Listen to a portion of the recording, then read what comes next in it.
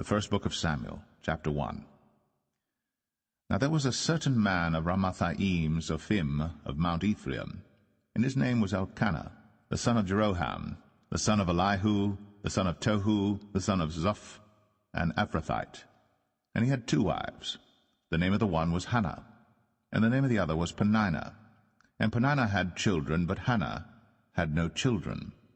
And this man went up out of his city yearly to worship and to sacrifice unto the Lord of hosts in Shiloh. And the 2 sons of Eli, Hophni and Phinehas, the priests of the Lord, were there. And when the time was that Elkanah offered, he gave to Peninnah his wife and to all her sons and her daughters portions. But unto Hannah he gave a worthy portion, for he loved Hannah. But the Lord had shut up her womb. And her adversary also provoked her sore, for to make her fret, because the Lord had shut up her womb. And as he did so year by year, when she went up to the house of the Lord, so she provoked her. Therefore she wept, and did not eat. Then said Elkanah her husband to her, Hannah, why weepest thou? And why eatest thou not? And why is thy heart grieved? Am not I better to thee than 10 sons? So Hannah rose up after they had eaten in Shiloh, and after they had drunk. Now Eli the priest sat upon a seat by a post of the temple of the Lord. And she was in bitterness of soul, and prayed unto the Lord, and wept sore. And she vowed a vow, and said, O Lord of hosts, if thou wilt indeed look on the affliction of thine handmaid, and remember me, and not forget thine handmaid, but wilt give unto thine handmaid a man-child, then I will give him unto the Lord all the days of his life, and there shall no razor come upon his head. And it came to pass, as she continued praying before the Lord, that Eli marked her mouth. Now Hannah, she spake in her heart, only her lips moved, but her voice was not heard. Therefore Eli thought she had been drunken. And Eli said unto her, How long wilt thou be drunken? Put away thy wine from thee. And Hannah answered and said, No, my lord, I am a woman of a sorrowful spirit. I have drunk neither wine nor strong drink, but have poured out my soul before the Lord. Count not thine handmaid for a daughter of Belial, for out of the abundance of my complaint and grief have I spoken hitherto. Then Eli answered and said, Go in peace, and the God of Israel grant thee thy petition that thou hast asked of him. And she said, Let thine handmaid find grace in thy sight. So the woman went her way, and did eat, and her countenance was no more sad. And they rose up in the morning early, and worshipped before the Lord, and returned, and came to their house to Ramah. And Elkanah knew Hannah his wife, and the Lord remembered her. Wherefore it came to pass, when the time was come about after Hannah had conceived, that she bare a son, and called his name Samuel, saying, Because I have asked him of the Lord.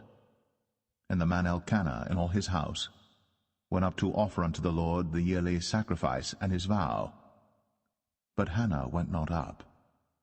For she said unto her husband, I will not go up until the child be weaned, and then I will bring him, that he may appear before the Lord, and there abide for ever. And Elkanah her husband said unto her, Do what seemeth thee good. Tarry until thou have weaned him. Only the Lord establish his word. So the woman abode, and gave her son suck, until she weaned him. And when she had weaned him, she took him up with her, with 3 bullocks, and 1 ephah of flour, and a bottle of wine, and brought him unto the house of the Lord in Shiloh. And the child was young. And they slew a bullock, and brought the child to Eli. And she said, O my Lord, as thy soul liveth, my Lord, I am the woman that stood by thee here, praying unto the Lord. For this child I prayed, and the Lord hath given me my petition, which I asked of him. Therefore also I have lent him to the Lord. As long as he liveth, he shall be lent to the Lord. and he worshipped the Lord there.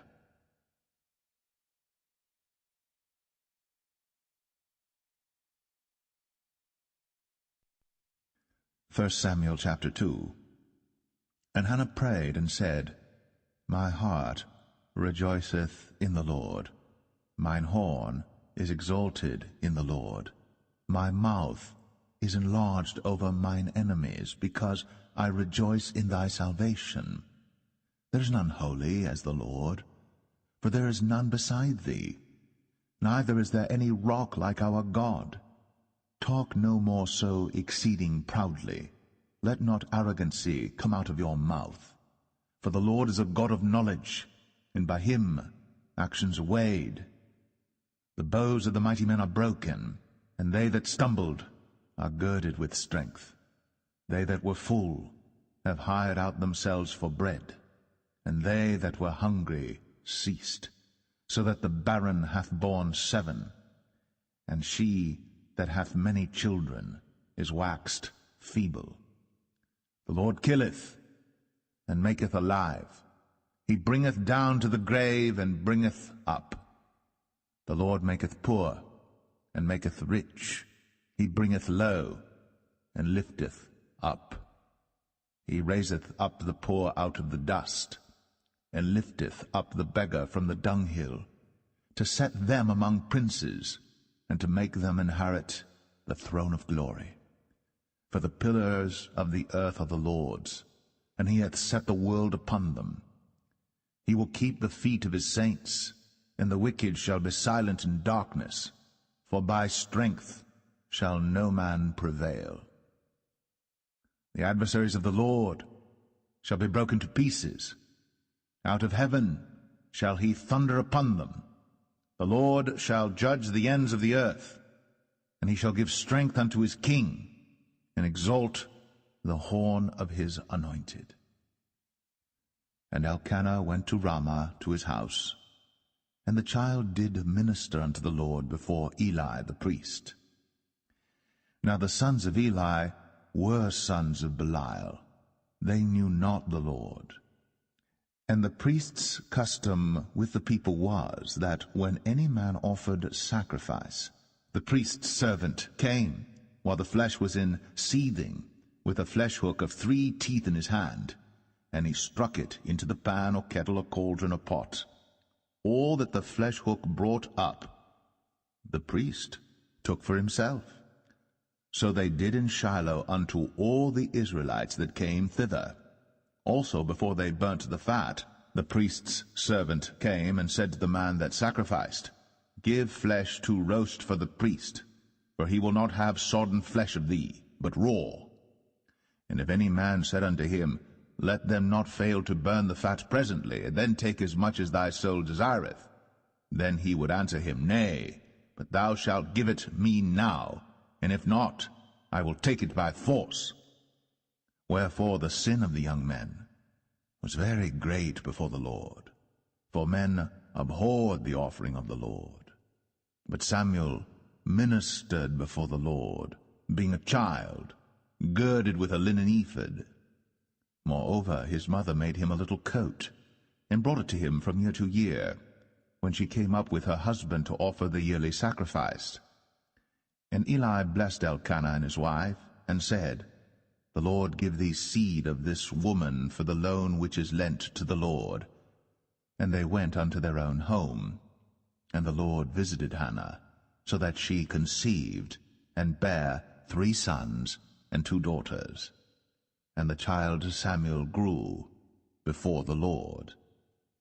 Now Eli was very old, and heard all that his sons did unto all Israel, and how they lay with the women that assembled at the door of the tabernacle of the congregation. And he said unto them, Why do ye such things? For I hear of your evil dealings by all this people. Nay, my sons, for it is no good report that I hear. Ye make the Lord's people to transgress.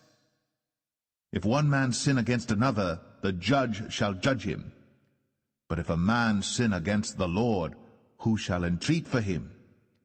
Notwithstanding, they hearken not unto the voice of their father, because the Lord would slay them. And the child Samuel grew on, and was in favor both with the Lord and also with men. And there came a man of God unto Eli, and said unto him, Thus saith the Lord, Did I plainly appear unto the house of thy father, when they were in Egypt in Pharaoh's house? And did I choose him out of all the tribes of Israel to be my priest, to offer upon mine altar, to burn incense, to wear an ephod before me? And did I give unto the house of thy father all the offerings made by fire of the children of Israel? Wherefore kick ye at my sacrifice and at mine offering, which I have commanded in my habitation, and honourest thy sons above me, to make yourselves fat with the chiefest of all the offerings of Israel my people? Wherefore the Lord God of Israel saith, I said indeed that thy house and the house of thy father should walk before me forever. But now the Lord saith, Be it far from me, for them that honour me I will honour, and they that despise me shall be lightly esteemed. Behold, the days come that I will cut off thine arm, and the arm of thy father's house, that there shall not be an old man in thine house. And thou shalt see an enemy in my habitation, in all the wealth which God shall give Israel. And there shall not be an old man in thine house forever. And the man of thine whom I shall not cut off from mine altar shall be to consume thine eyes and to grieve thine heart, and all the increase of thine house shall die in the flower of their age. And this shall be a sign unto thee, that shall come upon thy two sons, on Hophni and Phinehas, in one day. They shall die, both of them. And I will raise me up a faithful priest, that shall do according to that which is in mine heart and in my mind. And I will build him a sure house, and he shall walk before mine anointed forever. And it shall come to pass, that every one that is left in thine house shall come and crouch to him for a piece of silver and a morsel of bread, and shall say, Put me, I pray thee, into one of the priest's offices, that I may eat a piece of bread.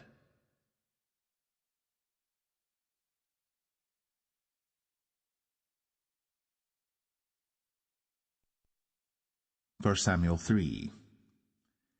And the child Samuel ministered unto the Lord before Eli. And the word of the Lord was precious in those days. There was no open vision. And it came to pass at that time, when Eli was laid down in his place, and his eyes began to wax dim, that he could not see, and ere the lamp of God went out in the temple of the Lord, where the ark of God was, and Samuel was laid down to sleep, that the Lord called Samuel, and he answered, Here am I. And he ran unto Eli, and said, Here am I, for thou calledst me. And he said, I called not, lie down again. And he went and lay down. And the Lord called yet again, Samuel. And Samuel arose and went to Eli, and said, Here am I, for thou didst call me. And he answered, I called not, my son, lie down again. Now Samuel did not yet know the Lord, neither was the word of the Lord yet revealed unto him. And the Lord called Samuel again the third time, and he arose, and went to Eli, and said, Here am I, for thou didst call me. And Eli perceived that the Lord had called the child. Therefore Eli said unto Samuel, Go, lie down, and it shall be, if he call thee, that thou shalt say, Speak, Lord, for thy servant heareth. So Samuel went, and lay down in his place. And the Lord came, and stood, and called, as at other times, Samuel, Samuel. Then Samuel answered, Speak, for thy servant heareth. And the Lord said to Samuel, Behold, I will do a thing in Israel, at which both the ears of every one that heareth it shall tingle.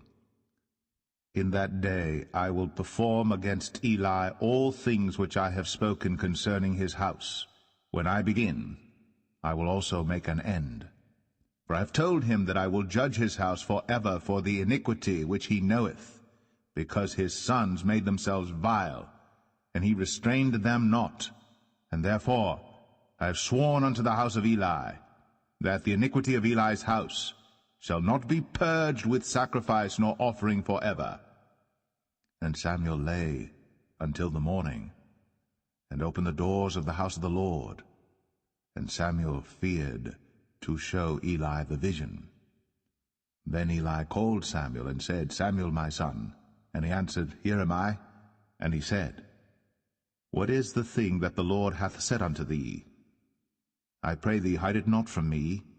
God do so to thee, and more also, if thou hide anything from me of all the things that he said unto thee. And Samuel told him every whit, and hid nothing from him. And he said, It is the Lord. Let him do what seemeth him good. And Samuel grew, and the Lord was with him, and did let none of his words fall to the ground. And all Israel from Dan even to Beersheba knew that Samuel was established to be a prophet of the Lord. And the Lord appeared again in Shiloh. For the Lord revealed himself to Samuel in Shiloh by the word of the Lord.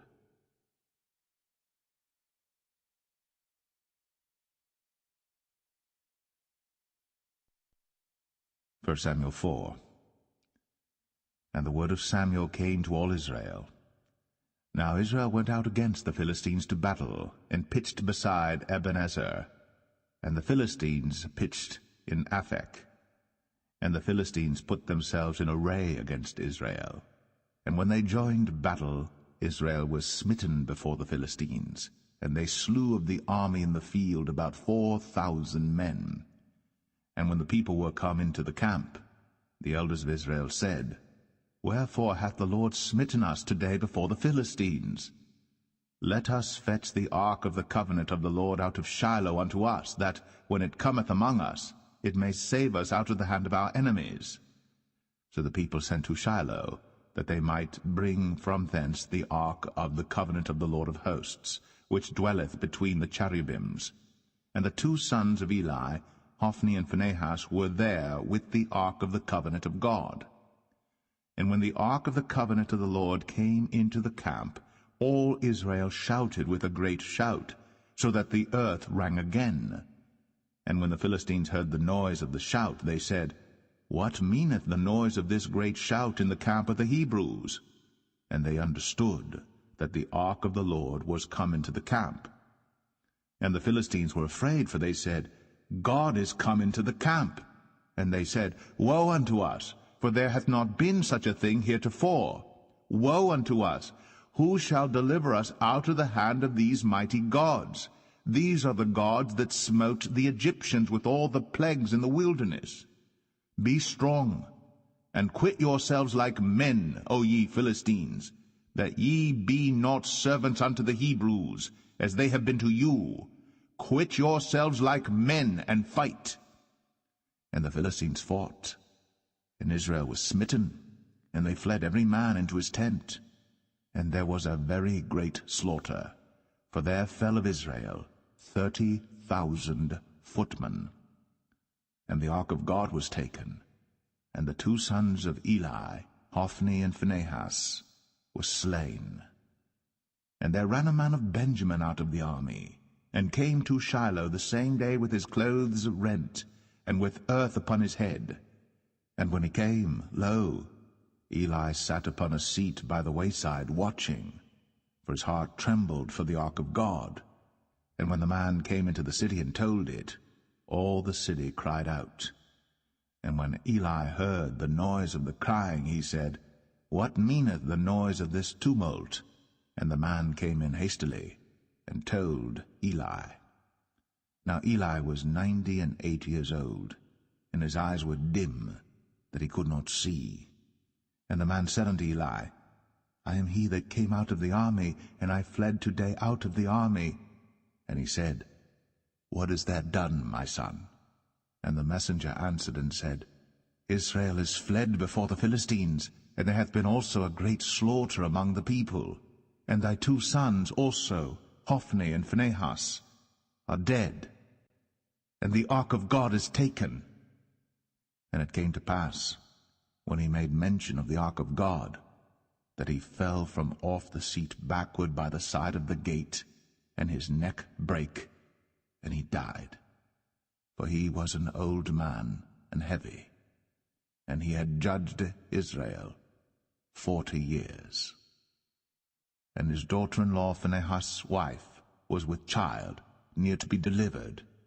And when she heard the tidings that the ark of God was taken, and that her father-in-law and her husband were dead, she bowed herself and travailed, for her pains came upon her. And about the time of her death, the women that stood by her said unto her, Fear not, for thou hast borne a son. But she answered not, neither did she regard it. And she named the child Ichabod, saying, The glory is departed from Israel, because the ark of God was taken, and because of her father-in-law and her husband. And she said, The glory is departed from Israel, for the ark of God is taken.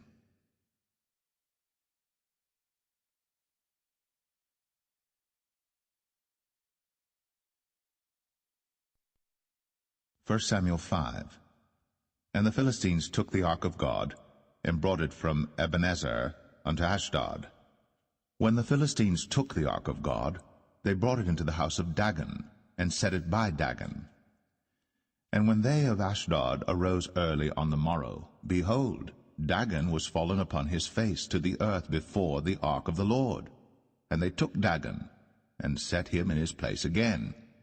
And when they arose early on the morrow morning, behold, Dagon was fallen upon his face to the ground before the ark of the Lord, and the head of Dagon, and both the palms of his hands were cut off upon the threshold. Only the stump of Dagon was left to him. Therefore neither the priests of Dagon, nor any that come into Dagon's house, tread on the threshold of Dagon in Ashdod unto this day. But the hand of the Lord was heavy upon them of Ashdod, and he destroyed them, and smote them with emerods, even Ashdod, and the coast thereof. And when the men of Ashdod saw that it was so, they said, The ark of the God of Israel shall not abide with us, for his hand is sore upon us, and upon Dagon our God. They sent therefore, and gathered all the lords of the Philistines unto them, and said, What shall we do with the ark of the God of Israel? And they answered, Let the ark of the God of Israel be carried about unto Gath.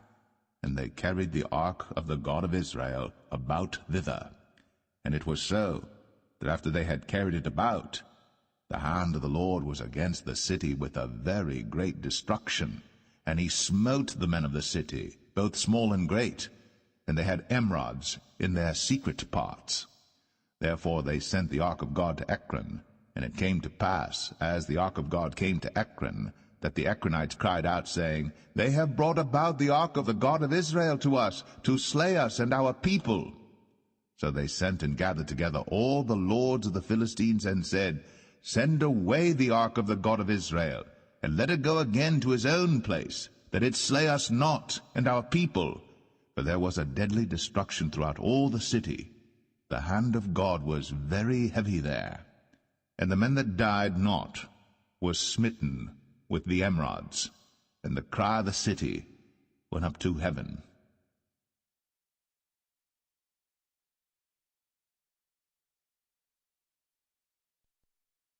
First Samuel 6. And the ark of the Lord was in the country of the Philistines 7 months. And the Philistines called for the priests and the diviners, saying, What shall we do to the ark of the Lord? Tell us wherewith we shall send it to his place. And they said, If ye send away the ark of the God of Israel, send it not empty, but in any wise return him a trespass offering.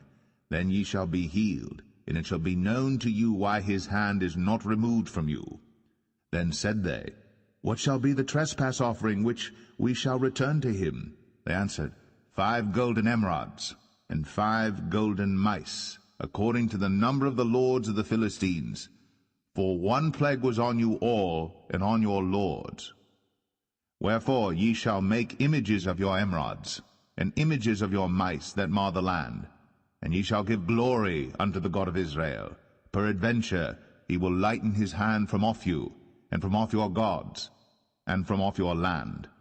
Wherefore then do ye harden your hearts, as the Egyptians and Pharaoh hardened their hearts, when he had wrought wonderfully among them? Did they not let the people go, and they departed? Now therefore make a new cart, and take 2 milch kine, on which there hath come no yoke, and tie the kine to the cart, and bring their calves home from them.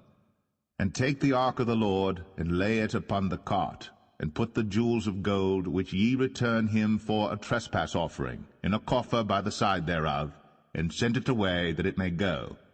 And see, if it goeth up by the way of his own coast, to Bethshemesh, then he hath done us this great evil. But if not, then we shall know that it is not his hand that smote us. It was a chance that happened to us. And the men did so, and took 2 milch kine, and tied them to the cart, and shut up their calves at home. And they laid the ark of the Lord upon the cart, and the coffer with the mice of gold, and the images of their emerods. And the kine took the straight way to the way of Bethshemesh, and went along the highway, lowing as they went, and turned not aside to the right hand or to the left. And the lords of the Philistines went after them unto the border of Bethshemesh. And they of Bethshemesh were reaping their wheat harvest in the valley, and they lifted up their eyes, and saw the ark, and rejoiced to see it. And the cart came into the field of Joshua, a Bethshemite, and stood there, where there was a great stone, and they clave the wood of the cart, and offered the kine a burnt offering unto the Lord. And the Levites took down the ark of the Lord, and the coffer that was with it, wherein the jewels of gold were, and put them on the great stone. And the men of Bethshemesh offered burnt offerings, and sacrificed sacrifices the same day unto the Lord. And when the 5 lords of the Philistines had seen it, they returned to Ekron the same day. And these are the golden emerods, which the Philistines returned for a trespass offering unto the Lord: for Ashdod 1, for Gaza 1, for Ashkelon 1, for Gath 1, for Ekron 1. And the golden mice, according to the number of all the cities of the Philistines, belonging to the 5 lords, both of fenced cities and of country villages, even unto the great stone of Abel, whereon they set down the ark of the Lord, which stone remaineth unto this day in the field of Joshua the Bethshemite. And he smote the men of Bethshemesh, because they had looked into the ark of the Lord. Even he smote of the people 50,010 men.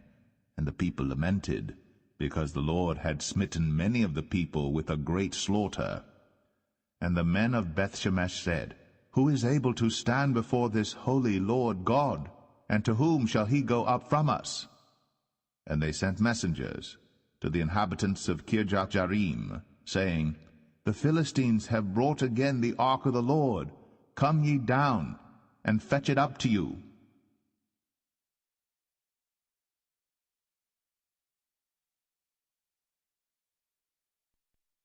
First Samuel 7. And the men of Kirjath-jearim came and fetched up the ark of the Lord, and brought it into the house of Abinadab in the hill, and sanctified Eleazar his son to keep the ark of the Lord. And it came to pass, while the ark abode in Kirjath-jearim, that the time was long, for it was 20 years. And all the house of Israel lamented after the Lord. And Samuel spake unto all the house of Israel, saying, If ye do return unto the Lord with all your hearts, then put away the strange gods and Ashtoreth from among you, and prepare your hearts unto the Lord, and serve him only, and he will deliver you out of the hand of the Philistines. Then the children of Israel did put away Baalim and Ashtoreth, and served the Lord only. And Samuel said, Gather all Israel to Mizpeh, and I will pray for you unto the Lord. And they gathered together to Mizpeh, and drew water, and poured it out before the Lord, and fasted on that day, and said there, We have sinned against the Lord. And Samuel judged the children of Israel in Mizpeh. And when the Philistines heard that the children of Israel were gathered together to Mizpeh, the lords of the Philistines went up against Israel. And when the children of Israel heard it, they were afraid of the Philistines. And the children of Israel said to Samuel, Cease not to cry unto the Lord our God for us, that he will save us out of the hand of the Philistines. And Samuel took a sucking lamb, and offered it for a burnt offering holy unto the Lord. And Samuel cried unto the Lord for Israel, and the Lord heard him. And as Samuel was offering up the burnt offering, the Philistines drew near to battle against Israel. But the Lord thundered with a great thunder on that day upon the Philistines, and discomfited them, and they were smitten before Israel. And the men of Israel went out of Mizpeh, and pursued the Philistines, and smote them until they came under Bethkar. Then Samuel took a stone, and set it between Mizpeh and Shen, and called the name of it Ebenezer, saying, Hitherto hath the Lord helped us. So the Philistines were subdued, and they came no more into the coast of Israel. And the hand of the Lord was against the Philistines all the days of Samuel. And the cities which the Philistines had taken from Israel were restored to Israel, from Ekron even unto Gath. And the coasts thereof did Israel deliver out of the hands of the Philistines. And there was peace between Israel and the Amorites. And Samuel judged Israel all the days of his life. And he went from year to year in circuit to Bethel, and Gilgal, and Mizpeh, and judged Israel in all those places. And his return was to Ramah, for there was his house, and there he judged Israel, and there he built an altar unto the Lord.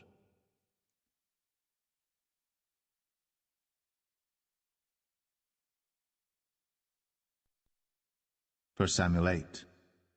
And it came to pass, when Samuel was old, that he made his sons judges over Israel. Now the name of his firstborn was Joel, and the name of his second Abiah. They were judges in Beersheba. And his sons walked not in his ways, but turned aside after lucre, and took bribes, and perverted judgment. And all the elders of Israel gathered themselves together, and came to Samuel unto Ramah, and said unto him, Behold, thou art old, and thy sons walk not in thy ways. Now make us a king to judge us like all the nations. But the thing displeased Samuel, when they said, Give us a king to judge us. And Samuel prayed unto the Lord. And the Lord said unto Samuel, Hearken unto the voice of the people, in all that they say unto thee. For they have not rejected thee, but they have rejected me, that I should not reign over them. According to all the works which they have done since the day that I brought them up out of Egypt, even unto this day, wherewith they have forsaken me, and served other gods, so do they also unto thee. Now therefore hearken unto their voice, howbeit yet protest solemnly unto them, and show them the manner of the king that shall reign over them. And Samuel told all the words of the Lord unto the people that asked of him a king. And he said, This will be the manner of the king that shall reign over you.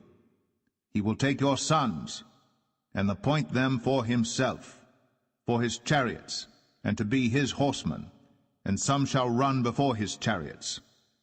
And he will appoint him captains over thousands, and captains over fifties, and will set them to ear his ground, and to reap his harvest, and to make his instruments of war, and instruments of his chariots. And he will take your daughters to be confectionaries, and to be cooks, and to be bakers.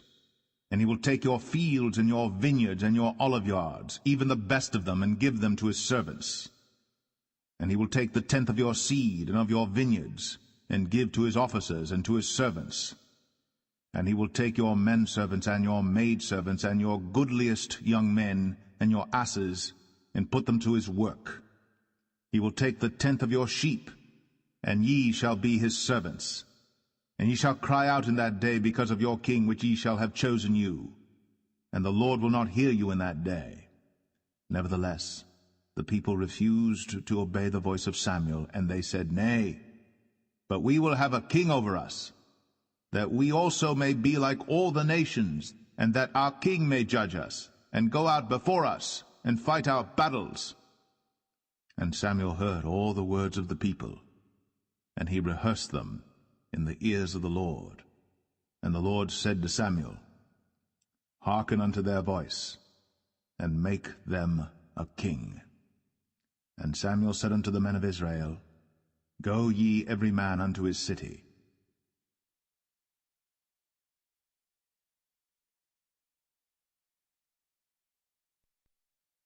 First Samuel 9.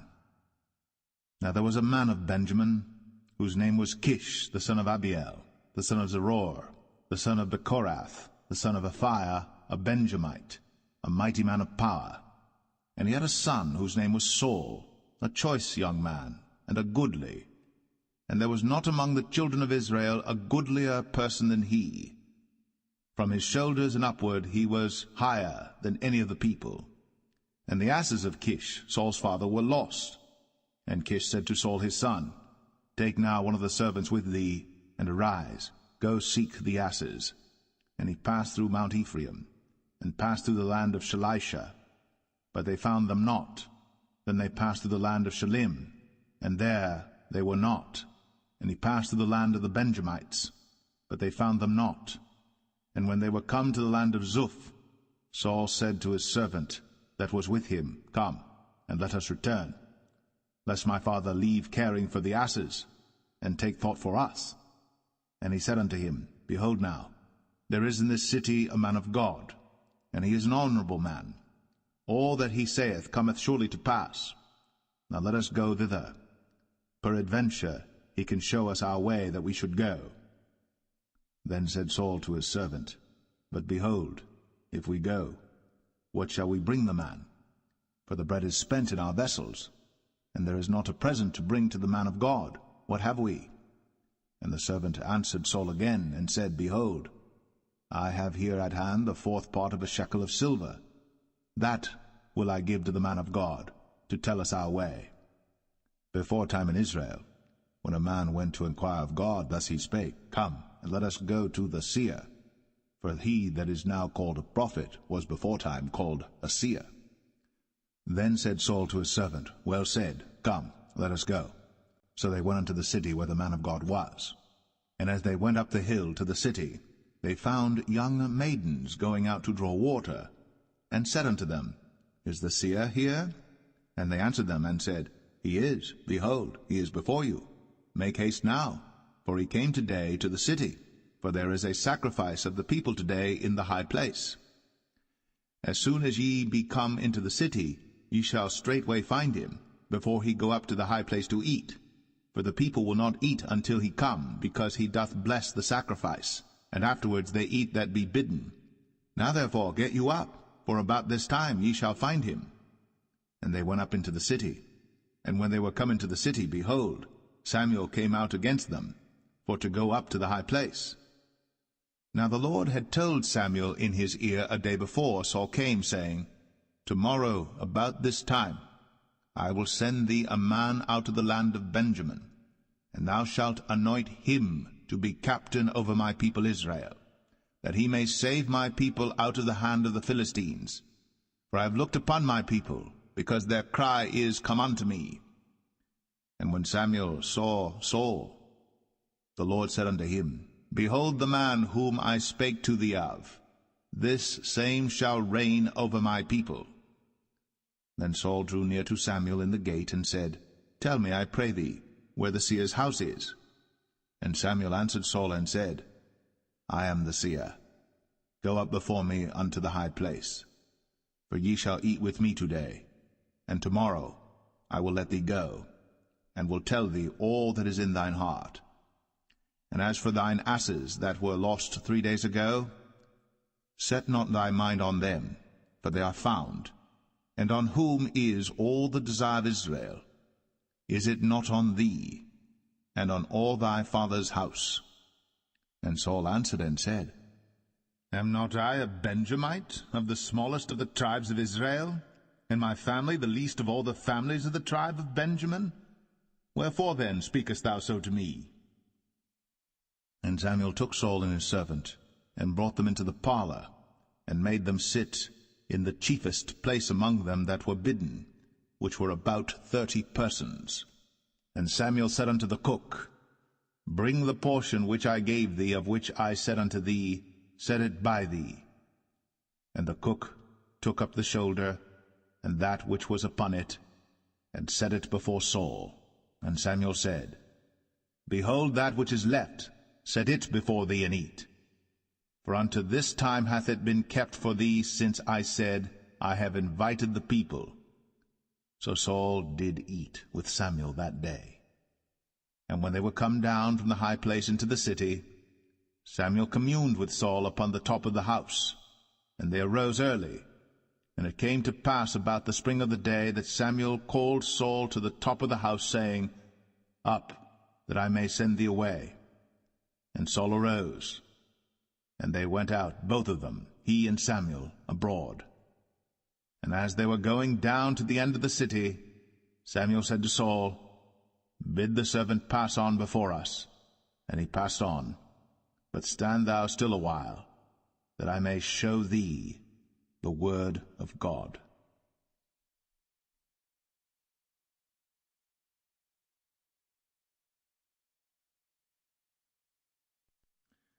1 Samuel 10.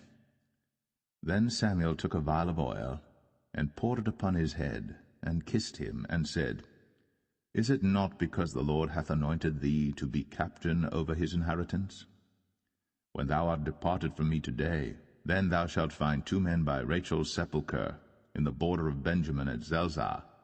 And they will say unto thee, The asses which thou wentest to seek are found, and lo, thy father hath left the care of the asses, and sorroweth for you, saying, What shall I do for my son? Then shalt thou go on forward from thence, and thou shalt come to the plain of Tabor. And there shall meet thee 3 men going up to God to Bethel, one carrying 3 kids, and another carrying 3 loaves of bread, and another carrying a bottle of wine. And they will salute thee, and give thee 2 loaves of bread, which thou shalt receive of their hands. After that thou shalt come to the hill of God, where is the garrison of the Philistines. And it shall come to pass, when thou art come thither to the city, that thou shalt meet a company of prophets coming down from the high place, with a psaltery, and a tabret, and a pipe, and a harp before them, and they shall prophesy. And the Spirit of the Lord will come upon thee, and thou shalt prophesy with them, and shalt be turned into another man. And let it be, when these signs are come unto thee, that thou do as occasion serve thee, for God is with thee. And thou shalt go down before me to Gilgal, and behold, I will come down unto thee to offer burnt offerings, and to sacrifice sacrifices of peace offerings. 7 days shalt thou tarry, till I come to thee, and show thee what thou shalt do. And it was so that when he had turned his back to go from Samuel, God gave him another heart. And all those signs came to pass that day. And when they came thither to the hill, behold, a company of prophets met him, and the Spirit of God came upon him, and he prophesied among them. And it came to pass, when all that knew him beforetime saw that, behold, he prophesied among the prophets. Then the people said one to another, What is this that is come unto the son of Kish? Is Saul also among the prophets? And one of the same place answered and said, But who is their father? Therefore it became a proverb, Is Saul also among the prophets? And when he had made an end of prophesying, he came to the high place. And Saul's uncle said unto him and to his servant, Whither went ye? And he said, To seek the asses. And when we saw that they were nowhere, we came to Samuel. And Saul's uncle said, Tell me, I pray thee, what Samuel said unto you. And Saul said unto his uncle, He told us plainly that the asses were found. But of the matter of the kingdom whereof Samuel spake, he told him not. And Samuel called the people together unto the Lord to Mizpeh, and said unto the children of Israel, Thus saith the Lord God of Israel, I brought up Israel out of Egypt, and delivered you out of the hand of the Egyptians, and out of the hand of all kingdoms, and of them that oppressed you. And ye have this day rejected your God, who himself saved you out of all your adversities and your tribulations. And ye have said unto him, Nay, but set a king over us. Now therefore present yourselves before the Lord by your tribes and by your thousands. And when Samuel had caused all the tribes of Israel to come near, the tribe of Benjamin was taken. When he had caused the tribe of Benjamin to come near by their families, the family of Matri was taken. And Saul the son of Kish was taken. And when they sought him, he could not be found. Therefore they inquired of the Lord further, if the man should yet come thither. And the Lord answered, Behold, he hath hid himself among the stuff. And they ran and fetched him thence. And when he stood among the people, he was higher than any of the people, from his shoulders and upward. And Samuel said to all the people, See ye him, whom the Lord hath chosen, that there is none like him among all the people? And all the people shouted and said, God save the king. Then Samuel told the people the manner of the kingdom, and wrote it in a book, and laid it up before the Lord. And Samuel sent all the people away, every man to his house. And Saul also went home to Gibeah, and there went with him a band of men, whose hearts God had touched. But the children of Belial said, How shall this man save us? And they despised him, and brought him no presents. But he held his peace.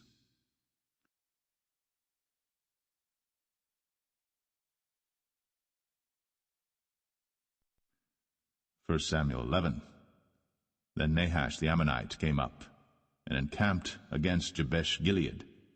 And all the men of Jabesh said unto Nahash, Make a covenant with us, and we will serve thee. And Nahash the Ammonite answered them, On this condition will I make a covenant with you, that I may thrust out all your right eyes, and lay it for a reproach upon all Israel. And the elders of Jabesh said unto him, Give us 7 days' respite, that we may send messengers unto all the coasts of Israel. And then, if there be no man to save us, we will come out to thee. Then came the messengers to Gibeah of Saul, and told the tidings in the ears of the people. And all the people lifted up their voices and wept. And behold, Saul came after the herd out of the field. And Saul said, What aileth the people that they weep? And they told him the tidings of the men of Jabesh. And the Spirit of God came upon Saul when he heard those tidings, and his anger was kindled greatly. And he took a yoke of oxen, and hewed them in pieces, and sent them throughout all the coast of Israel by the hands of messengers, saying, Whosoever cometh not forth after Saul and after Samuel, so shall it be done unto his oxen. And the fear of the Lord fell on the people, and they came out with one consent. And when he numbered them in Bezek, the children of Israel were 300,000, and the men of Judah 30,000. And they said unto the messengers that came, Thus shall ye say unto the men of Jabesh-Gilead, Tomorrow by that time the sun be hot, ye shall have help. And the messengers came and showed it to the men of Jabesh, and they were glad. Therefore the men of Jabesh said, Tomorrow we will come out unto you, and ye shall do with us all that seemeth good unto you. And it was so in the morrow, that Saul put the people in 3 companies, and they came into the midst of the host in the morning watch, and slew the Ammonites until the heat of the day. And it came to pass, that they which remained were scattered, so that 2 of them were not left together. And the people said unto Samuel, Who is he that said, Shall Saul reign over us? Bring the men, that we may put them to death. And Saul said, There shall not a man be put to death this day, for today the Lord hath wrought salvation in Israel. Then said Samuel to the people, Come, and let us go to Gilgal, and renew the kingdom there. And all the people went to Gilgal, and there they made Saul king before the Lord in Gilgal. And there they sacrificed sacrifices of peace offerings before the Lord.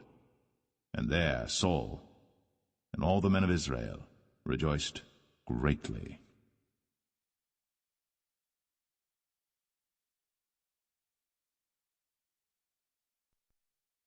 1 Samuel 12. And Samuel said unto all Israel, Behold, I have hearkened unto your voice in all that ye said unto me, and have made a king over you. And now, behold, the king walketh before you, and I am old and grey-headed, and behold, my sons are with you. And I have walked before you from my childhood unto this day. Behold, here I am. Witness against me before the Lord and before his anointed, whose ox have I taken? Or whose ass have I taken? Or whom have I defrauded? Whom have I oppressed? Or of whose hand have I received any bribe to blind mine eyes therewith? And I will restore it you. And they said, Thou hast not defrauded us, nor oppressed us, neither hast thou taken aught of any man's hand. And he said unto them, The Lord is witness against you, and his anointed is witness this day, that ye have not found aught in my hand. And they answered, He is witness. And Samuel said unto the people, It is the Lord that advanced Moses and Aaron, and that brought your fathers up out of the land of Egypt. Now therefore stand still, that I may reason with you before the Lord of all the righteous acts of the Lord, which he did to you and to your fathers. When Jacob was come into Egypt, and your fathers cried unto the Lord, then the Lord sent Moses and Aaron, which brought forth your fathers out of Egypt, and made them dwell in this place. And when they forgat the Lord their God, he sold them into the hand of Sisera, captain of the host of Hazor, and into the hand of the Philistines, and into the hand of the king of Moab, and they fought against them. And they cried unto the Lord, and said, We have sinned, because we have forsaken the Lord, and have served Balaam and Ashtoreth. But now deliver us out of the hand of our enemies, and we will serve thee. And the Lord sent Jerubbaal, and Bedan, and Jephthah, and Samuel, and delivered you out of the hand of your enemies on every side, and ye dwelled safe. And when ye saw that Nahash the king of the children of Ammon came against you, ye said unto me, Nay, but a king shall reign over us, when the Lord your God was your king. Now therefore, behold, the king whom ye have chosen, and whom ye have desired, and behold, the Lord hath set a king over you. If ye will fear the Lord, and serve him, and obey his voice, and not rebel against the commandment of the Lord, then shall both ye and also the king that reigneth over you continue following the Lord your God. But if ye will not obey the voice of the Lord, but rebel against the commandment of the Lord, then shall the hand of the Lord be against you, as it was against your fathers. Now therefore stand and see this great thing which the Lord will do before your eyes. Is it not wheat harvest today? I will call unto the Lord, and he shall send thunder and rain, that ye may perceive and see that your wickedness is great, which ye have done in the sight of the Lord in asking you a king. So Samuel called unto the Lord, and the Lord sent thunder and rain that day. And all the people greatly feared the Lord and Samuel. And all the people said unto Samuel, Pray for thy servants unto the Lord thy God, that we die not, for we have added unto all our sins this evil, to ask us a king. And Samuel said unto the people, Fear not, ye have done all this wickedness, yet turn not aside from following the Lord, but serve the Lord with all your heart, and turn ye not aside, for then should ye go after vain things which cannot profit nor deliver, for they are vain. For the Lord will not forsake his people for his great name's sake, because it hath pleased the Lord to make you his people. Moreover, as for me, God forbid that I should sin against the Lord in ceasing to pray for you. But I will teach you the good and the right way. Only fear the Lord, and serve him in truth with all your heart. For consider how great things he hath done for you. But if ye shall still do wickedly, ye shall be consumed, both ye and your king.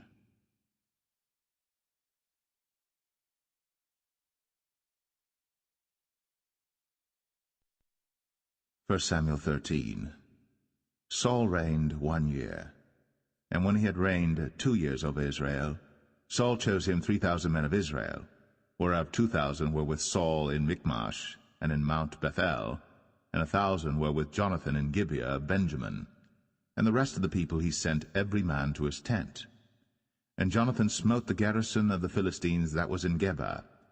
And the Philistines heard of it. And Saul blew the trumpet throughout all the land, saying, Let the Hebrews hear. And all Israel heard say that Saul had smitten a garrison of the Philistines, and that Israel also was had in abomination with the Philistines. And the people were called together after Saul to Gilgal.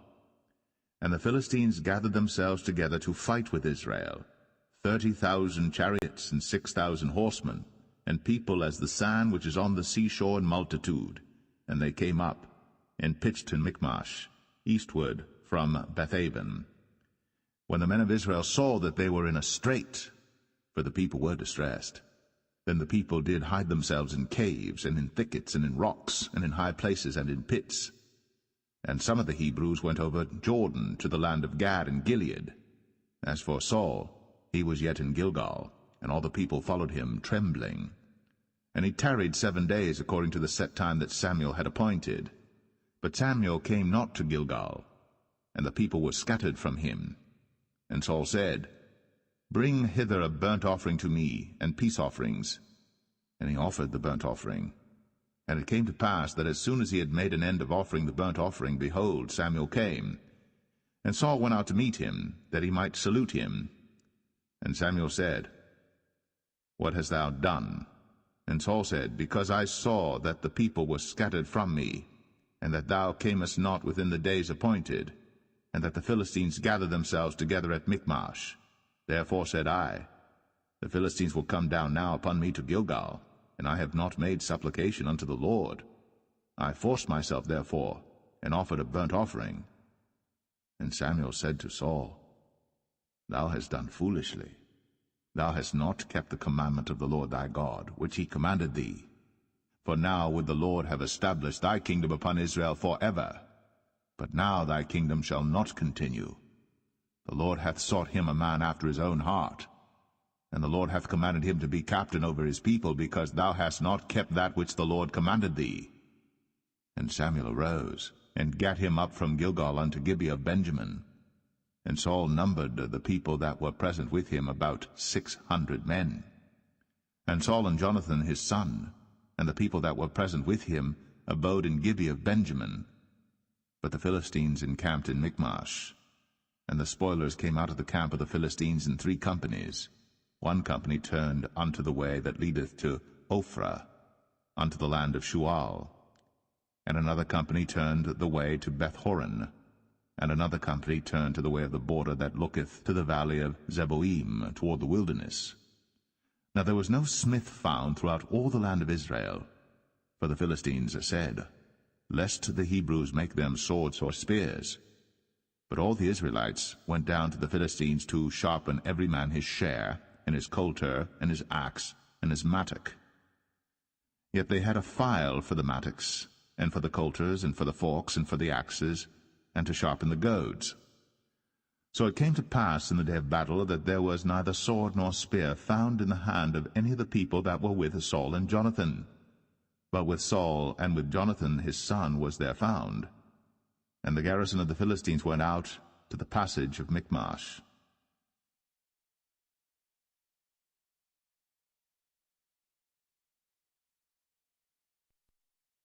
1 Samuel 14. Now it came to pass upon a day that Jonathan the son of Saul said unto the young man that bare his armor, Come, and let us go over to the Philistines' garrison that is on the other side. But he told not his father. And Saul tarried in the uttermost part of Gibeah, under a pomegranate tree which is in Migron. And the people that were with him were about 600 men. And Ahiah, the son of Ahitub, Ichabod's brother, the son of Phinehas, the son of Eli, the Lord's priest in Shiloh, wearing an ephod. And the people knew not that Jonathan was gone. And between the passages, by which Jonathan sought to go over unto the Philistines' garrison, there was a sharp rock on the one side, and a sharp rock on the other side. And the name of the one was Bozez, and the name of the other Sinai.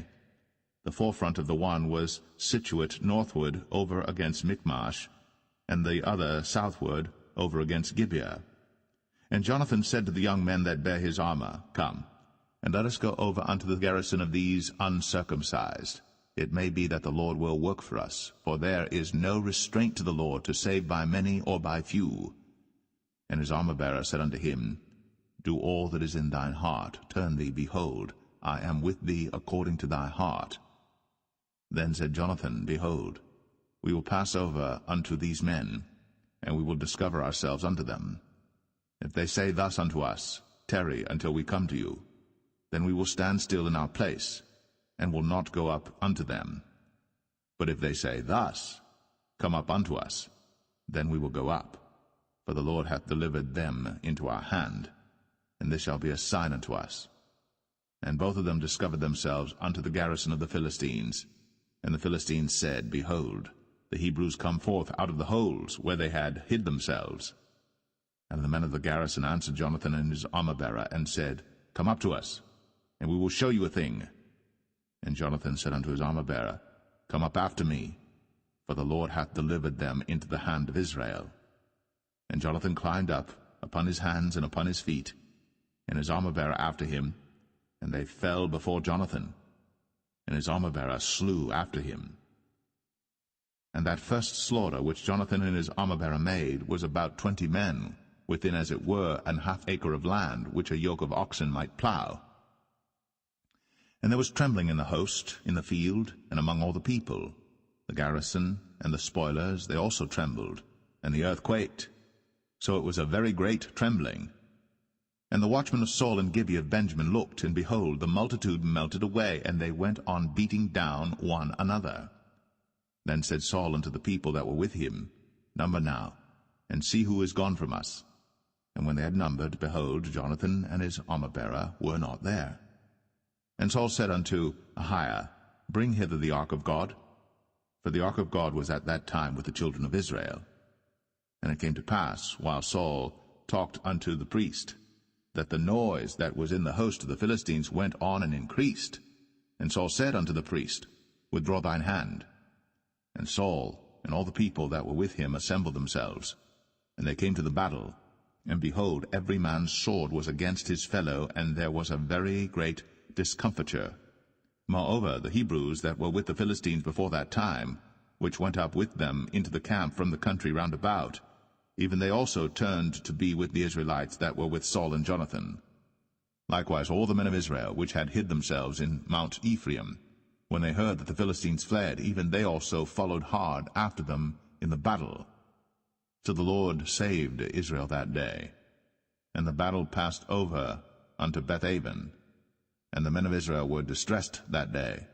For Saul had adjured the people, saying, Cursed be the man that eateth any food until evening, that I may be avenged on mine enemies.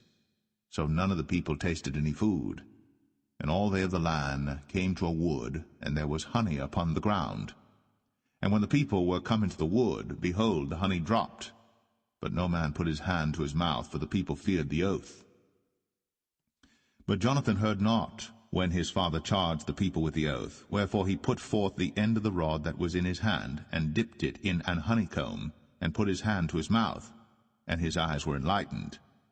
Then answered one of the people, and said, Thy father straitly charged the people with an oath, saying, Cursed be the man that eateth any food this day. And the people were faint. Then said Jonathan, My father hath troubled the land. See, I pray you, how mine eyes have been enlightened, because I tasted a little of this honey. How much more, if haply the people had eaten freely today of the spoil of their enemies which they found? For had there not been now a much greater slaughter among the Philistines? And they smote the Philistines that day, from Michmash to Ailon, and the people were very faint. And the people flew upon the spoil, and took sheep and oxen and calves, and slew them on the ground. And the people did eat them with the blood. Then they told Saul, saying, Behold, the people sin against the Lord, in that they eat with the blood. And he said, Ye have transgressed. Roll a great stone unto me this day. And Saul said, Disperse yourselves among the people, and say unto them, Bring me hither every man his ox, and every man his sheep, and slay them here, and eat, and sin not against the Lord in eating with the blood. And all the people brought every man his ox with him that night, and slew them there. And Saul built an altar unto the Lord. The same was the first altar that he built unto the Lord. And Saul said, Let us go down after the Philistines by night, and spoil them until the morning light, and let us not leave a man of them. And they said, Do whatsoever seemeth good unto thee. Then said the priest, Let us draw near hither unto God. And Saul asked counsel of God, Shall I go down after the Philistines?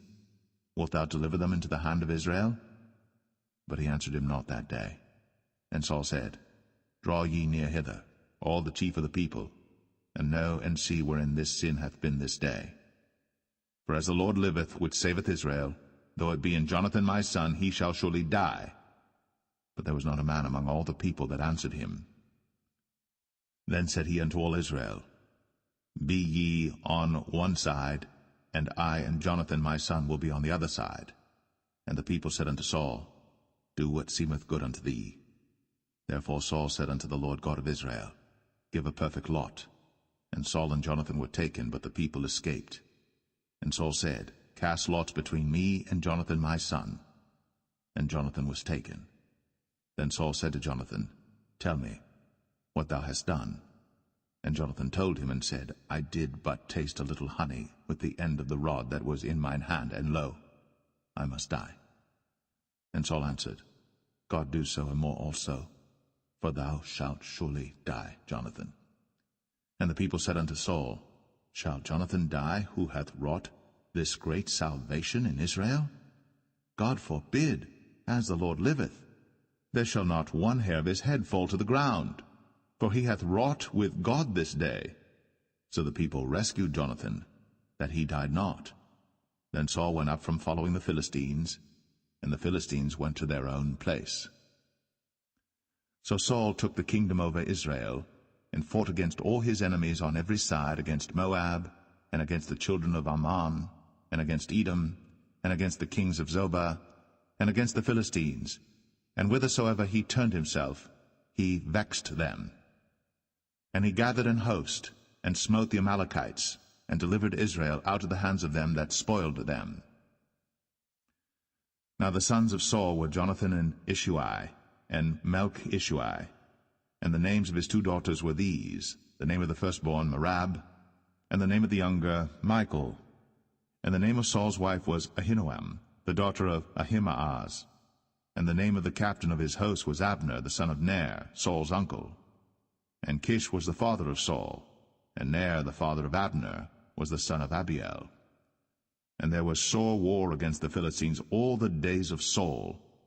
And when Saul saw any strong man or any valiant man, he took him unto him.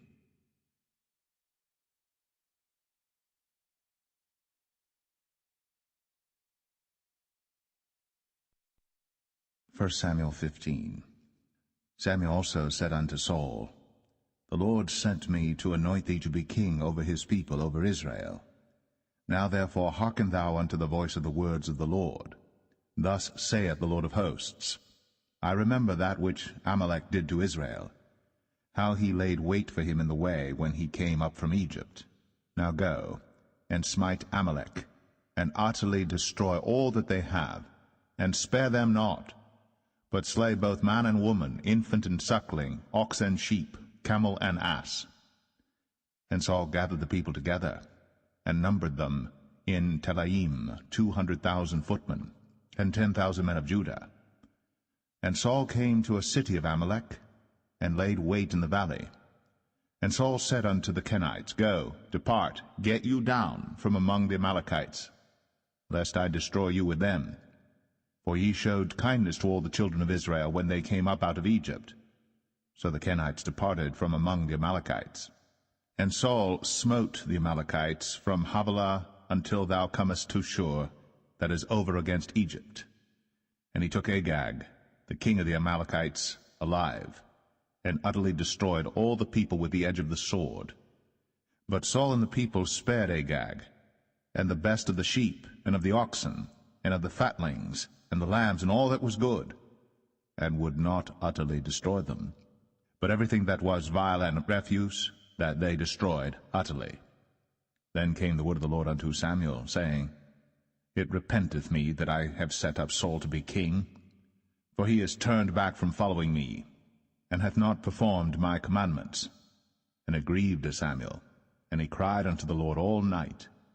And when Samuel rose early to meet Saul in the morning, it was told Samuel, saying, Saul came to Carmel, and behold, he set him up a place, and is gone about, and passed on, and gone down to Gilgal. And Samuel came to Saul, and Saul said unto him, Blessed be thou of the Lord, I have performed the commandment of the Lord. And Samuel said, What meaneth then this bleating of the sheep in mine ears, and the lowing of the oxen which I hear? And Saul said, They have brought them from the Amalekites, for the people spared the best of the sheep and of the oxen to sacrifice unto the Lord thy God, and the rest we have utterly destroyed. Then Samuel said unto Saul, Stay, and I will tell thee what the Lord hath said to me this night. And he said unto him, Say on. And Samuel said, When thou wast little in thine own sight, wast thou not made the head of the tribes of Israel? And the Lord anointed thee king over Israel? And the Lord sent thee on a journey, and said, Go, and utterly destroy the sinners, the Amalekites, and fight against them until they be consumed.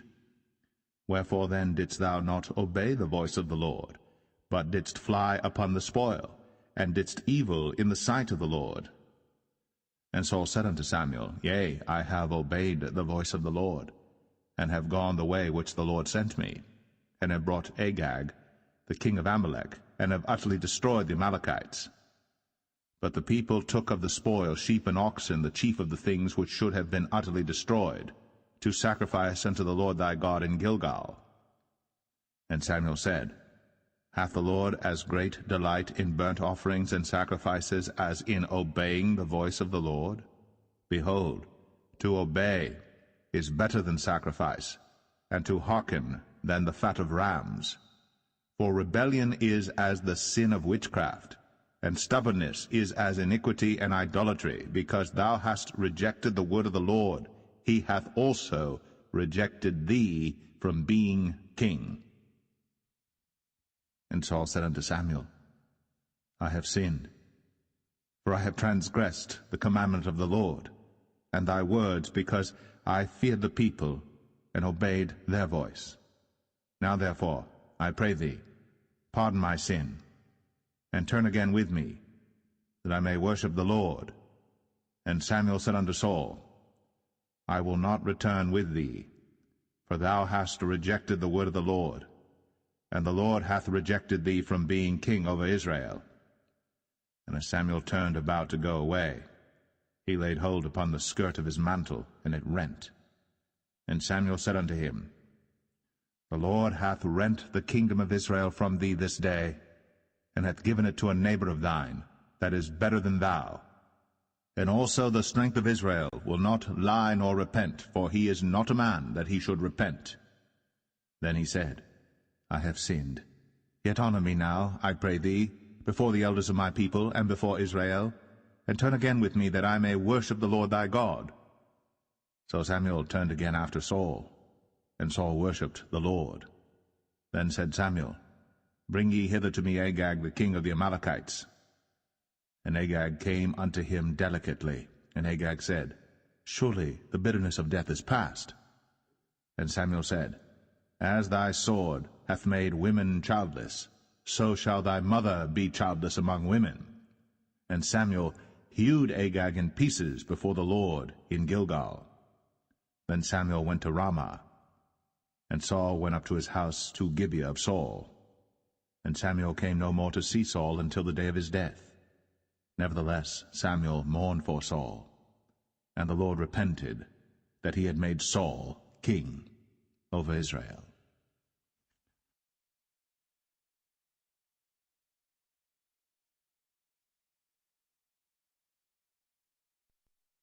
1 Samuel 16.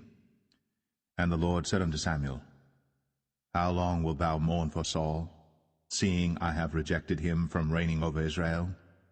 Fill thine horn with oil, and go. I will send thee to Jesse the Bethlehemite, for I have provided me a king among his sons. And Samuel said, How can I go? If Saul hear it, he will kill me. And the Lord said, Take an heifer with thee, and say, I am come to sacrifice to the Lord. And call Jesse to the sacrifice. And I will show thee what thou shalt do. and thou shalt anoint unto me him whom I name unto thee. And Samuel did that which the Lord spake, and came to Bethlehem.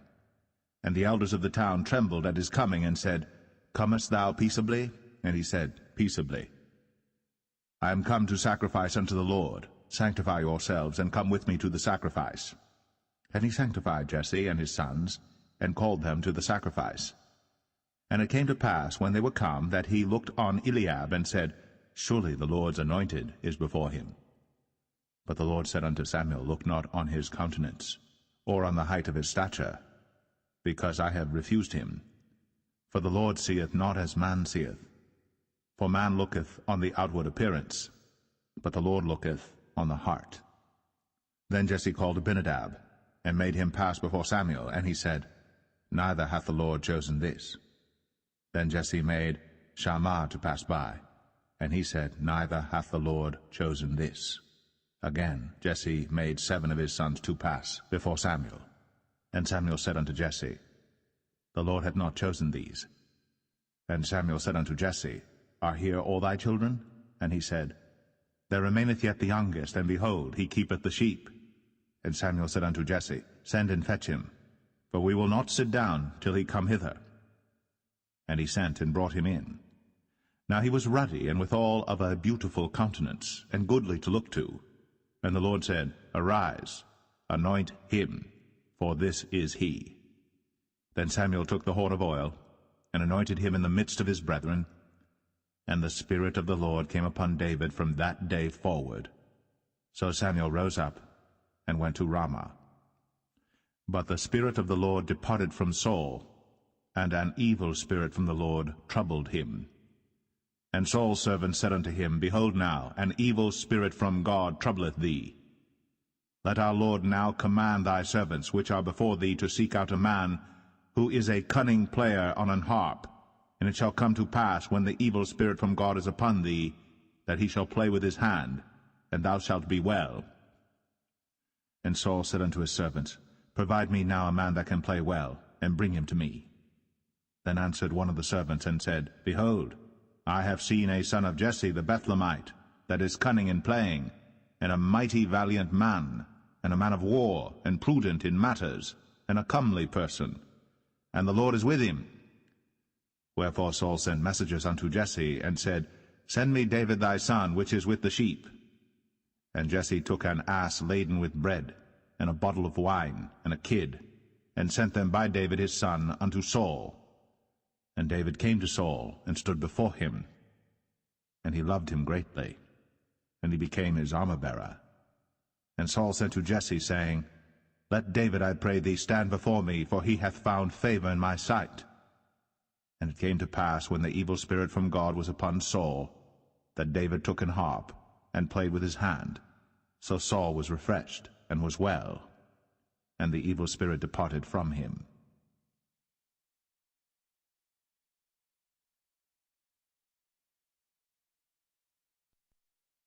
1 Samuel 17. Now the Philistines gathered together their armies to battle, and were gathered together at Shochoh, which belongeth to Judah, and pitched between Shochoh and Azekah in Ephes-dammim. And Saul and the men of Israel were gathered together, and pitched by the valley of Elah, and set the battle in array against the Philistines. And the Philistines stood on a mountain on the one side, and Israel stood on a mountain on the other side, and there was a valley between them. And there went out a champion out of the camp of the Philistines, named Goliath of Gath, whose height was 6 cubits and a span. And he had an helmet of brass upon his head, and he was armed with a coat of mail, and the weight of the coat was 5,000 shekels of brass. And he had greaves of brass upon his legs, and a target of brass between his shoulders. And the staff of his spear was like a weaver's beam, and his spear's head weighed 600 shekels of iron, and one bearing a shield went before him. And he stood and cried unto the armies of Israel, and said unto them, Why are ye come out to set your battle in array? Am not I a Philistine, and ye servants to Saul? Choose you a man for you, and let him come down to me. If he be able to fight with me and to kill me, then will we be your servants. But if I prevail against him, and kill him, Then shall ye be our servants, and serve us. Whom the Philistine said, I defy the armies of Israel this day. Give me a man, that we may fight together. When Saul and all Israel heard those words of the Philistine, they were dismayed, and greatly afraid. Now David was the son of that Ephrathite of Bethlehem, Judah, whose name was Jesse, and he had 8 sons. And the man went among men for an old man in the days of Saul. And the 3 eldest sons of Jesse went and followed Saul to the battle. And the names of his 3 sons that went to the battle were Eliab the firstborn, and next unto him Abinadab, and the third Shammah. And David was the youngest, and the 3 eldest followed Saul. But David went and returned from Saul to feed his father's sheep at Bethlehem. And the Philistine drew near morning and evening, and presented himself 40 days. And Jesse said unto David his son, Take now for thy brethren an ephah of this parched corn, and these 10 loaves, and run to the camp to thy brethren. And carry these 10 cheeses unto the captain of their 1,000, and look how thy brethren fare, and take their pledge. Now Saul and they, and all the men of Israel, were in the valley of Elah, fighting with the Philistines. And David rose up early in the morning, and left the sheep with a keeper, and took and went, as Jesse had commanded him. And he came to the trench, as the host was going forth to the fight, and shouted for the battle. For Israel and the Philistines had put the battle in array, army against army.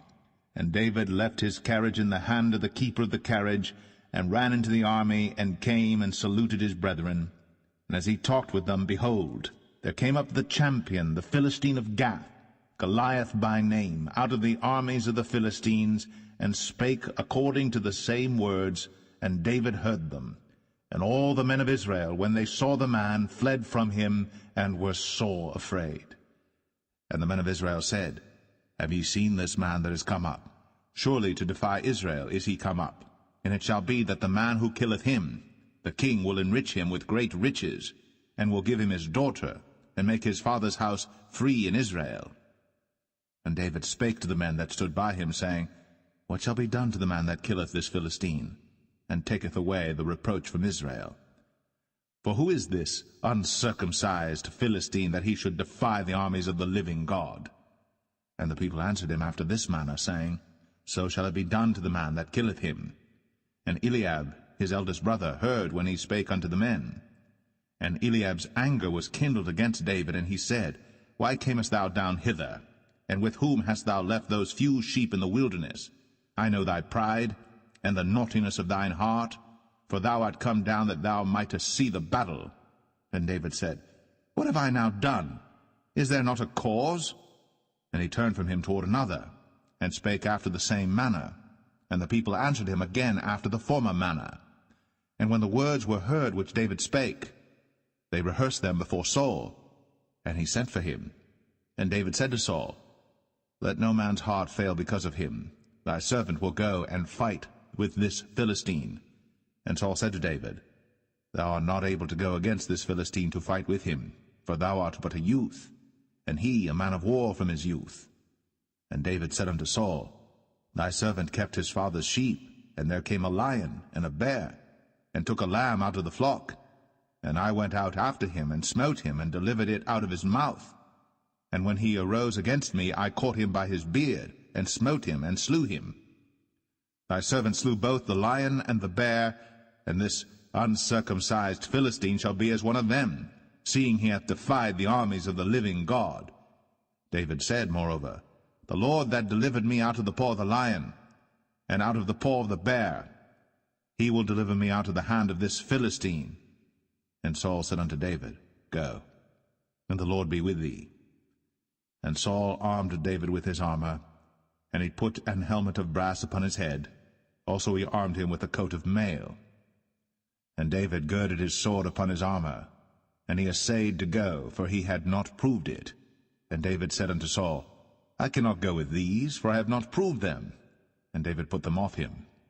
And he took his staff in his hand, and chose him 5 smooth stones out of the brook, and put them in a shepherd's bag which he had, even in a scrip, and his sling was in his hand. And he drew near to the Philistine. And the Philistine came on and drew near unto David. And the man that bare the shield went before him.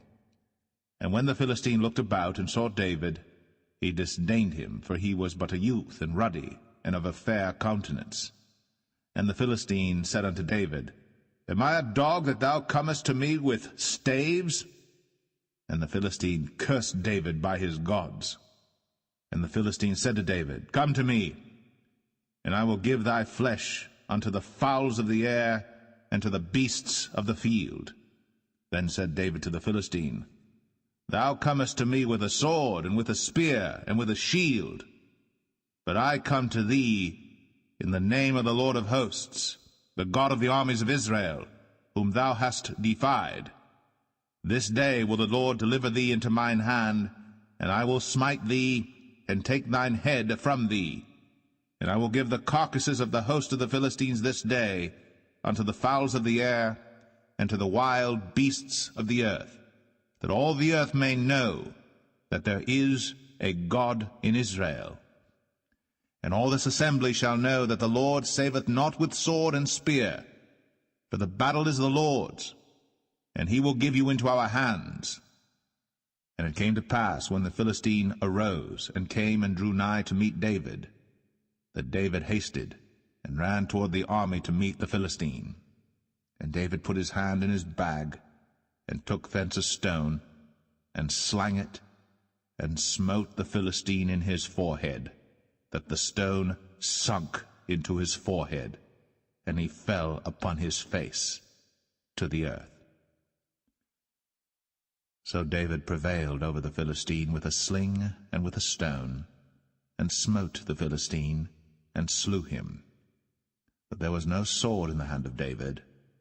Therefore David ran, and stood upon the Philistine, and took his sword, and drew it out of the sheath thereof, and slew him, and cut off his head therewith. And when the Philistines saw their champion was dead, they fled. And the men of Israel and of Judah arose, and shouted, and pursued the Philistines until thou come to the valley, and to the gates of Ekron.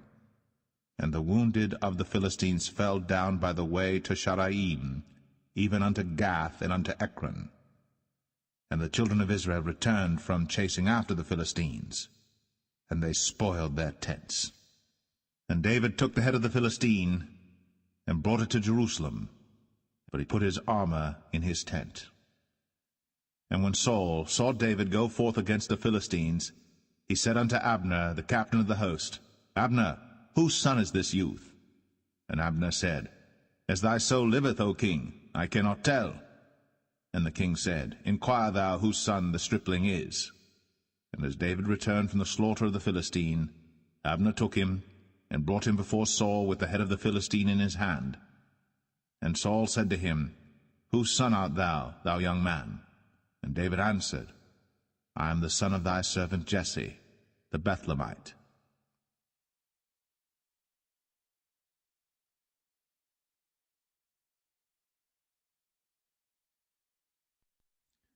1 Samuel 18. And it came to pass, when he had made an end of speaking unto Saul, that the soul of Jonathan was knit with the soul of David, and Jonathan loved him as his own soul. And Saul took him that day, and would let him go no more home to his father's house. Then Jonathan and David made a covenant, because he loved him as his own soul. And Jonathan stripped himself of the robe that was upon him, and gave it to David, and his garments, even to his sword, and to his bow, and to his girdle. And David went out whithersoever Saul sent him, and behaved himself wisely. And Saul set him over the men of war, and he was accepted in the sight of all the people, and also in the sight of Saul's servants. And it came to pass, as they came, when David was returned from the slaughter of the Philistine, that women came out of all cities of Israel, singing and dancing to meet King Saul, with tabrets, with joy, and with instruments of music. And the women answered one another as they played, and said, Saul hath slain his thousands, and David his 10,000s.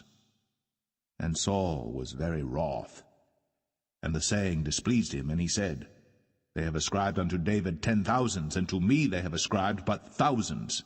And what can he have more but the kingdom?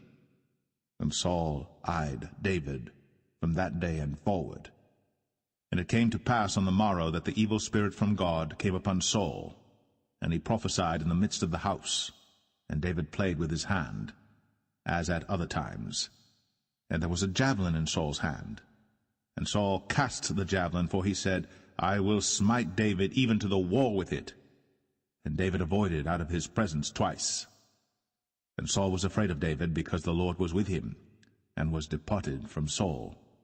Therefore Saul removed him from him, and made him his captain over 1,000. And he went out and came in before the people. And David behaved himself wisely in all his ways, and the Lord was with him. Wherefore when Saul saw that he behaved himself very wisely, he was afraid of him. But all Israel and Judah loved David, because he went out and came in before them. And Saul said to David, Behold, my elder daughter Merab, her will I give thee to wife. Only be thou valiant for me, and fight the Lord's battles. For Saul said, Let not mine hand be upon him, but let the hand of the Philistines be upon him. And David said unto Saul, Who am I, and what is my life, or my father's family in Israel, that I should be son-in-law to the king? But it came to pass at the time when Merab, Saul's daughter, should have been given to David, that she was given unto Adriel, the Maholathite, to wife. And Michal, Saul's daughter, loved David. And they told Saul, and the thing pleased him. And Saul said, I will give him her, that she may be a snare to him, and that the hand of the Philistines may be against him. Wherefore Saul said to David, Thou shalt this day be my son-in-law in the one of the twain. And Saul commanded his servants, saying, Commune with David secretly, and say, Behold, the king hath delight in thee, and all his servants love thee. Now therefore be the king's son-in-law. And Saul's servants spake those words in the ears of David.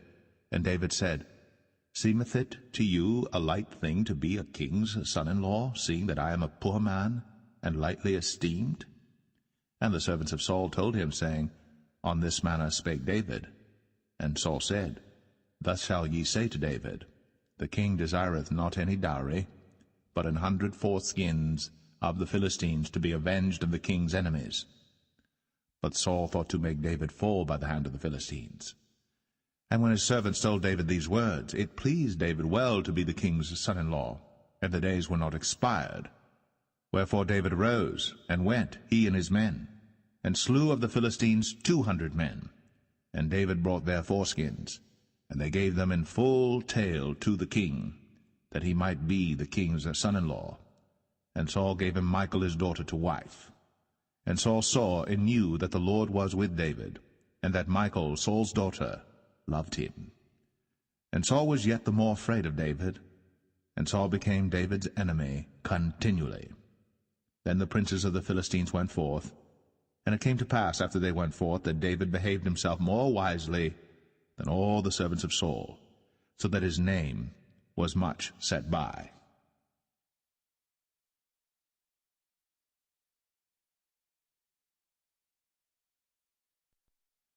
1 Samuel 19. And Saul spake to Jonathan his son, and to all his servants, that they should kill David. But Jonathan Saul's son delighted much in David. And Jonathan told David, saying, Saul my father seeketh to kill thee. Now therefore I pray thee, take heed to thyself until the morning, and abide in a secret place, and hide thyself. And I will go out and stand beside my father in the field where thou art, and I will commune with my father of thee, and what I see, that I will tell thee.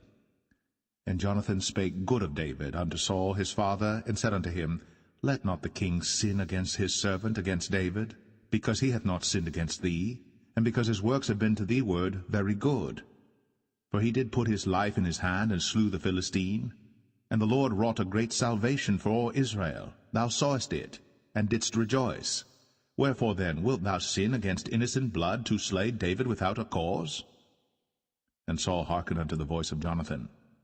And Saul sware, As the Lord liveth, he shall not be slain. And Jonathan called David. And Jonathan showed him all those things. And Jonathan brought David to Saul, and he was in his presence, as in times past. And there was war again, And David went out and fought with the Philistines, and slew them with a great slaughter, and they fled from him. And the evil spirit from the Lord was upon Saul, as he sat in his house with his javelin in his hand. And David played with his hand. And Saul sought to smite David even to the wall with the javelin, but he slipped away out of Saul's presence. And he smote the javelin to the wall, and David fled, and escaped that night. Saul also sent messengers unto David's house, to watch him, and to slay him in the morning. And Michal, David's wife, told him, saying, If thou save not thy life tonight, tomorrow thou shalt be slain. So Michal let David down through a window, and he went and fled, and escaped. And Michal took an image, and laid it in the bed, and put a pillow of goat's hair for his bolster, and covered it with a cloth. And when Saul sent messengers to take David, she said, He is sick. And Saul sent the messengers again to see David, saying, Bring him up to me in the bed, that I may slay him.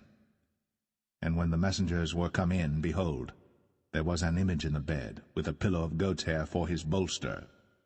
And Saul said unto Michal, Why hast thou deceived me so, and sent away mine enemy, that he is escaped? And Michal answered Saul, He said unto me, Let me go, why should I kill thee? So David fled, and escaped, and came to Samuel to Ramah, and told him all that Saul had done to him. And he and Samuel went, and dwelt in Naueth. And it was told Saul, saying, Behold, David is at Naueth in Ramah. And Saul sent messengers to take David. And when they saw the company of the prophets prophesying, and Samuel standing as appointed over them, the Spirit of God was upon the messengers of Saul, and they also prophesied. And when it was told Saul, he sent other messengers, and they prophesied likewise. And Saul sent messengers again the third time, and they prophesied also. Then went he also to Ramah, and came to a great well that is in Sechu. And he asked and said, Where are Samuel and David? And one said, Behold, they be at Naueth in Ramah. And he went thither to Naueth and Ramah. And the Spirit of God was upon him also. And he went on, and prophesied, until he came to Naueth and Ramah. And he stripped off his clothes also, and prophesied before Samuel in like manner, and lay down naked all that day, and all that night. Wherefore they say, Is Saul also among the prophets?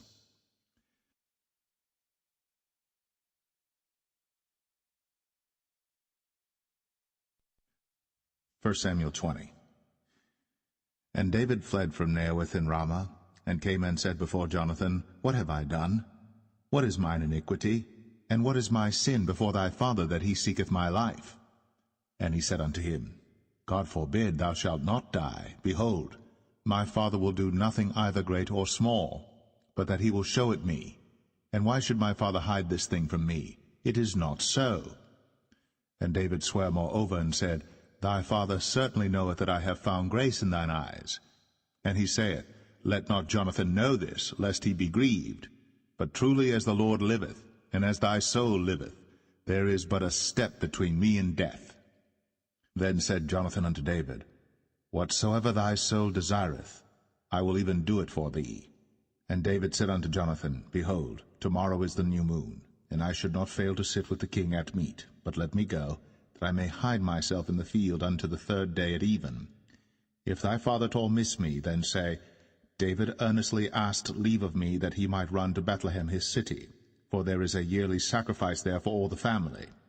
If he say thus, it is well, thy servant shall have peace. But if he be very wroth, then be sure that evil is determined by him.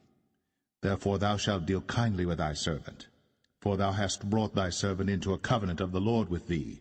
Notwithstanding, if there be in me iniquity, slay me thyself. For why shouldest thou bring me to thy father? And Jonathan said, Far be it from thee, for if I knew certainly that evil were determined by my father to come upon thee, then would not I tell it thee? Then said David to Jonathan, Who shall tell me? Or what if thy father answer thee roughly? And Jonathan said unto David, Come, and let us go out into the field. And they went out, both of them, into the field. And Jonathan said unto David, O Lord God of Israel, when I have sounded my father about tomorrow any time, or the third day, and behold, if there be good toward David, And I then send not unto thee, and show it thee? The Lord do so, and much more to Jonathan. But if it please my father to do thee evil, then I will show it thee, and send thee away, that thou mayest go in peace, and the Lord be with thee, as he hath been with my father. And thou shalt not only while yet I live show me the kindness of the Lord, that I die not, but also thou shalt not cut off thy kindness from my house for ever, no, not when the Lord hath cut off the enemies of David every one from the face of the earth. So Jonathan made a covenant with the house of David, saying, Let the Lord even require it at the hand of David's enemies. And Jonathan caused David to swear again, because he loved him, for he loved him as he loved his own soul. Then Jonathan said to David, Tomorrow is the new moon, and thou shalt be missed, because thy seat will be empty. And when thou hast stayed 3 days, then thou shalt go down quickly, and come to the place where thou didst hide thyself when the business was in hand, and shalt remain by the stone Zelle. And I will shoot 3 arrows on the side thereof, as though I shot at a mark, and behold, I will send a lad, saying, Go, find out the arrows. If I expressly say unto the lad, Behold, the arrows are on this side of thee, take them, then come thou. For there is peace to thee, and no hurt, as the Lord liveth. But if I say thus unto the young man, Behold, the arrows are beyond thee, go thy way, for the Lord hath sent thee away. And as touching the matter which thou and I have spoken of, behold, the Lord be between thee and me for ever. So David hid himself in the field. And when the new moon was come, the king sat him down to eat meat. And the king sat upon his seat as at other times, even upon a seat by the wall. And Jonathan arose, and Abner sat by Saul's side, and David's place was empty. Nevertheless Saul spake not anything that day, for he thought, Something hath befallen him. He is not clean. Surely he is not clean. And it came to pass on the morrow, which was the 2nd day of the month, that David's place was empty. And Saul said unto Jonathan his son, Wherefore cometh not the son of Jesse to meat, neither yesterday nor today? And Jonathan answered Saul, David earnestly asked leave of me to go to Bethlehem. And he said, Let me go, I pray thee. For our family hath a sacrifice in the city, and my brother, he hath commanded me to be there. And now, if I have found favor in thine eyes, let me get away, I pray thee, and see my brethren. Therefore he cometh not unto the king's table. Then Saul's anger was kindled against Jonathan. And he said unto him, Thou son of the perverse, rebellious woman, do not I know that thou hast chosen the son of Jesse to thine own confusion, and unto the confusion of thy mother's nakedness? For as long as the son of Jesse liveth upon the ground, thou shalt not be established, nor thy kingdom. Wherefore, now send and fetch him unto me, for he shall surely die. And Jonathan answered Saul his father, and said unto him, Wherefore shall he be slain? What hath he done? And Saul cast a javelin at him to smite him, whereby Jonathan knew that it was determined of his father to slay David. So Jonathan arose from the table in fierce anger, and did eat no meat the 2nd day of the month, for he was grieved for David, because his father had done him shame. And it came to pass in the morning that Jonathan went out into the field at the time appointed with David, and a little lad with him. And he said unto his lad, Run, find out now the arrows which I shoot. And as the lad ran, he shot an arrow beyond him. And when the lad was come to the place of the arrow which Jonathan had shot, Jonathan cried after the lad, and said, Is not the arrow beyond thee? And Jonathan cried after the lad, Make speed, haste, stay not. And Jonathan's lad gathered up the arrows, and came to his master. But the lad knew not anything, only Jonathan and David knew the matter. And Jonathan gave his artillery unto his lad, and said unto him, Go, carry them to the city. And as soon as the lad was gone, David arose out of a place toward the south, and fell on his face to the ground, and bowed himself 3 times.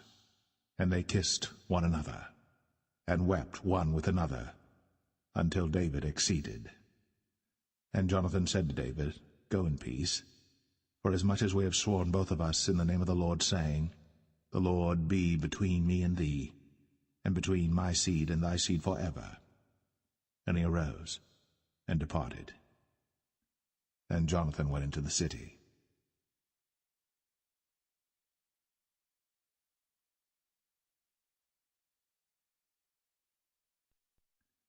First Samuel 21.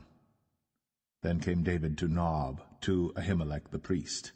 And Ahimelech was afraid at the meeting of David, and said unto him, Why art thou alone, and no man with thee?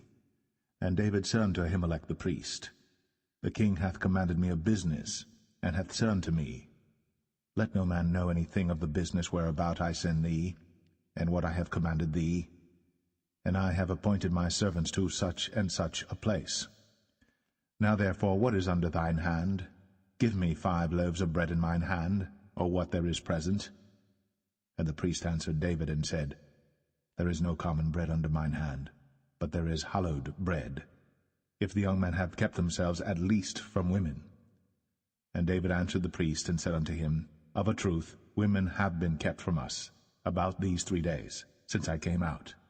And the vessels of the young men are holy, and the bread is in a manner common, yea, though it was sanctified this day in the vessel. So the priest gave him hallowed bread, for there was no bread there but the showbread, that was taken from before the Lord, to put hot bread in the day when it was taken away. Now a certain man of the servants of Saul was there that day, detained before the Lord, and his name was Doeg, an Edomite, the chiefest of the herdmen that belonged to Saul. And David said unto Ahimelech, And is there not here under thine hand spear or sword? For I have neither brought my sword nor my weapons with me, because the king's business required haste. And the priest said, The sword of Goliath the Philistine, whom thou slewest in the valley of Elah, behold, it is here, wrapped in a cloth behind the ephod. If thou wilt take that, take it, for there is no other save that here. And David said, There is none like that, give it me. And David arose, and fled that day for fear of Saul, and went to Achish, the king of Gath. And the servants of Achish said unto him, Is not this David the king of the land? Did they not sing one to another of him in dances, saying, Saul hath slain his thousands, and David his 10,000s? And David laid up these words in his heart, and was sore afraid of Achish, the king of Gath. And he changed his behavior before them, and feigned himself mad in their hands, and scrabbled on the doors of the gate, and let his spittle fall down upon his beard. Then said Achish unto his servants, Lo, ye see the man is mad. Wherefore then have ye brought him to me?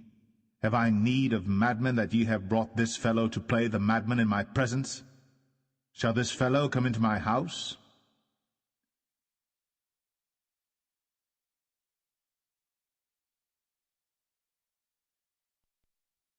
First Samuel 22.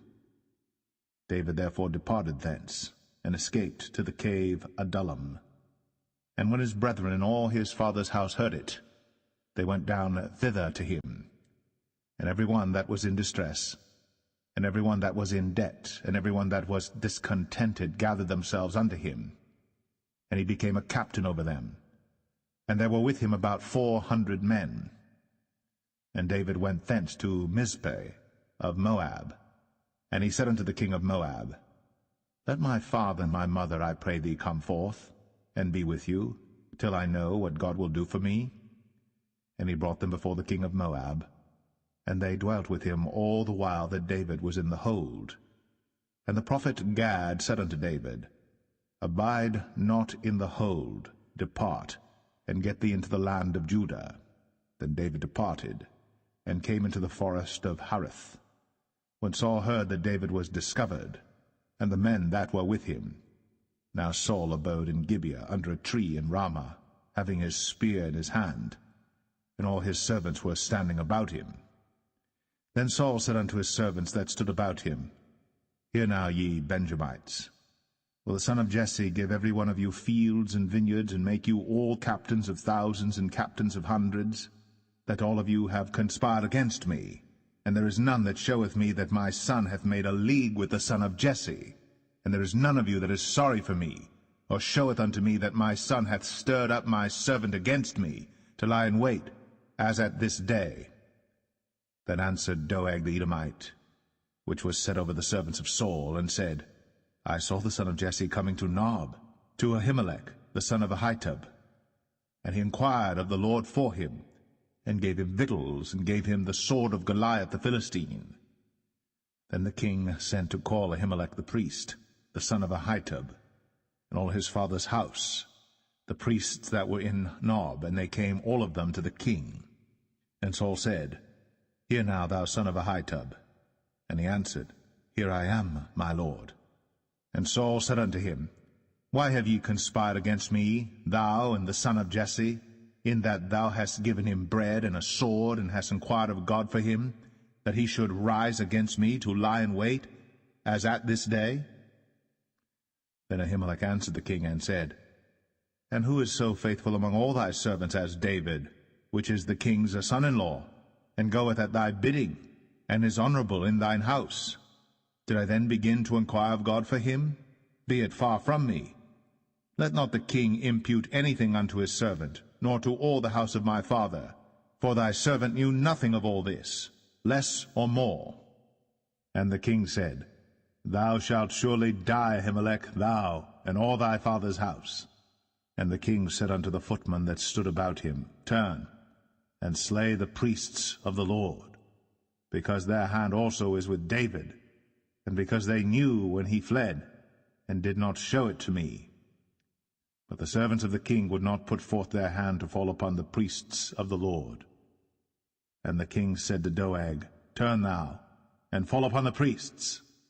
And Doeg the Edomite turned, and he fell upon the priests, and slew on that day 75 persons that did wear a linen ephod. And Nob, the city of the priests, smote he with the edge of the sword both men and women, children and sucklings, and oxen and asses, and sheep, with the edge of the sword. And one of the sons of Ahimelech the son of Ahitub, named Abiathar, escaped, and fled after David. And Abiathar showed David that Saul had slain the Lord's priests. And David said unto Abiathar, I knew it that day when Doeg the Edomite was there, that he would surely tell Saul, I have occasioned the death of all the persons of thy father's house. Abide thou with me. Fear not, for he that seeketh my life seeketh thy life. But with me thou shalt be in safeguard.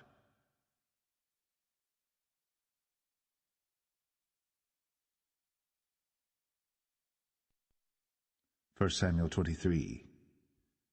Then they told David, saying, Behold, the Philistines fight against Keilah, and they rob the threshing floors. Therefore David inquired of the Lord, saying, Shall I go and smite these Philistines? And the Lord said unto David, Go, and smite the Philistines, and save Keilah. And David's men said unto him, Behold, we be afraid here in Judah. How much more then if we come to Keilah against the armies of the Philistines? Then David inquired of the Lord yet again. And the Lord answered him and said, Arise, go down to Keilah, for I will deliver the Philistines into thine hand. So David and his men went to Keilah, and fought with the Philistines, and brought away their cattle, and smote them with a great slaughter. So David saved the inhabitants of Keilah. And it came to pass, when Abiathar the son of Ahimelech fled to David to Keilah, that he came down with an ephod in his hand. And it was told Saul that David was come to Keilah. And Saul said, God hath delivered him into mine hand, for he is shut in by entering into a town that hath gates and bars. And Saul called all the people together to war, to go down to Keilah, to besiege David and his men. And David knew that Saul secretly practiced mischief against him. And he said to Abiathar the priest, Bring hither the ephod. Then said David, O Lord God of Israel, Thy servant hath certainly heard that Saul seeketh to come to Keilah, to destroy the city for my sake. Will the men of Keilah deliver me up into his hand? Will Saul come down as thy servant hath heard? O Lord God of Israel, I beseech thee, tell thy servant. And the Lord said, He will come down. Then said David, Will the men of Keilah deliver me and my men into the hand of Saul? And the Lord said, They will deliver thee up. Then David and his men, which were about 600, arose, and departed out of Keilah, and went whithersoever they could go. And it was told Saul that David was escaped from Keilah, and he forbare to go forth. And David abode in the wilderness in strongholds, and remained in a mountain in the wilderness of Ziph. And Saul sought him every day, but God delivered him not into his hand. And David saw that Saul was come out to seek his life. And David was in the wilderness of Ziph in a wood. And Jonathan, Saul's son, arose, and went to David into the wood, and strengthened his hand in God.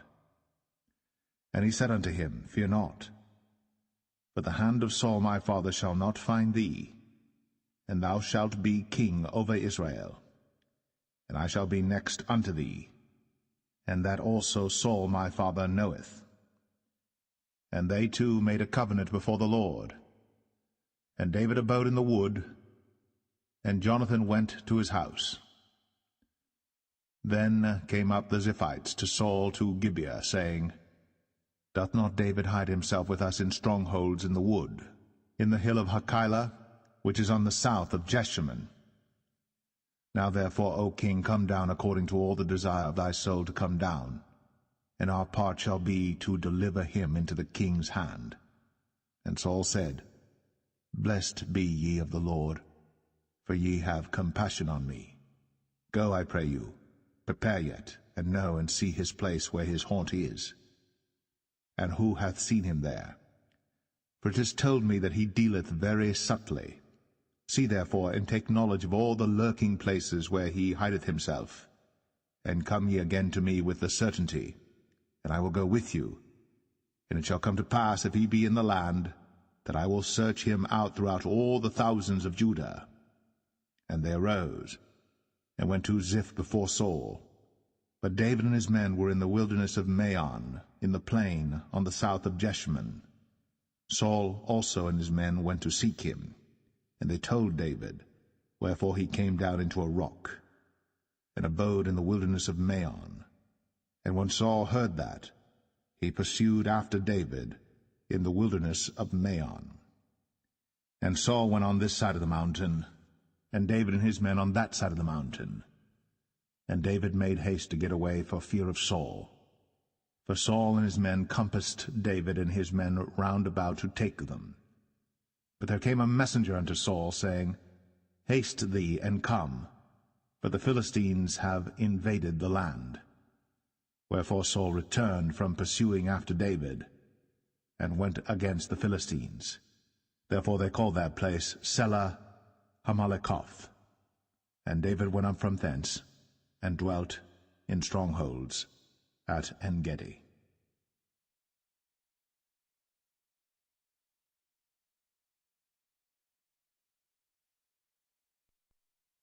1 Samuel 24. And it came to pass, when Saul was returned from following the Philistines, that it was told him, saying, Behold, David is in the wilderness of En-gedi. Then Saul took 3,000 chosen men out of all Israel, and went to seek David and his men upon the rocks of the wild goats. And he came to the sheepcotes by the way, where was a cave. And Saul went in to cover his feet, and David and his men remained in the sides of the cave. And the men of David said unto him, Behold the day of which the Lord said unto thee, Behold, I will deliver thine enemy into thine hand, that thou mayest do to him as it shall seem good unto thee. Then David arose, and cut off the skirt of Saul's robe privily. And it came to pass afterward that David's heart smote him, because he had cut off Saul's skirt. And he said unto his men, The Lord forbid that I should do this thing unto my master, the Lord's anointed, to stretch forth mine hand against him, seeing he is the anointed of the Lord. So David stayed his servants with these words, and suffered them not to rise against Saul. But Saul rose up out of the cave, and went on his way. David also rose afterward, and went out of the cave, and cried after Saul, saying, My lord the king. And when Saul looked behind him, David stooped with his face to the earth, and bowed himself. And David said to Saul, Wherefore hearest thou men's words, saying, Behold, David seeketh thy hurt? Behold, this day thine eyes have seen how that the Lord had delivered thee today into mine hand in the cave, and some bade me kill thee. But mine eye spared thee, and I said, I will not put forth mine hand against my Lord, for he is the Lord's anointed. Moreover, my father, see the skirt of thy robe in my hand. For in that I cut off the skirt of thy robe, and killed thee not. Know thou, and see that there is neither evil nor transgression in mine hand, and I have not sinned against thee. Yet thou huntest my soul to take it. The Lord judge between me and thee, and the Lord avenge me of thee, but mine hand shall not be upon thee. As saith the proverb of the ancients, Wickedness proceedeth from the wicked, but mine hand shall not be upon thee. After whom is the king of Israel come out? After whom dost thou pursue? After a dead dog, after a flea? The Lord therefore be judge, and judge between me and thee, and see, and plead my cause, and deliver me out of thine hand. And it came to pass, when David had made an end of speaking these words unto Saul, that Saul said, Is this thy voice, my son David? And Saul lifted up his voice, and wept. And he said to David, Thou art more righteous than I, for thou hast rewarded me good, whereas I have rewarded thee evil. And thou hast shown this day how that thou hast dealt well with me, forasmuch as when the Lord had delivered me into thine hand, thou killedst me not. For if a man find his enemy, will he let him go well away? Wherefore the Lord reward thee good for that thou hast done unto me this day. And now behold, I know well that thou shalt surely be king, and that the kingdom of Israel shall be established in thine hand. Swear now therefore unto me by the Lord, that thou wilt not cut off my seed after me, and that thou wilt not destroy my name out of my father's house. And David sware unto Saul. And Saul went home, but David and his men gat them up unto the hold.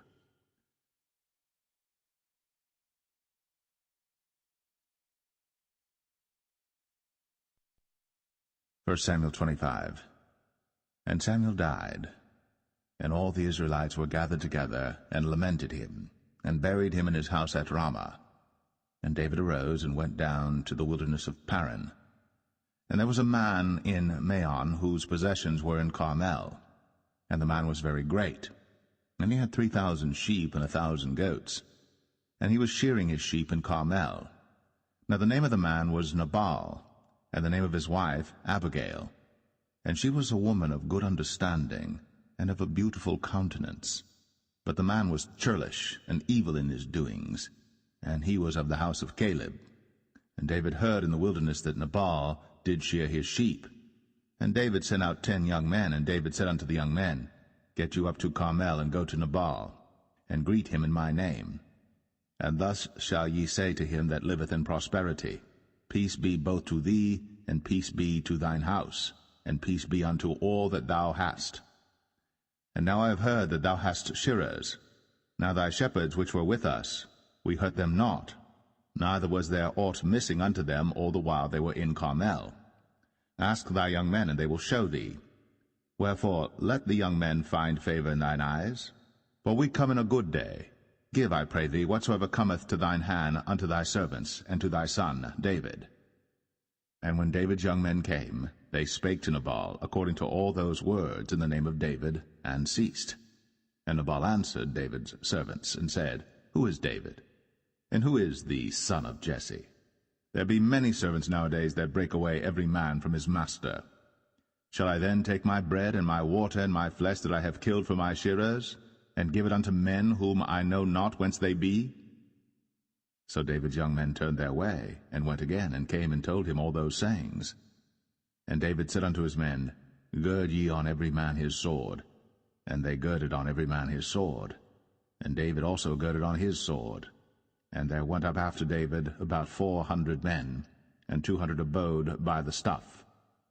But one of the young men told Abigail, Nabal's wife, saying, Behold, David sent messengers out of the wilderness to salute our master, and he railed on them. But the men were very good unto us, and we were not hurt, neither missed we anything as long as we were conversant with them when we were in the fields. They were a wall unto us both by night and day. All the while we were with them keeping the sheep. Now therefore know and consider what thou wilt do, for evil is determined against our master, and against all his household. For he is such a son of Belial, that a man cannot speak to him.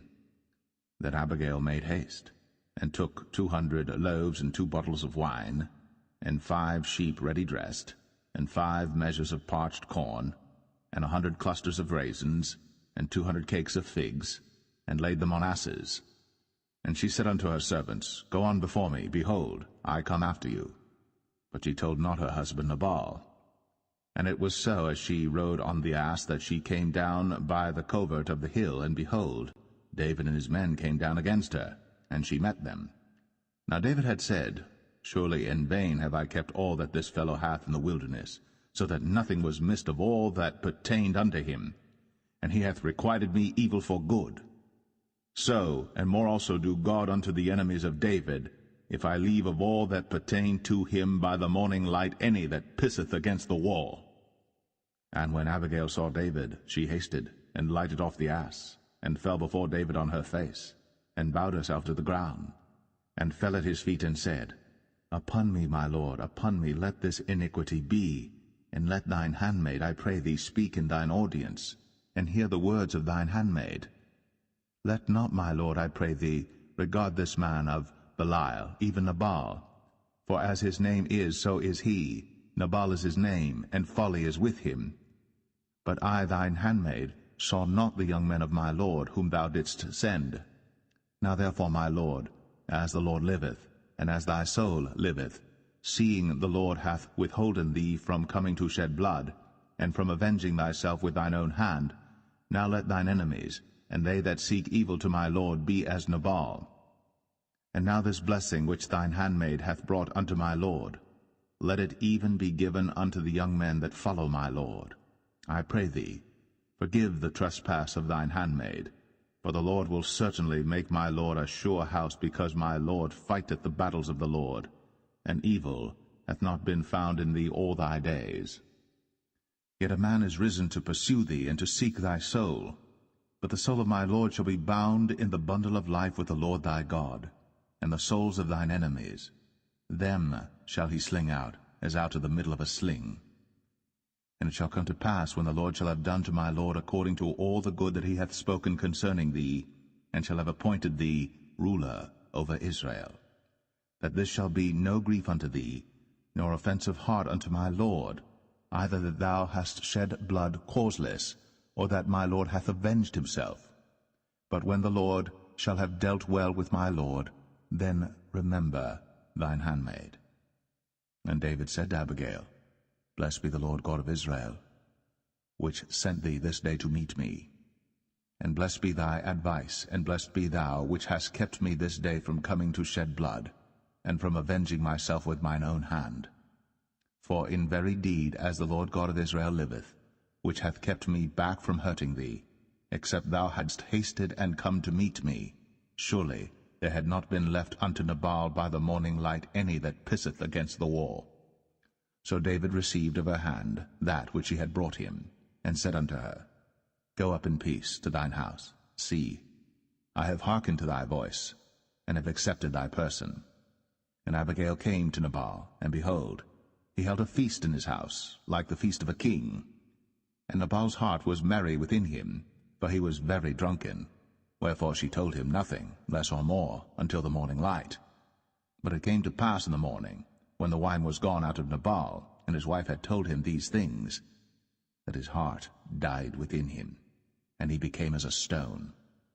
And it came to pass about 10 days after, that the Lord smote Nabal, that he died. And when David heard that Nabal was dead, he said, Blessed be the Lord, that hath pleaded the cause of my reproach from the hand of Nabal, and hath kept his servant from evil. For the Lord hath returned the wickedness of Nabal upon his own head.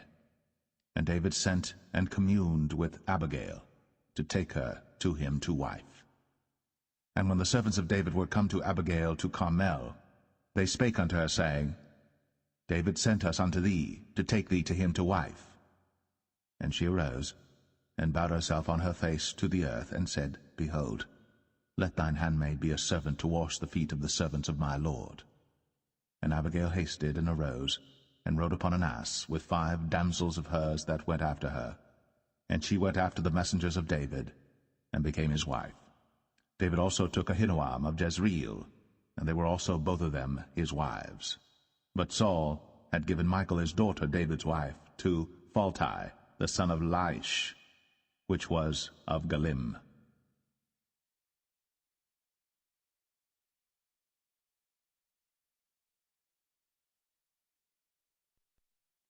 1 Samuel 26. And the Ziphites came unto Saul to Gibeah, saying, Doth not David hide himself in the hill of Hachilah, which is before Jeshimon? Then Saul arose, and went down to the wilderness of Ziph, having 3,000 chosen men of Israel with him to seek David in the wilderness of Ziph. And Saul pitched in the hill of Hachilah, which is before Jeshimon, by the way. But David abode in the wilderness, and he saw that Saul came after him into the wilderness. David therefore sent out spies, and understood that Saul was come in very deed.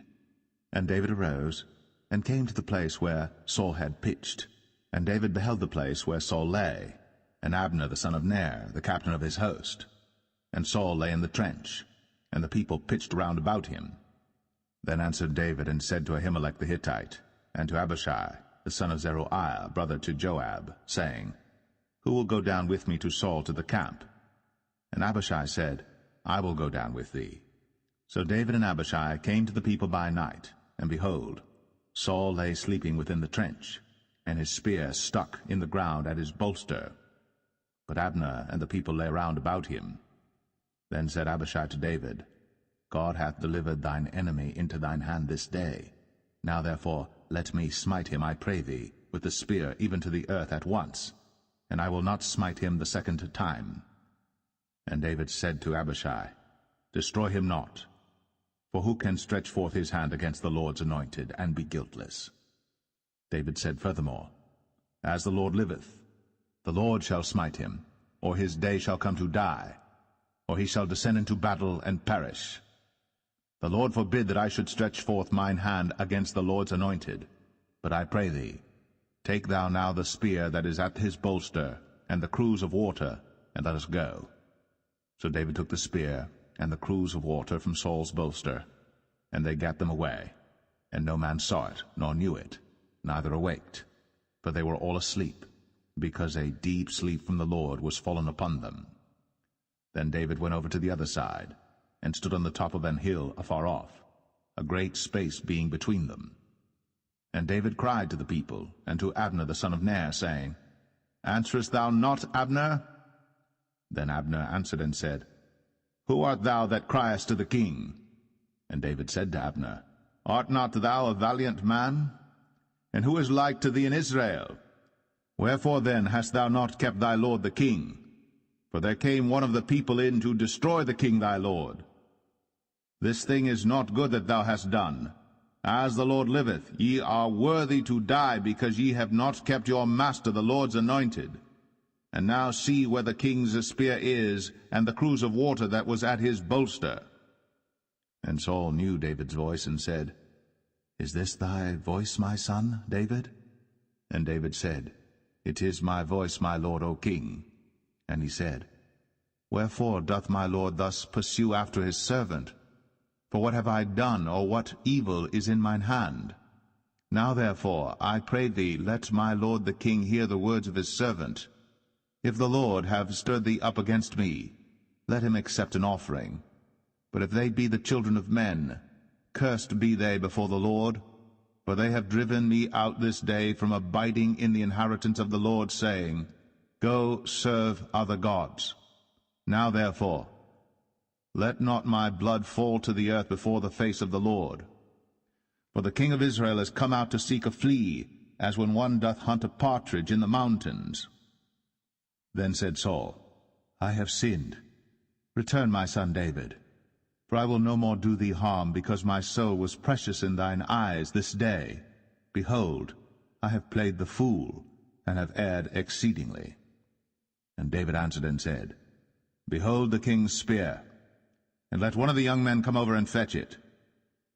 The Lord render to every man his righteousness and his faithfulness.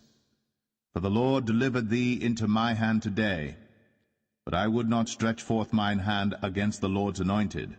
And behold, as thy life was much set by this day in mine eyes, so let my life be much set by in the eyes of the Lord, and let him deliver me out of all tribulation.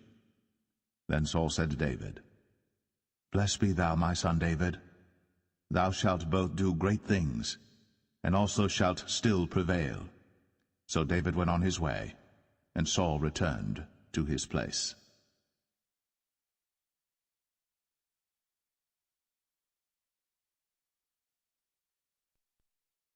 1 Samuel 27. And David said in his heart, I shall now perish one day by the hand of Saul.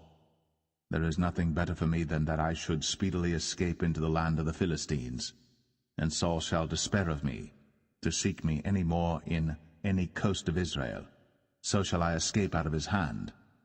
And David arose, and he passed over with the 600 men that were with him unto Achish, the son of Maoch, king of Gath. And David dwelt with Achish at Gath, he and his men, every man with his household, even David with his 2 wives, Ahinoam the Jezreelitess, and Abigail the Carmelitess, Nabal's wife. And it was told Saul that David was fled to Gath, and he sought no more again for him. And David said unto Achish, If I have now found grace in thine eyes, let them give me a place in some town in the country, that I may dwell there. For why should thy servant dwell in the royal city with thee? Then Achish gave him Ziklag that day. Wherefore Ziklag pertaineth unto the kings of Judah unto this day. And the time that David dwelt in the country of the Philistines was a full year and 4 months. And David and his men went up, and invaded the Geshurites, and the Gezrites, and the Amalekites. For those nations were of old the inhabitants of the land, as thou goest to Shur, even unto the land of Egypt. And David smote the land, and left neither man nor woman alive, and took away the sheep and the oxen, and the asses, and the camels, and the apparel, and returned and came to Achish. And Achish said, Whither have ye made a road today? And David said, Against the south of Judah, and against the south of the Jerahmeelites, and against the south of the Kenites. And David saved neither man nor woman alive, to bring tidings to Gath, saying, Lest they should tell on us, saying, So did David, and so will be his manner all the while he dwelleth in the country of the Philistines. And Achish believed David, saying, He hath made his people Israel utterly to abhor him. Therefore he shall be my servant forever.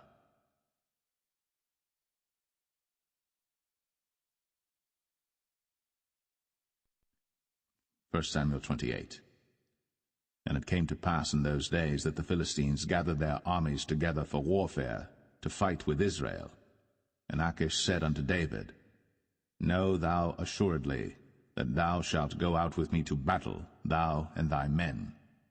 And David said to Achish, Surely thou shalt know what thy servant can do? And Achish said to David, Therefore will I make thee keeper of mine head forever. Now Samuel was dead, and all Israel had lamented him and buried him in Ramah, even in his own city. And Saul had put away those that had familiar spirits, and the wizards out of the land. And the Philistines gathered themselves together, and came and pitched in Shunem. And Saul gathered all Israel together, and they pitched in Gilboa. And when Saul saw the host of the Philistines, he was afraid, and his heart greatly trembled. And when Saul inquired of the Lord answered him not, neither by dreams, nor by Urim, nor by prophets. Then said Saul unto his servants, Seek me a woman that hath a familiar spirit, that I may go to her, and inquire of her. And his servants said to him, Behold, there is a woman that hath a familiar spirit at Endor. And Saul disguised himself, and put on other raiment, and he went, and 2 men with him. And they came to the woman by night. And he said, I pray thee, divine unto me by the familiar spirit, and bring me him up, whom I shall name unto thee. And the woman said unto him, Behold, thou knowest what Saul hath done, how he hath cut off those that have familiar spirits and the wizards out of the land? Wherefore then layest thou a snare for my life, to cause me to die? And Saul sware to her by the Lord, saying, As the Lord liveth, there shall no punishment happen to thee for this thing. Then said the woman, Whom shall I bring up unto thee? And he said, Bring me up Samuel. And when the woman saw Samuel, she cried with a loud voice. And the woman spake to Saul, saying, Why hast thou deceived me? For thou art Saul. And the king said unto her, Be not afraid. For what sawest thou? And the woman said unto Saul, I saw gods ascending out of the earth. And he said unto her, What form is he of? And she said, An old man cometh up, and he is covered with a mantle. And Saul perceived that it was Samuel. And he stooped with his face to the ground, and bowed himself. And Samuel said to Saul, Why hast thou disquieted me to bring me up? And Saul answered, I am sore distressed, for the Philistines make war against me, and God is departed from me, and answereth me no more, neither by prophets nor by dreams. Therefore I have called thee, that thou mayest make known unto me what I shall do. Then said Samuel, Wherefore then dost thou ask of me, seeing the Lord is departed from thee, and is become thine enemy? And the Lord hath done to him as he spake by me. For the Lord hath rent the kingdom out of thine hand, and given it to thy neighbor, even to David, because thou obeyest not the voice of the Lord, nor executest his fierce wrath upon Amalek. Therefore hath the Lord done this thing unto thee this day. Moreover the Lord will also deliver Israel with thee into the hand of the Philistines. And tomorrow shalt thou and thy sons be with me. The Lord also shall deliver the host of Israel into the hand of the Philistines. Then Saul fell straightway all along on the earth, and was sore afraid because of the words of Samuel. And there was no strength in him, for he had eaten no bread all the day, nor all the night. And the woman came unto Saul, and saw that he was sore troubled, and said unto him, Behold, thine handmaid hath obeyed thy voice, and I have put my life in my hand, and have hearkened unto thy words which thou spakest unto me. Now therefore, I pray thee, hearken thou also unto the voice of thine handmaid, and let me set a morsel of bread before thee, and eat, that thou mayest have strength, when thou goest on thy way. But he refused, and said, I will not eat. But his servants, together with the woman, compelled him, and he hearkened unto their voice. So he arose from the earth, and sat upon the bed. And the woman had a fat calf in the house, and she hasted and killed it, and took flour and kneaded it, and did bake unleavened bread thereof. And she brought it before Saul, and before his servants, and they did eat. Then they rose up, and went away that night.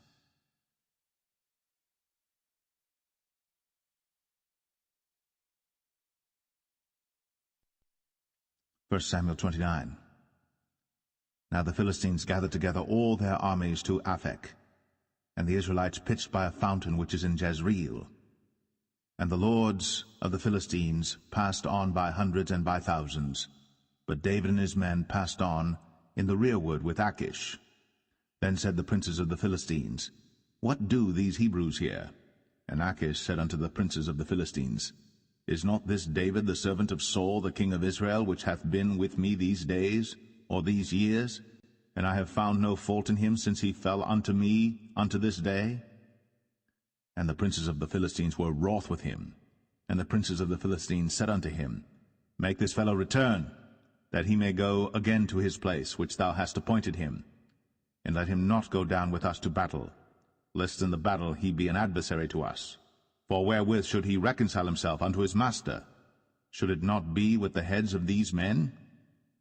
Is not this David, of whom they sang one to another in dances, saying, Saul slew his thousands, and David his 10,000s?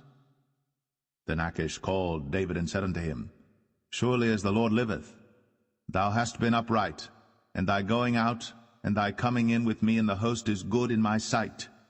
For I have not found evil in thee since the day of thy coming unto me unto this day. Nevertheless the Lord's favour thee not. Wherefore now return and go in peace, that thou displease not the lords of the Philistines. And David said unto Achish, But what have I done?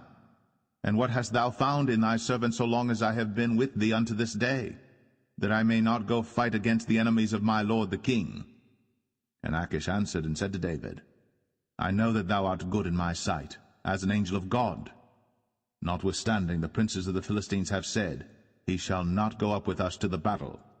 Wherefore now rise up early in the morning with thy master's servants that are come with thee, and as soon as ye be up early in the morning and have light, depart.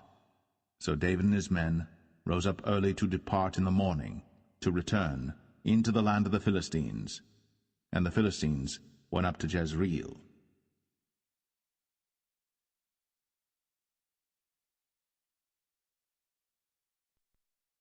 1 Samuel 30. And it came to pass, when David and his men were come to Ziklag on the third day, that the Amalekites had invaded the south and Ziklag, and smitten Ziklag, and burned it with fire, and had taken the women captives that were therein. They slew not any, either great or small, but carried them away, and went on their way. So David and his men came to the city, and behold, it was burned with fire, and their wives and their sons and their daughters were taken captives. Then David and the people that were with him lifted up their voice and wept until they had no more power to weep. And David's 2 wives were taken captives, Ahinoam the Jezreelitess, and Abigail the wife of Nabal the Carmelite. And David was greatly distressed, for the people spake of stoning him, because the soul of all the people was grieved, every man for his sons and for his daughters. But David encouraged himself in the Lord his God. And David said to Abiathar the priest, Ahimelech's son, I pray thee, bring me hither the ephod. And Abiathar brought thither the ephod to David. And David inquired at the Lord, saying, Shall I pursue after this troop? Shall I overtake them? And he answered him, Pursue, for thou shalt surely overtake them, and without fail recover all. So David went, he and the 600 men that were with him, and came to the brook Besor, where those that were left behind stayed. But David pursued, he and 400 men, for 200 abode behind, which were so faint that they could not go over the brook Besor. And they found an Egyptian in the field, and brought him to David, and gave him bread, and he did eat, and they made him drink water. And they gave him a piece of a cake of figs, and 2 clusters of raisins. And when he had eaten, his spirit came again to him, for he had eaten no bread, nor drunk any water 3 days and 3 nights. And David said unto him, To whom belongest thou, and whence art thou? And he said, I am a young man of Egypt, servant to an Amalekite, and my master left me, because 3 days agone I fell sick. We made an invasion upon the south of the Cherethites, and upon the coast which belongeth to Judah, and upon the south of Caleb, and we burned Ziklag with fire. And David said to him, Canst thou bring me down to this company? And he said, Swear unto me by God, that thou wilt neither kill me, nor deliver me into the hands of my master, and I will bring thee down to this company. And when he had brought him down, behold, they were spread abroad upon all the earth, eating and drinking and dancing, because of all the great spoil that they had taken out of the land of the Philistines, and out of the land of Judah. And David smote them from the twilight even unto the evening of the next day. And there escaped not a man of them, save 400 young men which rode upon camels and fled. And David recovered all that the Amalekites had carried away, and David rescued his 2 wives. And there was nothing lacking to them, neither small nor great, neither sons nor daughters, neither spoil nor anything that they had taken to them. David recovered all. And David took all the flocks and the herds, which they drave before those other cattle, and said, This is David's spoil. And David came to the 200 men, which were so faint that they could not follow David, whom they had made also to abide at the brook Besor. And they went forth to meet David, and to meet the people that were with him. And when David came near to the people, he saluted them. Then answered all the wicked men and men of Belial, of those that went with David, and said, Because they went not with us, we will not give them aught of the spoil that we have recovered, save to every man his wife and his children, that they may lead them away and depart. Then said David, Ye shall not do so, my brethren. With that which the Lord hath given us, who hath preserved us, and delivered the company that came against us into our hand? For who will hearken unto you in this matter? But as his part is that goeth down to the battle, so shall his part be that tarrieth by the stuff. They shall part alike. And it was so from that day forward that he made it a statute and an ordinance for Israel unto this day. And when David came to Ziklag, he sent of the spoil unto the elders of Judah, even to his friends, saying, Behold, a present for you of the spoil of the enemies of the Lord, to them which were in Bethel, and to them which were in South Ramoth, and to them which were in Jatir, and to them which were in Aroer, and to them which were in Siphmoth, and to them which were in Eshtemoa, and to them which were in Rakal, and to them which were in the cities of the Jerahmeelites, and to them which were in the cities of the Kenites, and to them which were in Hormah, and to them which were in Chor-Ashan, and to them which were in Athak, and to them which were in Hebron, and to all the places where David himself and his men were wont to haunt.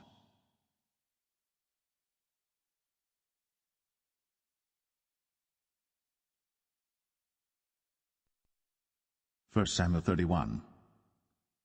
Now the Philistines fought against Israel, and the men of Israel fled from before the Philistines, and fell down slain in Mount Gilboa. And the Philistines followed hard upon Saul and upon his sons. And the Philistines slew Jonathan, and Abinadab, and Malchishua, Saul's sons.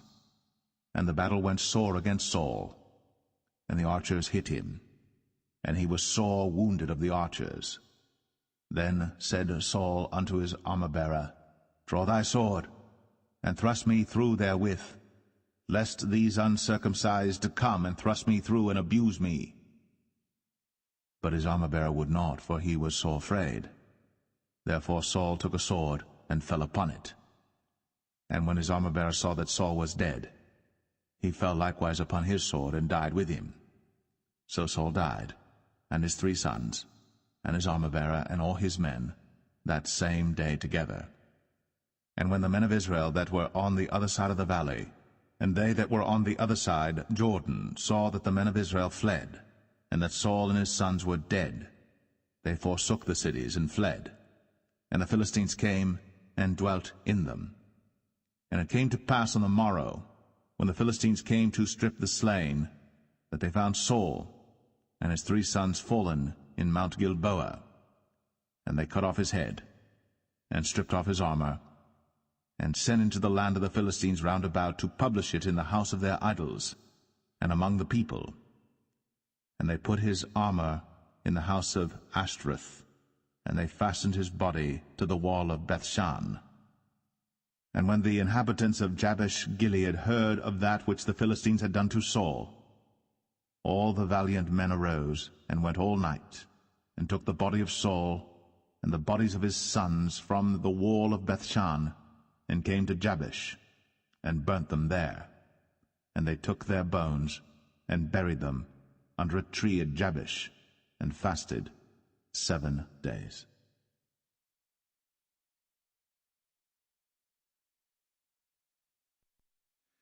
The second book of Samuel, chapter 1.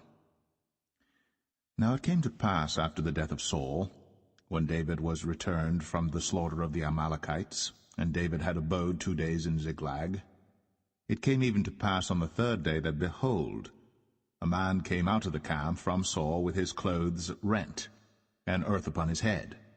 And so it was when he came to David, that he fell to the earth, and did obeisance. And David said unto him, From whence comest thou? And he said unto him, Out of the camp of Israel am I escaped. And David said unto him, How went the matter? I pray thee, tell me.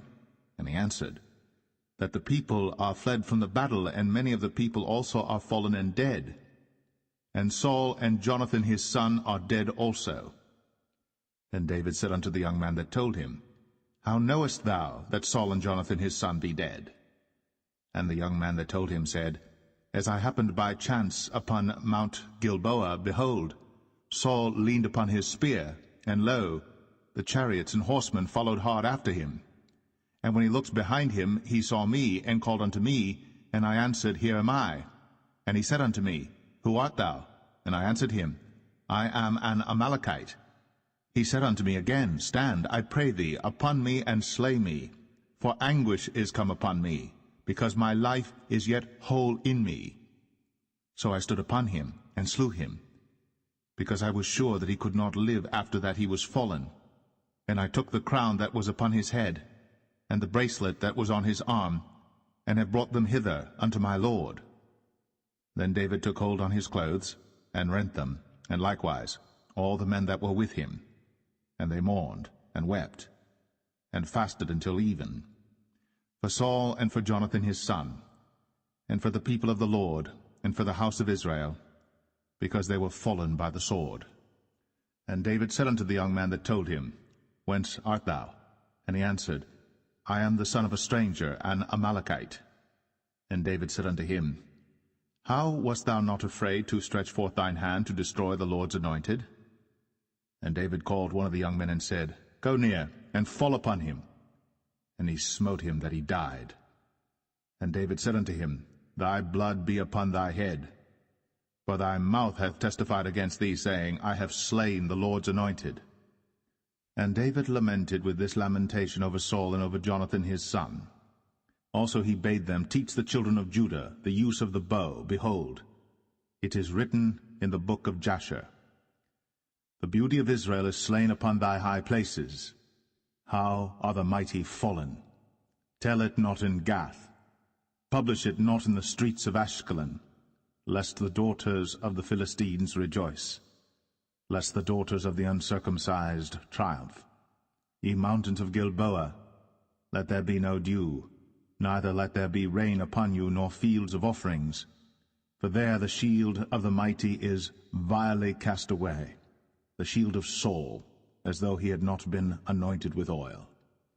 From the blood of the slain, from the fat of the mighty, the bow of Jonathan turned not back, and the sword of Saul returned not empty. Saul and Jonathan were lovely and pleasant in their lives, and in their death they were not divided. They were swifter than eagles. They were stronger than lions. Ye daughters of Israel, weep over Saul, who clothed you in scarlet with other delights, who put on ornaments of gold upon your apparel. How are the mighty fallen in the midst of the battle, O Jonathan! Thou wast slain in thine high places. I am distressed for thee, my brother Jonathan. Very pleasant hast thou been unto me. Thy love to me was wonderful, passing the love of women. How are the mighty fallen, and the weapons of war perished.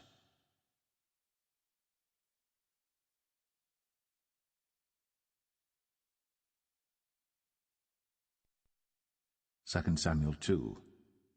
And it came to pass after this that David inquired of the Lord, saying, Shall I go up into any of the cities of Judah? And the Lord said unto him, Go up. And David said, Whither shall I go up? And he said, Unto Hebron. So David went up thither, and his 2 wives also, Ahinoam the Jezreelitess, and Abigail, Nabal's wife, the Carmelite. And his men that were with him did David bring up, every man with his household, and they dwelt in the cities of Hebron. And the men of Judah came, and there they anointed David king over the house of Judah.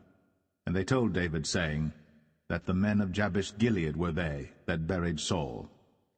And David sent messengers unto the men of Jabesh-Gilead, and said unto them, Blessed be ye of the Lord, that ye have shown this kindness unto your Lord, even unto Saul, and have buried him.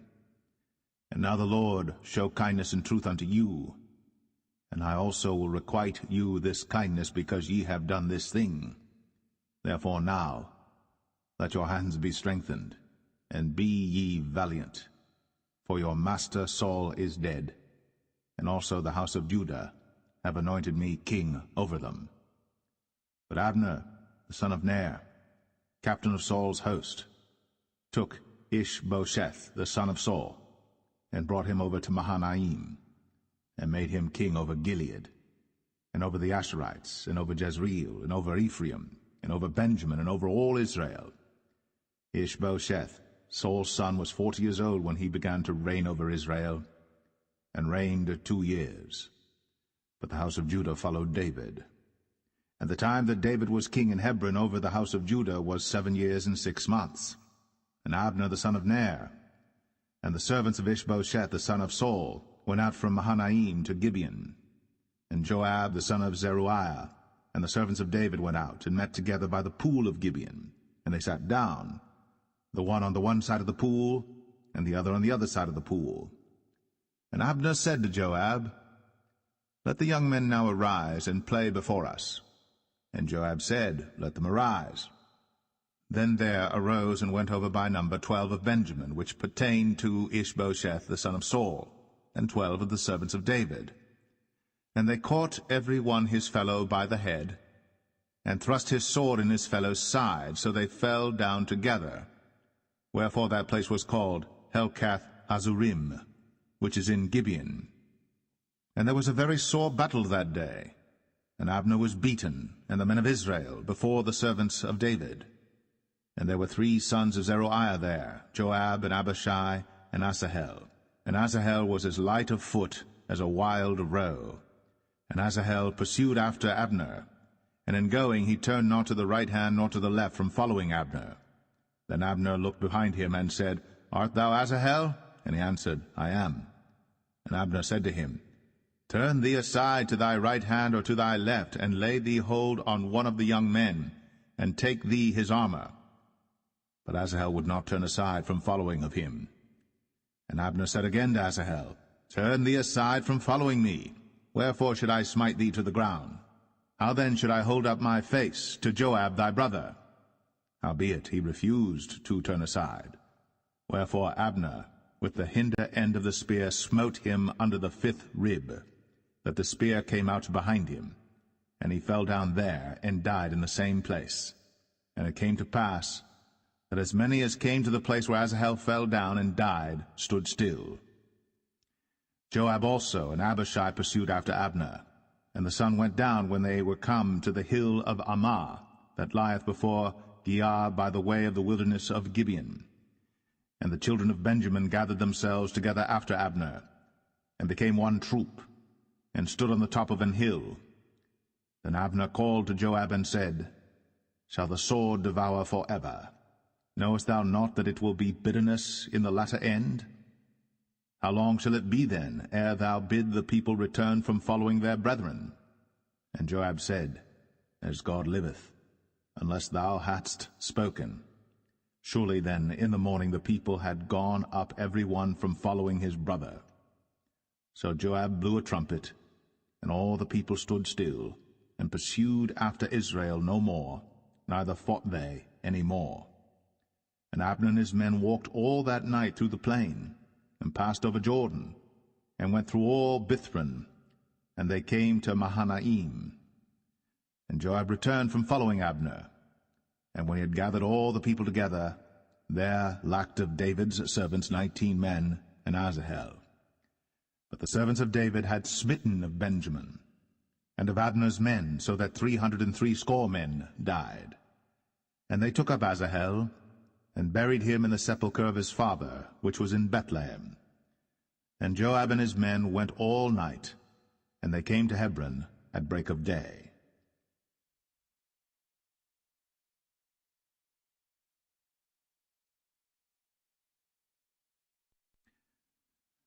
2 Samuel 3. Now there was long war between the house of Saul and the house of David. But David waxed stronger and stronger, and the house of Saul waxed weaker and weaker. And unto David were sons born in Hebron, and his firstborn was Amnon, of Ahinoam the Jezreelitess, and his second Chileab, of Abigail the wife of Nabal the Carmelite, and the third Absalom the son of Maacah the daughter of Talmai king of Geshur, and the fourth Adonijah the son of Haggith, and the fifth Shephatiah the son of Abital, and the sixth Ithream by Eglah David's wife. These were born to David in Hebron. And it came to pass, while there was war between the house of Saul and the house of David, that Abner made himself strong for the house of Saul. And Saul had a concubine, whose name was Rizpah, the daughter of Ai. And Ishbosheth said to Abner, Wherefore hast thou gone in unto my father's concubine?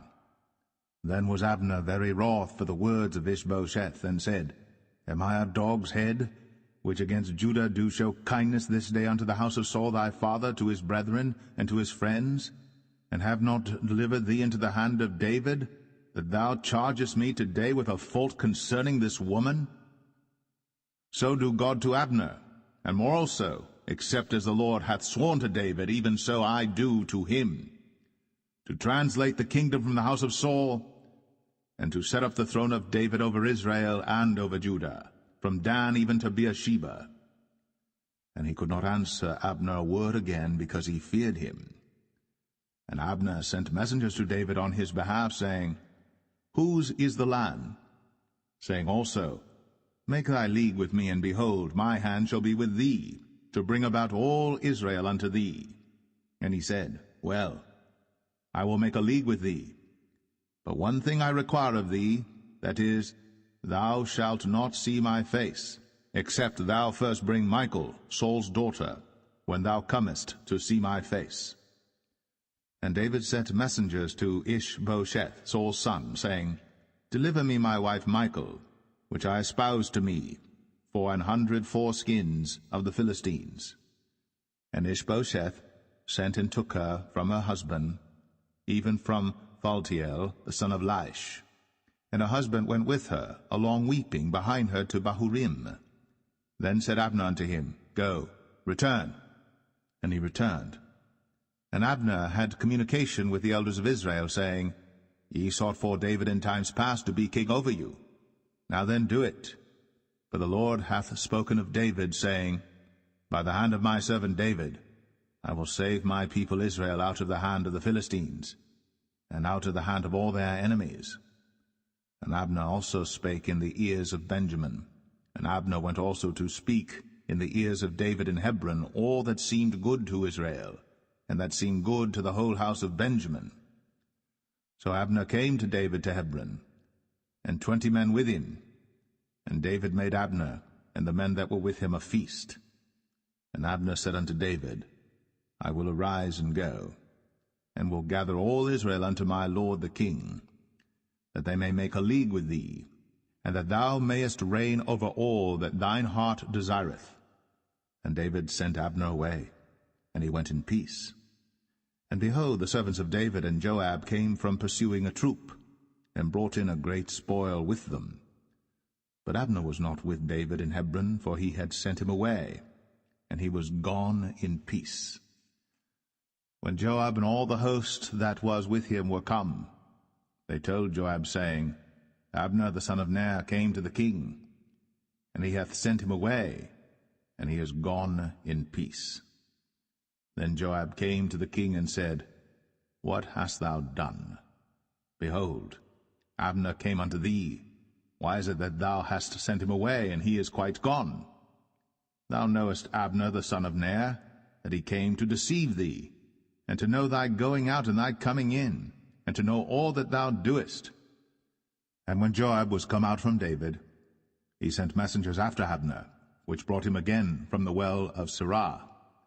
But David knew it not. And when Abner was returned to Hebron, Joab took him aside in the gate to speak with him quietly, and smote him there, under the 5th rib, that he died, for the blood of Asahel his brother. And afterward, when David heard it, he said, I and my kingdom are guiltless before the Lord for ever, from the blood of Abner the son of Ner. Let it rest on the head of Joab, and on all his father's house. And let there not fail from the house of Joab one that hath an issue, or that is a leper, or that leaneth on a staff, or that falleth on the sword, or that lacketh bread.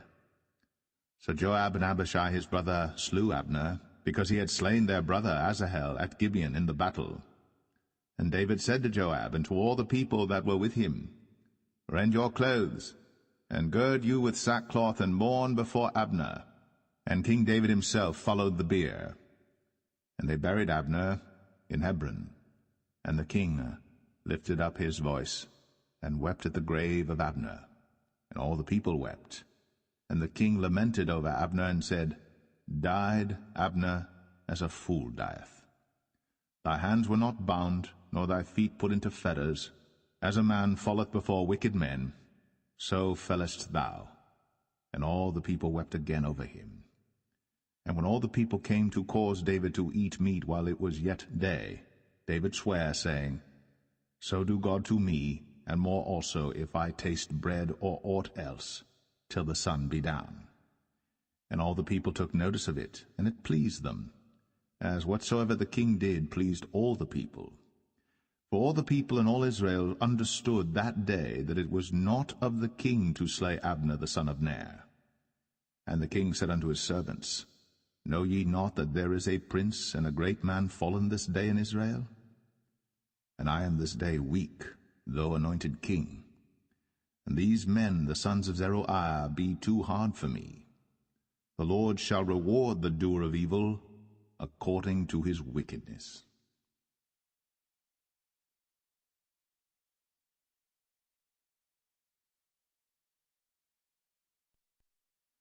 2 Samuel 4. And when Saul's son heard that Abner was dead in Hebron, his hands were feeble, and all the Israelites were troubled. And Saul's son had 2 men that were captains of bands. The name of the one was Baanah, and the name of the other Rechab, the sons of Rimmon, a Beerothite, of the children of Benjamin. For Beeroth also was reckoned to Benjamin. And the Beerothites fled to Gittaim, and were sojourners there until this day. And Jonathan, Saul's son, had a son that was lame of his feet. He was 5 years old when the tidings came of Saul and Jonathan out of Jezreel. And his nurse took him up and fled. And it came to pass, as she made haste to flee, that he fell and became lame. And his name was Mephibosheth. And the sons of Rimmon the Beerothite, Rechab and Baanah, went, and came about the heat of the day to the house of Ishbosheth, who lay on a bed at noon. And they came thither into the midst of the house, as though they would have fetched wheat. And they smote him under the 5th rib. And Rechab and Baanah his brother escaped. For when they came into the house, he lay on his bed in his bedchamber. And they smote him, and slew him, and beheaded him, and took his head, and gat them away through the plain all night. And they brought the head of Ishbosheth unto David to Hebron, and said to the king, Behold, the head of Ishbosheth, the son of Saul, thine enemy, which sought thy life. And the Lord hath avenged my lord the king this day of Saul, and of his seed. And David answered Rechab and Baanah his brother, the sons of Rimmon the Beerothite, and said unto them, As the Lord liveth, who hath redeemed my soul out of all adversity? When one told me, saying, Behold, Saul is dead, thinking to have brought good tidings, I took hold of him, and slew him in Ziklag, who thought that I would have given him a reward for his tidings. How much more, when wicked men have slain a righteous person in his own house upon his bed? Shall I not therefore now require his blood of your hand, and take you away from the earth?" And David commanded his young men, and they slew them, and cut off their hands and their feet, and hanged them up over the pool in Hebron. But they took the head of Ishbosheth, and buried it in the sepulchre of Abner in Hebron.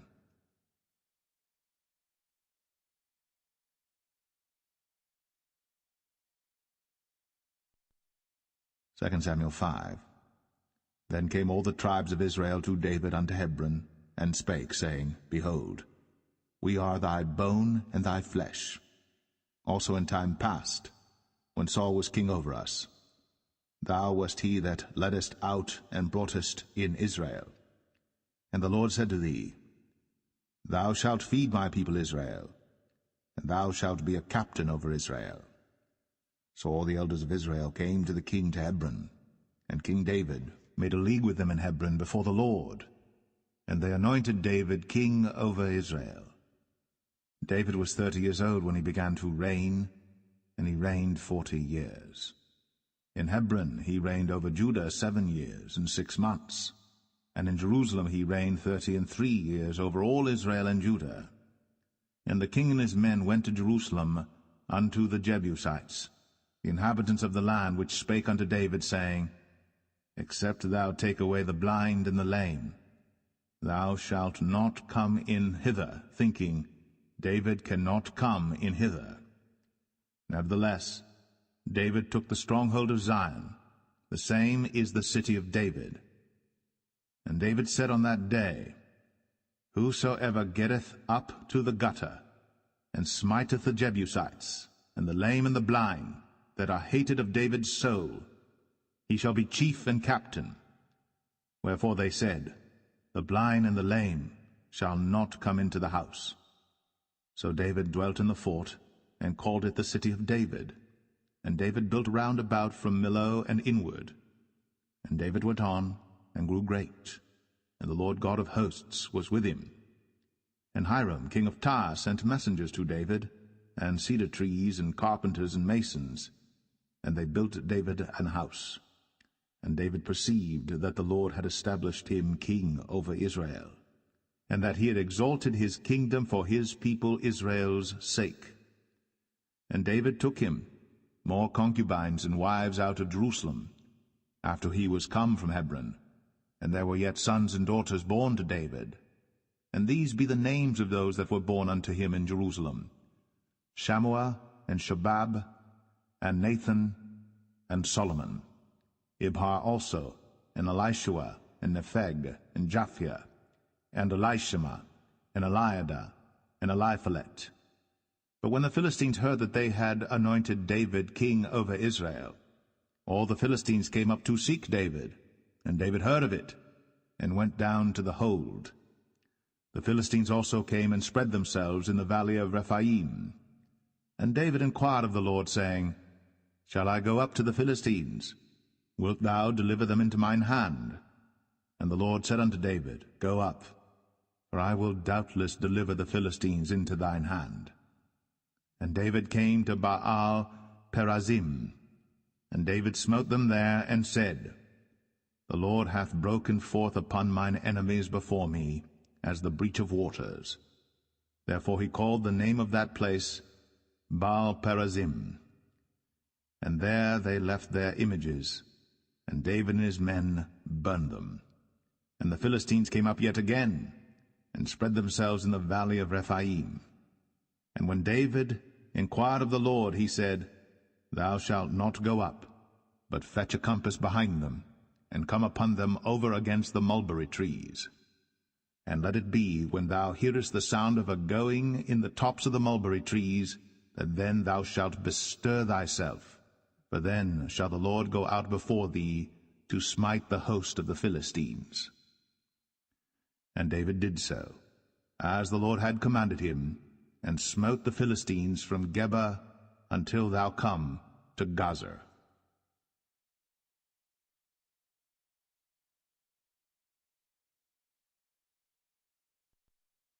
2 Samuel 6.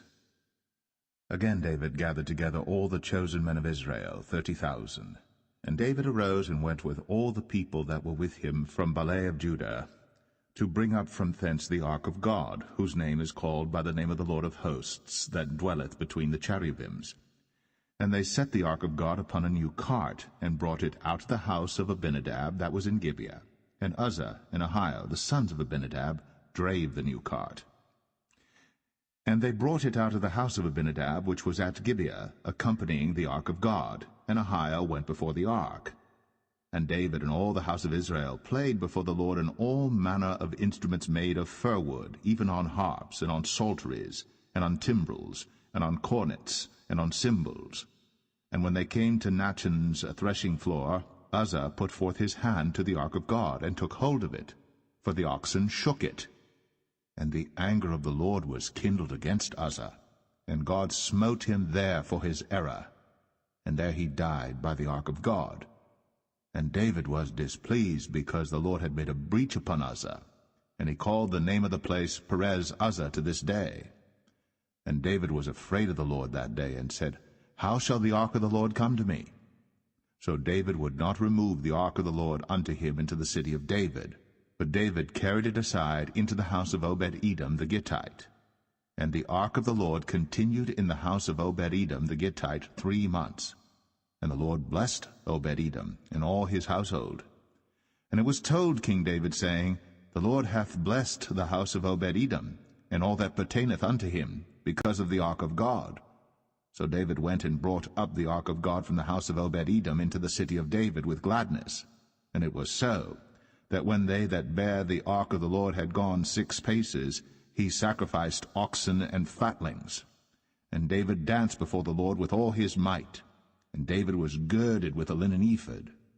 So David and all the house of Israel brought up the ark of the Lord with shouting, and with the sound of the trumpet. And as the ark of the Lord came into the city of David, Michal, Saul's daughter, looked through a window, and saw King David leaping and dancing before the Lord. And she despised him in her heart. And they brought in the ark of the Lord, and set it in his place in the midst of the tabernacle that David had pitched for it. And David offered burnt offerings and peace offerings before the Lord. And as soon as David had made an end of offering burnt offerings and peace offerings, he blessed the people in the name of the Lord of hosts. And he dealt among all the people, even among the whole multitude of Israel, as well to the women as men, to every one a cake of bread, and a good piece of flesh, and a flagon of wine. So all the people departed every one to his house. Then David returned to bless his household, and Michal, the daughter of Saul, came out to meet David, and said, How glorious was the king of Israel today, who uncovered himself today in the eyes of the handmaids of his servants, as one of the vain fellows shamelessly uncovereth himself. And David said unto Michal, It was before the Lord which chose me before thy father, and before all his house, to appoint me ruler over the people of the Lord, over Israel. Therefore will I play before the Lord. And I will yet be more vile than thus, and will be base in mine own sight. And of the maidservants which thou hast spoken of them shall I be had in honor. Therefore Michal, the daughter of Saul, had no child unto the day of her death.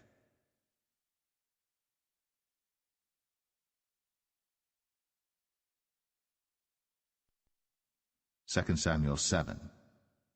And it came to pass, when the king sat in his house, and the Lord had given him rest round about from all his enemies, that the king said unto Nathan the prophet, See now, I dwell in an house of cedar, but the ark of God dwelleth within curtains. And Nathan said to the king, Go, do all that is in thine heart, for the Lord is with thee. And it came to pass that night that the word of the Lord came unto Nathan, saying, Go and tell my servant David, Thus saith the Lord, Shalt thou build me an house for me to dwell in? Whereas I have not dwelt in any house since the time that I brought up the children of Israel out of Egypt, even to this day, but have walked in a tent and in a tabernacle. In all the places wherein I have walked with all the children of Israel spake I a word with any of the tribes of Israel, whom I commanded to feed my people Israel, saying, Why build ye not me an house of cedar? Now therefore, so shalt thou say unto my servant David, Thus saith the Lord of hosts, I took thee from the sheepcot, from following the sheep, to be ruler over my people, over Israel. And I was with thee whithersoever thou wentest, and have cut off all thine enemies out of thy sight, and have made thee a great name, like unto the name of the great men that are in the earth. Moreover, I will appoint a place for my people Israel, and will plant them, that they may dwell in a place of their own, and move no more, neither shall the children of wickedness afflict them any more as beforetime. And as since the time that I commanded judges to be over my people Israel, and have caused thee to rest from all thine enemies, also the Lord telleth thee, that he will make thee an house. And when thy days be fulfilled, and thou shalt sleep with thy fathers, I will set up thy seed after thee, which shall proceed out of thy bowels, and I will establish his kingdom. He shall build an house for my name, and I will establish the throne of his kingdom forever. I will be his father, and he shall be my son. If he commit iniquity, I will chasten him with the rod of men, and with the stripes of the children of men. But my mercy shall not depart away from him, as I took it from Saul, whom I put away before thee. And thine house and thy kingdom shall be established forever before thee. Thy throne shall be established forever. According to all these words, and according to all this vision, so did Nathan speak unto David. Then went King David in, and sat before the Lord, and he said, Who am I, O Lord God? And what is my house that thou hast brought me hitherto? And this was yet a small thing in thy sight, O Lord God. But thou hast spoken also of thy servant's house for a great while to come. And is this the manner of man, O Lord God? And what can David say more unto thee? For thou, Lord God, knowest thy servant. For thy word's sake, and according to thine own heart, hast thou done all these great things, to make thy servant know them. Wherefore thou art great, O Lord God. For there is none like thee, neither is there any God beside thee, according to all that we have heard with our ears. And what one nation in the earth is like thy people, even like Israel, whom God went to redeem for a people to himself, and to make him a name, and to do for you great things and terrible for thy land, before thy people, which thou redeemedst to thee from Egypt, from the nations and their gods. For thou hast confirmed to thyself thy people Israel to be a people unto thee forever, and thou, Lord, art become their God. And now, O Lord God, the word that thou hast spoken concerning thy servant and concerning his house, establish it forever, and do as thou hast said. And let thy name be magnified forever, saying, The Lord of hosts is the God of Israel. And let the house of thy servant David be established before thee. For thou, O Lord of hosts, God of Israel, hast revealed to thy servant, saying, I will build thee an house. Therefore hath thy servant found in his heart to pray this prayer unto thee. And now, O Lord God, thou art that God, and thy words be true, and thou hast promised this goodness unto thy servant. Therefore now, let it please thee to bless the house of thy servant, that it may continue forever before thee. For thou, O Lord God, hast spoken it, and with thy blessing let the house of thy servant be blessed forever.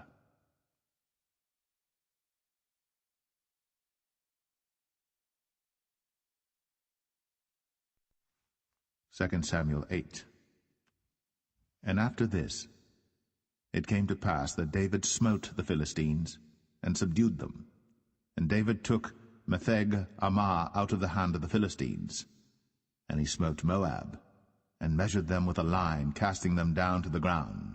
Even with 2 lines measured he, to put to death, and with 1 full line to keep alive. And so the Moabites became David's servants, and brought gifts. David smote also Hadadezer, the son of Rehob, king of Zobah, as he went to recover his border at the river Euphrates. And David took from him 1,000 chariots, and 700 horsemen, and 20,000 footmen. And David houghed all the chariot horses, but reserved of them 400 chariots. And when the Syrians of Damascus came to succor Hadadezer, king of Zobah, David slew of the Syrians 22,000 men. Then David put garrisons in Syria of Damascus, and the Syrians became servants to David and brought gifts. And the Lord preserved David whithersoever he went. And David took the shields of gold that were on the servants of Hadadezer, and brought them to Jerusalem. And from Betah and from Berothai, cities of Hadadezer, King David took exceeding much brass. When Toi, king of Hamath, heard that David had smitten all the host of Hadadezer, then Toi sent Joram his son unto King David to salute him and to bless him, because he had fought against Hadadezer, and smitten him. For Hadadezer had wars with Toi. And Joram brought with him vessels of silver, and vessels of gold, and vessels of brass, which also King David did dedicate unto the Lord, with the silver and gold that he had dedicated of all nations which he subdued, of Syria, and of Moab, and of the children of Ammon, and of the Philistines, and of Amalek, and of the spoil of Hadadezer, son of Rehob, king of Zobah.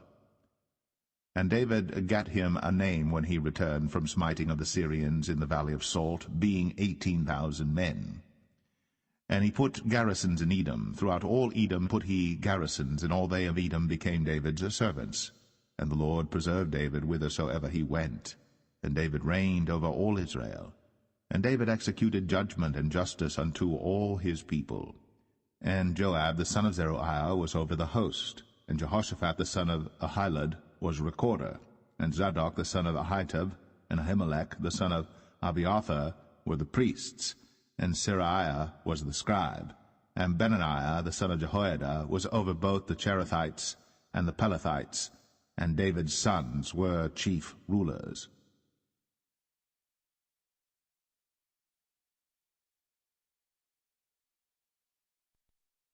2 Samuel 9.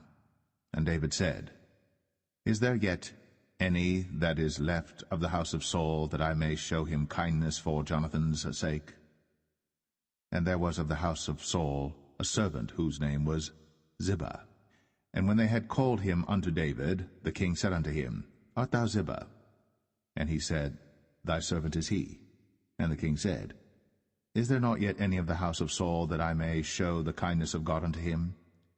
And Ziba said unto the king, Jonathan hath yet a son which is lame on his feet. And the king said unto him, Where is he? And Ziba said unto the king, Behold, he is in the house of Machir, the son of Ammiel, in Lo-debar. Then King David sent and fetched him out of the house of Machir, the son of Ammiel, from Lo-debar. Now when Mephibosheth, the son of Jonathan, the son of Saul, was come unto David, he fell on his face and did reverence. And David said, Mephibosheth. And he answered, Behold, thy servant. And David said unto him, Fear not, for I will surely show thee kindness for Jonathan thy father's sake, and will restore thee all the land of Saul thy father, and thou shalt eat bread at my table continually. And he bowed himself and said, What is thy servant, that thou shouldst look upon such a dead dog as I am? Then the king called to Ziba, Saul's servant, and said unto him, I have given unto thy master's son all that pertained to Saul, and to all his house. Thou therefore, and thy sons and thy servants, shall till the land for him, and thou shalt bring in the fruits, that thy master's son may have food to eat. But Mephibosheth, thy master's son, shall eat bread always at my table. Now Ziba had 15 sons and 20 servants. Then said Ziba unto the king, According to all that my lord the king hath commanded his servant, so shall thy servant do. As for Mephibosheth, said the king, he shall eat at my table as one of the king's sons. And Mephibosheth had a young son whose name was Micah. And all that dwelt in the house of Ziba were servants unto Mephibosheth. So Mephibosheth dwelt in Jerusalem, for he did eat continually at the king's table, and was lame on both his feet.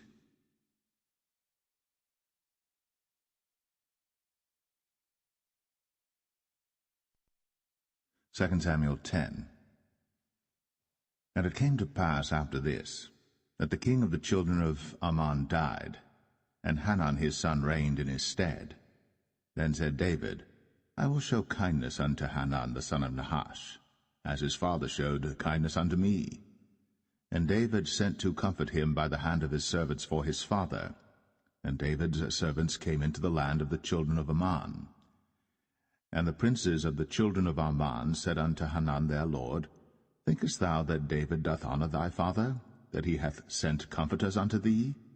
Hath not David rather sent his servants unto thee to search the city, and to spy it out, and to overthrow it?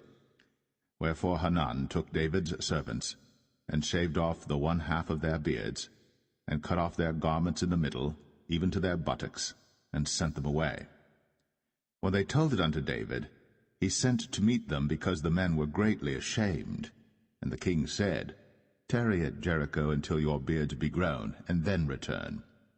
And when the children of Ammon saw that they stank before David, the children of Ammon sent and hired the Syrians of Beth-rehob, and the Syrians of Zobah, 20,000 footmen, and of King Maacah 1,000 men, and of Ishtab 12,000 men.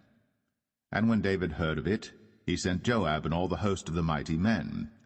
And the children of Ammon came out and put the battle in array at the entering in of the gate. And the Syrians of Zobah, and of Rehob, and Ishtab, and Maacah were by themselves in the field. When Joab saw that the front of the battle was against him before and behind, he chose of all the choice men of Israel, and put them in array against the Syrians. And the rest of the people he delivered into the hand of Abishai his brother, that he might put them in array against the children of Ammon. And he said, If the Syrians be too strong for me, then thou shalt help me. But if the children of Ammon be too strong for thee, then I will come and help thee. Be of good courage. Let us play the men for our people, and for the cities of our God. And the Lord do that which seemeth him good. And Joab drew nigh, and the people that were with him, unto the battle against the Syrians. And they fled before him. And when the children of Ammon saw that the Syrians were fled, then fled they also before Abishai, and entered into the city. So Joab returned from the children of Ammon, and came to Jerusalem. And when the Syrians saw that they were smitten before Israel, they gathered themselves together. And Hadarezer sent, and brought out the Syrians that were beyond the river, and they came to Helam. And Shobach, the captain of the host of Hadarezer, went before them. And when it was told David, he gathered all Israel together, and passed over Jordan, and came to Helam. And the Syrians set themselves in array against David, and fought with him. And the Syrians fled before Israel. And David slew the men of 700 chariots of the Syrians, and 40,000 horsemen, and smote Shobach, the captain of their host, who died there. And when all the kings that were servants to Hadarezer saw that they were smitten before Israel, they made peace with Israel, and served them. So the Syrians feared to help the children of Ammon any more.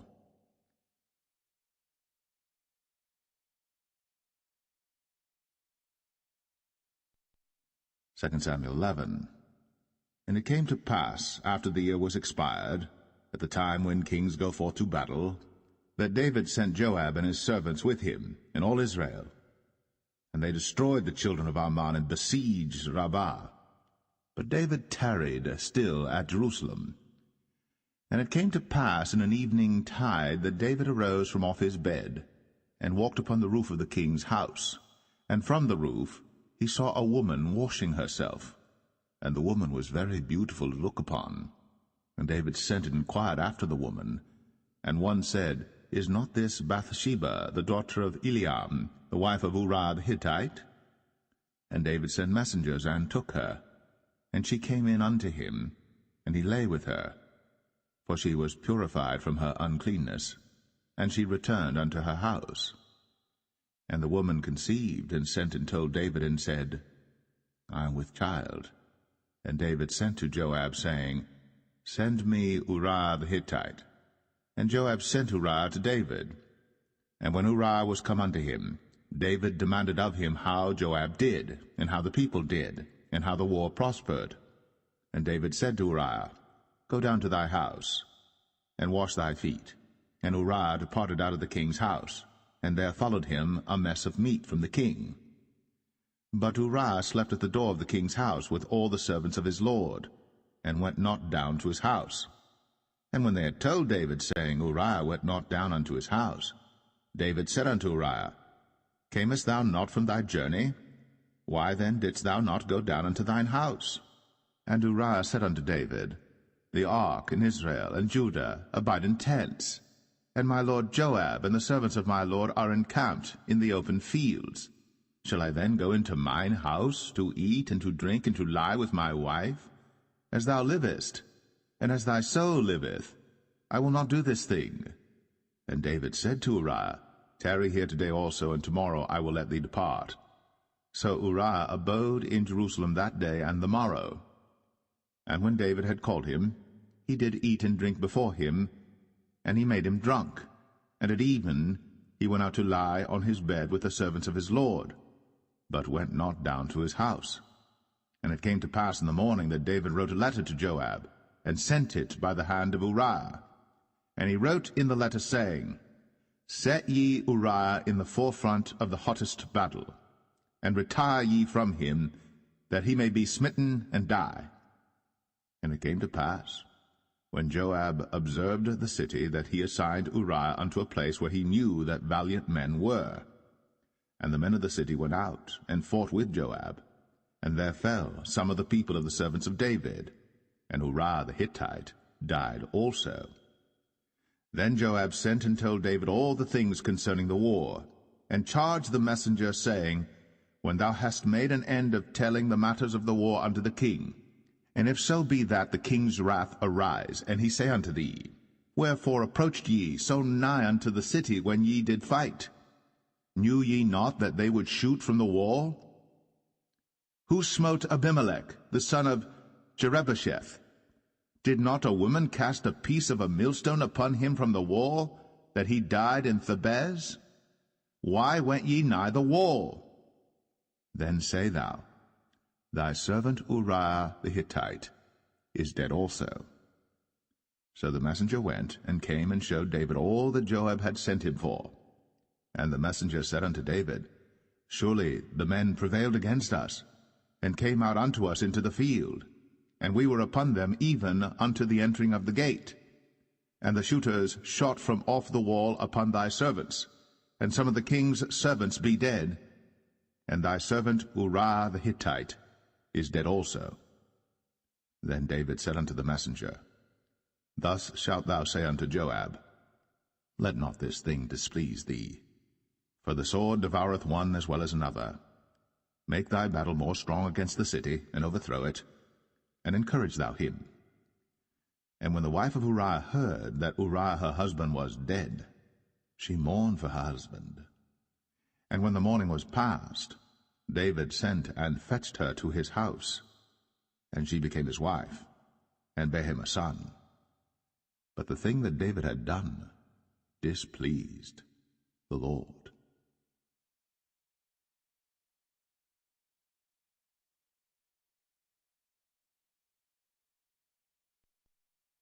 2 Samuel 12. And the Lord sent Nathan unto David. And he came unto him, and said unto him, There were 2 men in one city, the one rich and the other poor. The rich man had exceeding many flocks and herds, but the poor man had nothing save one little ewe lamb, which he had bought and nourished up. And it grew up together with him, and with his children. It did eat of his own meat, and drank of his own cup, and lay in his bosom, and was unto him as a daughter. And there came a traveller unto the rich man, and he spared to take of his own flock and of his own herd to dress for the wayfaring man that was come unto him, but took the poor man's lamb, and dressed it for the man that was come to him.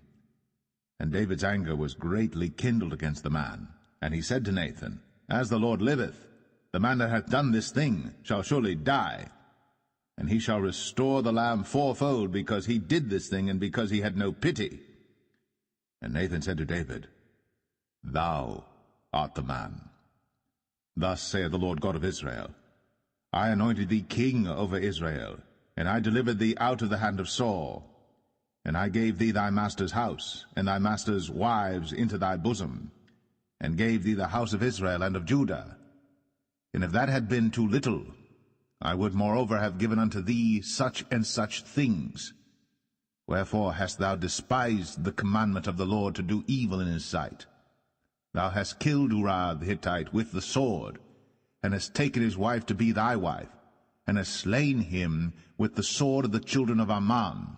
Now therefore the sword shall never depart from thine house, because thou hast despised me, and hast taken the wife of Uriah the Hittite to be thy wife. Thus saith the Lord, Behold, I will raise up evil against thee out of thine own house, and I will take thy wives before thine eyes, and give them unto thy neighbor, and he shall lie with thy wives in the sight of this sun. For thou didst it secretly, but I will do this thing before all Israel, and before the sun. And David said unto Nathan, I have sinned against the Lord.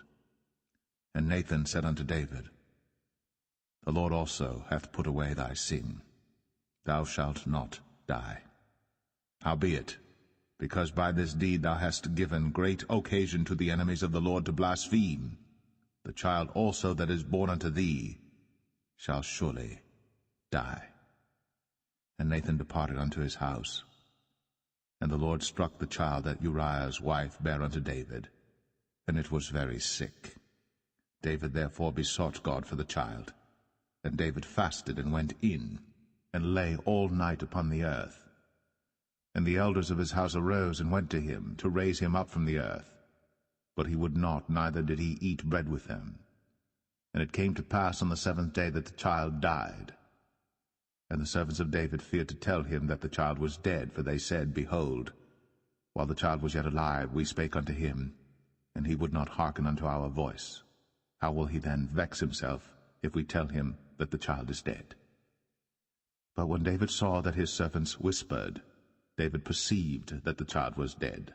Therefore David said unto his servants, Is the child dead? And they said, He is dead.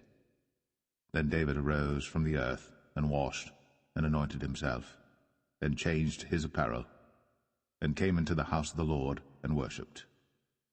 Then he came to his own house, and when he required, they set bread before him, and he did eat. Then said his servants unto him, What thing is this that thou hast done? Thou didst fast and weep for the child while it was alive, but when the child was dead thou didst rise and eat bread. And he said, While the child was yet alive, I fasted and wept, for I said, Who can tell whether God will be gracious to me, that the child may live? But now he is dead. Wherefore should I fast? Can I bring him back again? I shall go to him, but he shall not return to me. And David comforted Bathsheba his wife, and went in unto her, and lay with her. And she bare a son, and he called his name Solomon. And the Lord loved him. And he sent by the hand of Nathan the prophet, and he called his name Jedediah, because of the Lord. And Joab fought against Rabbah of the children of Ammon, and took the royal city.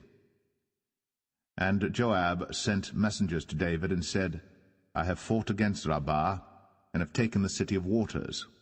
Now therefore gather the rest of the people together, and encamp against the city, and take it, lest I take the city, and it be called after my name.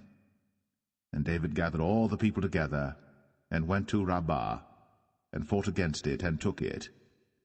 And he took their king's crown from off his head, the weight whereof was a talent of gold, with the precious stones, and it was set on David's head. And he brought forth the spoil of the city in great abundance. And he brought forth the people that were therein, and put them under saws, and under harrows of iron, and under axes of iron, and made them pass through the brick kiln. And thus did he unto all the cities of the children of Ammon.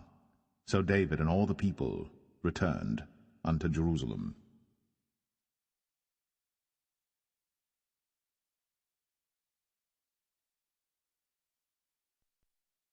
2 Samuel 13. And it came to pass after this, that Absalom the son of David had a fair sister whose name was Tamar, and Amnon the son of David loved her.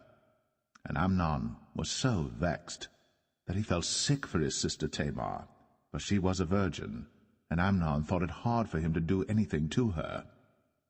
But Amnon had a friend whose name was Jonadab, the son of Shimea, David's brother. And Jonadab was a very subtle man. And he said unto him, Why art thou, being the king's son, lean from day to day? Wilt thou not tell me? And Amnon said unto him, I love Tamar, my brother Absalom's sister. And Jonadab said unto him, Lay thee down on thy bed, and make thyself sick. And when thy father cometh to see thee, say unto him, I pray thee, let my sister Tamar come and give me meat, and dress the meat in my sight, that I may see it, and eat it at her hand. So Amnon lay down, and made himself sick. And when the king was come to see him, Amnon said unto the king, I pray thee, let Tamar my sister come, and make me a couple of cakes in my sight, that I may eat at her hand. Then David sent home to Tamar, saying, Go now to thy brother Amnon's house, and dress him meat. So Tamar went to her brother Amnon's house, and he was laid down. And she took flour, and kneaded it, and made cakes in his sight, and did bake the cakes. And she took a pan, and poured them out before him. But he refused to eat. And Amnon said, Have out all men from me. And they went out every man from him. And Amnon said unto Tamar, Bring the meat into the chamber, that I may eat of thine hand. And Tamar took the cakes which she had made, and brought them into the chamber to Amnon her brother. And when she had brought them unto him to eat, he took hold of her, and said unto her, Come, lie with me, my sister. And she answered him, Nay, my brother, do not force me. For no such thing ought to be done in Israel. Do not thou this folly. And I, whither shall I cause my shame to go? And as for thee, thou shalt be as one of the fools in Israel. Now therefore I pray thee, speak unto the king, for he will not withhold me from thee. Howbeit, he would not hearken unto her voice, but being stronger than she, forced her, and lay with her. Then Amnon hated her exceedingly, so that the hatred wherewith he hated her was greater than the love wherewith he had loved her. And Amnon said unto her, Arise, be gone. And she said unto him, There is no cause. This evil in sending me away is greater than the other that thou didst unto me. But he would not hearken unto her. Then he called his servant that ministered unto him, and said, Put now this woman out from me, and bolt the door after her. And she had a garment of divers colours upon her, for with such robes were the king's daughters that were virgins apparelled. Then his servant brought her out, and bolted the door after her. And Tamar put ashes on her head, and rent her garment of divers colours that was on her, and laid her hand on her head, and went on crying. And Absalom, her brother, said unto her, Hath Amnon thy brother been with thee? But hold now thy peace, my sister. He is thy brother. Regard not this thing. So Tamar remained desolate in her brother Absalom's house. But when King David heard of all these things, he was very wroth. And Absalom spake unto his brother Amnon, neither good nor bad, for Absalom hated Amnon, because he had forced his sister Tamar. And it came to pass after 2 full years that Absalom had sheep-shearers in Baal-Hazor, which is beside Ephraim. And Absalom invited all the king's sons. And Absalom came to the king and said, Behold now, thy servant hath sheep-shearers. Let the king, I beseech thee, and his servants go with thy servant. And the king said to Absalom, Nay, my son, let us not all now go, lest we be chargeable unto thee. And he pressed him, howbeit he would not go, but blessed him. Then said Absalom, If not, I pray thee, let my brother Amnon go with us.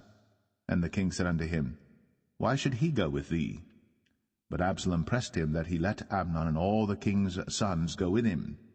Now Absalom had commanded his servant, saying, Mark ye now, when Amnon's heart is merry with wine, and when I say unto you, Smite Amnon, then kill him. Fear not. Have not I commanded you? Be courageous, and be valiant. And the servants of Absalom did unto Amnon as Absalom had commanded. Then all the king's sons arose, and every man gat him up upon his mule, and fled. And it came to pass, while they were in the way, that tidings came to David, saying, Absalom hath slain all the king's sons, and there is not one of them left. Then the king arose, and tare his garments, and lay on the earth, and all his servants stood by with their clothes rent. And Jonadab, the son of Shemaiah, David's brother, answered and said, Let not my lord suppose that they have slain all the young men, the king's sons, for Amnon only is dead. For by the appointment of Absalom this hath been determined from the day that he forced his sister Tamar. Now therefore let not my lord the king take the thing to his heart, to think that all the king's sons are dead, for Amnon only is dead. But Absalom fled. And the young man that kept the watch lifted up his eyes, and looked, and behold, there came much people by the way of the hillside behind him. And Jonadab said unto the king, Behold, the king's sons come, as thy servant said, so it is. And it came to pass, as soon as he had made an end of speaking, that, behold, the king's sons came, and lifted up their voice, and wept. And the king also and all his servants wept very sore. But Absalom fled and went to Talmai, the son of Ammihud, king of Geshur. And David mourned for his son every day. So Absalom fled and went to Geshur, and was there 3 years. And the soul of King David longed to go forth unto Absalom, for he was comforted concerning Amnon, seeing he was dead.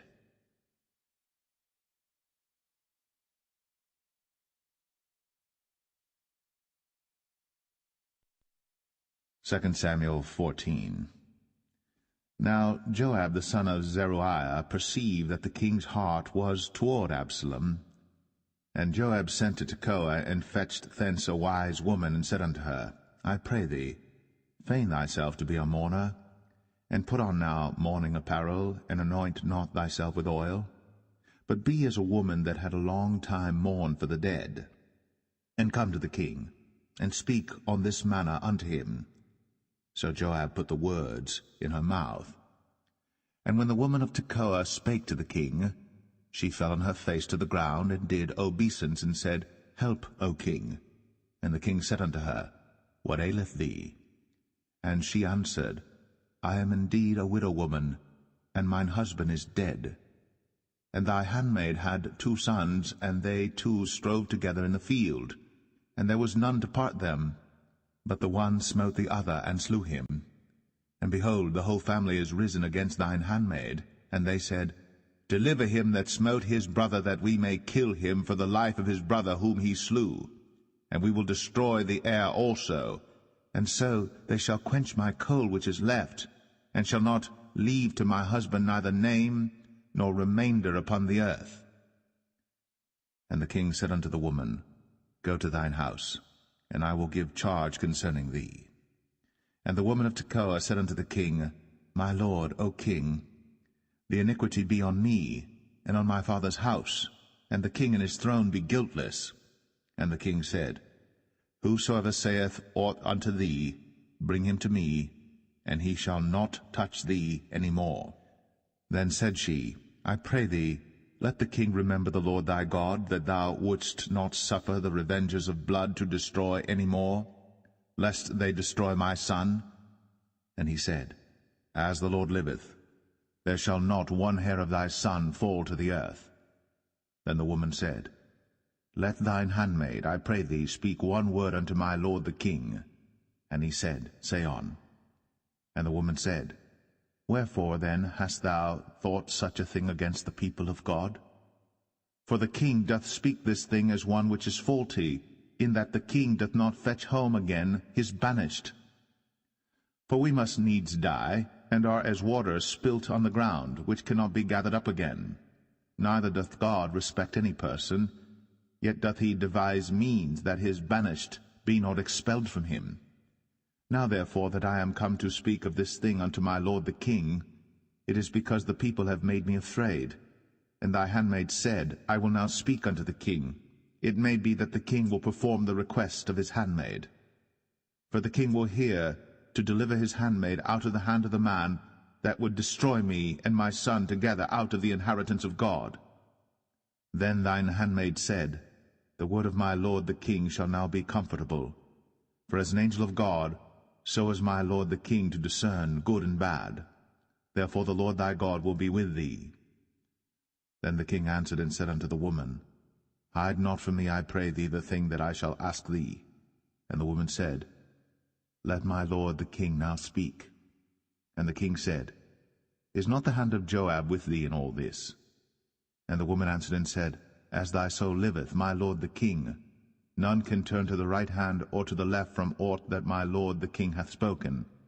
For thy servant Joab, he bade me, and he put all these words in the mouth of thine handmaid. To fetch about this form of speech hath thy servant Joab done this thing.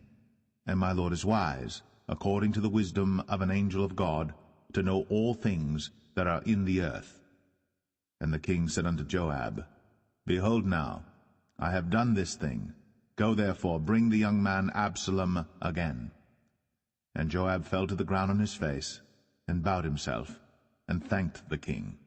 And Joab said, Today thy servant knoweth that I have found grace in thy sight, my lord, O king, in that the king hath fulfilled the request of his servant. So Joab arose and went to Geshur, and brought Absalom to Jerusalem. And the king said, Let him turn to his own house, and let him not see my face. So Absalom returned to his own house, and saw not the king's face. But in all Israel there was none to be so much praised as Absalom for his beauty. From the sole of his foot even to the crown of his head, there was no blemish in him. And when he polled his head, for it was at every year's end that he polled it, because the hair was heavy on him, therefore he polled it, he weighed the hair of his head at 200 shekels after the king's weight. And unto Absalom there were born 3 sons, and 1 daughter, whose name was Tamar. She was a woman of a fair countenance. So Absalom dwelt 2 full years in Jerusalem, and saw not the king's face. Therefore Absalom sent for Joab to have sent him to the king, but he would not come to him. And when he sent again the 2nd time, he would not come. Therefore he said unto his servants, See, Joab's field is near mine, and he hath barley there. Go and set it on fire. And Absalom's servants set the field on fire. Then Joab arose, and came to Absalom unto his house, and said unto him, Wherefore have thy servants set my field on fire? And Absalom answered Joab, Behold, I sent unto thee, saying, Come hither, that I may send thee to the king, to say, Wherefore am I come from Geshur? It had been good for me to have been there still. Now therefore let me see the king's face, and if there be any iniquity in me, let him kill me. So Joab came to the king, and told him. And when he had called for Absalom, he came to the king, and bowed himself on his face to the ground before the king. And the king kissed Absalom.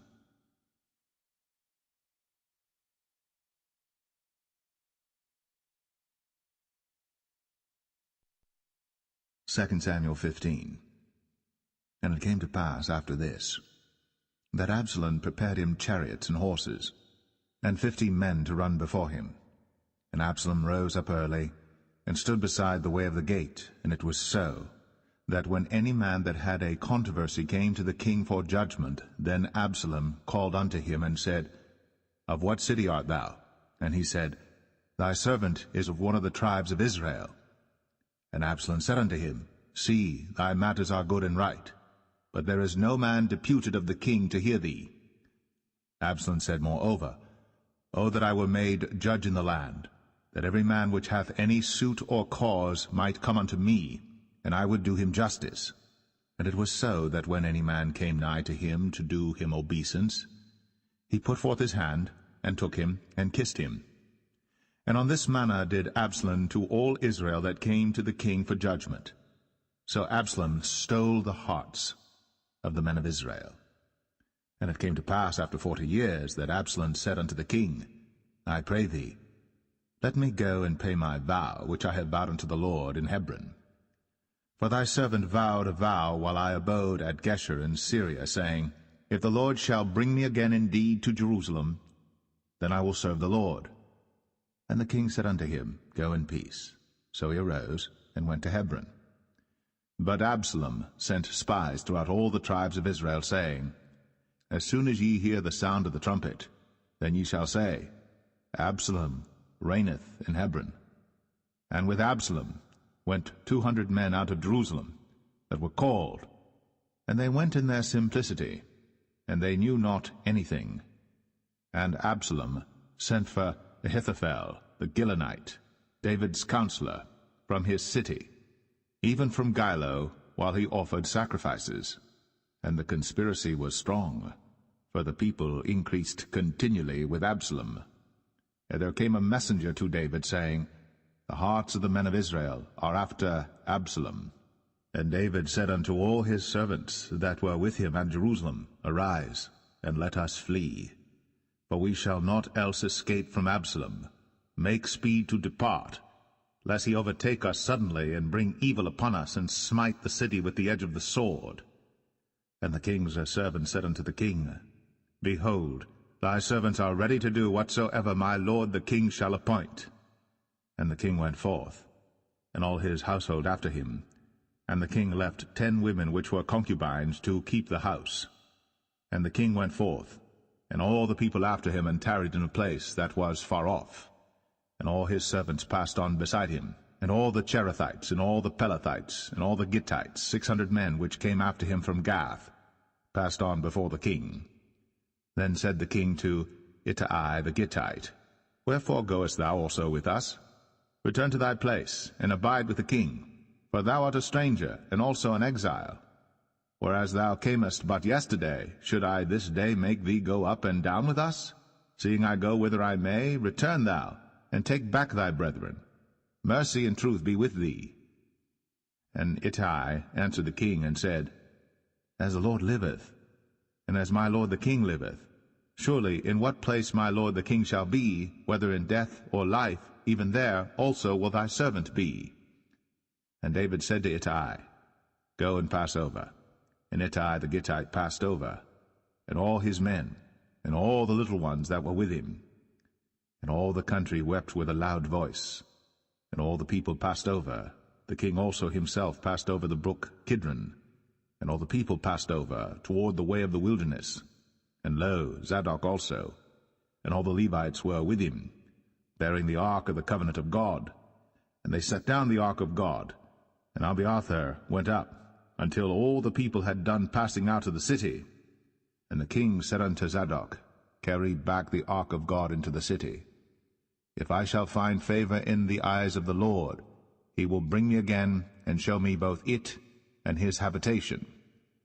But if he thus say, I have no delight in thee, behold, here am I.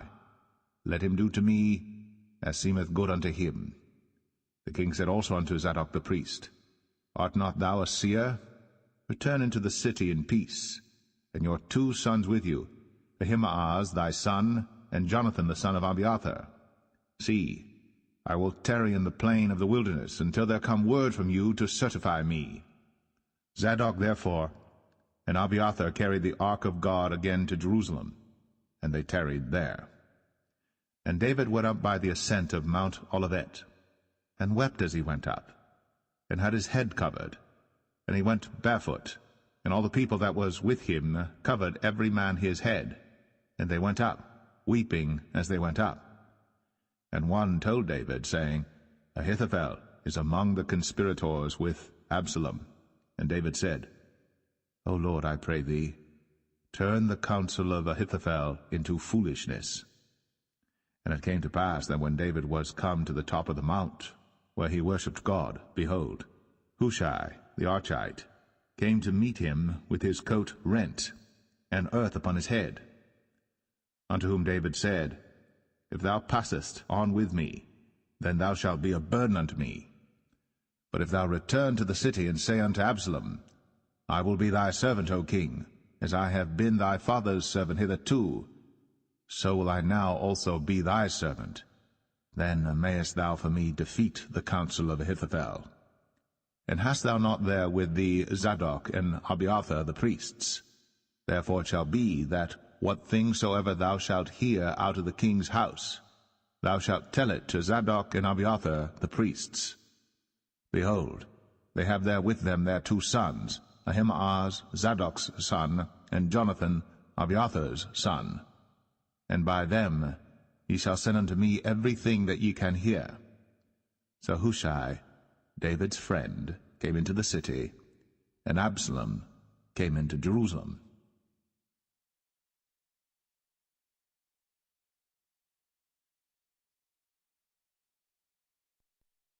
2 Samuel 16.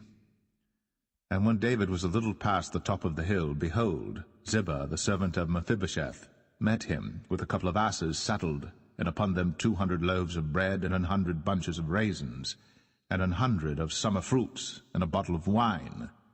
And the king said unto Ziba, What meanest thou by these? And Ziba said, The asses be for the king's household to ride on, and the bread and summer fruit for the young men to eat, and the wine, that such as be faint in the wilderness may drink. And the king said, And where is thy master's son?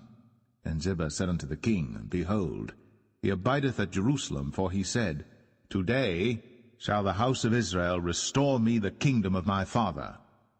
Then said the king to Ziba, Behold, thine are all that pertained unto Mephibosheth. And Ziba said, I humbly beseech thee that I may find grace in thy sight, my lord, O king. And when King David came to Bahurim, behold, thence came out a man of the family of the house of Saul, whose name was Shimei, the son of Gera. He came forth, and cursed still as he came. And he cast stones at David, and at all the servants of King David. And all the people and all the mighty men were on his right hand and on his left. And thus said Shimei, when he cursed, come out, thou bloody man, and thou man of Belial. The Lord hath returned upon thee all the blood of the house of Saul, in whose stead thou hast reigned. And the Lord hath delivered the kingdom into the hand of Absalom thy son, and behold, thou art taken in thy mischief, because thou art a bloody man. Then said Abishai the son of Zeruiah unto the king, Why should this dead dog curse my lord the king? Let me go over, I pray thee, and take off his head. And the king said, What have I to do with you, ye sons of Zeruiah? So let him curse, because the Lord hath said unto him, Curse David. Who shall then say, Wherefore hast thou done so? And David said to Abishai and to all his servants, Behold, my son, which came forth of my bowels, seeketh my life. How much more now may this Benjamite do it? Let him alone, and let him curse. For the Lord hath bidden him. It may be that the Lord will look on mine affliction, and that the Lord will requite me good for his cursing this day. And as David and his men went by the way, Shimei went along on the hills side over against him, and cursed as he went, and threw stones at him, and cast dust. And the king and all the people that were with him came weary, and refreshed themselves there. And Absalom and all the people, the men of Israel, came to Jerusalem, and Ahithophel with him. And it came to pass, when Hushai the Archite, David's friend, was come unto Absalom, that Hushai said unto Absalom, God save the king, God save the king. And Absalom said to Hushai, Is this thy kindness to thy friend? Why wentest thou not with thy friend? And Hushai said unto Absalom, Nay, but whom the Lord and this people and all the men of Israel choose, his will I be, and with him will I abide. And again, whom should I serve? Should I not serve in the presence of his son? As I have served in thy father's presence, so will I be in thy presence. Then said Absalom to Ahithophel, Give counsel among you what we shall do. And Ahithophel said unto Absalom, Go in unto thy father's concubines, which he hath left to keep the house. And all Israel shall hear that thou art abhorred of thy father. Then shall the hands of all that are with thee be strong. So they spread Absalom a tent upon the top of the house. And Absalom went in unto his father's concubines in the sight of all Israel. And the counsel of Ahithophel, which he counselled in those days, was as if a man had inquired at the oracle of God. So was all the counsel of Ahithophel, both with David and with Absalom.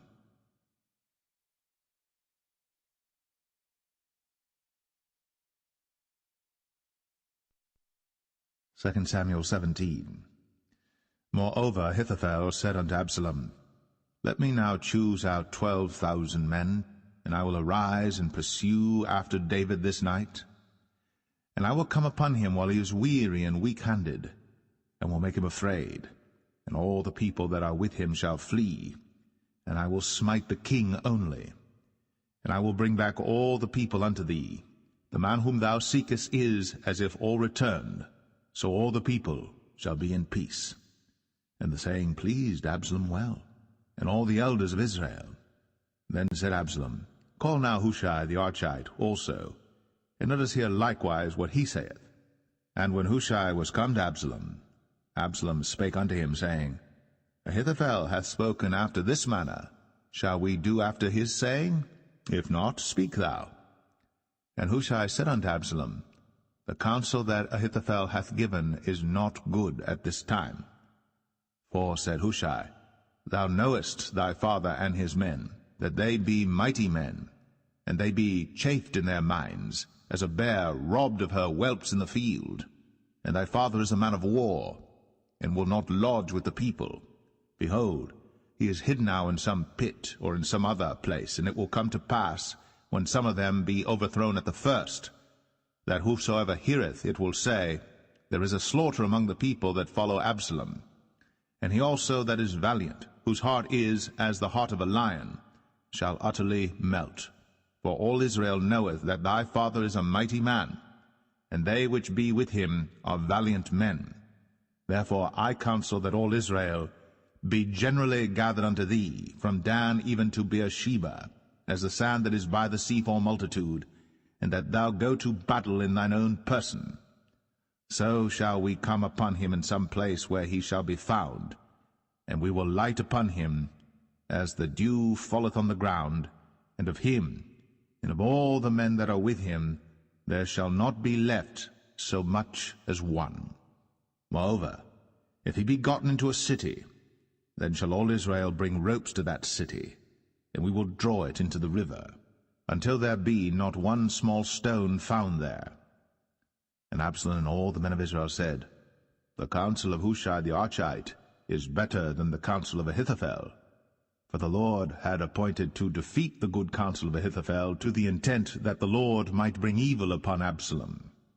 Then said Hushai unto Zadok and to Abiathar the priests, Thus and thus did Ahithophel counsel Absalom and the elders of Israel, and thus have I counselled. Now therefore send quickly, and tell David, saying, Lodge not this night in the plains of the wilderness, but speedily pass over, lest the king be swallowed up, and all the people that are with him. Now Jonathan and Ahimaaz stayed by En-Rogel, for they might not be seen to come into the city. And a wench went and told them, and they went and told King David. Nevertheless a lad saw them and told Absalom. But they went both of them away quickly, and came to a man's house in Bahurim, which had a well in his court, whither they went down.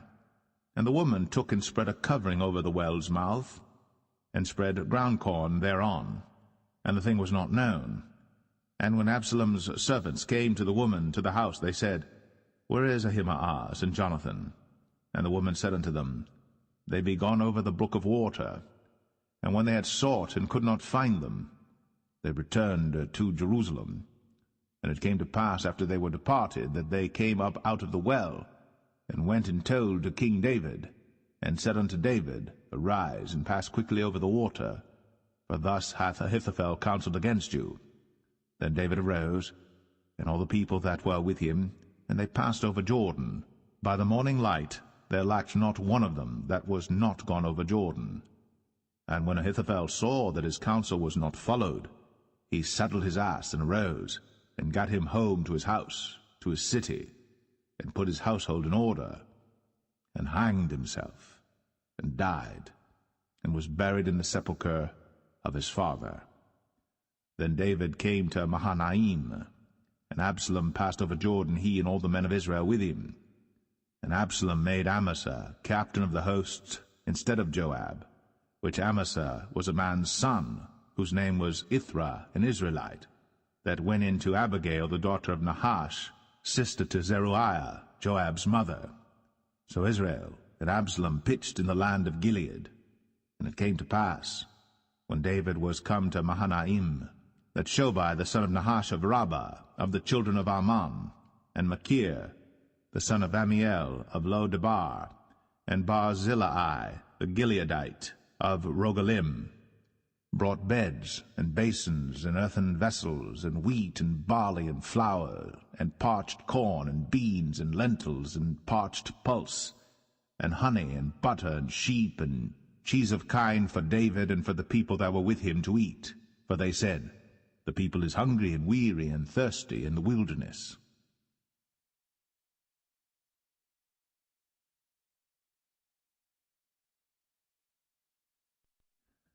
2 Samuel 18. And David numbered the people that were with him, and set captains of thousands and captains of hundreds over them. And David sent forth a third part of the people under the hand of Joab, and a third part under the hand of Abishai the son of Zeruiah, Joab's brother, and a third part under the hand of Ittai the Gittite. And the king said unto the people, I will surely go forth with you myself also. But the people answered, Thou shalt not go forth, for if we flee away, they will not care for us, neither, if half of us die, will they care for us. But now thou art worth 10,000 of us. Therefore now it is better that thou succor us out of the city. And the king said unto them, What seemeth you best, I will do. And the king stood by the gate side, and all the people came out by hundreds and by thousands. And the king commanded Joab and Abishai and Ittai, saying, Deal gently for my sake with the young man, even with Absalom. And all the people heard when the king gave all the captains charge concerning Absalom. So the people went out into the field against Israel, and the battle was in the wood of Ephraim, where the people of Israel were slain before the servants of David, and there was there a great slaughter that day of 20,000 men. For the battle was there scattered over the face of all the country, and the wood devoured more people that day than the sword devoured. And Absalom met the servants of David, and Absalom rode upon a mule, and the mule went under the thick boughs of a great oak, and his head caught hold of the oak, and he was taken up between the heaven and the earth, and the mule that was under him went away. And a certain man saw it, and told Joab, and said, Behold, I saw Absalom hanged in an oak.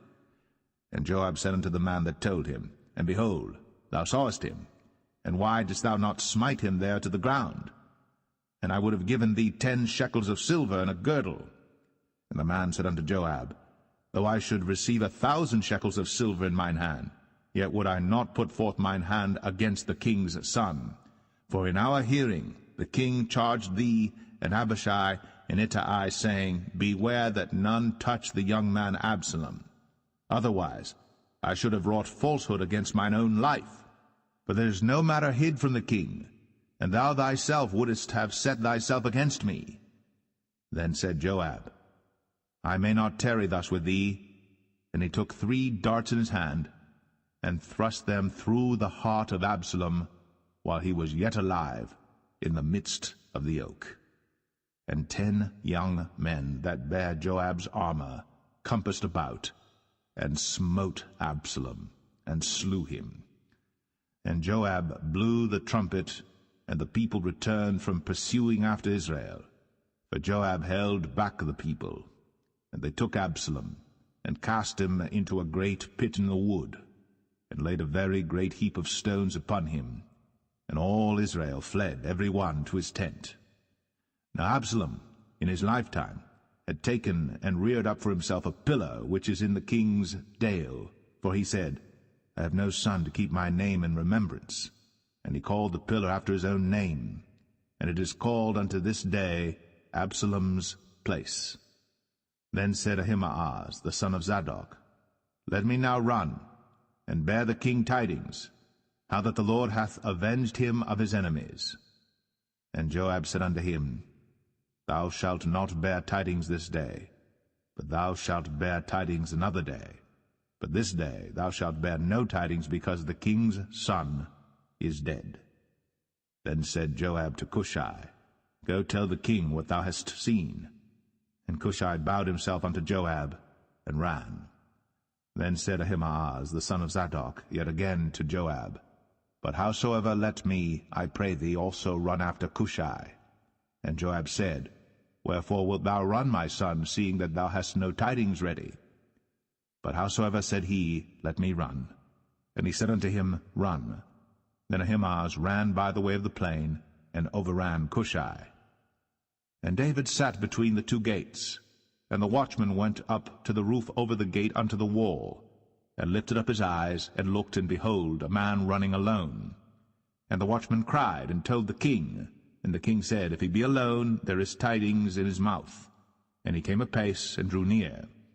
And the watchman saw another man running. And the watchman called unto the porter, and said, Behold, another man running alone.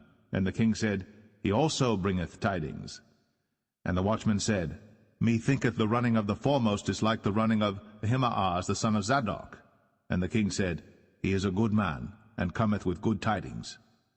And Ahimaaz called, and said unto the king, All is well. And he fell down to the earth upon his face before the king, and said, Blessed be the Lord thy God, which hath delivered up the men that lifted up their hand against my lord the king. And the king said, Is the young man Absalom safe? And Ahimaaz answered, When Joab sent the king's servant, and me thy servant, I saw a great tumult, but I knew not what it was. And the king said unto him, Turn aside, and stand here. And he turned aside, and stood still. And behold, Cushai came. And Cushai said, Tidings, my lord the king. For the Lord hath avenged thee this day of all them that rose up against thee. And the king said unto Cushai, Is the young man Absalom safe? And Cushai answered, The enemies of my lord the king, and all that rise against thee to do thee hurt, be as that young man is. And the king was much moved, and went up to the chamber over the gate, and wept. And as he went, thus he said, O my son Absalom, my son Absalom, would God I had died for thee, O Absalom, my son, my son.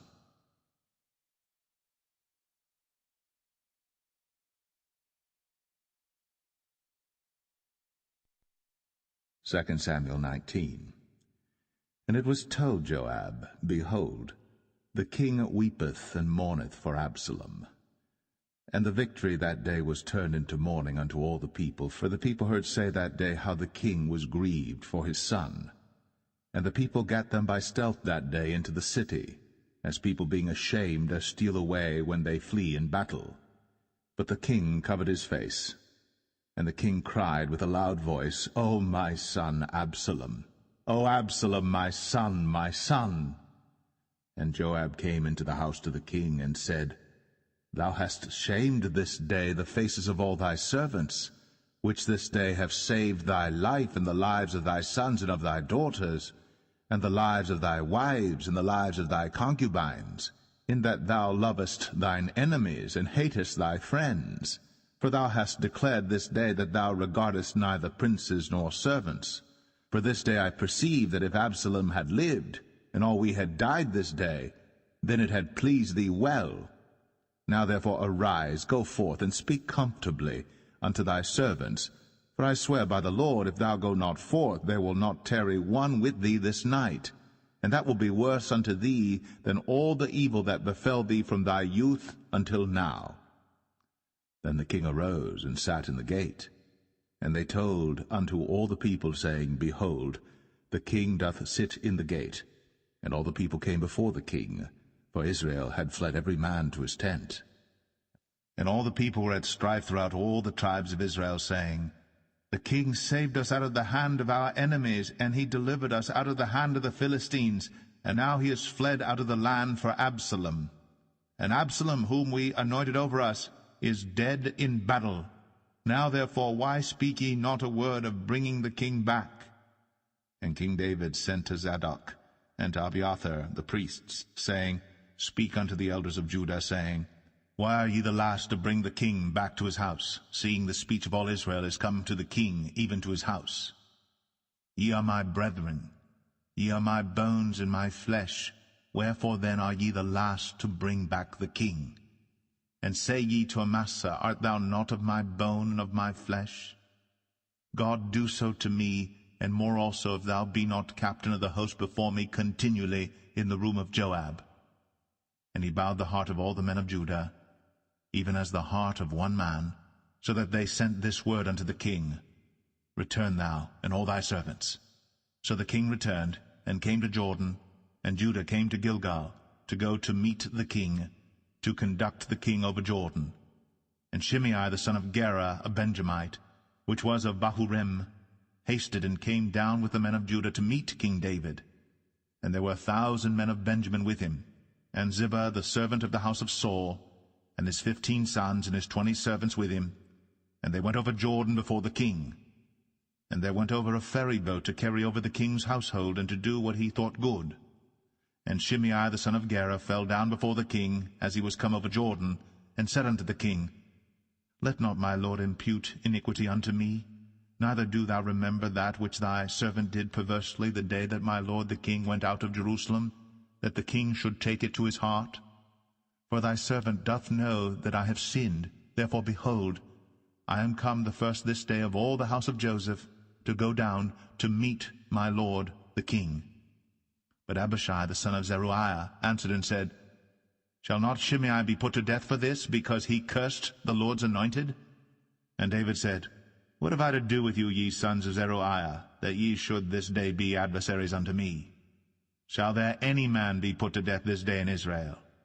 For do not I know that I am this day king over Israel? Therefore the king said unto Shimei, Thou shalt not die.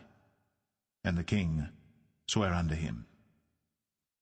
And Mephibosheth, the son of Saul, came down to meet the king, and had neither dressed his feet, nor trimmed his beard, nor washed his clothes, from the day the king departed until the day he came again in peace. And it came to pass, when he was come to Jerusalem to meet the king, that the king said unto him, Wherefore wentest not thou with me, Mephibosheth? And he answered, My lord, O king, my servant deceived me. For thy servant said, I will saddle me an ass, that I may ride thereon, and go to the king, because thy servant is lame. And he hath slandered thy servant unto my lord the king. But my lord the king is as an angel of God. Do therefore what is good in thine eyes. For all of my father's house were but dead men before my lord the king. Yet didst thou set thy servant among them that did eat at thine own table? What right therefore have I yet to cry any more unto the king? And the king said unto him, Why speakest thou any more of thy matters? I have said, Thou and Ziba divide the land. And Mephibosheth said unto the king, Yea, let him take all, for as much as my lord the king is come again in peace unto his own house. And Barzillai the Gileadite came down from Rogelim, and went over Jordan with the king to conduct him over Jordan. Now Barzillai was a very aged man, even 80 years old, and he had provided the king of sustenance while he lay at Mahanaim, for he was a very great man. And the king said unto Barzillai, Come thou over with me, and I will feed thee with me in Jerusalem. And Barzillai said unto the king, How long have I to live, that I should go up with the king unto Jerusalem? I am this day 80 years old, and can I discern between good and evil? Can thy servant taste what I eat or what I drink? Can I hear any more the voice of singing men and singing women? Wherefore then should thy servant be yet a burden unto my lord the king? Thy servant will go a little way over Jordan with the king, and why should the king recompense it me with such a reward? Let thy servant, I pray thee, turn back again, that I may die in mine own city. and be buried by the grave of my father and of my mother. But behold thy servant Chimham, let him go over with my lord the king, and do to him what shall seem good unto thee. And the king answered, Chimham shall go over with me, and I will do to him that which shall seem good unto thee. And whatsoever thou shalt require of me, that will I do for thee. And all the people went over Jordan. And when the king was come over, the king kissed Barzillai, and blessed him, and he returned unto his own place.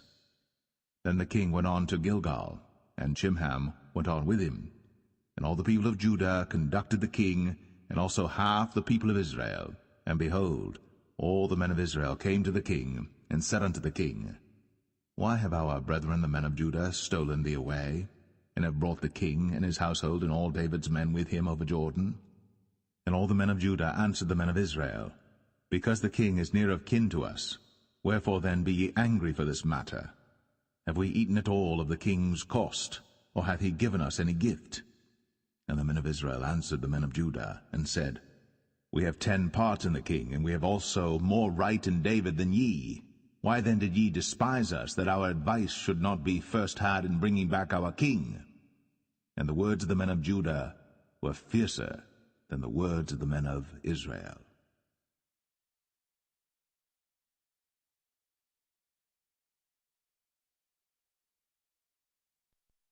2 Samuel 20.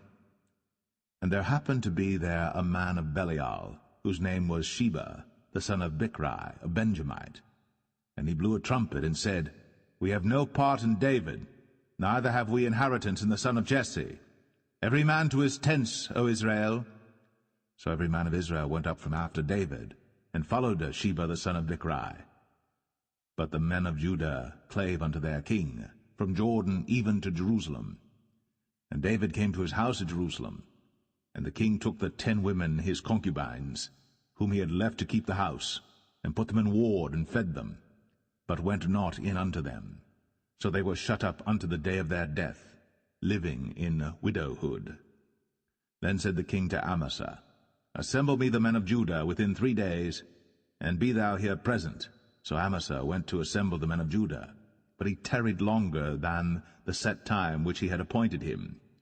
And David said to Abishai, Now shall Sheba the son of Bichri do us more harm than did Absalom. Take thou thy lord's servants, and pursue after him, lest he get him fenced cities and escape us. And there went out after him Joab's men, and the Cherethites and the Pelethites, and all the mighty men, and they went out of Jerusalem, to pursue after Sheba the son of Bichri. When they were at the great stone which is in Gibeon, Amasa went before them, and Joab's garment that he had put on was girded unto him, and upon it a girdle with a sword fastened upon his loins in the sheath thereof. And as he went forth it fell out. And Joab said to Amasa, Art thou in health, my brother? And Joab took Amasa by the beard with the right hand to kiss him. But Amasa took no heed to the sword that was in Joab's hand. So he smote him therewith in the 5th rib, and shed out his bowels to the ground, and struck him not again, and he died. So Joab and Abishai his brother pursued after Sheba the son of Bichri. And one of Joab's men stood by him, and said, He that favoureth Joab, and he that is for David, let him go after Joab. And Amasa wallowed in blood in the midst of the highway. And when the man saw that all the people stood still, he removed Amasa out of the highway into the field, and cast a cloth upon him, when he saw that every one that came by him stood still. When he was removed out of the highway, all the people went on after Joab, to pursue after Sheba the son of Bichri.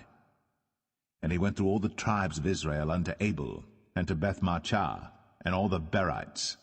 And they were gathered together, and went also after him. And they came and besieged him in Abel of Bethmachah. And they cast up a bank against the city, and it stood in the trench, and all the people that were with Joab battered the wall to throw it down. Then cried a wise woman out of the city, Hear, hear, say, I pray you, unto Joab, Come near hither, that I may speak with thee. And when he was come near unto her, the woman said, Art thou Joab? And he answered, I am he. Then she said unto him, Hear the words of thine handmaid. And he answered, I do hear. Then she spake, saying, They were wont to speak in old time, saying, They shall surely ask counsel at Abel. And so they ended the matter. I am one of them that are peaceable and faithful in Israel.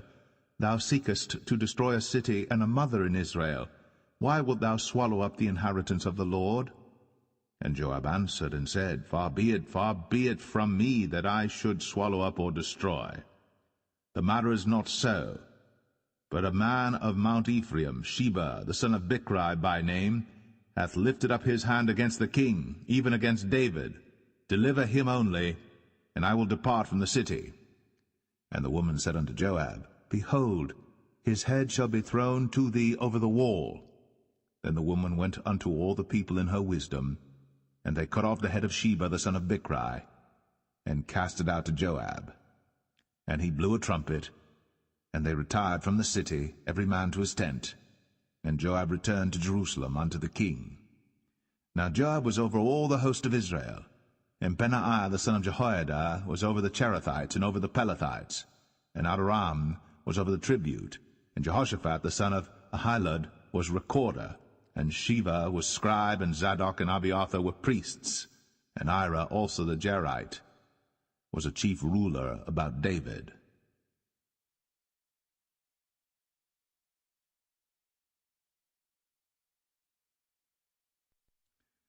Second Samuel 21. Then there was a famine in the days of David 3 years, year after year. And David inquired of the Lord. And the Lord answered, It is for Saul and for his bloody house, because he slew the Gibeonites.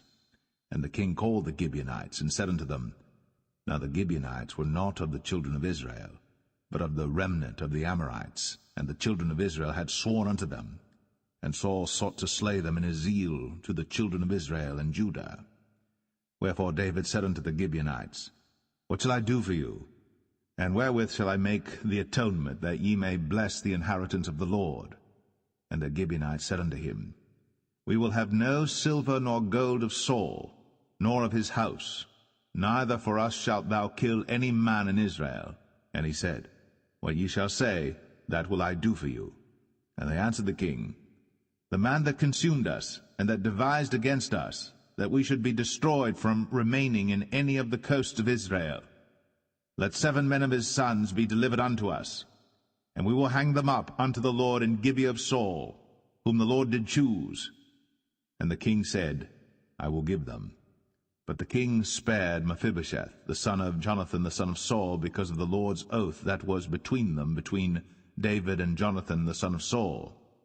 But the king took the 2 sons of Rizpah, the daughter of Aiah, whom she bare unto Saul, Armoni and Mephibosheth, and the 5 sons of Michal, the daughter of Saul, whom she brought up for Adriel, the son of Barzillai, the Maholathite.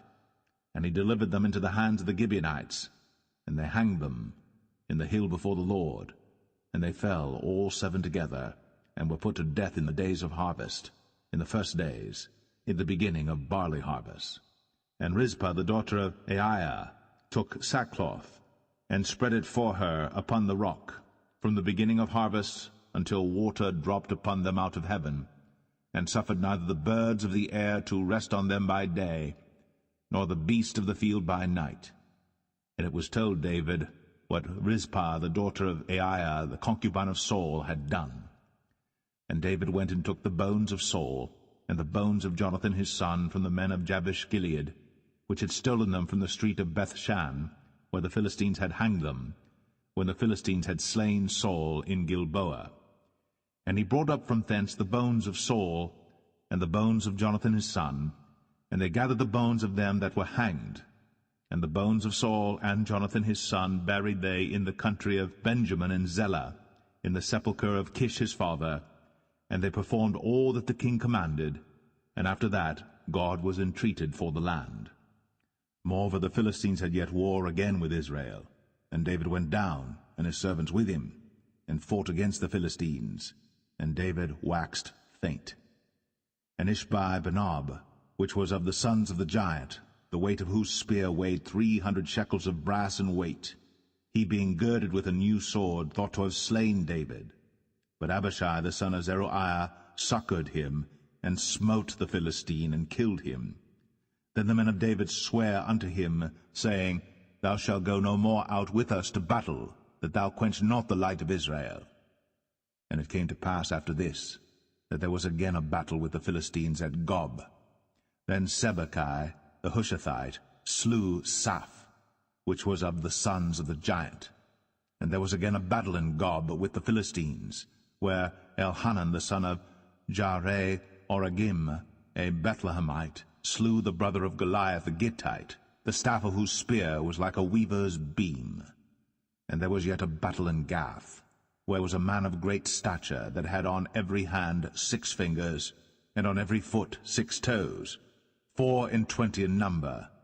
And he also was born to the giant. And when he defied Israel, Jonathan the son of Shemaiah, the brother of David, slew him.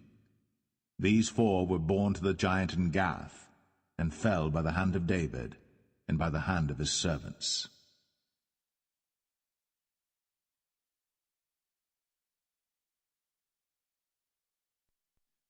2 Samuel 22.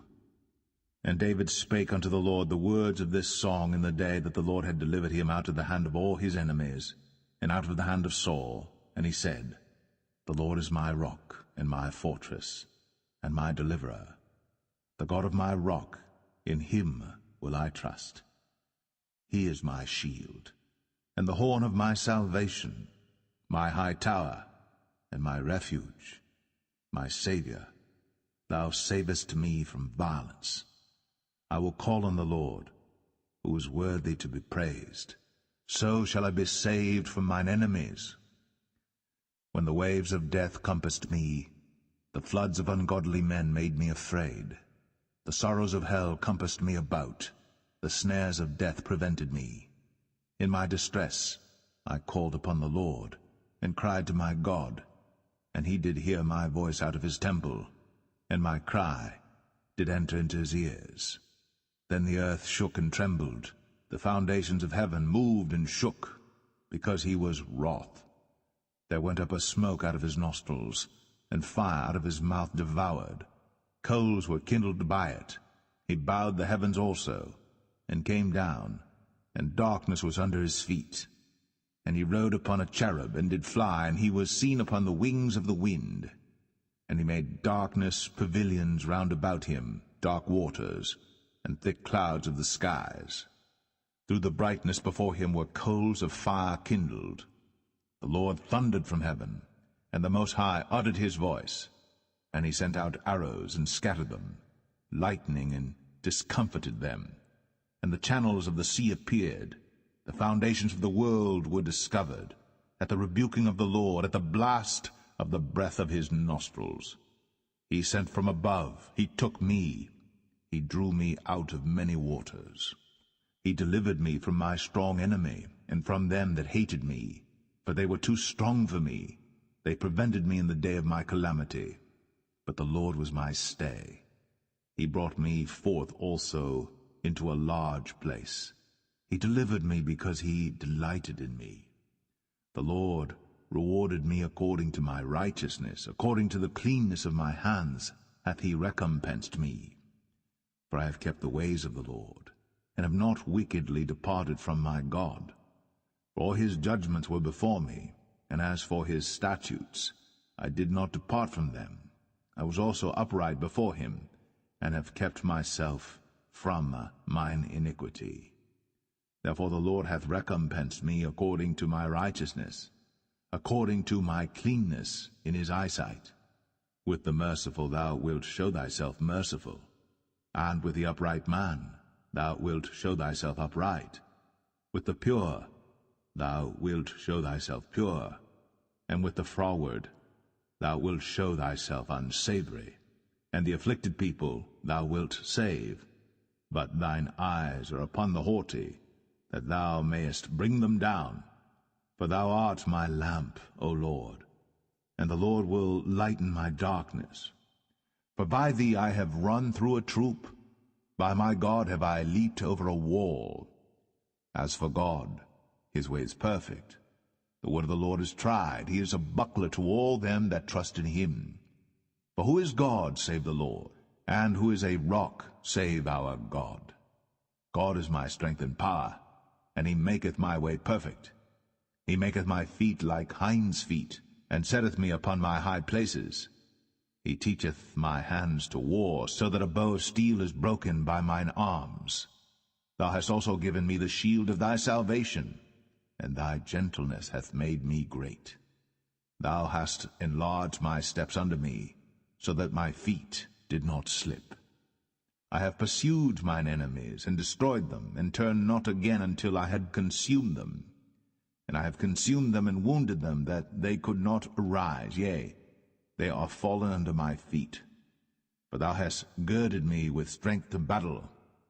Them that rose up against me hast thou subdued under me. Thou hast also given me the necks of mine enemies, that I might destroy them that hate me. They looked, but there was none to save, even unto the Lord. But he answered them not. Then did I beat them as small as the dust of the earth.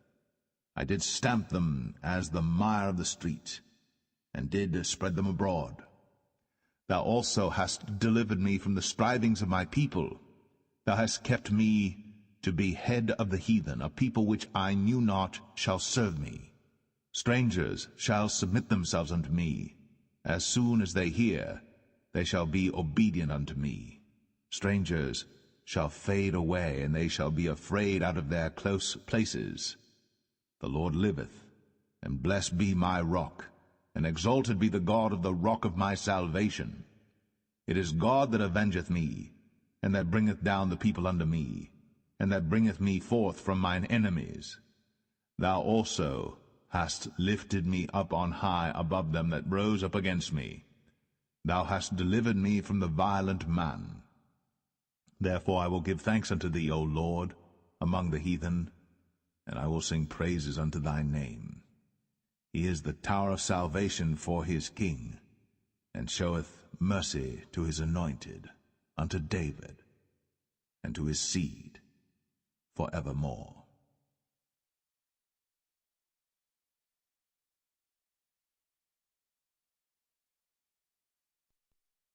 2 Samuel 23. Now these be the last words of David.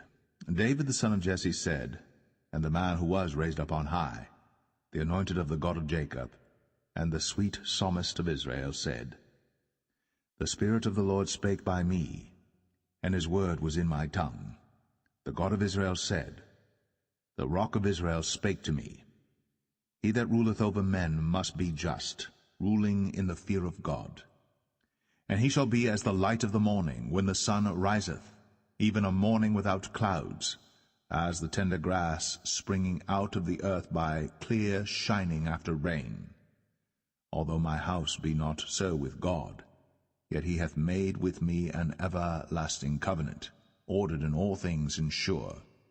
For this is all my salvation and all my desire, although he make it not to grow. But the sons of Belial shall be all of them as thorns thrust away, because they cannot be taken with hands. But the man that shall touch them must be fenced with iron, and the staff of a spear, and they shall be utterly burned with fire in the same place. These be the names of the mighty men whom David had.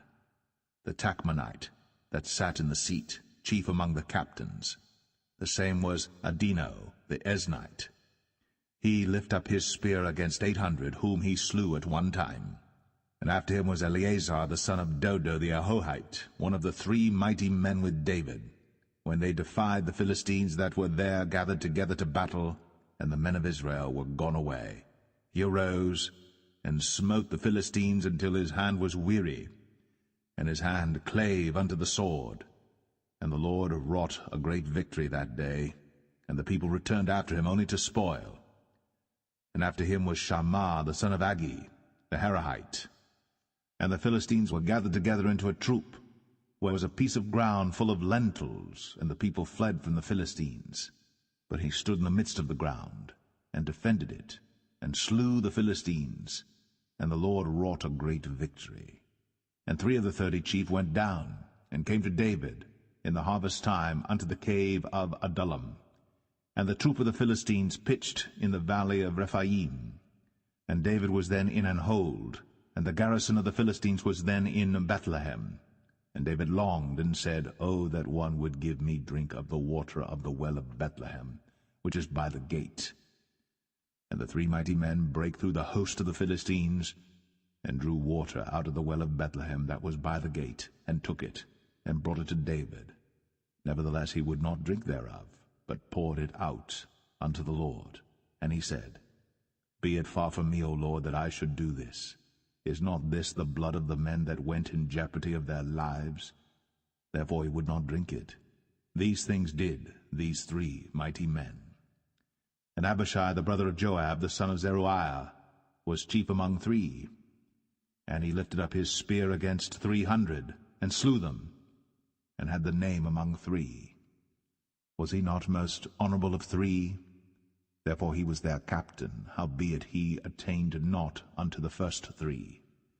And Benaiah the son of Jehoiada, the son of a valiant man of Kabzeel, who had done many acts, he slew 2 lion-like men of Moab. He went down also and slew a lion in the midst of a pit in time of snow. And he slew an Egyptian, a goodly man. And the Egyptian had a spear in his hand. But he went down to him with a staff, and plucked the spear out of the Egyptian's hand, and slew him with his own spear. These things did Benaiah the son of Jehoiada, and had the name among 3 mighty men. He was more honorable than the 30, but he attained not to the first 3. And David set him over his guard. Asahel the brother of Joab was one of the 30, Elhanan the son of Dodo of Bethlehem, Shammah the Harodite, Elika the Harodite, Helez the Paltite, Ira the son of Ikesh the Tekoite, Abiezer the Anethathite, Mebunai the Hushathite, Zalman the Ahohite, Maharai the Netophathite, Heleb the son of Baanah a Netophathite, Ittai the son of Ribai, out of Gibeah of the children of Benjamin, Benaiah the Parathonite, Hiddai of the brooks of Gaash, Abialbon the Arbathite, Asmaveth the Bahamite, Eliabah the Shaalbanite, of the sons of Jashan, Jonathan, Shammah the Hararite, Ahiam the son of Sharar the Hararite, Eliphalet the son of Ahasbai, the son of the Maakathite, Eliam the son of Ahithophel the Gelonite, Hezrai the Carmelite, Parai the Arbite, Igal the son of Nathan of Zobah, Bani the Gadite, Zelek the Ammonite, Naharai the Barathite, Armabera to Joab the son of Zeruiah, Ira and Ithrite, Gareb and Ithrite, Uriah the Hittite, 37 in all.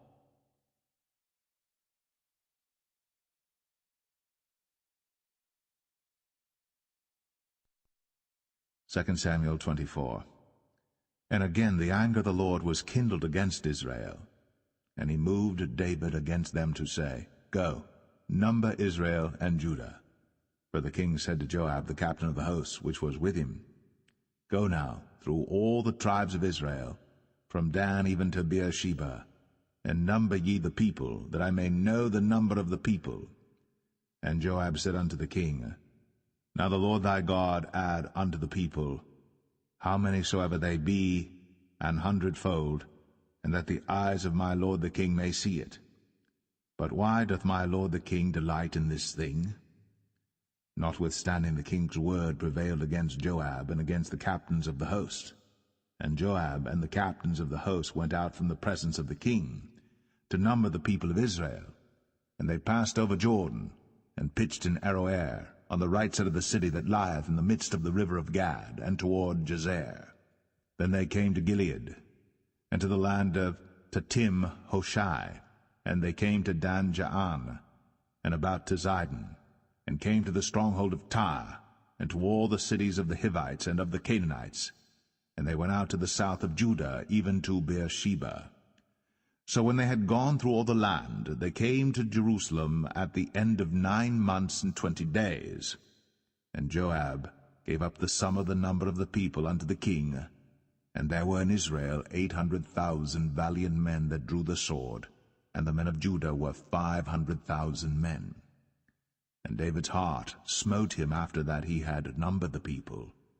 And David said unto the Lord, I have sinned greatly in that I have done. And now, I beseech thee, O Lord, take away the iniquity of thy servant, for I have done very foolishly. For when David was up in the morning, the word of the Lord came unto the prophet Gad, David's seer, saying, Go and say unto David, Thus saith the Lord, I offer thee 3 things.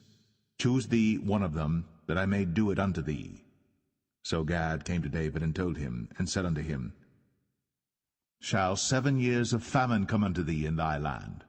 Or wilt thou flee 3 months before thine enemies, while they pursue thee? Or that there be 3 days' pestilence in thy land? Now advise, and see what answer I shall return to him that sent me. And David said unto Gad, I am in a great strait. Let us fall now into the hand of the Lord, for his mercies are great, and let me not fall into the hand of man. So the Lord sent a pestilence upon Israel, from the morning even to the time appointed. And there died of the people from Dan even to Beersheba 70,000 men. And when the angel stretched out his hand upon Jerusalem to destroy it, the Lord repented him of the evil, and said to the angel that destroyed the people, It is enough.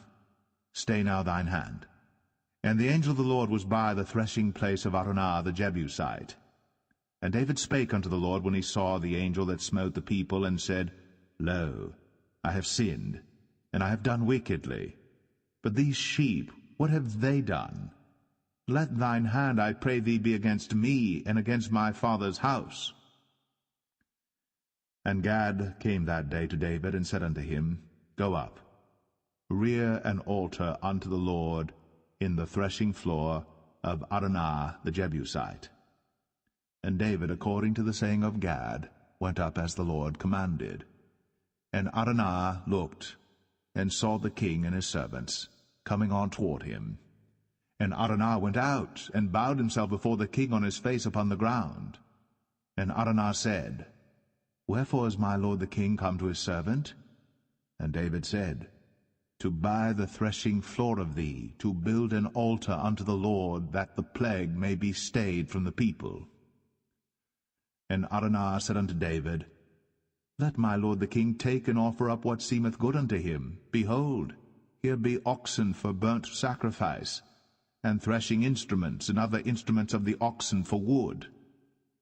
All these things did Araunah as a king give unto the king. And Araunah said unto the king, The Lord thy God accept thee.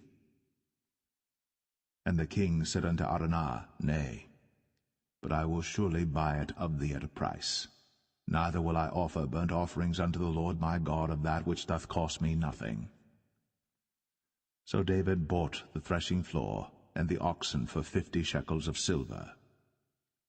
And David built there an altar unto the Lord, and offered burnt offerings and peace offerings. So the Lord was entreated for the land, and the plague was stayed from Israel.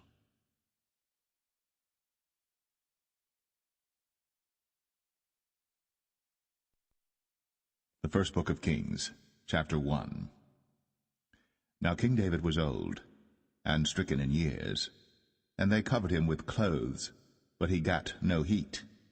Wherefore his servants said unto him, Let there be sought for my lord the king a young virgin, and let her stand before the king, and let her cherish him, and let her lie in thy bosom, that my lord the king may get heat. So they sought for a fair damsel throughout all the coasts of Israel, and found Abishag, a Shunammite, and brought her to the king. And the damsel was very fair, and cherished the king, and ministered to him. But the king knew her not. Then Adonijah the son of Haggith exalted himself, saying, I will be king. And he prepared him chariots and horsemen, and 50 men to run before him. And his father had not displeased him at any time in saying, Why hast thou done so? And he also was a very goodly man. And his mother bare him after Absalom. And he conferred with Joab the son of Zeruiah, and with Abiathar the priest, and they, following Adonijah, helped him. But Zadok the priest, and Benaiah the son of Jehoiada, and Nathan the prophet, and Shimei, and Rei, and the mighty men which belonged to David, were not with Adonijah. And Adonijah slew sheep and oxen and fat cattle by the stone of Zoheleth, which is by En-Rogel, and called all his brethren the king's sons, and all the men of Judah the king's servants. But Nathan the prophet, and Benaiah, and the mighty men, and Solomon his brother, he called not.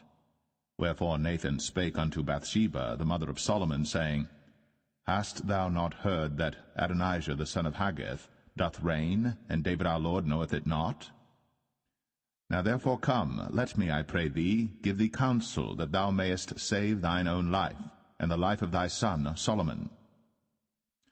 Go and get thee in unto King David, and say unto him, Didst not thou, my lord, O king, swear unto thine handmaid, saying, Assuredly Solomon thy son shall reign after me, and he shall sit upon my throne?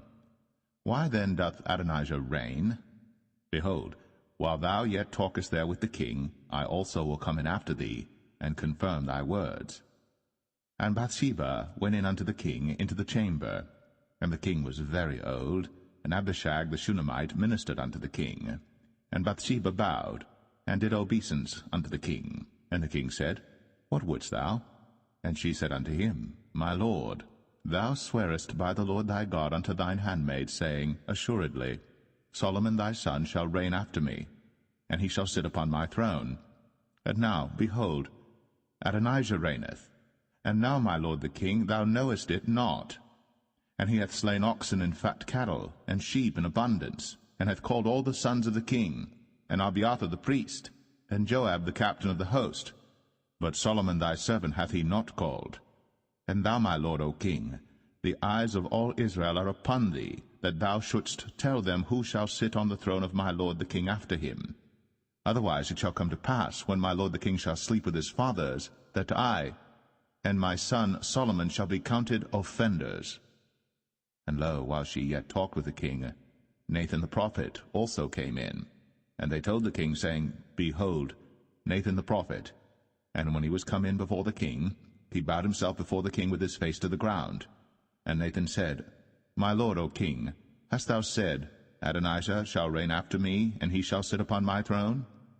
For he is gone down this day, and hath slain oxen and fat cattle and sheep in abundance, and hath called all the king's sons, and the captains of the host, and Abiathar the priest, and behold, they eat and drink before him, and say, God save King Adonijah.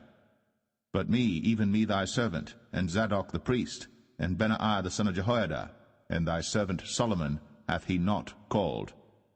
Is this thing done by my lord the king, and thou hast not showed it unto thy servant, who should sit on the throne of my lord the king after him? Then King David answered and said, Call me Bathsheba. And she came into the king's presence, and stood before the king. And the king sware, and said, As the Lord liveth, that hath redeemed my soul out of all distress, even as I swear unto thee by the Lord God of Israel, saying, Assuredly Solomon thy son shall reign after me, and he shall sit upon my throne in my stead, even so will I certainly do this day. Then Bathsheba bowed with her face to the earth, and did reverence to the king, and said, Let my lord King David live forever.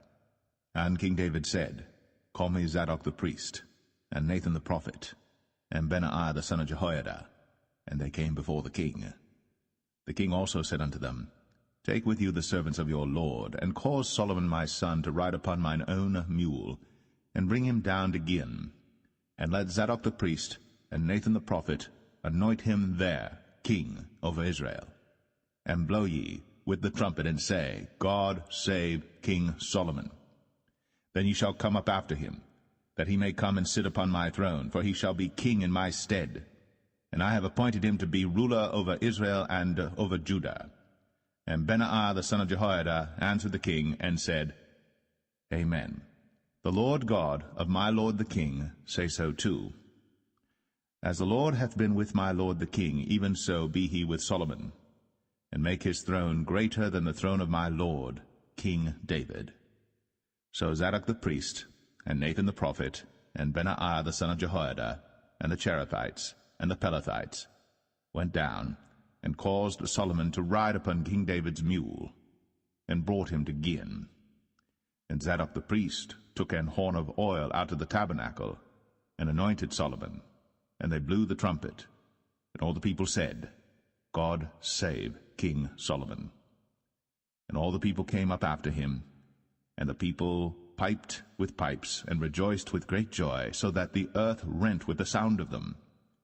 And Adonijah and all the guests that were with him heard it as they had made an end of eating. And when Joab heard the sound of the trumpet, he said, Wherefore is this noise of the city being in an uproar? And while he yet spake, behold, Jonathan the son of Abiathar the priest came. And Adonijah said unto him, Come in, for thou art a valiant man, and bringest good tidings.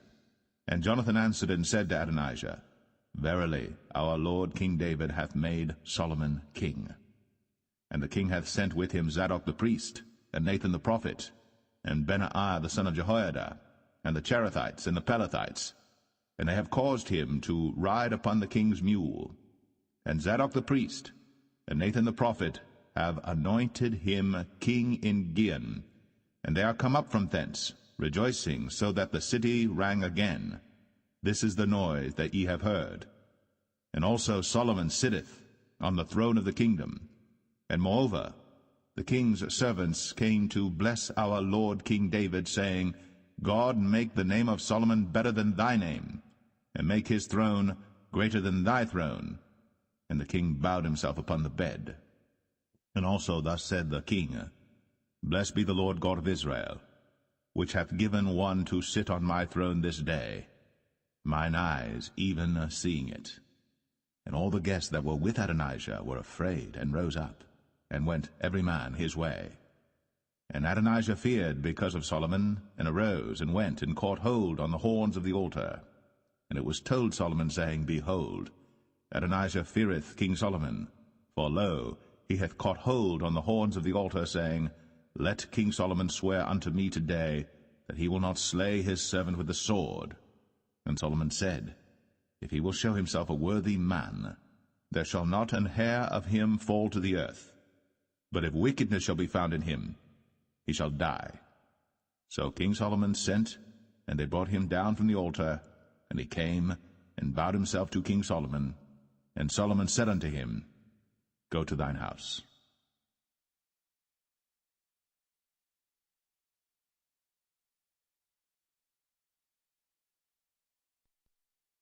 1 Kings 2.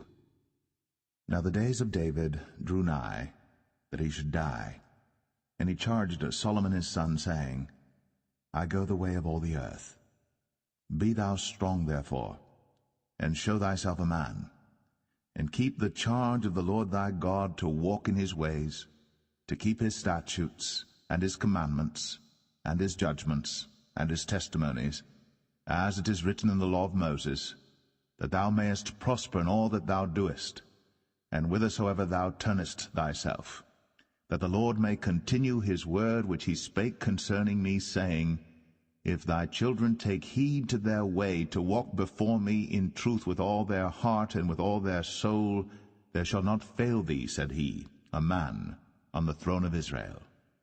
Moreover, thou knowest also what Joab the son of Zeruiah did to me, and what he did to the two captains of the host of Israel, unto Abner the son of Ner, and unto Amasa the son of Jether, whom he slew, and shed the blood of war in peace, and put the blood of war upon his girdle that was about his loins, and in his shoes that were on his feet.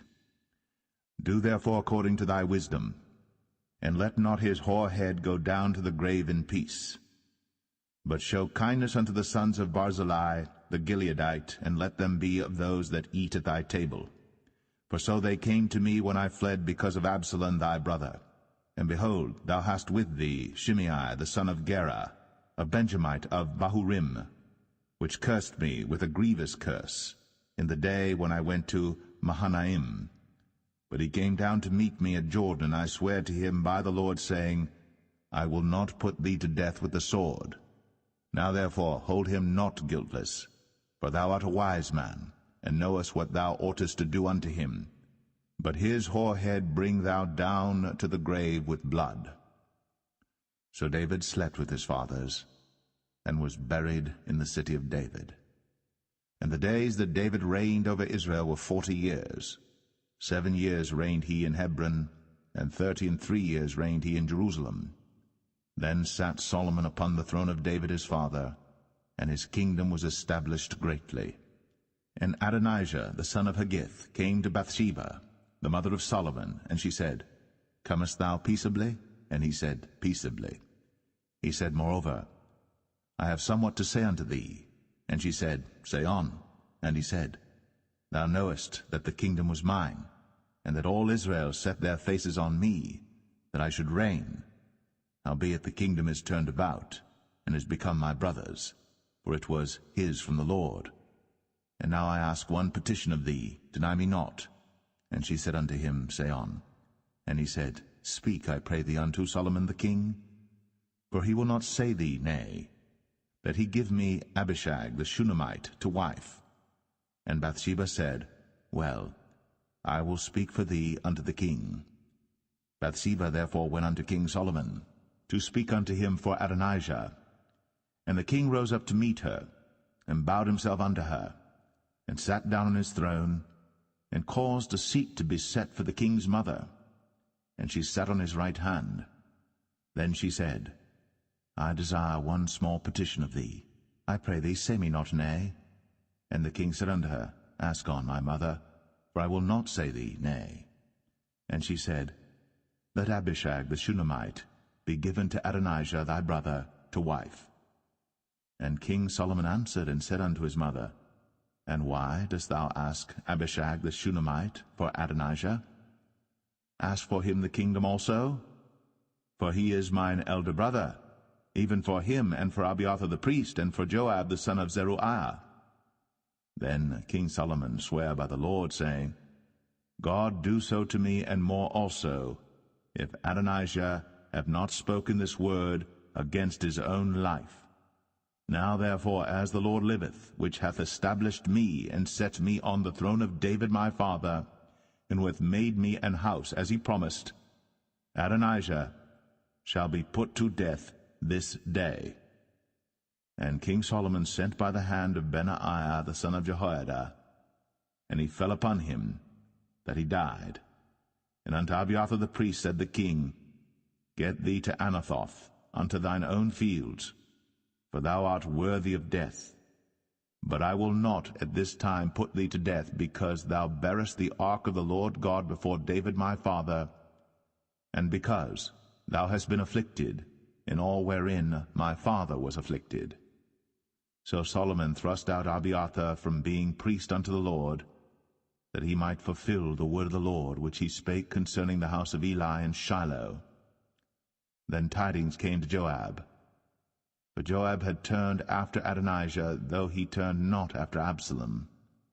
And Joab fled unto the tabernacle of the Lord, and caught hold on the horns of the altar.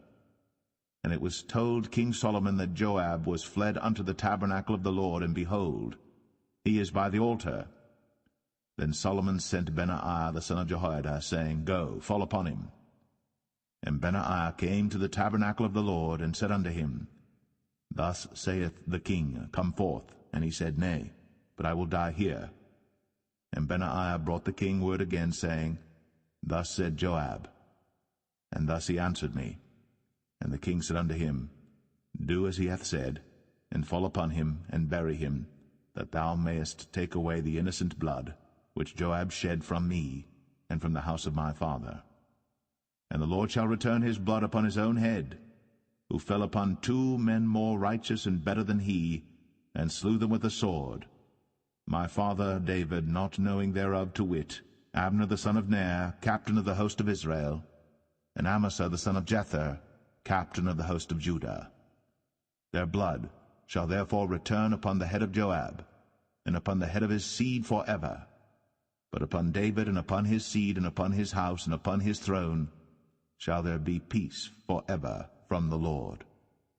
So Benaiah the son of Jehoiada went up, and fell upon him, and slew him. And he was buried in his own house, in the wilderness. And the king put Benaiah the son of Jehoiada in his room over the host, and Zadok the priest did the king put in the room of Abiathar. And the king sent and called for Shimei, and said unto him, Build thee an house in Jerusalem, and dwell there, and go not forth thence any whither. For it shall be, that on the day thou goest out, and passest over the brook Kidron, thou shalt know for certain that thou shalt surely die. Thy blood shall be upon thine own head. And Shimei said unto the king, The saying is good. As my lord the king hath said, so will thy servant do. And Shimei dwelt in Jerusalem many days. And it came to pass at the end of 3 years, that 2 of the servants of Shimei ran away unto Achish, son of Maachah, king of Gath. And they told Shimei, saying, Behold, thy servants be in Gath. And Shimei arose, and saddled his ass, and went to Gath to Achish to seek his servants. And Shimei went, and brought his servants from Gath. And it was told Solomon that Shimei had gone from Jerusalem to Gath, and was come again. And the king sent and called for Shimei, and said unto him, Did I not make thee to swear by the Lord, and protested unto thee, saying, Know for a certain, on the day thou goest out, and walkest abroad any whither, that thou shalt surely die? And thou saidst unto me, The word that I have heard is good. Why then hast thou not kept the oath of the Lord, and the commandment that I have charged thee with? The king said moreover to Shimei, Thou knowest all the wickedness which thine heart is privy to, that thou didst to David my father. Therefore the Lord shall return thy wickedness upon thine own head. And King Solomon shall be blessed, and the throne of David shall be established before the Lord for ever. So the king commanded Benaiah the son of Jehoiada, which went out, and fell upon him that he died. And the kingdom was established in the hand of Solomon.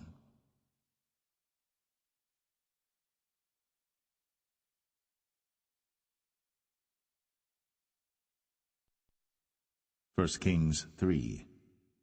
And Solomon made affinity with Pharaoh king of Egypt, and took Pharaoh's daughter, and brought her into the city of David, until he had made an end of building his own house, and the house of the Lord, and the wall of Jerusalem round about.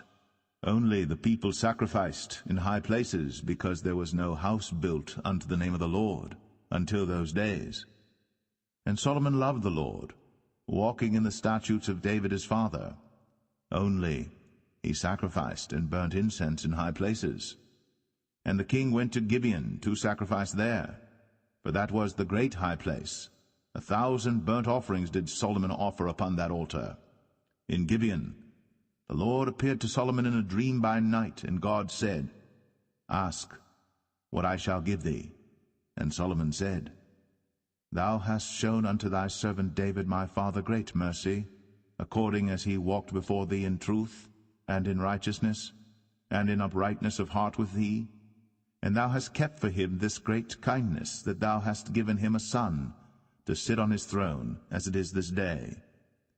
And now, O Lord my God, thou hast made thy servant king instead of David my father, and I am but a little child.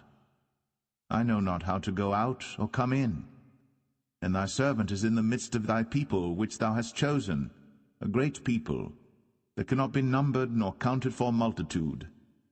Give therefore thy servant an understanding heart to judge thy people, that I may discern between good and bad. For who is able to judge this, thy so great a people? And the speech pleased the Lord, that Solomon had asked this thing. And God said unto him, Because thou hast asked this thing, and hast not asked for thyself long life, neither hast asked riches for thyself, nor hast asked the life of thine enemies, but hast asked for thyself understanding, to discern judgment. Behold, I have done according to thy words. Lo, I have given thee a wise and an understanding heart, so that there was none like thee before thee, neither after thee shall any arise like unto thee. And I have also given thee that which thou hast not asked, both riches and honor, so that there shall not be any among the kings like unto thee all thy days. and if thou wilt walk in my ways, to keep my statutes and my commandments, as thy father David did walk, then I will lengthen thy days. And Solomon awoke, and behold, it was a dream. And he came to Jerusalem, and stood before the ark of the covenant of the Lord, and offered up burnt offerings, and offered peace offerings, and made a feast to all his servants. Then came there 2 women that were harlots unto the king, and stood before him. And the one woman said, O my lord, I and this woman dwell in one house, and I was delivered of a child with her in the house. And it came to pass, the 3rd day after that I was delivered, that this woman was delivered also, and we were together. There was no stranger with us in the house, save we 2 in the house. And this woman's child died in the night, because she overlaid it. And she arose at midnight, and took my son from beside me while thine handmaid slept, and laid it in her bosom, and laid her dead child in my bosom. And when I rose in the morning to give my child suck, behold, it was dead. But when I had considered it in the morning, behold, it was not my son which I did bear. And the other woman said, Nay, but the living is my son, and the dead is thy son. And this said, No, but the dead is thy son, and the living is my son. Thus they spake before the king. Then said the king, The one saith, This is my son that liveth, and thy son is the dead. And the other saith, Nay, but thy son is the dead, and my son is the living. And the king said, Bring me a sword. And they brought a sword before the king. And the king said, Divide the living child in 2, and give half to the one, and half to the other. Then spake the woman, whose the living child was, unto the king, for her bowels yearned upon her son, and she said, O my lord, give her the living child, and in no wise slay it. But the other said, Let it be neither mine nor thine, but divide it. Then the king answered and said, Give her the living child, and in no wise slay it. She is the mother thereof. And all Israel heard of the judgment which the king had judged. And they feared the king, for they saw that the wisdom of God was in him to do judgment.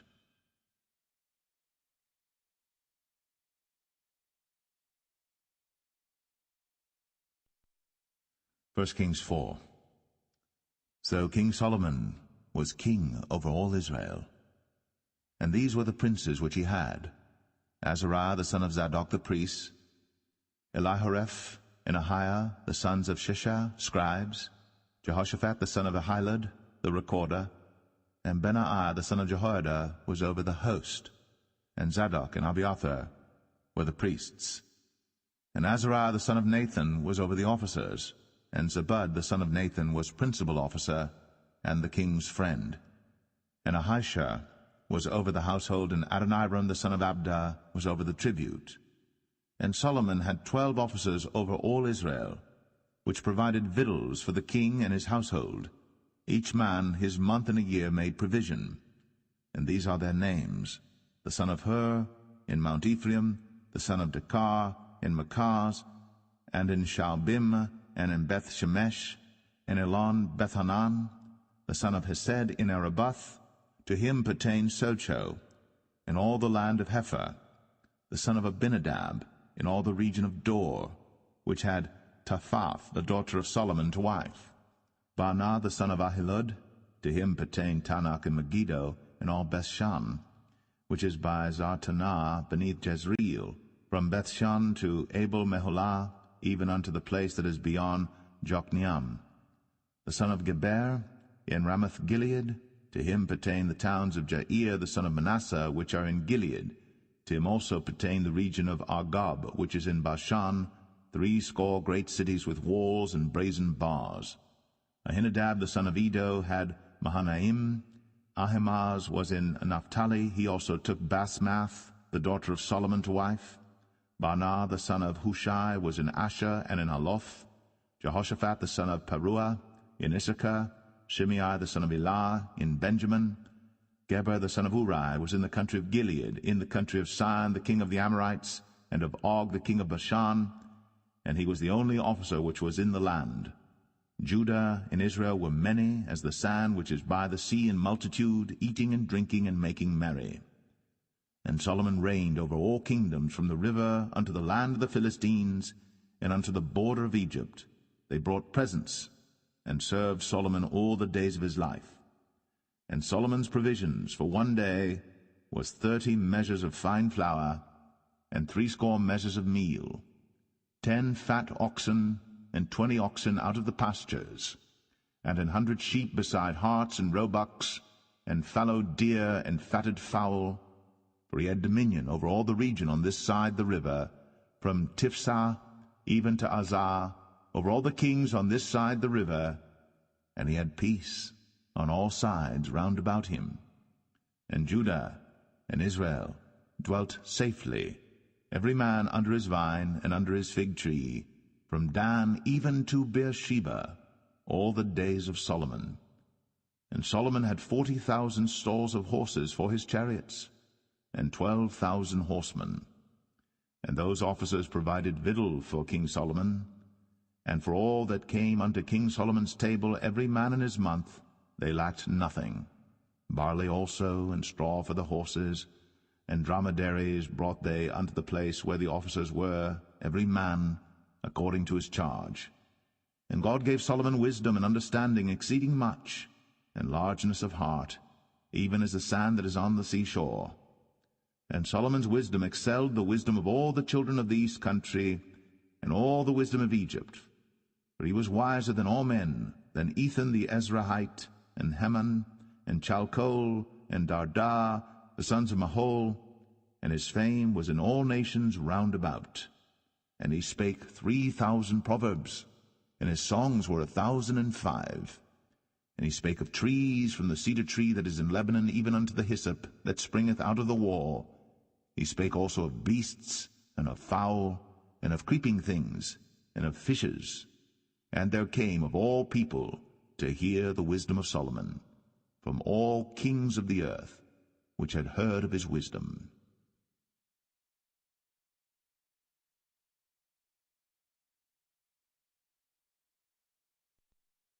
1 Kings 5.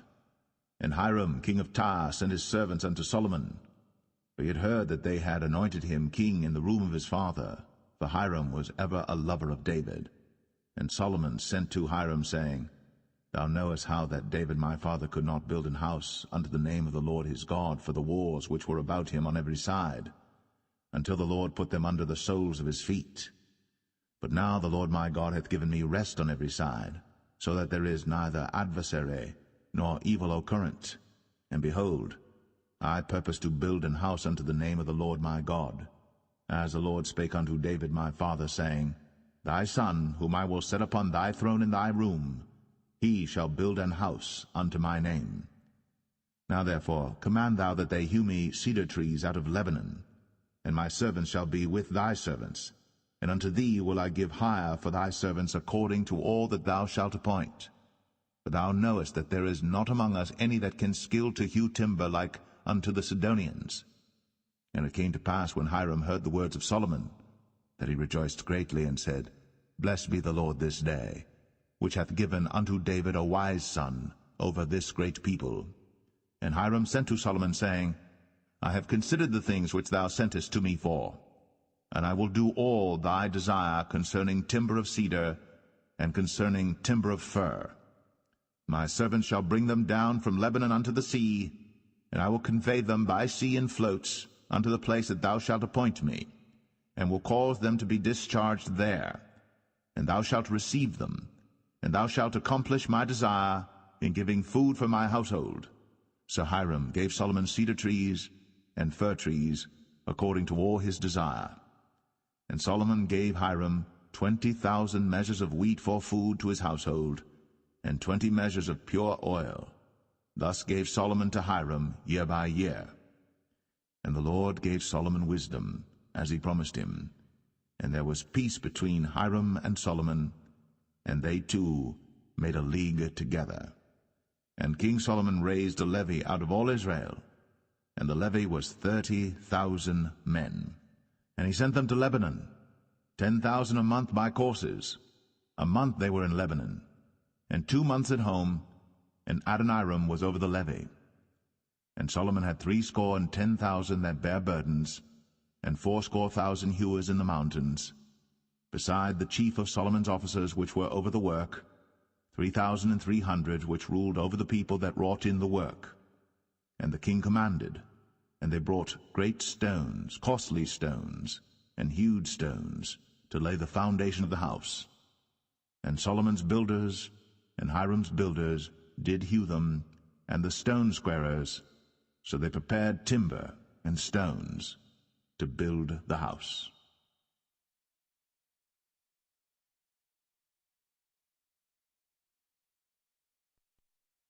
First Kings 6.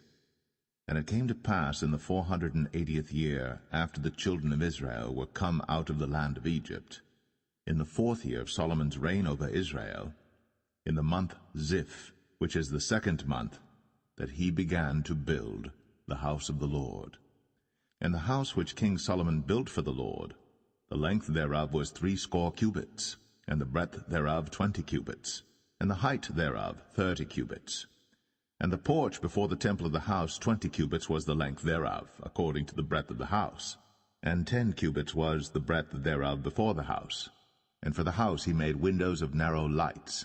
And against the wall of the house he built chambers round about, against the walls of the house round about, both of the temple and of the oracle, and he made chambers round about. The nethermost chamber was 5 cubits broad, and the middle was 6 cubits broad, and the third was 7 cubits broad.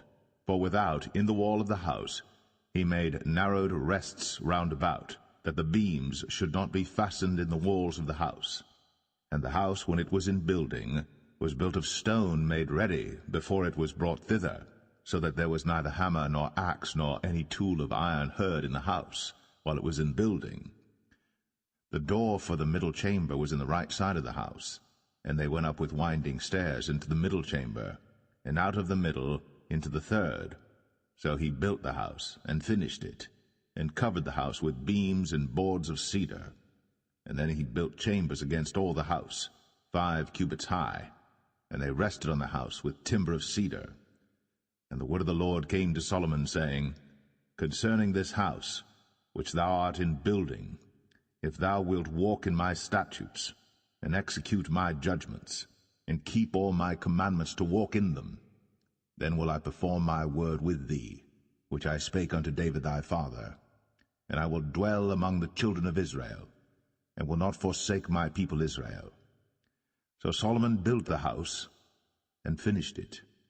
And he built the walls of the house within with boards of cedar, both the floor of the house and the walls of the ceiling, and he covered them on the inside with wood, and covered the floor of the house with planks of fir.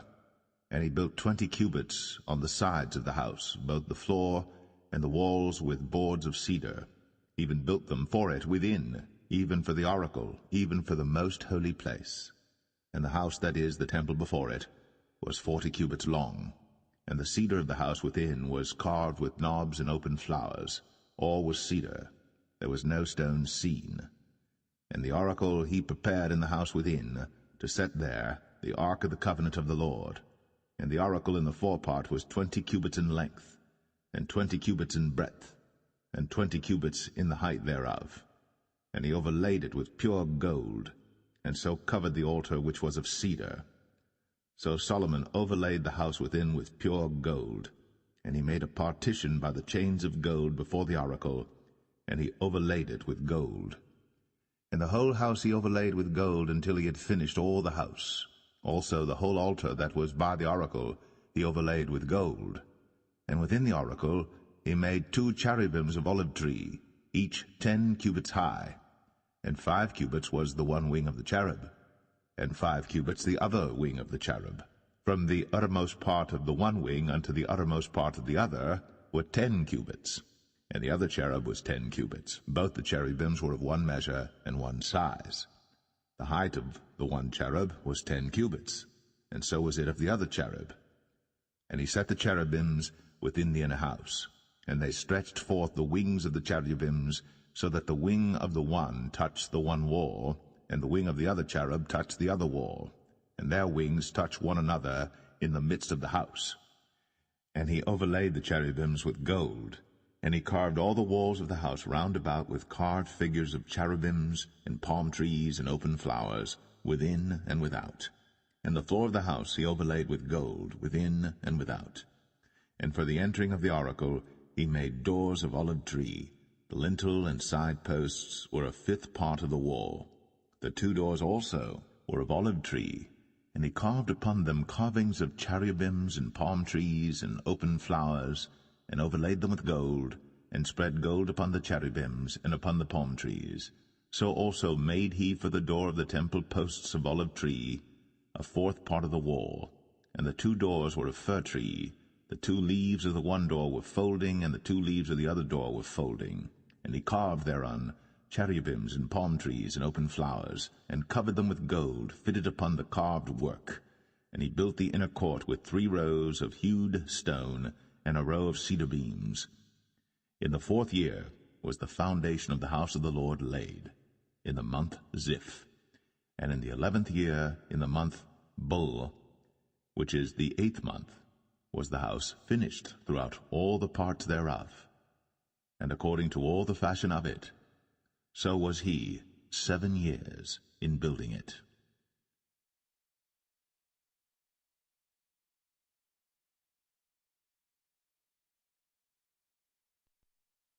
1 Kings 7. But Solomon was building his own house 13 years, and he finished all his house. He built also the house of the forest of Lebanon. The length thereof was 100 cubits, and the breadth thereof 50 cubits, and the height thereof 30 cubits, upon 4 rows of cedar pillars, with cedar beams upon the pillars. And it was covered with cedar above, upon the beams, that lay on 45 pillars, 15 in a row. And there were windows in 3 rows, and light was against light in 3 ranks. And all the doors and posts were square, with the windows, and light was against light in 3 ranks. And he made a porch of pillars. The length thereof was 50 cubits, and the breadth thereof 30 cubits, and the porch was before them. And the other pillars and the thick beam were before them. Then he made a porch for the throne where he might judge, even the porch of judgment, and it was covered with cedar from one side of the floor to the other. And his house where he dwelt had another court within the porch, which was of the like work. Solomon made also an house for Pharaoh's daughter, whom he had taken to wife, like unto this porch. All these were of costly stones, according to the measures of hewed stones, sawed with saws, within and without, even from the foundation unto the coping, and so on the outside toward the great court. And the foundation was of costly stones, even great stones, stones of 10 cubits, and stones of 8 cubits. And above were costly stones after the measures of hewed stones and cedars. And the great court round about was with 3 rows of hewed stones, and a row of cedar beams, both for the inner court of the house of the Lord, and for the porch of the house. And King Solomon sent and fetched Hiram out of Tyre. He was a widow's son of the tribe of Naphtali, and his father was a man of Tyre, a worker in brass, and he was filled with wisdom and understanding and cunning, to work all works in brass. And he came to King Solomon, and wrought all his work. For he cast 2 pillars of brass of 18 cubits high apiece, and a line of 12 cubits did compass either of them about. And he made 2 chapiters of molten brass, to set upon the tops of the pillars. The height of the one chapiter was 5 cubits, and the height of the other chapiter was 5 cubits. And nets of checker work, and wreaths of chain work, for the chapiters which were upon the top of the pillars, 7 for the one chapiter, and 7 for the other chapiter. And he made the pillars, and 2 rows round about upon the one network, to cover the chapiters that were upon the top, with pomegranates. And so did he for the other chapiter. And the chapiters that were upon the top of the pillars were of lily work in the porch 4 cubits. And the chapiters upon the 2 pillars had pomegranates also above, over against the belly which was by the network. And the pomegranates were 200 in rows round about upon the other chapiter. And he set up the pillars in the porch of the temple. And he set up the right pillar, and called the name thereof Jachin. And he set up the left pillar, and called the name thereof Boaz. And upon the top of the pillars was lily work, so was the work of the pillars finished. And he made a molten sea, 10 cubits from the one brim to the other. It was round all about, and his height was 5 cubits. And a line of 30 cubits did compass it round about. And under the brim of it round about there were knobs compassing it, 10 in a cubit, compassing the sea round about. The knobs were cast in 2 rows when it was cast. It stood upon 12 oxen, 3 looking toward the north, and 3 looking toward the west, and 3 looking toward the south, and 3 looking toward the east. And the sea was set above upon them, and all their hinder parts were inward. And it was an handbreadth thick, and the brim thereof was wrought like the brim of a cup, with flowers of lilies. It contained 2,000 baths. And he made 10 bases of brass. 4 cubits was the length of one base, and 4 cubits the breadth thereof, and 3 cubits the height of it. And the work of the bases was on this manner. They had borders, and the borders were between the ledges. And on the borders that were between the ledges were lions, oxen, and cherubims. And upon the ledges there was a base above, and beneath the lions and oxen were certain additions made of thin work. And every base had 4 brazen wheels, and plates of brass, and the 4 corners thereof had undersetters. Under the laver were undersetters molten, at the side of every addition. And the mouth of it within the chapiter, and above was a cubit, but the mouth thereof was round after the work of the base, a cubit and an half. And also upon the mouth of it were gravings with their borders, 4 square, not round. And under the borders were 4 wheels, and the axle trees of the wheels were joined to the base. And the height of a wheel was a cubit and a half a cubit. And the work of the wheels was like the work of a chariot wheel. Their axle trees and their naves and their felloes and their spokes were all molten.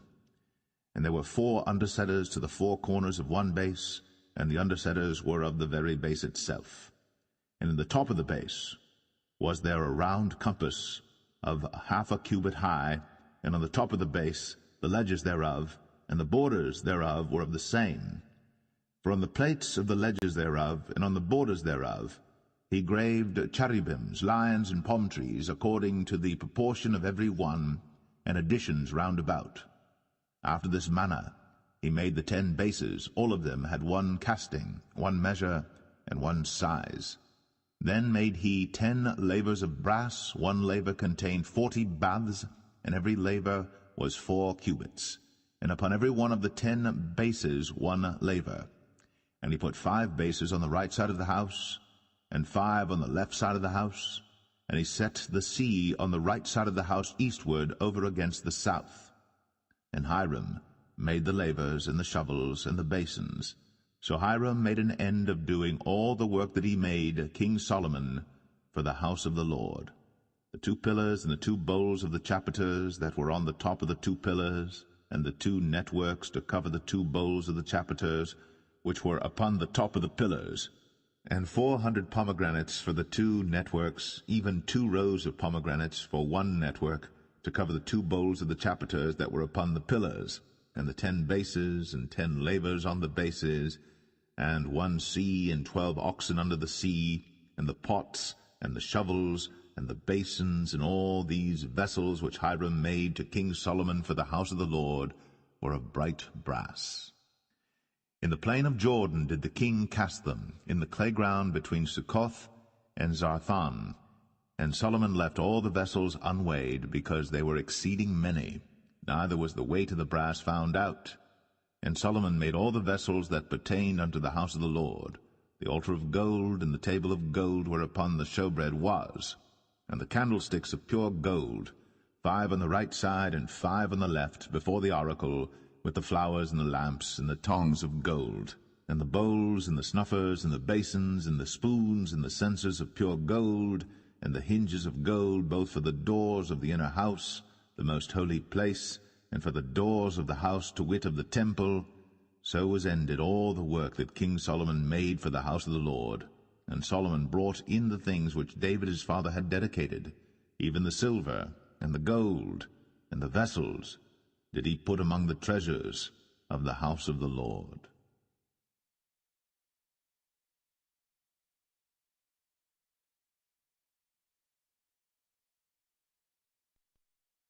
1 Kings 8. Then Solomon assembled the elders of Israel, and all the heads of the tribes, the chief of the fathers of the children of Israel, unto King Solomon in Jerusalem, that they might bring up the ark of the covenant of the Lord out of the city of David, which is Zion. And all the men of Israel assembled themselves unto King Solomon at the feast in the month Ethanim, which is the 7th month. And all the elders of Israel came, and the priests took up the ark, and they brought up the ark of the Lord, and the tabernacle of the congregation, and all the holy vessels that were in the tabernacle, even those did the priests and the Levites bring up. And King Solomon and all the congregation of Israel that were assembled unto him were with him before the ark, sacrificing sheep and oxen that could not be told nor numbered for multitude. And the priests brought in the ark of the covenant of the Lord unto his place, into the oracle of the house, to the most holy place, even under the wings of the cherubims. For the cherubims spread forth their 2 wings over the place of the ark, and the cherubims covered the ark and the staves thereof above. And they drew out the staves, that the ends of the staves were seen out in the holy place before the oracle, and they were not seen without. And there they are unto this day. There was nothing in the ark save the 2 tables of stone, which Moses put there at Horeb, when the Lord made a covenant with the children of Israel, when they came out of the land of Egypt. And it came to pass, when the priests were come out of the holy place, that the cloud filled the house of the Lord, so that the priests could not stand to minister because of the cloud, for the glory of the Lord had filled the house of the Lord. Then spake Solomon, The Lord said that he would dwell in the thick darkness.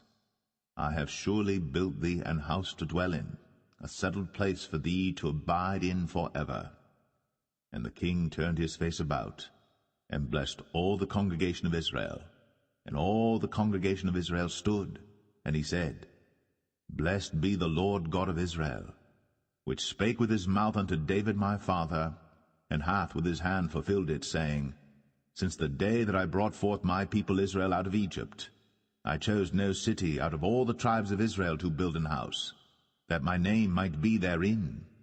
But I chose David to be over my people Israel. And it was in the heart of David my father to build an house for the name of the Lord God of Israel. And the Lord said unto David my father, Whereas it was in thine heart to build an house unto my name, thou didst well that it was in thine heart. Nevertheless thou shalt not build the house, but thy son that shall come forth out of thy loins, he shall build the house unto my name. And the Lord hath performed his word that he spake, and I am risen up in the room of David my father, and sit on the throne of Israel, as the Lord promised, and have built an house for the name of the Lord God of Israel. And I have set there a place for the ark, wherein is the covenant of the Lord, which he made with our fathers when he brought them out of the land of Egypt. And Solomon stood before the altar of the Lord in the presence of all the congregation of Israel, and spread forth his hands toward heaven, and he said, Lord God of Israel, there is no God like thee, in heaven above or on earth beneath, who keepest covenant and mercy with thy servants that walk before thee with all their heart, who hast kept with thy servant David my father, that thou promised him. Thou spakest also with thy mouth, and hast fulfilled it with thine hand, as it is this day. Therefore now, Lord God of Israel, keep with thy servant David my father, that thou promised him, saying, There shall not fail thee a man in my sight to sit on the throne of Israel, so that thy children take heed to their way, that they walk before me as thou hast walked before me. And now, O God of Israel, let thy word, I pray thee, be verified, which thou spakest unto thy servant David my father. But will God indeed dwell on the earth? Behold, the heaven, and heaven of heavens cannot contain thee. How much less this house that I have builded? Yet have thou respect unto the prayer of thy servant, and to his supplication, O Lord my God, to hearken unto the cry and to the prayer which thy servant prayeth before thee today, that thine eyes may be open toward this house night and day, even toward the place of which thou hast said, my name shall be there, that thou mayest hearken unto the prayer which thy servant shall make toward this place. And hearken thou to the supplication of thy servant, and of thy people Israel, when they shall pray toward this place. And hear thou in heaven thy dwelling place, and when thou hearest, forgive. If any man trespass against his neighbor, and an oath be laid upon him to cause him to swear, and the oath come before thine altar in this house, then hear thou in heaven, and do and judge thy servants, condemning the wicked, to bring his way upon his head, and justifying the righteous, to give him according to his righteousness. When thy people Israel be smitten down before the enemy, because they have sinned against thee, and shall turn again to thee, and confess thy name, and pray, and make supplication unto thee in this house, then hear thou in heaven, and forgive the sin of thy people Israel, and bring them again unto the land which thou gavest unto their fathers. When heaven is shut up, and there is no rain because they have sinned against thee, if they pray toward this place, and confess thy name, and turn from their sin, when thou afflictest them, then hear thou in heaven, and forgive the sin of thy servants, and of thy people Israel, that thou teach them the good way wherein they should walk, and give rain upon thy land, which thou hast given to thy people for an inheritance. If there be in the land famine, if there be pestilence, blasting, mildew, locust, or if there be caterpillar, if their enemy besiege them in the land of their cities, whatsoever plague, whatsoever sickness there be, what prayer and supplication soever be made by any man, or by all thy people Israel, which shall know every man the plague of his own heart, and spread forth his hands toward this house, then hear thou in heaven thy dwelling place, and forgive, and do, and give to every man according to his ways, whose heart thou knowest, for thou, even thou only, knowest the hearts of all the children of men, that they may fear thee all the days that they live in the land which thou gavest unto our fathers. Moreover, concerning a stranger that is not of thy people Israel, but cometh out of a far country for thy name's sake, for they shall hear of thy great name, and of thy strong hand, and of thy stretched out arm, when he shall come and pray toward this house, hear thou in heaven thy dwelling place, and do according to all that the stranger calleth to thee for, that all people of the earth may know thy name, to fear thee, as do thy people Israel, and that they may know that this house which I have builded is called by thy name. If thy people go out to battle against their enemy, whithersoever thou shalt send them, and shall pray unto the Lord toward the city which thou hast chosen, and toward the house that I have built for thy name, then hear thou in heaven their prayer, and their supplication, and maintain their cause. If they sin against thee, for there is no man that sinneth not, and thou be angry with them, and deliver them to the enemy, so that they carry them away captives unto the land of the enemy, far or near.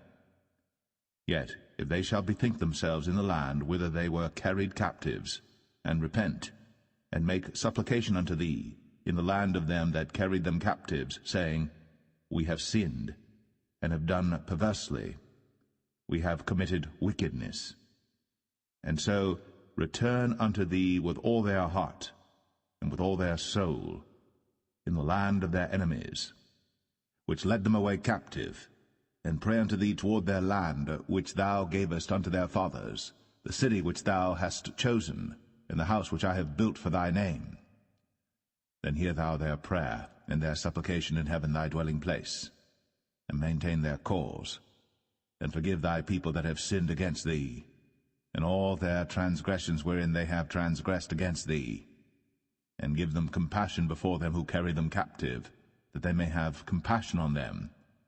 For they be thy people, and thine inheritance, which thou broughtest forth out of Egypt, from the midst of the furnace of iron, that thine eyes may be open unto the supplication of thy servant, and unto the supplication of thy people Israel, to hearken unto them in all that they call for unto thee. For thou didst separate them from among all the people of the earth to be thine inheritance, as thou spakest by the hand of Moses thy servant, when thou broughtest our fathers out of Egypt, O Lord God. And it was so that when Solomon had made an end of praying all this prayer and supplication unto the Lord, he arose from before the altar of the Lord, from kneeling on his knees with his hands spread up to heaven. And he stood, and blessed all the congregation of Israel with a loud voice, saying, Blessed be the Lord, that hath given rest unto his people Israel, according to all that he promised. There hath not failed one word of all his good promise, which he promised by the hand of Moses his servant. The Lord our God be with us, as he was with our fathers. Let him not leave us, nor forsake us, that he may incline our hearts unto him, to walk in all his ways, and to keep his commandments and his statutes and his judgments, which he commanded our fathers. And let these my words wherewith I have made supplication before the Lord be nigh unto the Lord our God day and night, that he maintain the cause of his servant, and the cause of his people Israel at all times, as the matter shall require, that all the people of the earth may know that the Lord is God, and that there is none else. Let your heart therefore be perfect with the Lord our God, to walk in his statutes, and to keep his commandments, as at this day. And the king and all Israel with him offered sacrifice before the Lord. And Solomon offered a sacrifice of peace offerings, which he offered unto the Lord, 22,000 oxen, and 120,000 sheep. So the king and all the children of Israel dedicated the house of the Lord. The same day did the king hallow the middle of the court that was before the house of the Lord, for there he offered burnt offerings and meat offerings, and the fat of the peace offerings, because the brazen altar that was before the Lord was too little to receive the burnt offerings and meat offerings, and the fat of the peace offerings. And at that time Solomon held a feast, and all Israel with him, a great congregation, from the entering in of Hamath unto the river of Egypt, before the Lord our God 7 days, and 7 days, even 14 days. On the 8th day he sent the people away, and they blessed the king, and went unto their tents joyful and glad of heart, for all the goodness that the Lord had done for David his servant, and for Israel his people.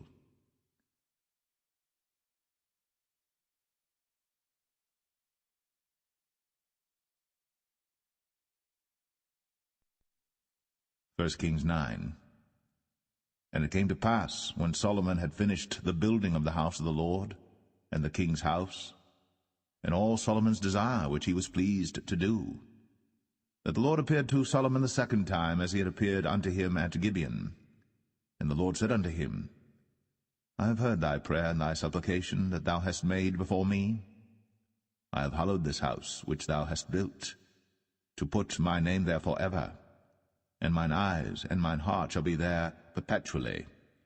And if thou wilt walk before me, as David thy father walked, in integrity of heart, and in uprightness, to do according to all that I have commanded thee, and wilt keep my statutes and my judgments, then I will establish the throne of thy kingdom upon Israel forever, as I promised to David thy father, saying, There shall not fail thee a man upon the throne of Israel. But if ye shall at all turn from following me, ye or your children, and will not keep my commandments and my statutes which I have set before you, but go and serve other gods, and worship them, then will I cut off Israel out of the land which I have given them, and this house which I have hallowed for my name will I cast out of my sight, and Israel shall be a proverb and a byword among all people.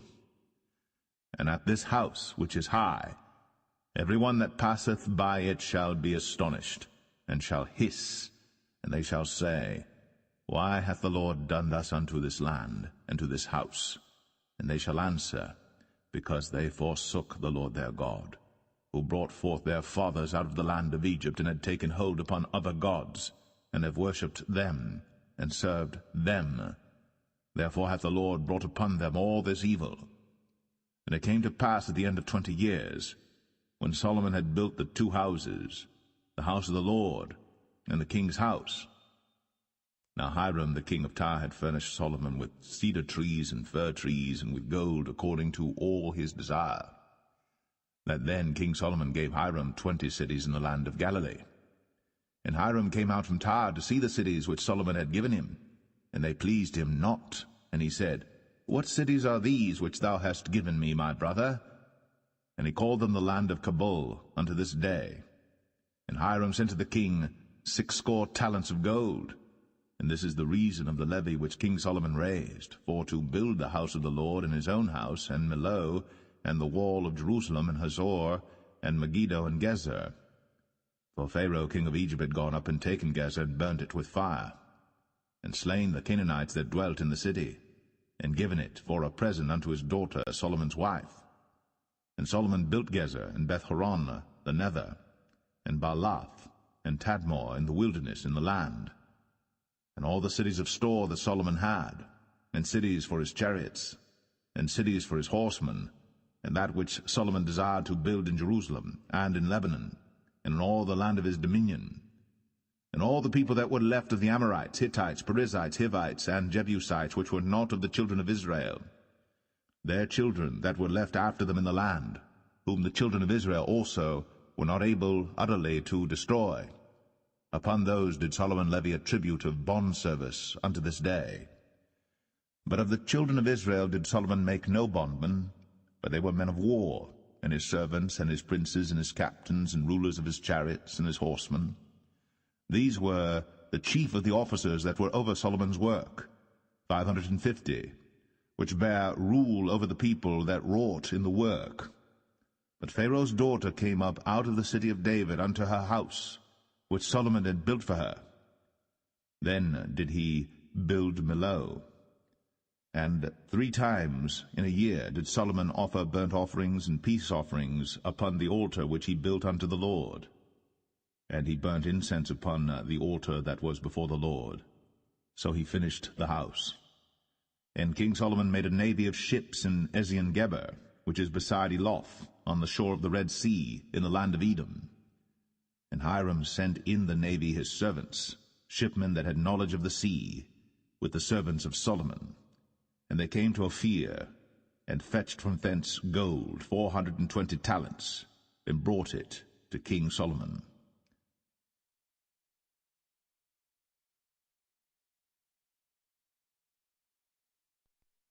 1 Kings 10. And when the queen of Sheba heard of the fame of Solomon concerning the name of the Lord, she came to prove him with hard questions.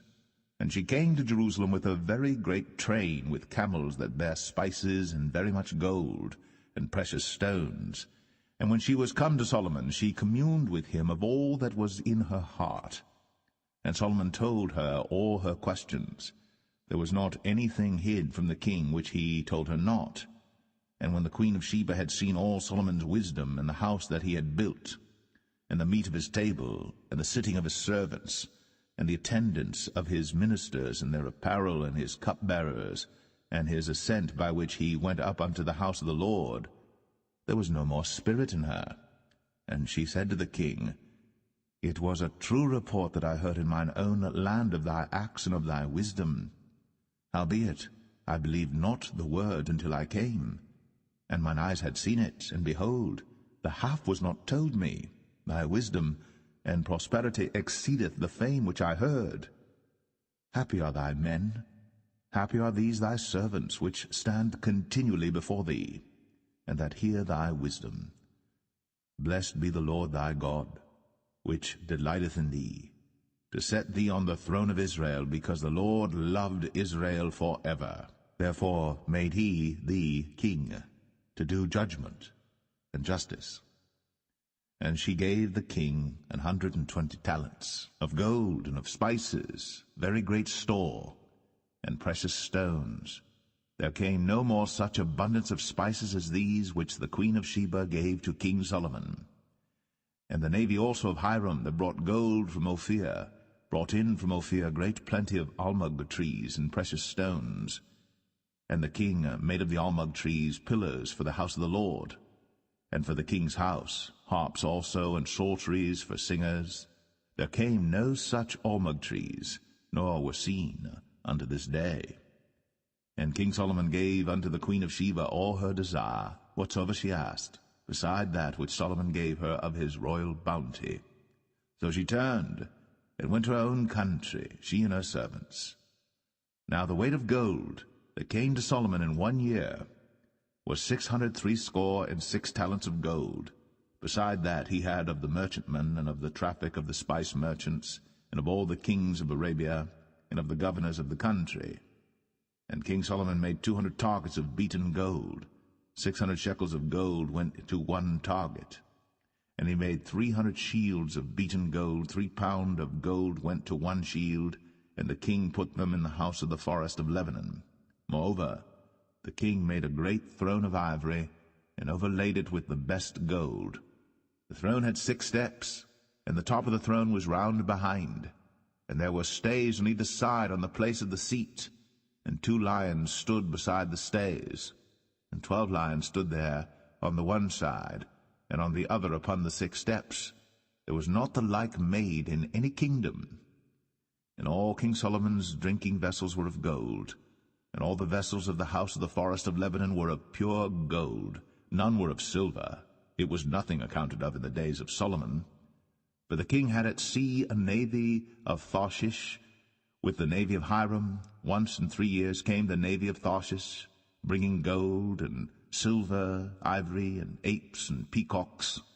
So King Solomon exceeded all the kings of the earth for riches and for wisdom.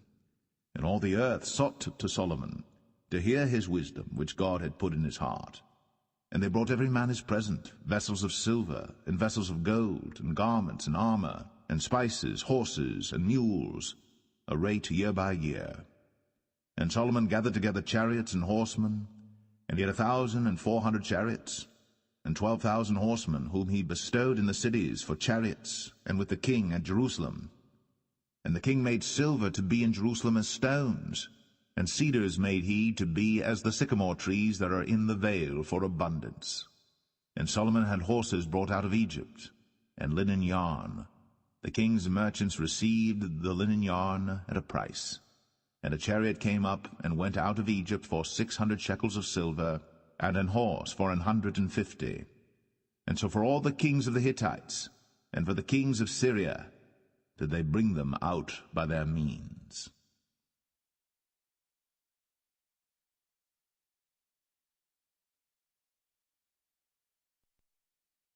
1 Kings 11.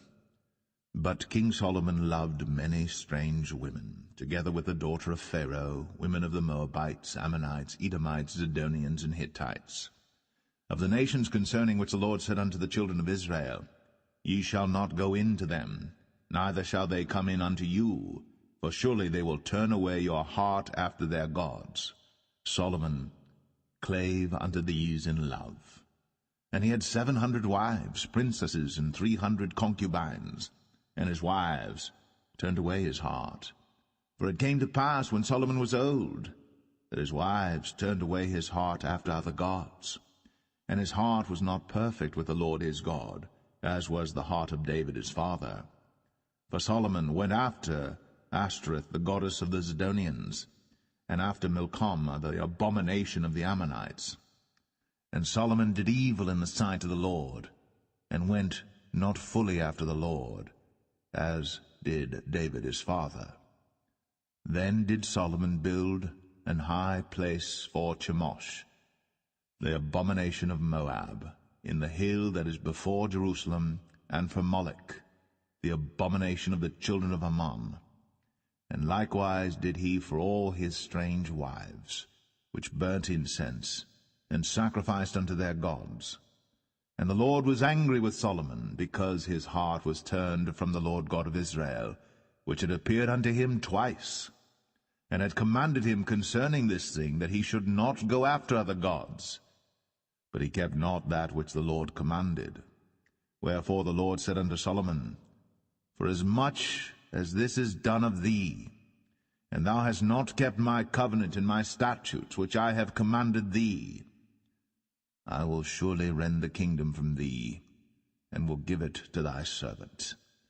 Notwithstanding, in thy days, I will not do it for David thy father's sake, but I will rend it out of the hand of thy son. Howbeit, I will not rend away all the kingdom, but will give one tribe to thy son, for David my servant's sake, and for Jerusalem's sake, which I have chosen. And the Lord stirred up an adversary unto Solomon, Hadad the Edomite. He was of the king's seed in Edom. For it came to pass, when David was in Edom, and Joab, the captain of the host, was gone up to bury the slain, after he had smitten every male in Edom. For 6 months did Joab remain there with all Israel, until he had cut off every male in Edom. That Hadad fled, he and certain Edomites of his father's servants with him, to go into Egypt, Hadad being yet a little child. And they arose out of Midian, and came to Paran. And they took men with them out of Paran, and they came to Egypt, unto Pharaoh king of Egypt, which gave him an house, and appointed him victuals, and gave him land. And Hadad found great favor in the sight of Pharaoh, so that he gave him to wife the sister of his own wife, the sister of Tahpenes the queen. And the sister of Tahpenes bare him Genubath his son, whom Tahpenes weaned in Pharaoh's house. And Genubath was in Pharaoh's household among the sons of Pharaoh. And when Hadad heard in Egypt that David slept with his fathers, and that Joab the captain of the host was dead, Hadad said to Pharaoh, Let me depart, that I may go to mine own country.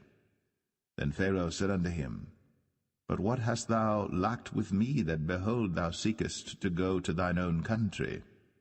And he answered, Nothing. Howbeit, let me go in any wise. And God stirred him up another adversary, Rezin the son of Eliadah, which fled from his lord Hadadezer king of Zobah.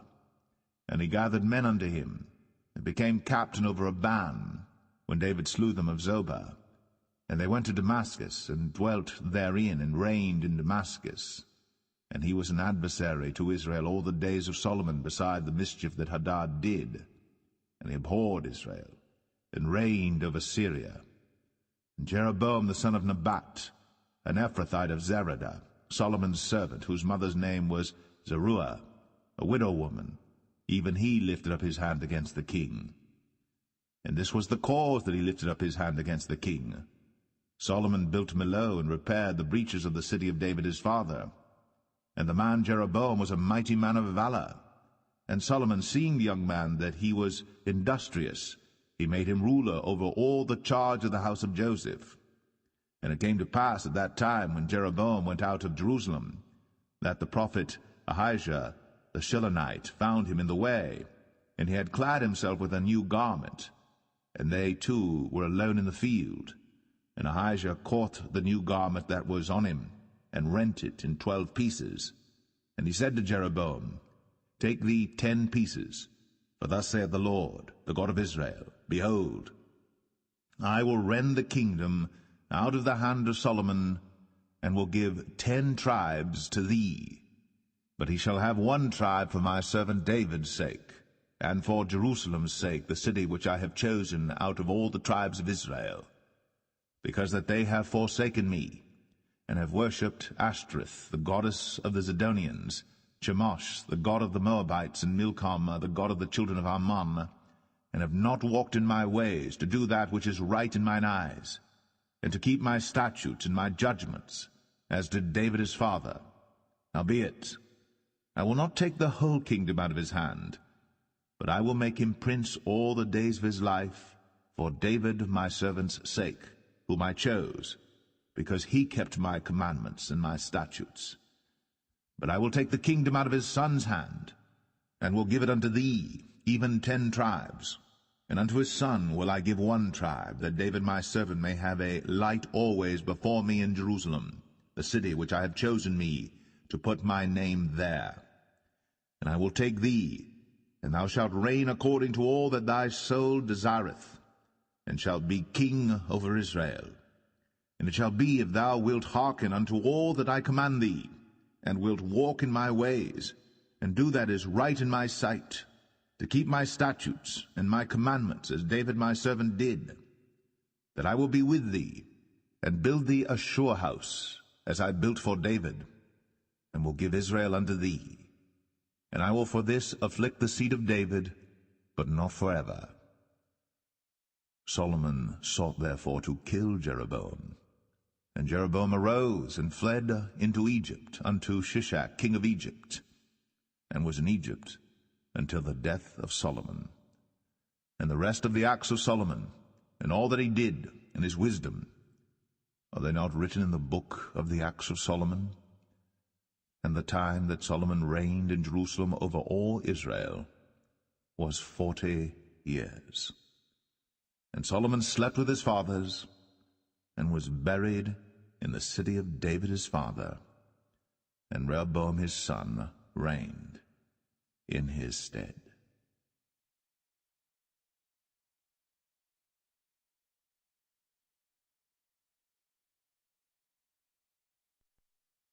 First Kings 12. And Rehoboam went to Shechem, for all Israel were come to Shechem to make him king. And it came to pass, when Jeroboam the son of Nebat, who was yet in Egypt, heard of it, for he was fled from the presence of King Solomon, and Jeroboam dwelt in Egypt, that they sent and called him. And Jeroboam and all the congregation of Israel came and spake unto Rehoboam, saying, Thy father made our yoke grievous. Now therefore make thou the grievous service of thy father, and his heavy yoke which he put upon us lighter, and we will serve thee. And he said unto them, Depart yet for 3 days, then come again to me. And the people departed. And King Rehoboam consulted with the old men that stood before Solomon his father while he yet lived, and said, How do ye advise that I may answer this people? And they spake unto him, saying, If thou wilt be a servant unto this people this day, and wilt serve them, and answer them, and speak good words to them, then they will be thy servants forever. But he forsook the counsel of the old men which they had given him, and consulted with the young men that were grown up with him, and which stood before him. And he said unto them, What counsel give ye that we may answer this people who have spoken to me, saying, Make the yoke which thy father did put upon us lighter? And the young men that were grown up with him spake unto him, saying, Thus shalt thou speak unto this people that spake unto thee, saying, Thy father made our yoke heavy, but make thou it lighter unto us. Thus shalt thou say unto them, My little finger shall be thicker than my father's loins. And now, whereas my father delayed you with a heavy yoke, I will add to your yoke. My father hath chastised you with whips, but I will chastise you with scorpions.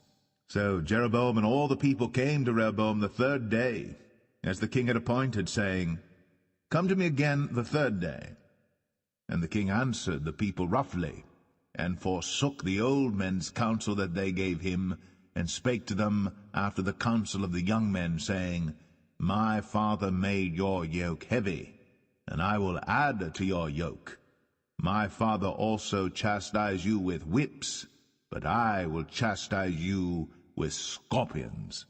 Wherefore the king hearkened not unto the people, for the cause was from the Lord, that he might perform his saying, which the Lord spake by Ahijah the Shilonite unto Jeroboam the son of Nebat.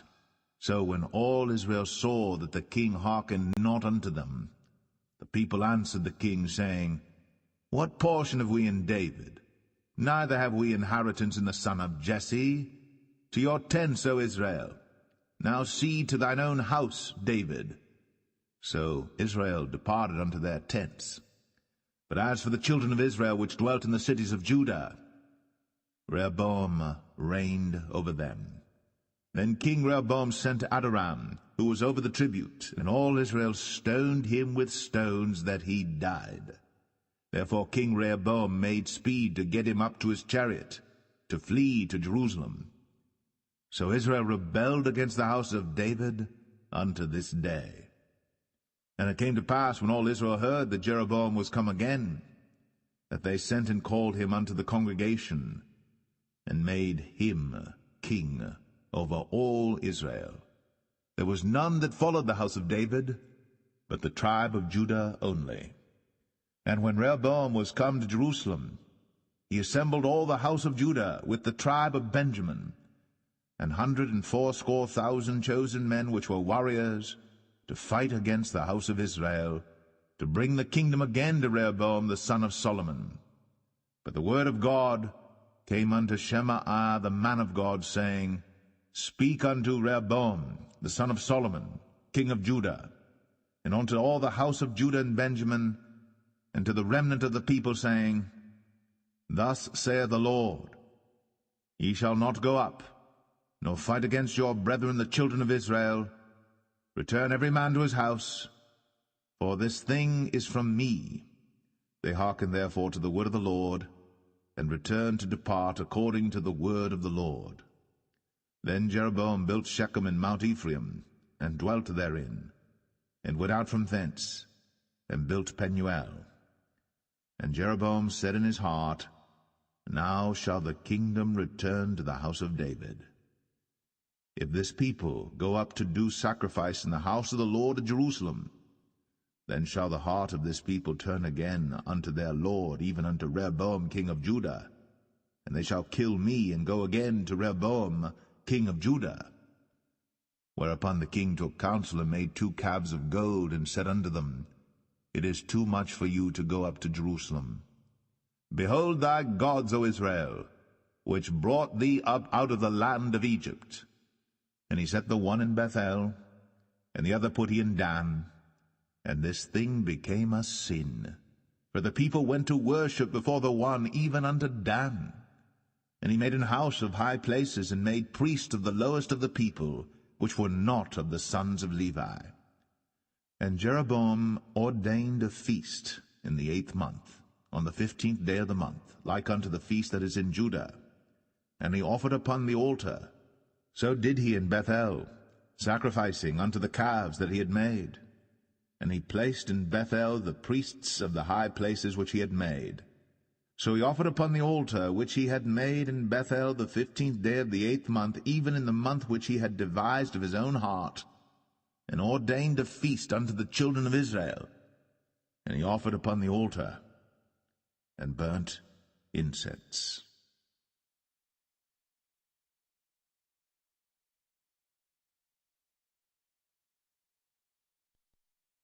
1 Kings 13.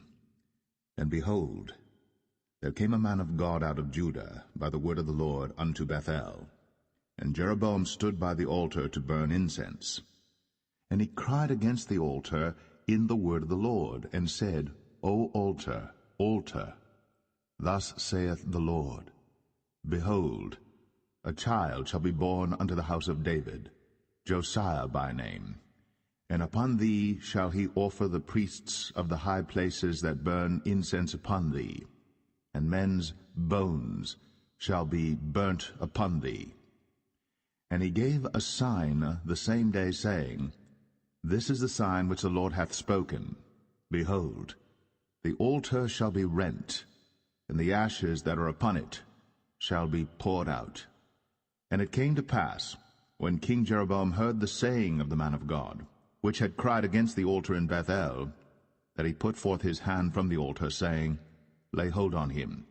And his hand, which he put forth against him, dried up, so that he could not pull it in again to him. The altar also was rent, and the ashes poured out from the altar, according to the sign which the man of God had given by the word of the Lord. And the king answered and said unto the man of God, Entreat now the face of the Lord thy God, and pray for me, that my hand may be restored me again. And the man of God besought the Lord, and the king's hand was restored him again, and became as it was before.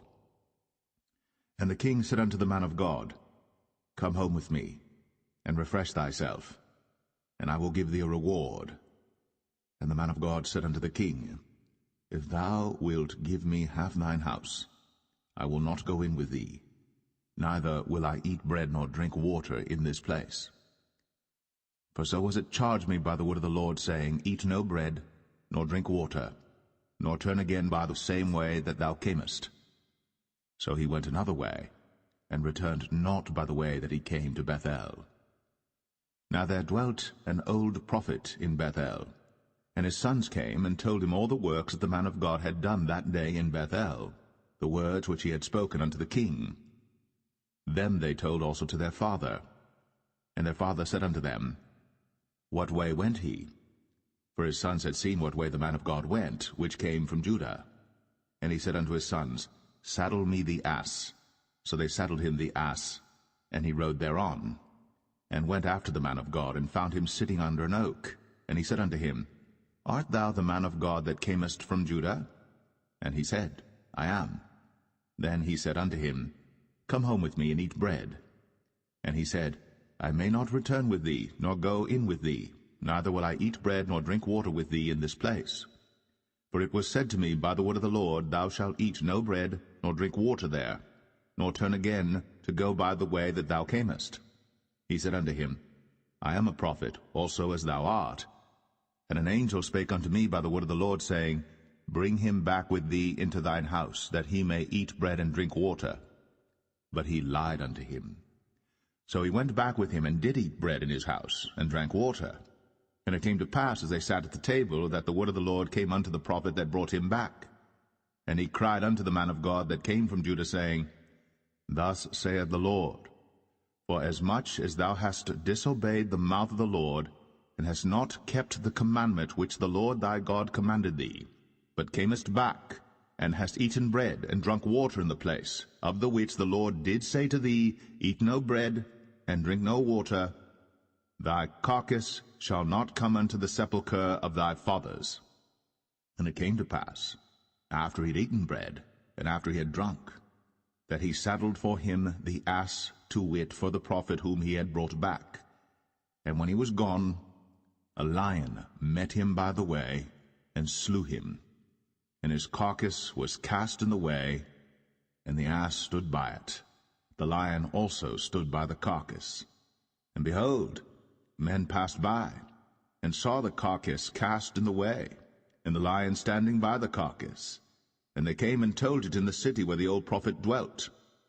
And when the prophet that brought him back from the way heard thereof, he said, It is the man of God who was disobedient unto the word of the Lord. Therefore the Lord hath delivered him unto the lion, which hath torn him and slain him according to the word of the Lord, which he spake unto him. And he spake to his son, saying, Saddle me the ass. And they saddled him. And he went and found his carcass cast in the way, and the ass and the lion standing by the carcass. The lion had not eaten the carcass, nor torn the ass. And the prophet took up the carcass of the man of God, and laid it upon the ass, and brought it back. And the old prophet came to the city to mourn and to bury him. And he laid his carcass in his own grave. And they mourned over him, saying, Alas, my brother. And it came to pass, after he had buried him, that he spake to his son, saying, When I am dead, then bury me in the sepulchre wherein the man of God is buried. Lay my bones beside his bones. For the saying which he cried by the word of the Lord against the altar in Bethel, and against all the houses of the high places which are in the cities of Samaria, shall surely come to pass. After this thing Jeroboam returned not from his evil way, but made again of the lowest of the people priests of the high places. Whosoever would, he consecrated him, and he became one of the priests of the high places. And this thing became sin unto the house of Jeroboam, even to cut it off, and to destroy it from off the face of the earth.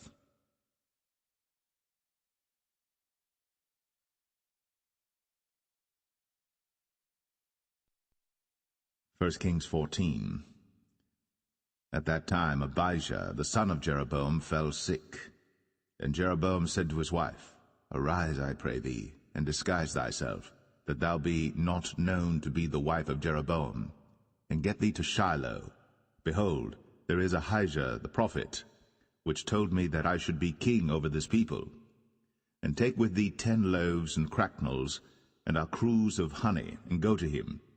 He shall tell thee what shall become of the child. And Jeroboam's wife did so, and arose, and went to Shiloh, and came to the house of Ahijah. But Ahijah could not see, for his eyes were set by reason of his age. And the Lord said unto Ahijah, Behold, the wife of Jeroboam cometh to ask a thing of thee for her son, for he is sick. Thus and thus shalt thou say unto her, for it shall be, when she cometh in, that she shall feign herself to be another woman. And it was so, when Ahijah heard the sound of her feet, as she came in at the door, that he said, Come in, thou wife of Jeroboam. Why feignest thou thyself to be another? For I am sent to thee with heavy tidings. Go, tell Jeroboam, Thus saith the Lord God of Israel, Forasmuch as I exalted thee from among the people, and made thee prince over my people Israel, and rent the kingdom away from the house of David, and gave it thee, and yet thou hast not been as my servant David, who kept my commandments, and who followed me with all his heart, to do that only which was right in mine eyes, but hast done evil above all that were before thee. For thou hast gone and made thee other gods, and molten images, to provoke me to anger, and hast cast me behind thy back. Therefore, behold, I will bring evil upon the house of Jeroboam, and will cut off from Jeroboam him that pisseth against the wall, and him that is shut up and left in Israel, and will take away the remnant of the house of Jeroboam as a man taketh away dung, till it be all gone. Him that dieth of Jeroboam in the city shall the dogs eat, and him that dieth in the field shall the fowls of the air eat. For the Lord hath spoken it. Arise thou therefore, get thee to thine own house, and when thy feet enter into the city, the child shall die. And all Israel shall mourn for him, and bury him. For he only of Jeroboam shall come to the grave, because in him there is found some good thing toward the Lord God of Israel in the house of Jeroboam. Moreover, the Lord shall raise him up a king over Israel, who shall cut off the house of Jeroboam that day. But what? Even now. For the Lord shall smite Israel, as a reed is shaken in the water, and he shall root up Israel out of this good land, which he gave to their fathers, and shall scatter them beyond the river, because they have made their groves, provoking the Lord to anger. And he shall give Israel up, because of the sins of Jeroboam, who did sin, and who made Israel to sin. And Jeroboam's wife arose and departed, and came to Tirzah. And when she came to the threshold of the door, the child died, and they buried him. And all Israel mourned for him according to the word of the Lord, which he spake by the hand of his servant Ahijah the prophet. And the rest of the acts of Jeroboam, how he warred and how he reigned, behold, they are written in the book of the Chronicles of the kings of Israel. And the days which Jeroboam reigned were 22 years, and he slept with his fathers, and Nadab his son reigned in his stead. And Rehoboam the son of Solomon reigned in Judah. Rehoboam was 41 years old when he began to reign, and he reigned 17 years in Jerusalem, the city which the Lord did choose out of all the tribes of Israel, to put his name there. And his mother's name was Naamah, an Ammonitess. And Judah did evil in the sight of the Lord, and they provoked him to jealousy with their sins which they had committed, above all that their fathers had done. For they also built them high places and images and groves on every high hill, and under every green tree. And there were also Sodomites in the land, and they did according to all the abominations of the nations which the Lord cast out before the children of Israel. And it came to pass in the 5th year of King Rehoboam, that Shishak king of Egypt came up against Jerusalem. And he took away the treasures of the house of the Lord, and the treasures of the king's house, even took away all, and he took away all the shields of gold which Solomon had made. And King Rehoboam made in their stead brazen shields, and committed them unto the hands of the chief of the guard which kept the door of the king's house. And it was so, when the king went into the house of the Lord, that the guard bare them and brought them back into the guard chamber. Now the rest of the acts of Rehoboam, and all that he did, are they not written in the book of the Chronicles of the kings of Judah? And there was war between Rehoboam and Jeroboam all their days. And Rehoboam slept with his fathers, and was buried with his fathers in the city of David. And his mother's name was Naamah, an Ammonitess. And Abijam, his son, reigned in his stead.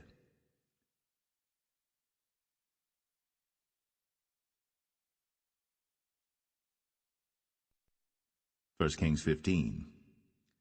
Now in the 18th year of King Jeroboam, the son of Nebat, reigned Abijam over Judah. 3 years reigned he in Jerusalem, and his mother's name was Maachah, the daughter of Abishalom. And he walked in all the sins of his father which he had done before him, and his heart was not perfect with the Lord his God, as the heart of David his father. Nevertheless, for David's sake did the Lord his God give him a lamp in Jerusalem to set up his son after him, and to establish Jerusalem, because David did that which was right in the eyes of the Lord, and turned not aside from anything that he commanded him all the days of his life, save only in the matter of Uriah the Hittite. And there was war between Rehoboam and Jeroboam all the days of his life. Now the rest of the acts of Abijam, and all that he did, are they not written in the book of the Chronicles of the kings of Judah? And there was war between Abijam and Jeroboam. And Abijam slept with his fathers, and they buried him in the city of David, and Asa, his son, reigned in his stead. And in the 20th year of Jeroboam, king of Israel, reigned Asa over Judah. And 41 years reigned he in Jerusalem, and his mother's name was Maachah, the daughter of Abishalom. And Asa did that which was right in the eyes of the Lord, as did David his father. And he took away the Sodomites out of the land, and removed all the idols that his fathers had made. And also Maachah his mother, even her he removed from being queen, because she had made an idol in the grove. And Asa destroyed her idol, and burned it by the brook Kidron. But the high places were not removed. Nevertheless, Asa's heart was perfect with the Lord all his days. And he brought in the things which his father had dedicated, and the things which himself had dedicated, into the house of the Lord, silver and gold and vessels. And there was war between Asa and Baasha, king of Israel, all their days. And Baasha, king of Israel, went up against Judah, and built Ramah, that he might not suffer any to go out or come in to Asa, king of Judah. Then Asa took all the silver and the gold that were left in the treasures of the house of the Lord, and the treasures of the king's house, and delivered them into the hand of his servants. And King Asa sent them to Ben-Hadad, the son of Tabrimon, the son of Hezion, king of Syria, that dwelt at Damascus, saying, There is a league between me and thee, and between my father and thy father. Behold, I have sent unto thee a present of silver and gold.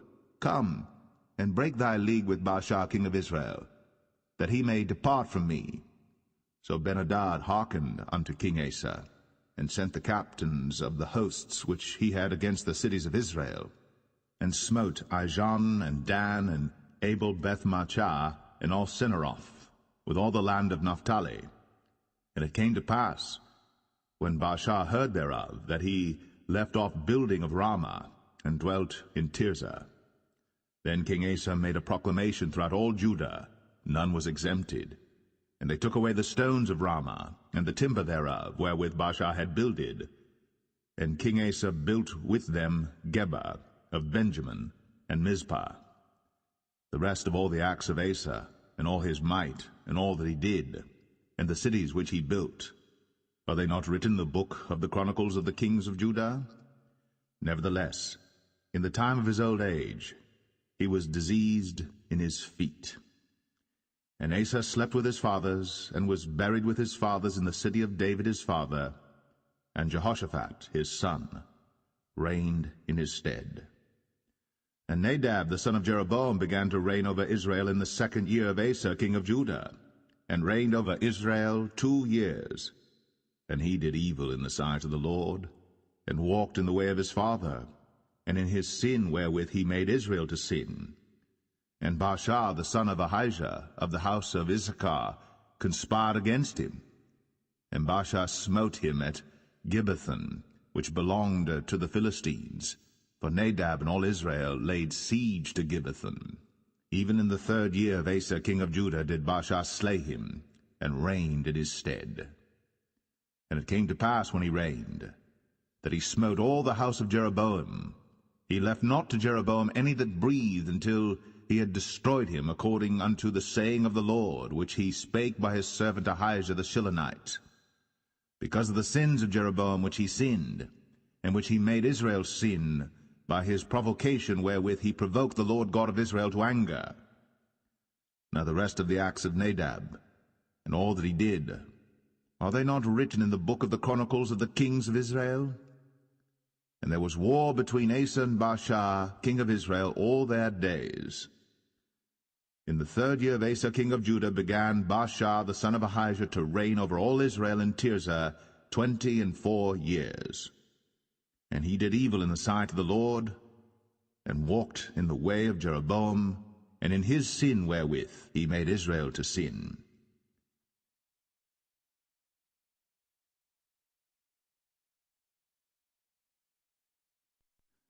1 Kings 16.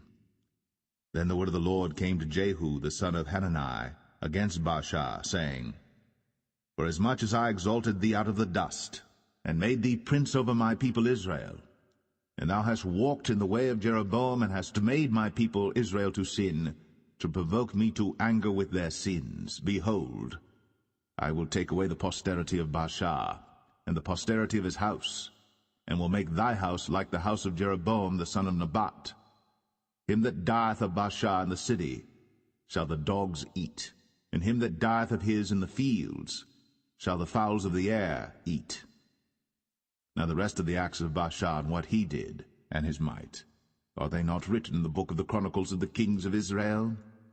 So Baasha slept with his fathers, and was buried in Tirzah, and Elah his son reigned in his stead.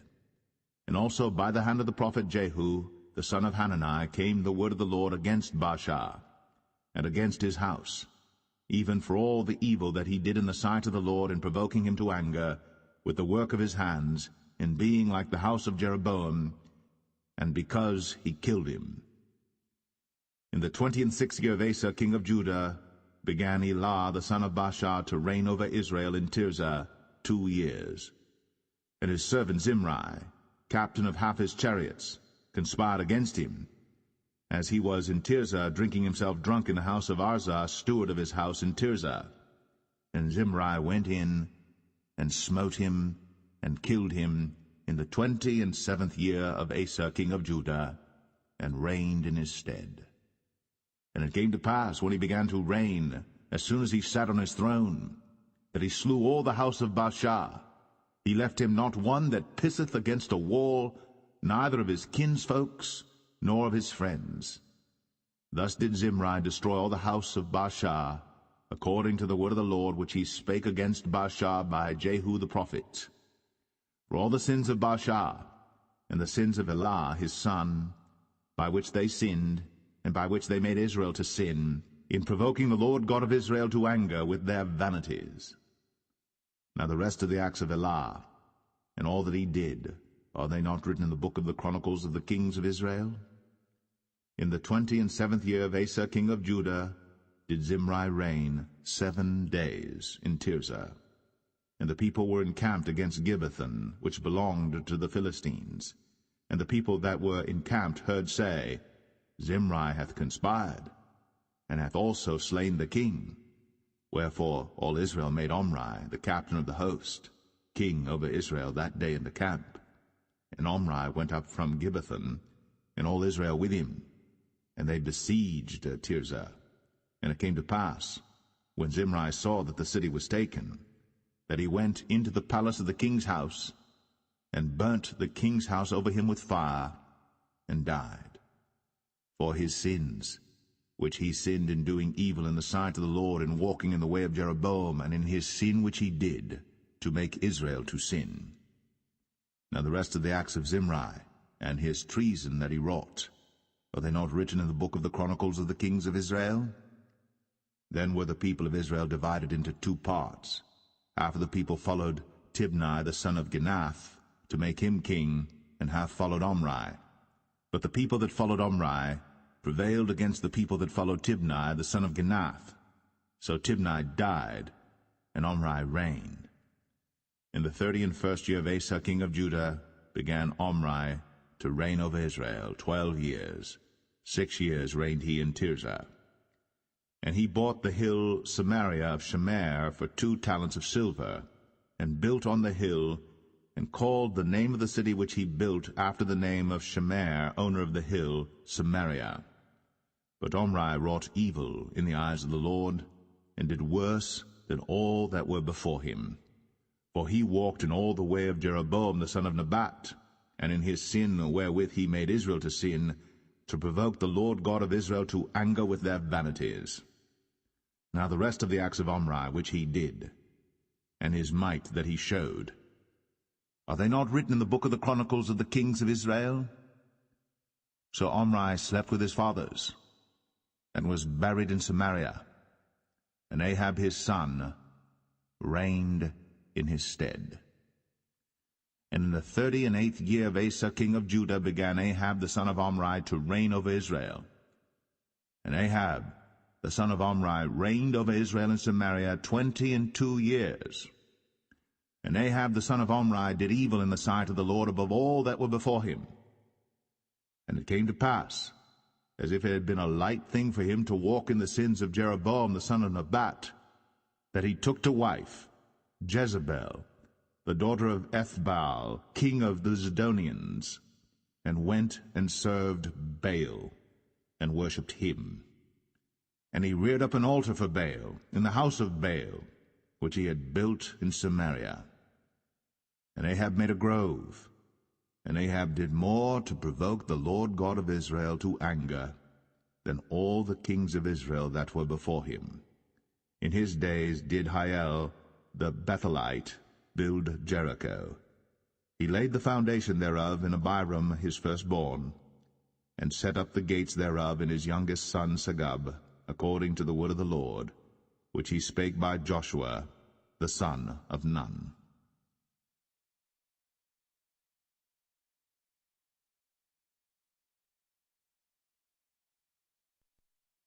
1 Kings 17. And Elijah the Tishbite, who was of the inhabitants of Gilead, said unto Ahab, As the Lord God of Israel liveth, before whom I stand, there shall not be dew nor rain these years, but according to my word. And the word of the Lord came unto him, saying, Get thee hence, and turn thee eastward, and hide thyself by the brook Cherith, that is before Jordan. And it shall be that thou shalt drink of the brook, and I have commanded the ravens to feed thee there. So he went and did according unto the word of the Lord, for he went and dwelt by the brook Cherith, that is before Jordan. And the ravens brought him bread and flesh in the morning, and bread and flesh in the evening, and he drank of the brook. And it came to pass after a while that the brook dried up, because there had been no rain in the land. And the word of the Lord came unto him, saying, Arise, get thee to Zarephath, which belongeth to Zidon, and dwell there. Behold, I have commanded a widow woman there to sustain thee. So he arose and went to Zarephath. And when he came to the gate of the city, behold, the widow woman was there gathering of sticks. And he called to her, and said, Fetch me, I pray thee, a little water in a vessel, that I may drink. And as she was going to fetch it, he called to her, and said, Bring me, I pray thee, a morsel of bread in thine hand. And she said, As the Lord thy God liveth, I have not a cake, but an handful of meal in a barrel, and a little oil in a cruse, and behold, I am gathering 2 sticks, that I may go in and dress it for me, and my son, that we may eat it, and die. And Elijah said unto her, Fear not, go and do as thou hast said, but make me thereof a little cake first, and bring it unto me, and after make for thee and for thy son. For thus saith the Lord God of Israel, The barrel of meal shall not waste, neither shall the cruse of oil fail, until the day that the Lord sendeth rain upon the earth. And she went and did according to the saying of Elijah, and she and he and her house did eat many days. And the barrel of meal wasted not, neither did the cruse of oil fail, according to the word of the Lord which he spake by Elijah. And it came to pass after these things, that the son of the woman, the mistress of the house, fell sick, and his sickness was so sore, that there was no breath left in him.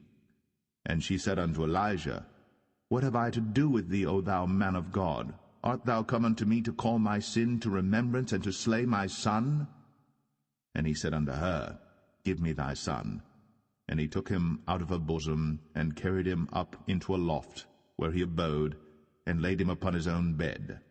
And he cried unto the Lord, and said, O Lord my God, hast thou also brought evil upon the widow with whom I sojourn by slaying her son? And he stretched himself upon the child 3 times, and cried unto the Lord, and said, O Lord my God, I pray thee, let this child's soul come into him again. And the Lord heard the voice of Elijah, and the soul of the child came into him again, and he revived. And Elijah took the child, and brought him down out of the chamber into the house, and delivered him unto his mother. And Elijah said, See, thy son liveth. And the woman said to Elijah, Now by this I know that thou art a man of God, and that the word of the Lord in thy mouth is truth.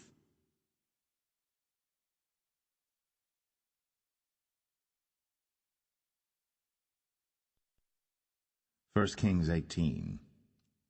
And it came to pass after many days, that the word of the Lord came to Elijah in the 3rd year, saying, Go, show thyself unto Ahab, and I will send rain upon the earth. And Elijah went to show himself unto Ahab. And there was a sore famine in Samaria. And Ahab called Obadiah, which was the governor of his house. Now Obadiah feared the Lord greatly. For it was so, when Jezebel cut off the prophets of the Lord, that Obadiah took 100 prophets, and hid them by 50 in a cave, and fed them with bread and water. And Ahab said unto Obadiah, Go into the land, unto all fountains of water, and unto all brooks. Peradventure we may find grass to save the horses and mules alive, that we lose not all the beasts. So they divided the land between them to pass throughout it. Ahab went one way by himself, and Obadiah went another way by himself. And as Obadiah was in the way, behold, Elijah met him, and he knew him, and fell on his face, and said, Art thou that my lord Elijah? And he answered him, I am. Go tell thy lord, Behold, Elijah is here. And he said, What have I sinned that thou wouldst deliver thy servant into the hand of Ahab, to slay me? As the Lord thy God liveth, there is no nation or kingdom whither my lord hath not sent to seek thee. And when they said, He is not there, he took an oath of the kingdom and nation that they found thee not. And now thou sayest, Go, tell thy lord, Behold, Elijah is here. And it shall come to pass, as soon as I am gone from thee, that the Spirit of the Lord shall carry thee whither I know not. And so when I come and tell Ahab, and he cannot find thee, he shall slay me. But I thy servant fear the Lord from my youth. Was it not told my Lord what I did when Jezebel slew the prophets of the Lord, how I hid 100 men of the Lord's prophets by 50 in a cave, and fed them with bread and water? And now thou sayest, Go tell thy Lord, Behold, Elijah is here, and he shall slay me? And Elijah said, As the Lord of hosts liveth, before whom I stand, I will surely show myself unto him today. So Obadiah went to meet Ahab, and told him. And Ahab went to meet Elijah. And it came to pass, when Ahab saw Elijah, that Ahab said unto him, Art thou he that troubleth Israel? And he answered, I have not troubled Israel, but thou and thy father's house, in that ye have forsaken the commandments of the Lord, and thou hast followed Baalim. Now therefore send and gather to me all Israel unto Mount Carmel, and the prophets of Baal 450, and the prophets of the groves 400, which eat at Jezebel's table. So Ahab sent unto all the children of Israel, and gathered the prophets together unto Mount Carmel. And Elijah came unto all the people, and said, How long halt ye between 2 opinions? If the Lord be God, follow him, but if Baal, then follow him. And the people answered him not a word. Then said Elijah unto the people, I, even I only, remain a prophet of the Lord, but Baal's prophets are 450 men. Let them therefore give us 2 bullocks, and let them choose 1 bullock from themselves, and cut it in pieces, and lay it on wood, and put no fire under. And I will dress the other bullock, and lay it on wood, and put no fire under. And call ye on the name of your gods, and I will call on the name of the Lord. And the God that answereth by fire, let him be God. And all the people answered and said, It is well spoken.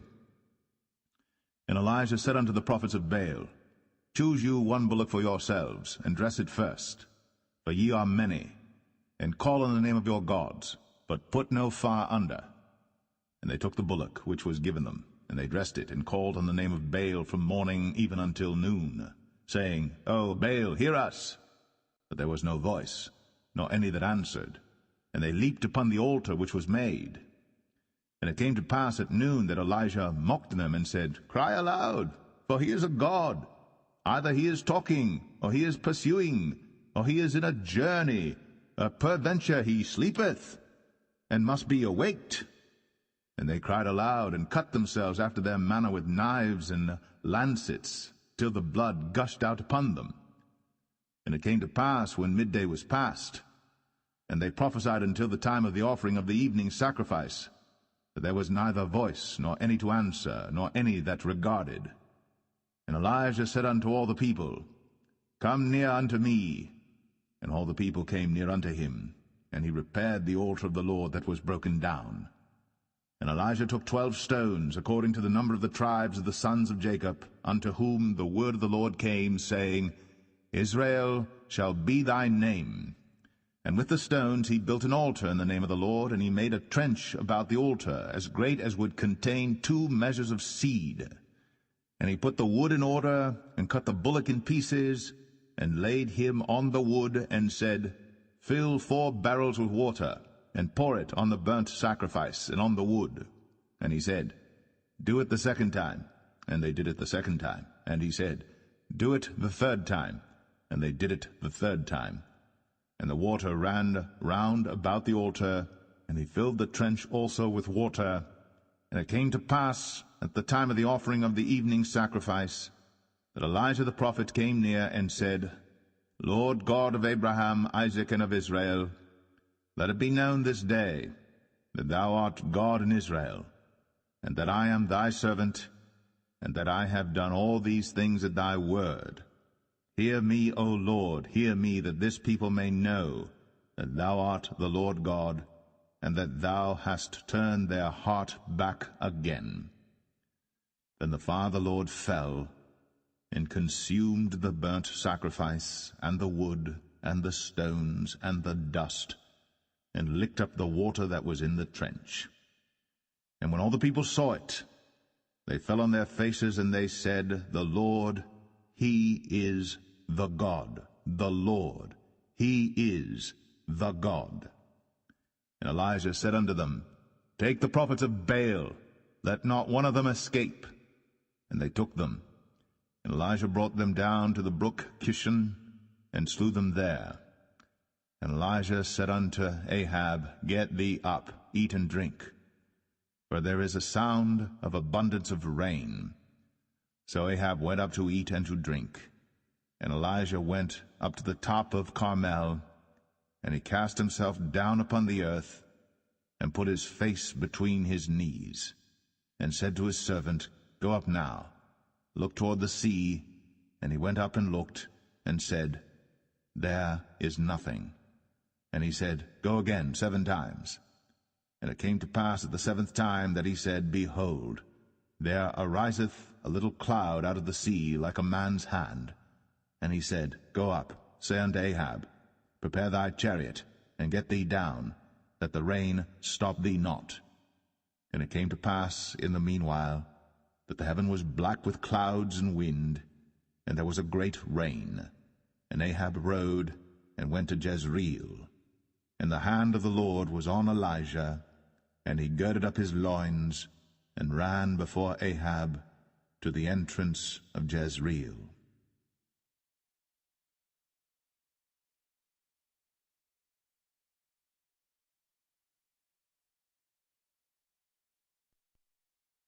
First Kings 19.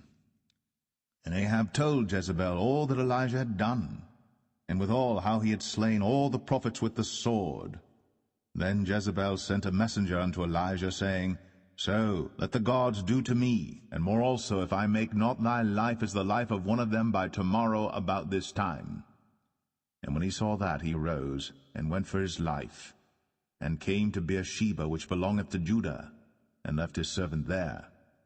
But he himself went a day's journey into the wilderness, and came and sat down under a juniper tree. And he requested for himself that he might die, and said, It is enough. Now, O Lord, take away my life, for I am not better than my fathers. And as he lay and slept under a juniper tree, behold, then an angel touched him, and said unto him, Arise and eat. And he looked, and behold, there was a cake baked on the coals, and a cruse of water at his head. And he did eat and drink, and laid him down again. And the angel of the Lord came again the second time, and touched him, and said, Arise and eat, because the journey is too great for thee. And he arose and did eat and drink, and went in the strength of that meat 40 days and 40 nights unto Horeb the mount of God. And he came thither unto a cave, and lodged there. And behold, the word of the Lord came to him, and he said unto him, What doest thou here, Elijah? And he said, I have been very jealous for the Lord God of hosts, for the children of Israel have forsaken thy covenant, thrown down thine altars, and slain thy prophets with the sword, and I, even I only am left, and they seek my life to take it away. And he said, Go forth, and stand upon the mount before the Lord. And behold, the Lord passed by, and a great and strong wind rent the mountains, and brake in pieces the rocks before the Lord. But the Lord was not in the wind. And after the wind an earthquake. But the Lord was not in the earthquake. And after the earthquake a fire. But the Lord was not in the fire. And after the fire a still small voice. And it was so, when Elijah heard it, that he wrapped his face in his mantle, and went out, and stood in the entering in of the cave. And behold, there came a voice unto him, and said, What doest thou here, Elijah? And he said, I have been very jealous for the Lord God of hosts, because the children of Israel have forsaken thy covenant, thrown down thine altars, and slain thy prophets with the sword, and I, even I only, am left. And they seek my life, to take it away. And the Lord said unto him, Go, return on thy way to the wilderness of Damascus, and when thou comest, anoint Hazael to be king over Syria. And Jehu, the son of Nimshi, shalt thou anoint to be king over Israel. And Elisha, the son of Shaphat, of Abel-Meholah, shalt thou anoint to be prophet in thy room. And it shall come to pass, that him that escapeth the sword of Hazael shall Jehu slay, and him that escapeth from the sword of Jehu shall Elisha slay. Yet I have left me 7,000 in Israel, all the knees which have not bowed unto Baal, and every mouth which hath not kissed him. So he departed thence, and found Elisha the son of Shaphat, who was plowing with 12 yoke of oxen before him, and he with the 12th. And Elijah passed by him, and cast his mantle upon him. And he left the oxen, and ran after Elijah, and said, Let me, I pray thee, kiss my father and my mother, and then I will follow thee. And he said unto him, Go back again, for what have I done to thee? And he returned back from him, and took a yoke of oxen, and slew them, and boiled their flesh with the instruments of the oxen, and gave unto the people, and they did eat. Then he arose, and went after Elijah, and ministered unto him.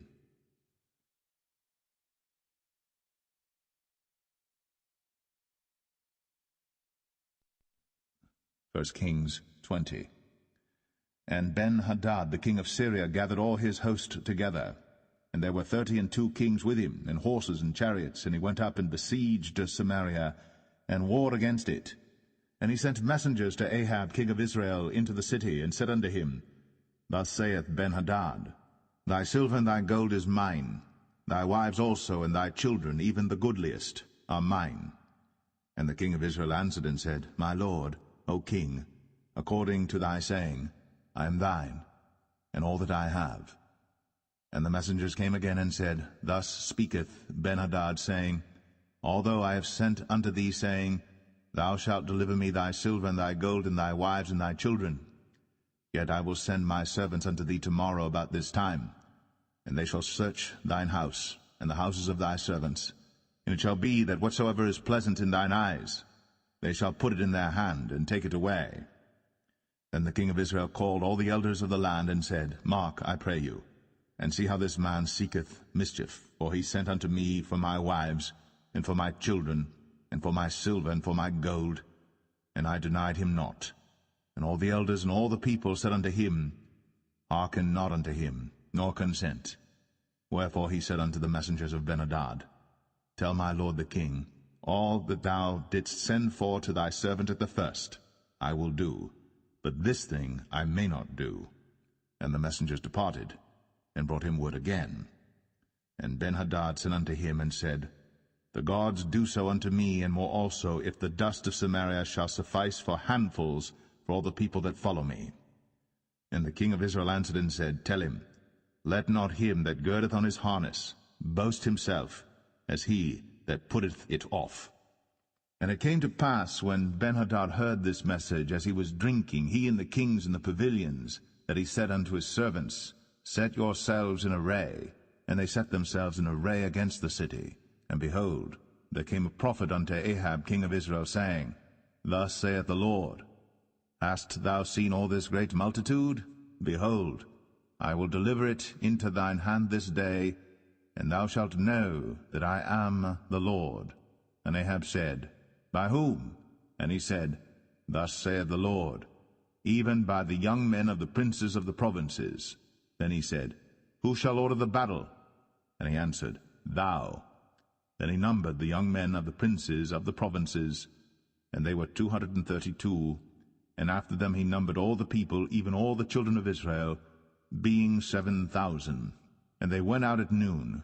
But Ben-hadad was drinking himself drunk in the pavilions, he and the kings, the 32 kings that helped him.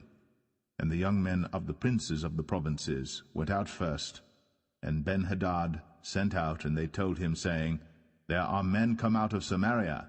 And he said, Whether they be come out for peace, take them alive, or whether they be come out for war, take them alive.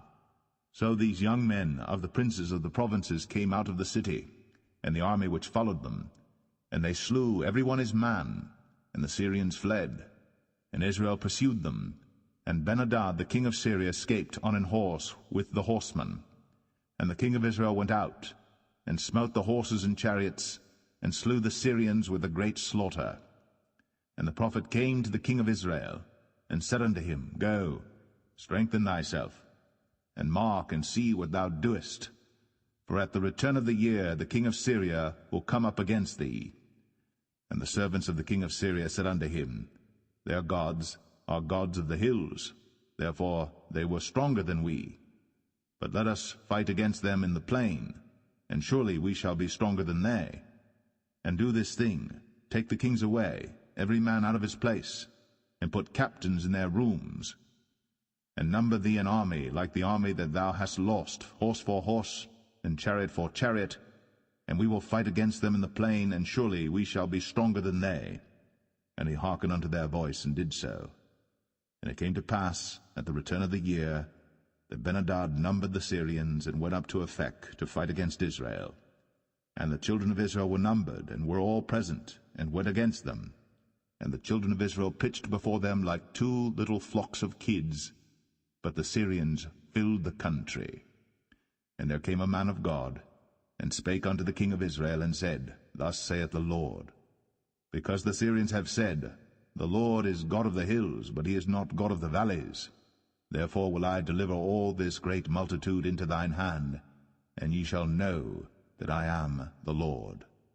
And they pitched one over against the other 7 days, and so it was, that in the 7th day the battle was joined, and the children of Israel slew of the Syrians 100,000 footmen in 1 day. But the rest fled to Aphek into the city, and there a wall fell upon 27,000 of the men that were left. And Ben-hadad fled, and came into the city, into an inner chamber. And his servants said unto him, Behold now, we have heard that the kings of the house of Israel are merciful kings. Let us, I pray thee, put sackcloth on our loins, and ropes upon our heads, and go out to the king of Israel. Peradventure he will save thy life. So they girded sackcloth on their loins, and put ropes on their heads, and came to the king of Israel, and said, Thy servant Ben-hadad saith, I pray thee, let me live. And he said, Is he yet alive? He is my brother. Now the men did diligently observe whether anything would come from him, and did hastily catch it. And they said, Thy brother Ben-hadad. Then he said, Go ye, bring him. Then Ben-hadad came forth to him, and he caused him to come up into the chariot. And Ben-hadad said unto him, The cities which my father took from thy father I will restore, and thou shalt make streets for thee in Damascus, as my father made in Samaria. Then said Ahab, I will send thee away with this covenant. So he made a covenant with him, and sent him away. And a certain man of the sons of the prophets said unto his neighbor in the word of the Lord, Smite me, I pray thee. And the man refused to smite him. Then said he unto him, Because thou hast not obeyed the voice of the Lord, behold, as soon as thou art departed from me, a lion shall slay thee. And as soon as he was departed from him, a lion found him and slew him. Then he found another man, and said, Smite me, I pray thee. And the man smote him, so that in smiting he wounded him. So the prophet departed, and waited for the king by the way, and disguised himself with ashes upon his face. And as the king passed by, he cried unto the king, and he said, Thy servant went out into the midst of the battle, and behold, a man turned aside, and brought a man unto me, and said, Keep this man. If by any means he be missing, then shall thy life be for his life, or else thou shalt pay a talent of silver. And as thy servant was busy here and there, he was gone. And the king of Israel said unto him, So shall thy judgment be. Thyself hast decided it. And he hasted, and took the ashes away from his face. And the king of Israel discerned him that he was of the prophets. And he said unto him, Thus saith the Lord, Because thou hast let go out of thy hand a man whom I appointed to utter destruction, therefore thy life shall go for his life, and thy people for his people. And the king of Israel went to his house, heavy and displeased, and came to Samaria.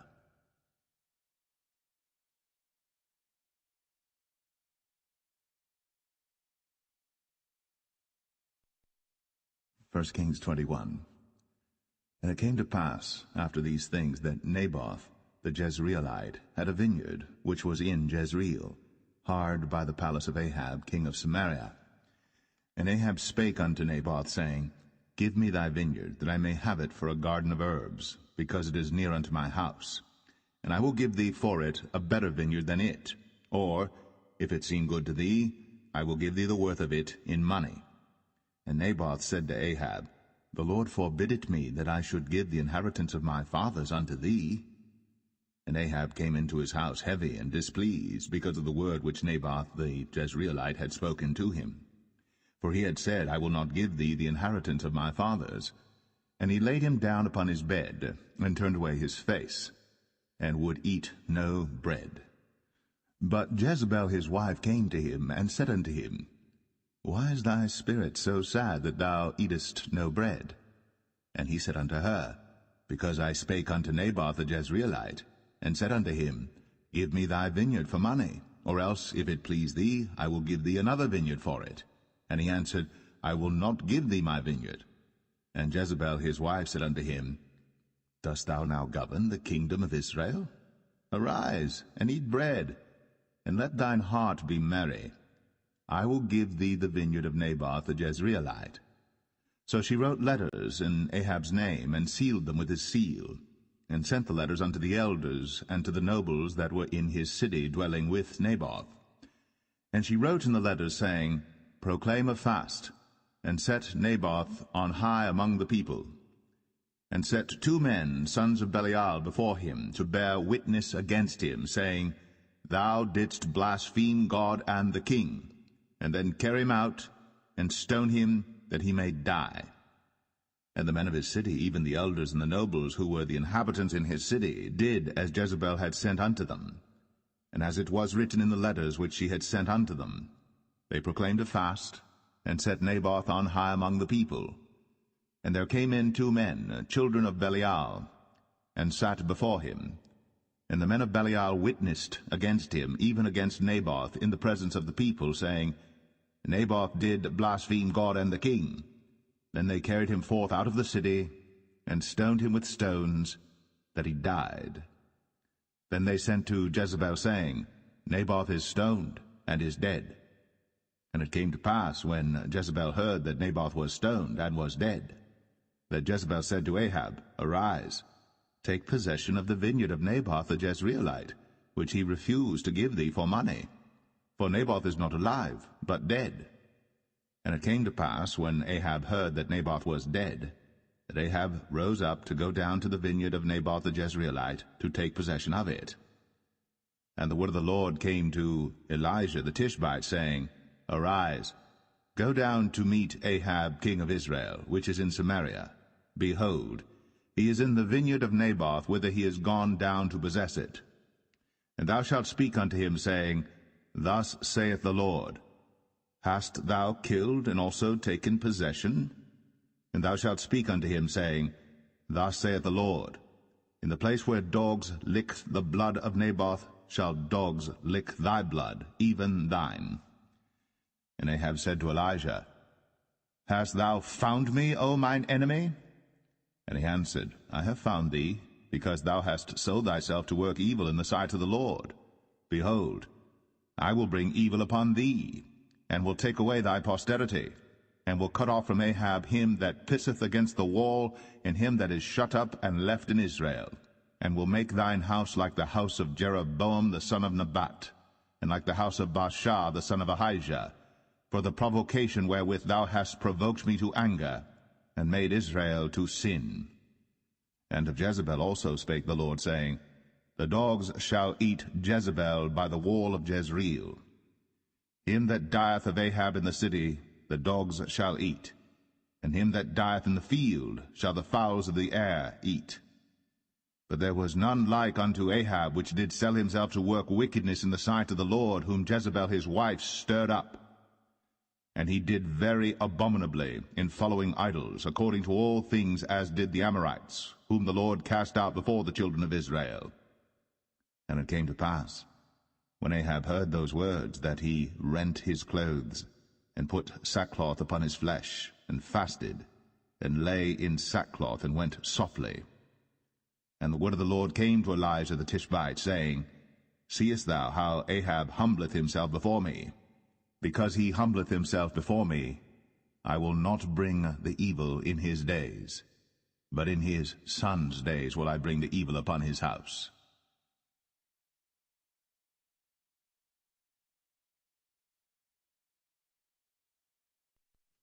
1 Kings 22.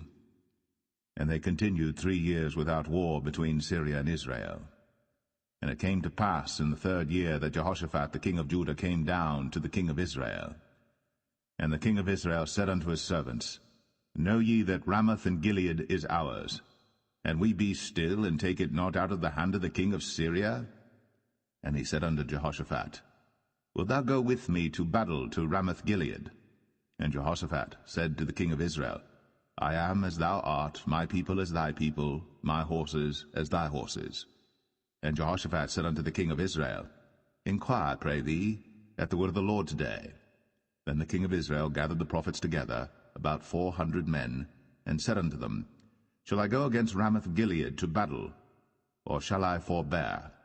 And they said, Go up, for the Lord shall deliver it into the hand of the king. And Jehoshaphat said, Is there not here a prophet of the Lord besides, that we might inquire of him? And the king of Israel said unto Jehoshaphat, There is yet one man, Micaiah the son of Imlah, by whom we may inquire of the Lord. But I hate him, for he doth not prophesy good concerning me, but evil. And Jehoshaphat said, Let not the king say so. Then the king of Israel called an officer, and said, Hasten hither Micaiah the son of Imlah. And the king of Israel and Jehoshaphat the king of Judah sat each on his throne, having put on their robes in a void place in the entrance of the gate of Samaria. And all the prophets prophesied before them. And Zedekiah the son of Chenaanah made him horns of iron, and he said, Thus saith the Lord, With these shalt thou push the Syrians until thou have consumed them. And all the prophets prophesied so, saying, Go up to Ramoth-Gilead, and prosper, for the Lord shall deliver it into the king's hand. And the messenger that was gone to call Micaiah spake unto him, saying, Behold now, the words of the prophets declare good unto the king with one mouth. Let thy word, I pray thee, be like the word of one of them, and speak that which is good. And Micaiah said, As the Lord liveth, what the Lord saith unto me, that will I speak. So he came to the king. And the king said unto him, Micaiah, shall we go against Ramoth-Gilead to battle, or shall we forbear? And he answered him, Go and prosper, for the Lord shall deliver it into the hand of the king. And the king said unto him, How many times shall I adjure thee that thou tell me nothing but that which is true in the name of the Lord? And he said, I saw all Israel scattered upon the hills, as sheep that have not a shepherd. And the Lord said, These have no master. Let them return every man to his house in peace. And the king of Israel said unto Jehoshaphat, Did I not tell thee that he would prophesy no good concerning me, but evil? And he said, Hear thou therefore the word of the Lord. I saw the Lord sitting on his throne, and all the host of heaven standing by him on his right hand and on his left. And the Lord said, Who shall persuade Ahab that he may go up and fall at Ramoth-Gilead? And one said on this manner, and another said on that manner. And there came forth a spirit, and stood before the Lord, and said, I will persuade him. And the Lord said unto him, Wherewith? And he said, I will go forth, and I will be a lying spirit in the mouth of all his prophets. And he said, Thou shalt persuade him, and prevail also. Go forth, and do so. Now therefore, behold, the Lord hath put a lying spirit in the mouth of all these thy prophets, and the Lord hath spoken evil concerning thee. But Zedekiah the son of Chenaanah went near, and smote Micaiah on the cheek, and said, Which way went the Spirit of the Lord from me to speak unto thee? And Micaiah said, Behold, thou shalt see in that day, when thou shalt go into an inner chamber to hide thyself. And the king of Israel said, Take Micaiah, and carry him back unto Amon the governor of the city, and to Joash the king's son, and say, Thus saith the king, Put this fellow in the prison, and feed him with bread of affliction and with water of affliction, until I come in peace. And Micaiah said, If thou return at all in peace, the Lord hath not spoken by me. And he said, Hearken, O people, every one of you. So the king of Israel and Jehoshaphat the king of Judah went up to Ramoth-Gilead. And the king of Israel said unto Jehoshaphat, I will disguise myself, and enter into battle, but put thou on thy robes. And the king of Israel disguised himself, and went into the battle. But the king of Syria commanded his 32 captains that had rule over his chariots, saying, Fight neither with small nor great, save only with the king of Israel. And it came to pass, when the captains of the chariots saw Jehoshaphat, that they said, Surely it is the king of Israel. And they turned aside to fight against him. And Jehoshaphat cried out. And it came to pass, when the captains of the chariots perceived that it was not the king of Israel, that they turned back from pursuing him. And a certain man drew a bow at a venture, and smote the king of Israel between the joints of the harness. Wherefore he said unto the driver of his chariots, Turn thy hand, and carry me out of the host, for I am wounded. And the battle increased that day. And the king was stayed up in his chariot against the Syrians, and died at even. And the blood ran out of the wound into the midst of the chariot. And there went a proclamation throughout the host about the going down of the sun, saying, Every man to his city, and every man to his own country. So the king died, and was brought to Samaria. And they buried the king in Samaria. And one washed the chariot in the pool of Samaria, and the dogs licked up his blood, and they washed his armor, according unto the word of the Lord which he spake. Now the rest of the acts of Ahab, and all that he did, and the ivory house which he made, and all the cities that he built, are they not written in the book of the Chronicles of the kings of Israel? So Ahab slept with his fathers, And Ahaziah his son reigned in his stead. And Jehoshaphat the son of Asa began to reign over Judah in the 4th year of Ahab king of Israel. Jehoshaphat was 35 years old when he began to reign, and he reigned 25 years in Jerusalem. And his mother's name was Azubah, the daughter of Shilhi. And he walked in all the ways of Asa his father. He turned not aside from it, doing that which was right in the eyes of the Lord. Nevertheless the high places were not taken away, for the people offered and burnt incense yet in the high places. And Jehoshaphat made peace with the king of Israel. Now the rest of the acts of Jehoshaphat, and his might that he showed, and how he warred, are they not written in the book of the Chronicles of the kings of Judah? And the remnant of the Sodomites, which remained in the days of his father Asa, he took out of the land. There was then no king in Edom, a deputy was king. Jehoshaphat made ships of Tarshish to go to Ophir for gold, but they went not, for the ships were broken at Ezion-Geber. Then said Ahaziah the son of Ahab unto Jehoshaphat, Let my servants go with thy servants in the ships. But Jehoshaphat would not. And Jehoshaphat slept with his fathers, and was buried with his fathers in the city of David his father. And Jehoram his son reigned in his stead. Ahaziah the son of Ahab began to reign over Israel in Samaria the 17th year of Jehoshaphat king of Judah, and reigned 2 years over Israel. And he did evil in the sight of the Lord, and walked in the way of his father, and in the way of his mother, and in the way of Jeroboam the son of Nebat, who made Israel to sin. For he served Baal, and worshipped him, and provoked to anger the Lord God of Israel, according to all that his father had done.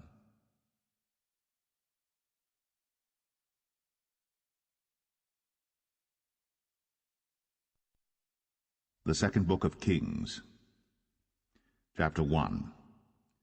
Then Moab rebelled against Israel after the death of Ahab. And Ahaziah fell down through a lattice in his upper chamber that was in Samaria, and was sick.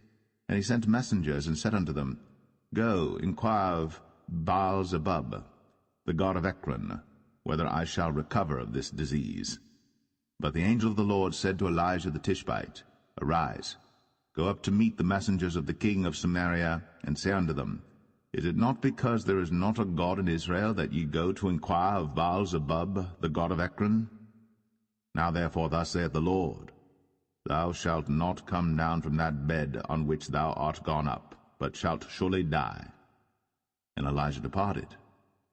And when the messengers turned back unto him, he said unto them, Why are ye now turned back? And they said unto him, There came a man up to meet us, and said unto us, Go, turn again unto the king that sent you, and say unto him, Thus saith the Lord, Is it not because there is not a God in Israel that thou sendest to inquire of Baal-zebub, the god of Ekron? Therefore thou shalt not come down from that bed on which thou art gone up, but shalt surely die. And he said unto them, What manner of man was he which came up to meet you, and told you these words? And they answered him, He was an hairy man, and girt with a girdle of leather about his loins.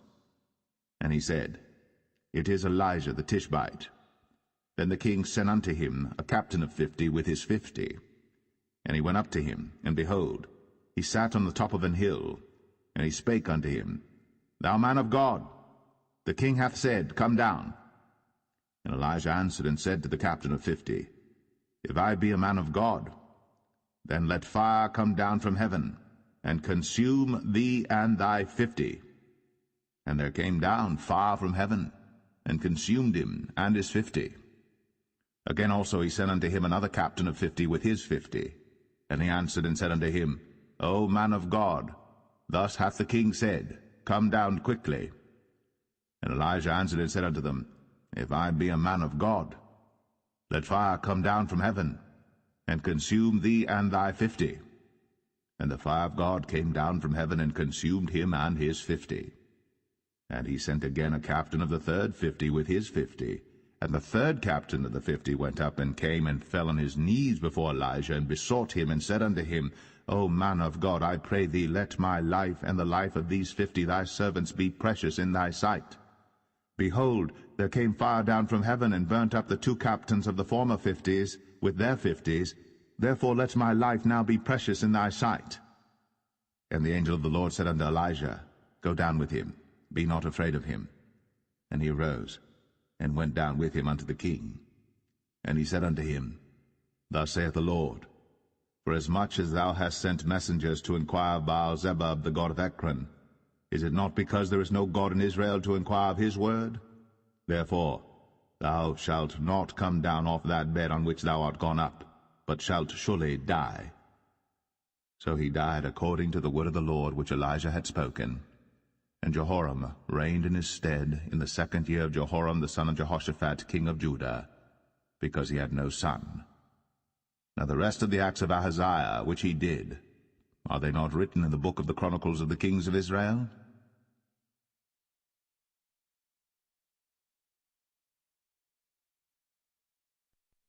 Second Kings 2. And it came to pass, when the Lord would take up Elijah into heaven by a whirlwind, that Elijah went with Elisha from Gilgal. And Elijah said unto Elisha, Tarry here, I pray thee, for the Lord hath sent me to Bethel. And Elisha said unto him, As the Lord liveth, and as thy soul liveth, I will not leave thee. So they went down to Bethel. And the sons of the prophets that were at Bethel came forth to Elisha, and said unto him, Knowest thou that the Lord will take away thy master from thy head today? And he said, Yea, I know it. Hold ye your peace. And Elijah said unto him, Elisha, tarry here, I pray thee, for the Lord hath sent me to Jericho. And he said, As the Lord liveth, and as thy soul liveth, I will not leave thee. So they came to Jericho. And the sons of the prophets that were at Jericho came to Elisha, and said unto him, Knowest thou that the Lord will take away thy master from thy head today? And he answered, Yea, I know it. Hold ye your peace. And Elijah said unto him, Tarry, I pray thee, here, for the Lord hath sent me to Jordan. And he said, As the Lord liveth, and as thy soul liveth, I will not leave thee. And they two went on. And 50 men of the sons of the prophets went, and stood to view afar off. And they too stood by Jordan. And Elijah took his mantle, and wrapped it together, and smote the waters, and they were divided hither and thither, so that they too went over on dry ground. And it came to pass, when they were gone over, that Elijah said unto Elisha, Ask what I shall do for thee, before I be taken away from thee. And Elisha said, I pray thee, let a double portion of thy spirit be upon me. And he said, Thou hast asked a hard thing. Nevertheless, if thou see me when I am taken from thee, it shall be so unto thee. But if not, it shall not be so.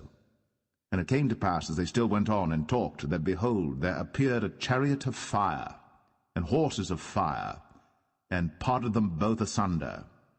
And Elijah went up by a whirlwind into heaven. And Elisha saw it, and he cried, My father, the chariot of Israel, and the horsemen thereof. And he saw him no more. And he took hold of his own clothes, and rent them in 2 pieces. He took up also the mantle of Elijah that fell from him, and went back and stood by the bank of Jordan.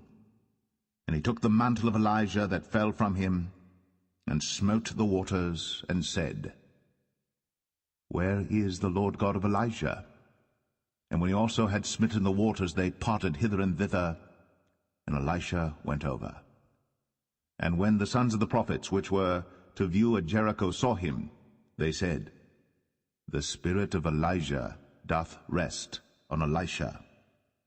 And they came to meet him, and bowed themselves to the ground before him. And they said unto him, Behold now, there be with thy servants 50 strong men. Let them go, we pray thee, and seek thy master, lest peradventure the Spirit of the Lord hath taken him up, and cast him upon some mountain, or into some valley. And he said, Ye shall not send.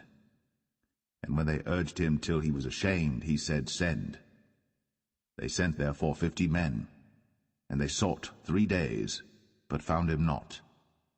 And when they came again to him, for he tarried at Jericho, he said unto them, Did I not say unto you, Go not?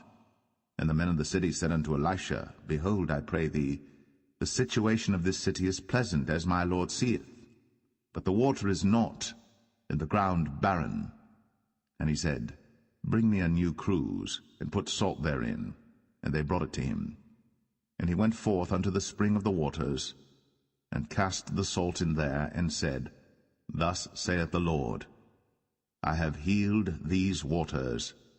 There shall not be from thence any more death or barren land. So the waters were healed unto this day, according to the saying of Elisha which he spake.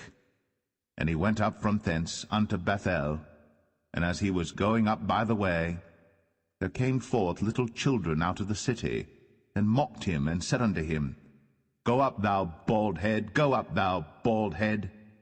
And he turned back, and looked on them, and cursed them in the name of the Lord. And there came forth 2 she-bears out of the wood, and tare 42 children of them. And he went from thence to Mount Carmel, and from thence he returned to Samaria.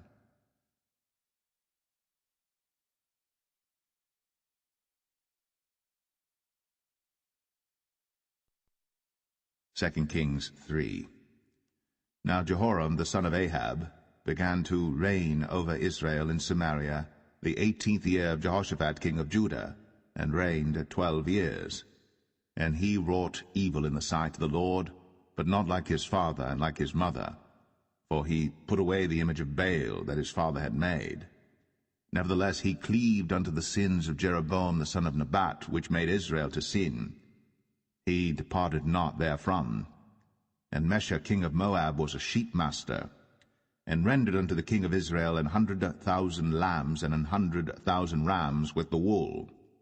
But it came to pass, when Ahab was dead, that the king of Moab rebelled against the king of Israel. And King Jehoram went out of Samaria the same time, and numbered all Israel. And he went and sent to Jehoshaphat the king of Judah, saying, The king of Moab hath rebelled against me. Wilt thou go with me against Moab to battle? And he said, I will go up.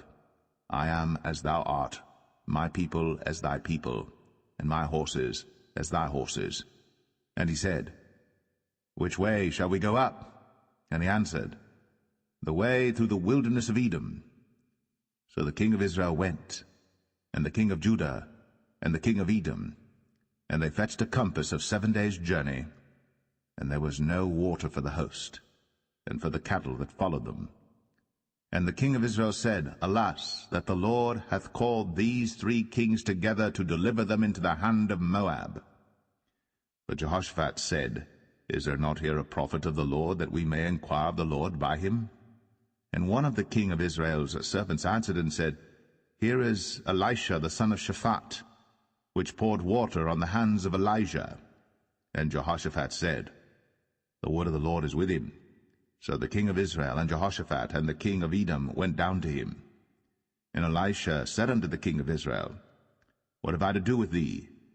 Get thee to the prophets of thy father, and to the prophets of thy mother. And the king of Israel said unto him, Nay, for the Lord hath called these 3 kings together to deliver them into the hand of Moab. And Elisha said, As the Lord of hosts liveth, before whom I stand, surely, were it not that I regard the presence of Jehoshaphat the king of Judah, I would not look toward thee, nor see thee. But now bring me a minstrel. And it came to pass, when the minstrel played, that the hand of the Lord came upon him. And he said, Thus saith the Lord, Make this valley full of ditches. For thus saith the Lord, Ye shall not see wind, neither shall ye see rain, yet that valley shall be filled with water, that ye may drink, both ye, and your cattle, and your beasts. And this is but a light thing in the sight of the Lord. He will deliver the Moabites also into your hand. And ye shall smite every fenced city and every choice city, and shall fell every good tree, and stop all wells of water, and mar every good piece of land with stones. And it came to pass in the morning, when the meat offering was offered, that, behold, there came water by the way of Edom, and the country was filled with water. And when all the Moabites heard that the kings were come up to fight against them, they gathered all that were able to put on armor, and upward and stood in the border. And they rose up early in the morning, and the sun shone upon the water, and the Moabites saw the water on the other side as red as blood. And they said, This is blood, the kings are surely slain, and they have smitten one another. Now therefore, Moab to the spoil. And when they came to the camp of Israel, the Israelites rose up and smote the Moabites, so that they fled before them. But they went forward, smiting the Moabites, even in their country. And they beat down the cities, and on every good piece of land cast every man his stone, and filled it. And they stopped all the wells of water, and felled all the good trees. Only in Kir Hareseth left they the stones thereof.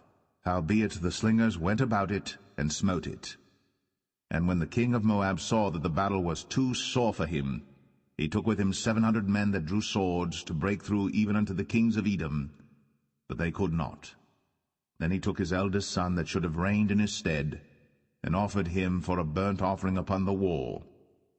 And there was great indignation against Israel, and they departed from him, and returned to their own land.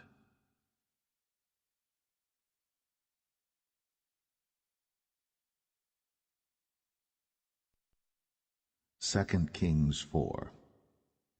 Now there cried a certain woman of the wives of the sons of the prophets unto Elisha, saying, Thy servant my husband is dead, and thou knowest that thy servant did fear the Lord, and the creditors come to take unto him my 2 sons to be bondmen. And Elisha said unto her, What shall I do for thee? Tell me, what hast thou in the house? And she said, Thine handmaid hath not anything in the house, save a pot of oil. Then he said, Go borrow thee vessels abroad of all thy neighbors, even empty vessels, borrow not a few. And when thou art come in, thou shalt shut the door upon thee and upon thy sons, and shalt pour out into all those vessels, and thou shalt set aside that which is full. So she went from him, and shut the door upon her and upon her sons, who brought the vessels to her, and she poured out. And it came to pass, when the vessels were full, that she said unto her son, Bring me yet a vessel. And he said unto her, There is not a vessel more. And the oil stayed. Then she came and told the man of God, and he said, Go sell the oil, and pay thy debt, and live thou and thy children of the rest. And it fell on a day that Elisha passed to Shunem, where was a great woman, and she constrained him to eat bread. And so it was, that as oft as he passed by, he turned in thither to eat bread. And she said unto her husband, Behold now, I perceive that this is an holy man of God, which passeth by us continually. Let us make a little chamber, I pray thee, on the wall, and let us set for him there a bed, and a table, and a stool, and a candlestick. And it shall be, when he cometh to us, that he shall turn in thither. And it fell on a day that he came thither, and he turned into the chamber, and lay there. And he said to Gehazi his servant, Call this Shunammite. And when he had called her, she stood before him. And he said unto him, Say now unto her, Behold, thou hast been careful for us with all this care. What is to be done for thee? Wouldest thou be spoken for to the king, or to the captain of the host? And she answered, I dwell among mine own people. And he said, What then is to be done for her? And Gehazi answered, Verily, she hath no child, and her husband is old. And he said, Call her. And when he had called her, she stood in the door. And he said, About this season, according to the time of life, thou shalt embrace a son. And she said, Nay, my lord, thou man of God, do not lie unto thine handmaid. And the woman conceived, and bare a son at that season that Elisha had said unto her, according to the time of life. And when the child was grown, it fell on a day that he went out to his father to the reapers. And he said unto his father, My head, my head. And he said to a lad, Carry him to his mother. And when he had taken him, and brought him to his mother, he sat on her knees till noon, and then died. And she went up, and laid him on the bed of the man of God, and shut the door upon him, and went out. And she called unto her husband, and said, Send me, I pray thee, one of the young men, and one of the asses, that I may run to the man of God, and come again. And he said, Wherefore wilt thou go to him today? It is neither new moon nor Sabbath. And she said, It shall be well. Then she saddled an ass, and said to her servant, Drive, and go forward. Slack not thy riding for me, except I bid thee. So she went, and came unto the man of God to Mount Carmel. And it came to pass, when the man of God saw her afar off, that he said to Gehazi his servant, Behold, yonder is that Shunammite. Run now, I pray thee, to meet her, and say unto her, Is it well with thee? Is it well with thy husband? Is it well with the child? And she answered, It is well. And when she came to the man of God to the hill, she caught him by the feet. But Gehazi came near to thrust her away. And the man of God said, Let her alone, for her soul is vexed within her. And the Lord hath hid it from me, and hath not told me. Then she said, Did I desire a son of my Lord? Did I not say, Do not deceive me? Then he said to Gehazi, Gird up thy loins, and take my staff in thine hand, and go thy way. If thou meet any man, salute him not, and if any salute thee, answer him not again. And lay my staff upon the face of the child.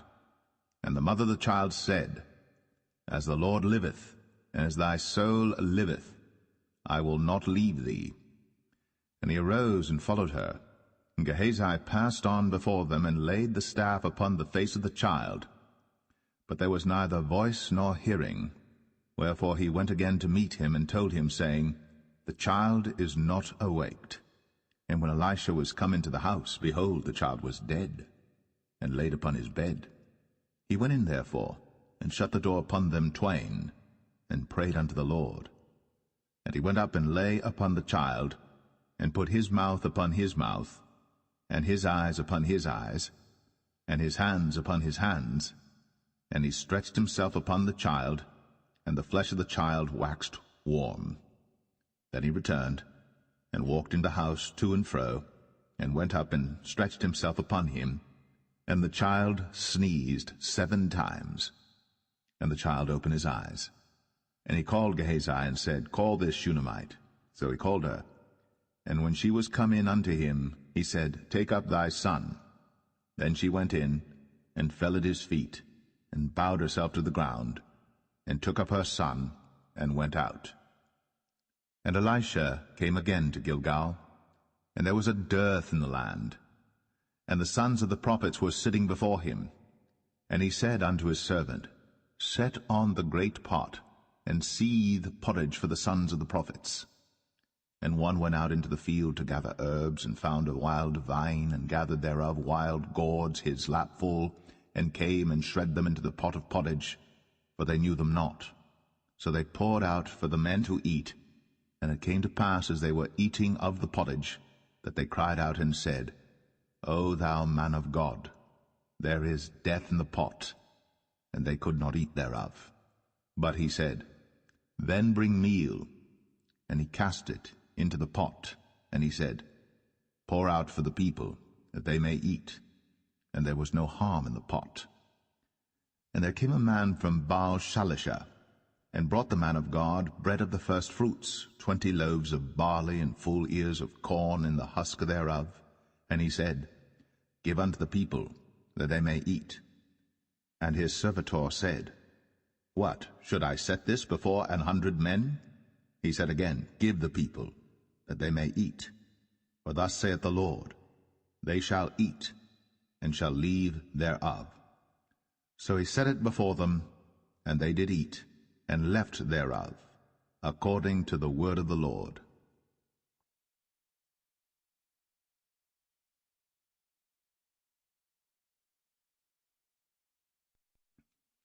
2 Kings 5. Now Naaman, captain of the host of the king of Syria, was a great man with his master, and honorable, because by him the Lord had given deliverance unto Syria. He was also a mighty man in valor, but he was a leper. And the Syrians had gone out by companies, and had brought away captive out of the land of Israel a little maid, and she waited on Naaman's wife. And she said unto her mistress, Would God my Lord were with the prophet that is in Samaria, for he would recover him of his leprosy. And one went in and told his lord, saying, Thus and thus said the maid that is of the land of Israel. And the king of Syria said, Go to, go, and I will send a letter unto the king of Israel.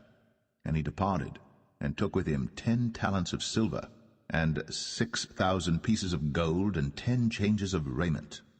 And he brought the letter to the king of Israel, saying, Now when this letter is come unto thee, behold, I have therewith sent Naaman my servant to thee, that thou mayest recover him of his leprosy.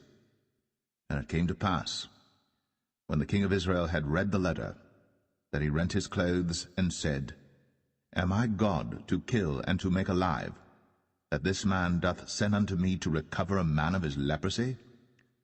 Wherefore consider, I pray you, and see how he seeketh a quarrel against me. And it was so, when Elisha the man of God had heard that the king of Israel had rent his clothes, that he sent to the king, saying, Wherefore hast thou rent thy clothes?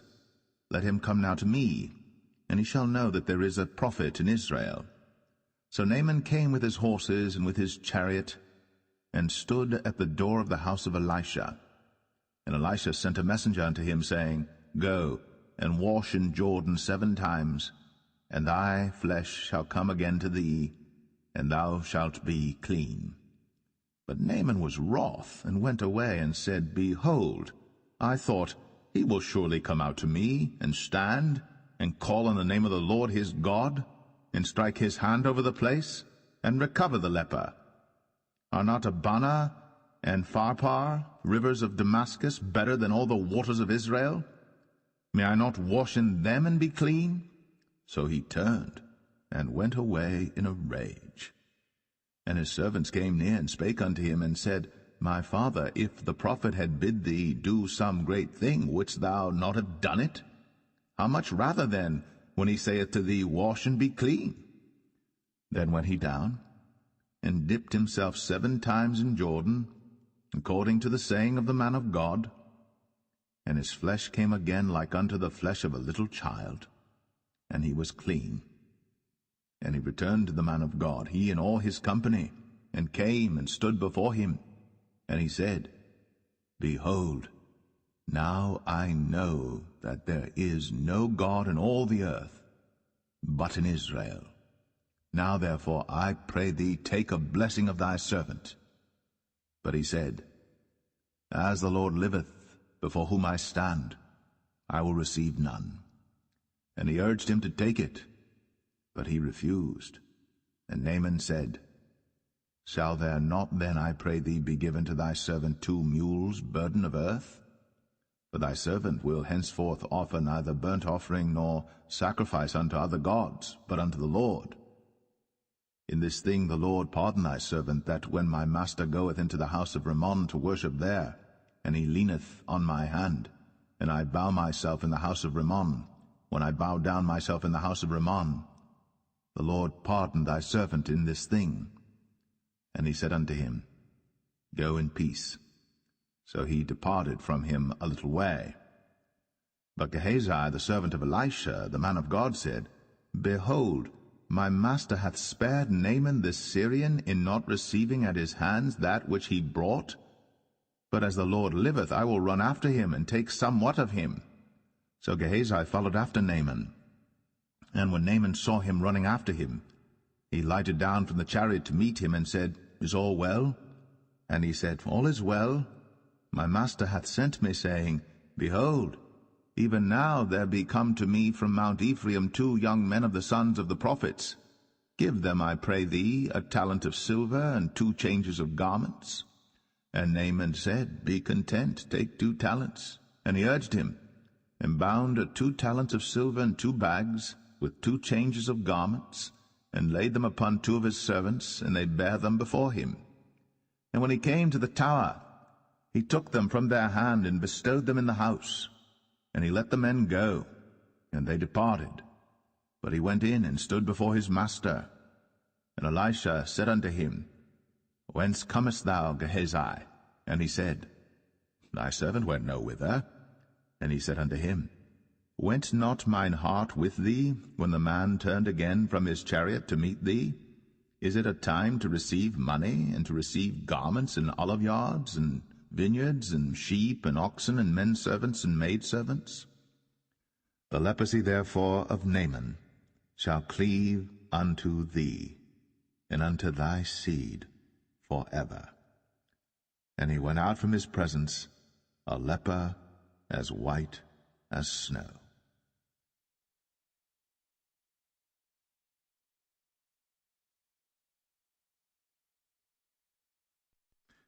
2 Kings 6. And the sons of the prophets said unto Elisha, Behold now, the place where we dwell with thee is too strait for us. Let us go, we pray thee, unto Jordan, and take thence every man a beam, and let us make a place there where we may dwell. And he answered, Go ye. And one said, Be content, I pray thee, and go with thy servants. And he answered, I will go.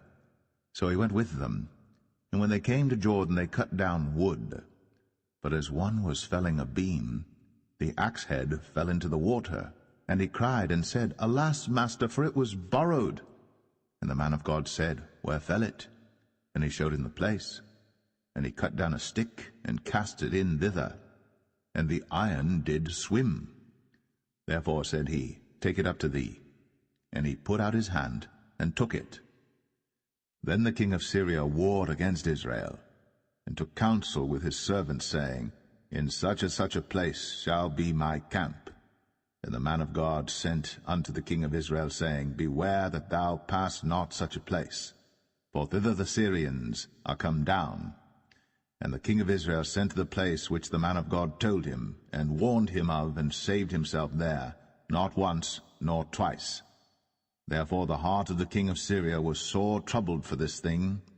And he called his servants, and said unto them, Will ye not show me which of us is for the king of Israel?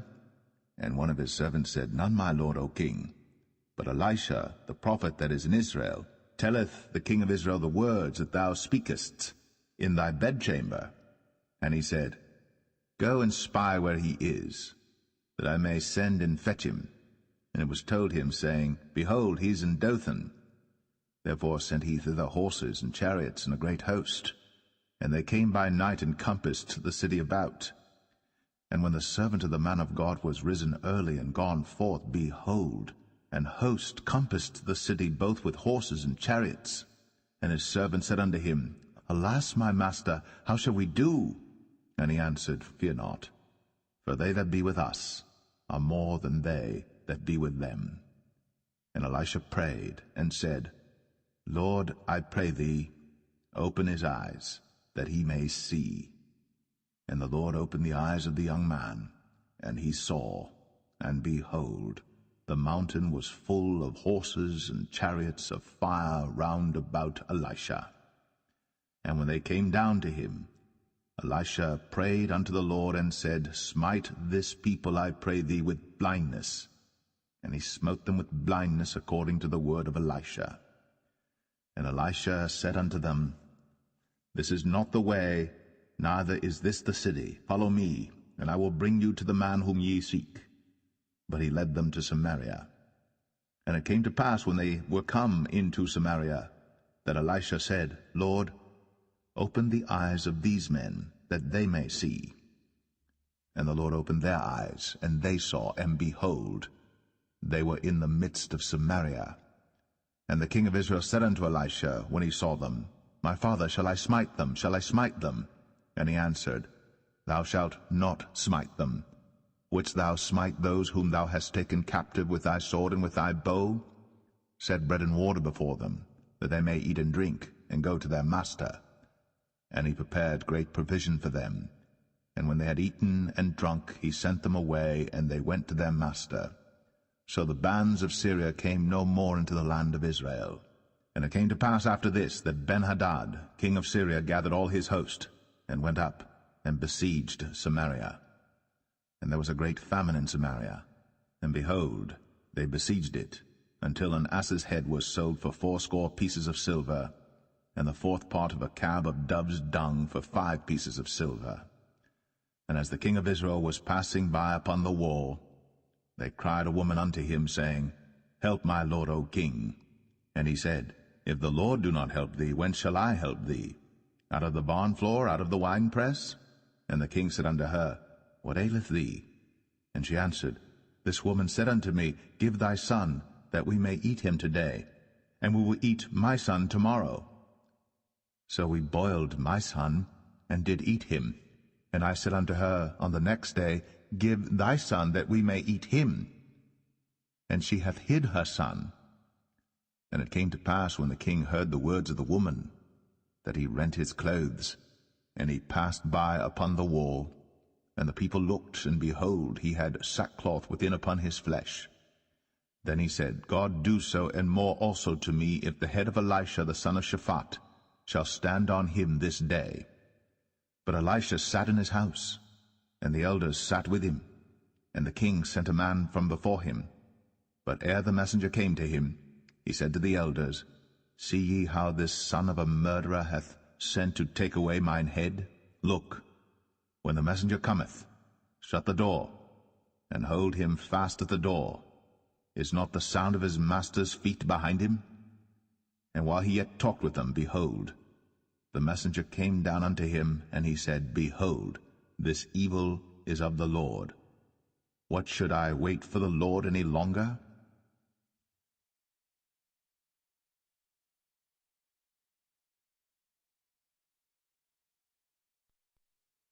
Second Kings 7.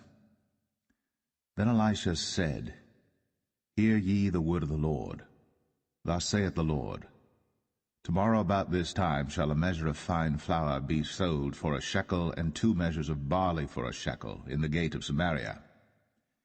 Then a lord, on whose hand the king leaned, answered the man of God, and said, Behold, if the Lord would make windows in heaven, might this thing be? And he said, Behold, thou shalt see it with thine eyes, but shalt not eat thereof.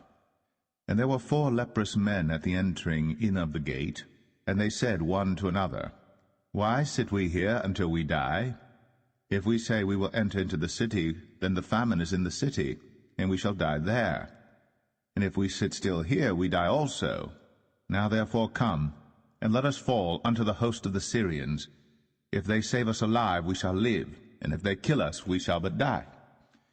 And they rose up in the twilight, to go unto the camp of the Syrians. And when they were come to the uttermost part of the camp of Syria, behold, there was no man there. For the Lord had made the host of the Syrians to hear a noise of chariots, and a noise of horses, even the noise of a great host.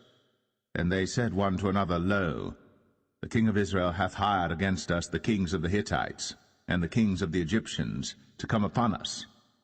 Wherefore they arose and fled in the twilight, and left their tents and their horses and their asses, even the camp as it was, and fled for their life.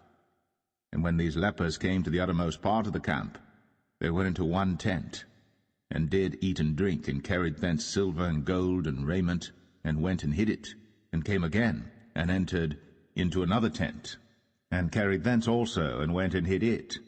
Then they said one to another, We do not well. This day is a day of good tidings, and we hold our peace. If we tarry till the morning light, some mischief will come upon us. Now therefore come, that we may go and tell the king's household. So they came and called unto the port of the city. And they told them, saying, We came to the camp of the Syrians, and behold, there was no man there, neither voice of man, but horses tied and asses tied, and the tents as they were. And he called the porters, and they told it to the king's house within. And the king arose in the night, and said unto his servants, I will now show you what the Syrians have done to us. They know that we be hungry. Therefore are they gone out of the camp to hide themselves in the field, saying, When they come out of the city, we shall catch them alive, and get into the city. And one of his servants answered and said, Let some take, I pray thee, 5 of the horses that remain, which are left in the city. Behold, they are as all the multitude of Israel that are left in it. Behold, I say, They are even as all the multitude of the Israelites that are consumed. And let us send and see. They took therefore 2 chariot horses, and the king sent after the host of the Syrians, saying, Go and see. And they went after them unto Jordan, and lo, all the way was full of garments and vessels, which the Syrians had cast away in their haste. And the messengers returned, and told the king. And the people went out and spoiled the tents of the Syrians. So a measure of fine flour was sold for a shekel, and 2 measures of barley for a shekel, according to the word of the Lord. And the king appointed the Lord on whose hand he leaned to have the charge of the gate. And the people trod upon him in the gate, and he died, as the man of God had said, who spake when the king came down to him. And it came to pass, as the man of God had spoken to the king, saying, 2 measures of barley for a shekel, and a measure of fine flour for a shekel, shall be tomorrow about this time in the gate of Samaria. And that Lord answered the man of God, and said, Now behold, if the Lord should make windows in heaven, might such a thing be? And he said, Behold, thou shalt see it with thine eyes, but shalt not eat thereof. And so it fell out unto him, for the people trod upon him in the gate, and he died.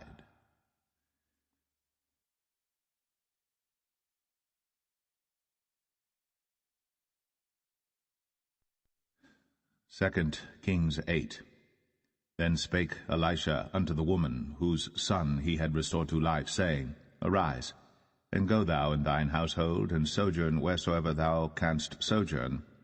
For the Lord hath called for a famine, and it shall also come upon the land 7 years. And the woman arose, and did after the saying of the man of God. And she went with her household, and sojourned in the land of the Philistines 7 years. And it came to pass at the 7 years' end, that the woman returned out of the land of the Philistines.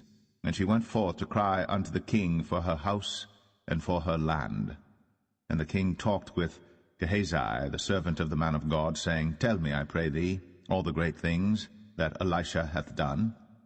And it came to pass, as he was telling the king how he had restored a dead body to life, that, behold, the woman, whose son he had restored to life, cried to the king for her house and for her land. And Gehazi said, My lord, O king, this is the woman, and this is her son, whom Elisha restored to life. And when the king asked the woman, she told him. So the king appointed unto her a certain officer, saying, Restore all that was hers, and all the fruits of the field, since the day that she left the land, even until now. And Elisha came to Damascus, and Ben-Hadad the king of Syria was sick. And it was told him, saying, The man of God is come hither. And the king said unto Hazael, Take a present in thine hand, and go, meet the man of God, and inquire of the Lord by him, saying, Shall I recover of this disease? So Hazael went to meet him, and took a present with him, even of every good thing of Damascus, 40 camels' burden, and came and stood before him, and said, Thy son Ben-Hadad king of Syria hath sent me to thee, saying, Shall I recover of this disease? And Elisha said unto him, Go, say unto him, Thou mayest certainly recover. Howbeit, the Lord hath shown me that he shall surely die. And he settled his countenance steadfastly, until he was ashamed, and the man of God wept. And Hazael said, Why weepeth my lord? And he answered, Because I know the evil that thou wilt do unto the children of Israel. Their strongholds wilt thou set on fire, and their young men wilt thou slay with the sword, and wilt dash their children, and rip up their women with child. And Hazael said, But what, is thy servant a dog, that he should do this great thing? And Elisha answered, The Lord hath shown me that thou shalt be king over Syria. So he departed from Elisha, and came to his master, who said to him, What said Elisha to thee? And he answered, He told me that thou shouldst surely recover. And it came to pass on the morrow that he took a thick cloth, and dipped it in water, and spread it on his face, so that he died. And Hazael reigned in his stead. And in the 5th year of Joram, the son of Ahab, king of Israel, Jehoshaphat being then king of Judah, Jehoram the son of Jehoshaphat, king of Judah, began to reign. 32 years old was he when he began to reign, and he reigned 8 years in Jerusalem. And he walked in the way of the kings of Israel, as did the house of Ahab. For the daughter of Ahab was his wife, and he did evil in the sight of the Lord. Yet the Lord would not destroy Judah for David his servant's sake, as he promised him to give him always a light unto his children. In his days Edom revolted from under the hand of Judah, and made a king over themselves. So Joram went over to Zair, and all the chariots with him. And he rose by night, and smote the Edomites which compassed him about, and the captains of the chariots and the people fled into their tents. Yet Edom revolted from under the hand of Judah unto this day. Then Libnah revolted at the same time. And the rest of the acts of Joram, and all that he did, are they not written in the book of the chronicles of the kings of Judah? And Joram slept with his fathers, and was buried with his fathers in the city of David, and Ahaziah his son reigned in his stead. In the 12th year of Joram, the son of Ahab king of Israel, did Ahaziah the son of Jehoram king of Judah begin to reign. 22 years old was Ahaziah when he began to reign, and he reigned 1 year in Jerusalem, and his mother's name was Athaliah, the daughter of Omri, king of Israel. And he walked in the way of the house of Ahab, and did evil in the sight of the Lord, as did the house of Ahab. For he was the son-in-law of the house of Ahab. And he went with Joram the son of Ahab to the war against Hazael king of Syria in Ramoth-Gilead. And the Syrians wounded Joram. And King Joram went back to be healed in Jezreel of the wounds which the Syrians had given him at Ramah, when he fought against Hazael king of Syria. And Ahaziah the son of Jehoram king of Judah went down to see Joram the son of Ahab in Jezreel, because he was sick.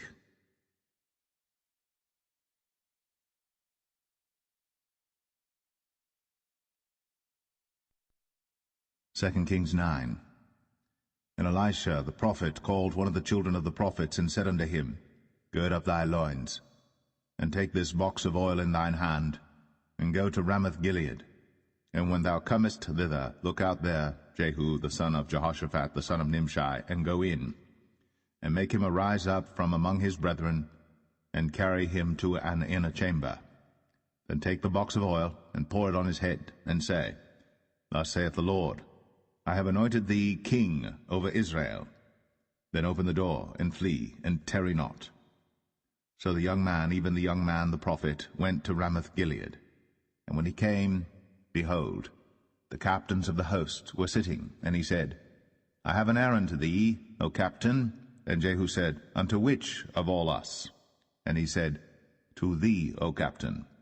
And he arose and went into the house. And he poured the oil on his head, and said unto him, Thus saith the Lord God of Israel, I have anointed thee king over the people of the Lord, even over Israel. And thou shalt smite the house of Ahab thy master, that I may avenge the blood of my servants the prophets, and the blood of all the servants of the Lord, at the hand of Jezebel. For the whole house of Ahab shall perish, and I will cut off from Ahab him that pisseth against the wall, and him that is shut up and left in Israel. And I will make the house of Ahab like the house of Jeroboam the son of Nebat, and like the house of Baasha the son of Ahijah. And the dogs shall eat Jezebel in the portion of Jezreel, and there shall be none to bury her. And he opened the door and fled. Then Jehu came forth to the servants of his lord, and one said unto him, Is all well? Wherefore came this mad fellow to thee? And he said unto them, Ye know the man, and his communication. And they said, It is false, tell us now. And he said, Thus and thus spake he to me, saying, Thus saith the Lord, I have anointed thee king over Israel. Then they hasted, and took every man his garment, and put it under him on the top of the stairs, and blew with trumpets, saying, Jehu is king. So Jehu the son of Jehoshaphat the son of Nimshi conspired against Joram. Now Joram had kept Ramoth-Gilead, he and all Israel, because of Hazael king of Syria. But King Joram was returned to be healed in Jezreel of the wounds which the Syrians had given him, when he fought with Hazael king of Syria. And Jehu said, If it be your minds, then let none go forth nor escape out of the city to go to tell it in Jezreel. So Jehu rode in a chariot, and went to Jezreel. For Joram lay there, and Ahaziah king of Judah was come down to see Joram. And there stood a watchman on the tower in Jezreel. And he spied the company of Jehu as he came, and said, I see a company. And Joram said, Take an horseman, and send to meet them, and let him say, Is it peace? So there went one on horseback to meet him, and said, Thus saith the king, Is it peace? And Jehu said, What hast thou to do with peace? Turn thee behind me. And the watchman told, saying, The messenger came to them, but he cometh not again. Then he sent out a second on horseback, which came to them, and said, Thus saith the king, Is it peace? And Jehu answered, What hast thou to do with peace? Turn thee behind me. And the watchman told, saying, He came even unto them, and cometh not again. And the driving is like the driving of Jehu the son of Nimshi, for he driveth furiously. And Joram said, Make ready. And his chariot was made ready. And Joram king of Israel, and Ahaziah king of Judah went out, each in his chariot. And they went out against Jehu, and met him in the portion of Naboth the Jezreelite. And it came to pass, when Joram saw Jehu, that he said, Is it peace, Jehu? And he answered, What peace, so long as the whoredoms of thy mother Jezebel and her witchcrafts are so many? And Joram turned his hands and fled, and said to Ahaziah, There is treachery, O Ahaziah. And Jehu drew a bow with his full strength, and smote Jehoram between his arms, and the arrow went out at his heart, and he sunk down in his chariot. Then said Jehu to Bidkar his captain, Take up, and cast him in the portion of the field of Naboth the Jezreelite. Remember how that when I and thou rode together after Ahab his father, the Lord laid this burden upon him. Surely I have seen yesterday the blood of Naboth and the blood of his sons, saith the Lord. And I will requite thee in this plat, saith the Lord. Now therefore take and cast him into the plat of ground, according to the word of the Lord. But when Ahaziah the king of Judah saw this, he fled by the way of the garden house. And Jehu followed after him, and said, Smite him also in the chariot. And they did so at the going up to Gur, which is by Ibleam. And he fled to Megiddo, and died there. And his servants carried him in a chariot to Jerusalem, and buried him in his sepulchre with his fathers in the city of David. And in the 11th year of Joram the son of Ahab began Ahaziah to reign over Judah. And when Jehu was come to Jezreel, Jezebel heard of it, and she painted her face, and tired her head, and looked out at a window. And as Jehu entered in at the gate, she said, Had Zimri peace, who slew his master? And he lifted up his face to the window, and said, Who is on my side? Who? And there looked out to him 2 or 3 eunuchs. And he said, Throw her down. So they threw her down, and some of her blood was sprinkled on the wall and on the horses, and he trode her under foot. And when he was come in, he did eat and drink, and said, Go, see now this cursed woman, and bury her, for she is a king's daughter. And they went to bury her. But they found no more of her than the skull, and the feet, and the palms of her hands. Wherefore they came again and told him, and he said, This is the word of the Lord, which he spake by his servant Elijah the Tishbite, saying, In the portion of Jezreel shall dogs eat the flesh of Jezebel, and the carcass of Jezebel shall be as dung upon the face of the field in the portion of Jezreel, so that they shall not say, This is Jezebel.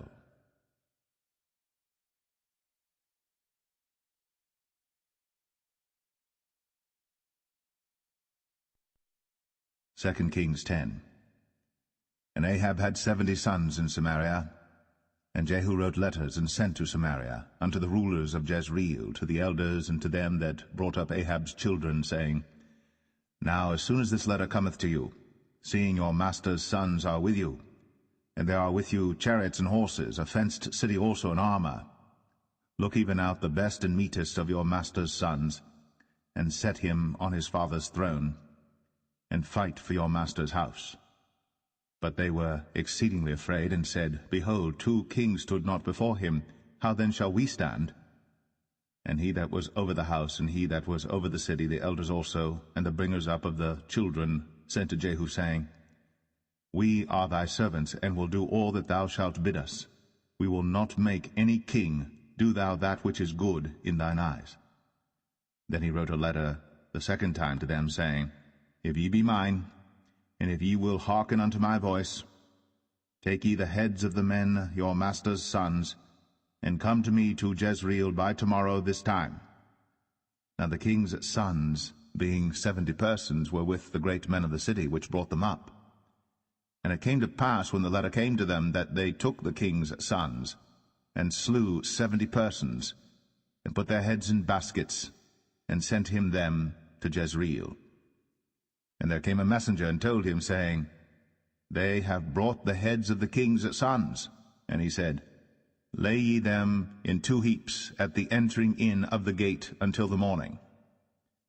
And it came to pass in the morning that he went out and stood, and said to all the people, Ye be righteous, behold, I conspired against my master, and slew him. But who slew all these? Know now that there shall fall unto the earth nothing of the word of the Lord, which the Lord spake concerning the house of Ahab. For the Lord hath done that which he spake by his servant Elijah. So Jehu slew all that remained of the house of Ahab in Jezreel, and all his great men, and his kinsfolks, and his priests, until he left him none remaining. And he rose and departed, and came to Samaria, and as he was at the shearing house in the way, Jehu met with the brethren of Ahaziah king of Judah, and said, Who are ye? And they answered, We are the brethren of Ahaziah, and we go down to salute the children of the king, and the children of the queen. And he said, Take them alive. And they took them alive, and slew them at the pit of the shearing house, even 42 men, neither left he any of them. And when he was departed thence, he lighted on Jehonadab, the son of Rechab, coming to meet him. And he saluted him, and said to him, Is thine heart right, as my heart is with thy heart? And Jehonadab answered, It is. If it be, give me thine hand. And he gave him his hand. And he took him up to him into the chariot. And he said, Come with me, and see my zeal for the Lord. So they made him ride in his chariot. And when he came to Samaria, he slew all that remained unto Ahab in Samaria, till he had destroyed him, according to the saying of the Lord, which he spake to Elijah. And Jehu gathered all the people together, and said unto them, Ahab served Baal a little, but Jehu shall serve him much. Now therefore call unto me all the prophets of Baal, all his servants, and all his priests, let none be wanting. For I have a great sacrifice to do to Baal. Whosoever shall be wanting, he shall not live. But Jehu did it in subtlety, to the intent that he might destroy the worshippers of Baal. And Jehu said, Proclaim a solemn assembly for Baal. And they proclaimed it. And Jehu sent through all Israel, and all the worshippers of Baal came, so that there was not a man left that came not. And they came into the house of Baal, and the house of Baal was full from one end to another. And he said unto him that was over the vestry, Bring forth vestments for all the worshippers of Baal. And he brought them forth vestments. And Jehu went, and Jehonadab the son of Rechab, into the house of Baal, and said unto the worshippers of Baal, Search, and look that there be here with you none of the servants of the Lord, but the worshippers of Baal only. And when they went in to offer sacrifices and burnt offerings, Jehu appointed 80 men without, and said, If any of the men whom I have brought into your hands escape, he that letteth him go, his life shall be for the life of him. And it came to pass, as soon as he had made an end of offering the burnt offering, that Jehu said to the guard and to the captains, Go in, and slay them. let none come forth. And they smote them with the edge of the sword, and the guard and the captains cast them out, and went to the city of the house of Baal. And they brought forth the images out of the house of Baal, and burned them. And they brake down the image of Baal, and brake down the house of Baal, and made it a draught house unto this day. Thus Jehu destroyed Baal out of Israel. Howbeit, from the sins of Jeroboam the son of Nebat, who made Israel to sin, Jehu departed not from after them, to wit, the golden calves that were in Bethel, and that were in Dan. And the Lord said unto Jehu, Because thou hast done well in executing that which is right in mine eyes, and hast done unto the house of Ahab according to all that was in mine heart, thy children of the 4th generation shall sit on the throne of Israel. But Jehu took no heed to walk in the law of the Lord God of Israel with all his heart, for he departed not from the sins of Jeroboam, which made Israel to sin. In those days the Lord began to cut Israel short, and Hazael smote them in all the coasts of Israel, from Jordan eastward, all the land of Gilead, the Gadites, and the Reubenites, and the Manassites, from Aroer, which is by the river Arnon, even Gilead and Bashan. Now the rest of the acts of Jehu, and all that he did, and all his might, are they not written in the book of the chronicles of the kings of Israel? And Jehu slept with his fathers, and they buried him in Samaria, and Jehoahaz, his son, reigned in his stead. And the time that Jehu reigned over Israel in Samaria was 28 years.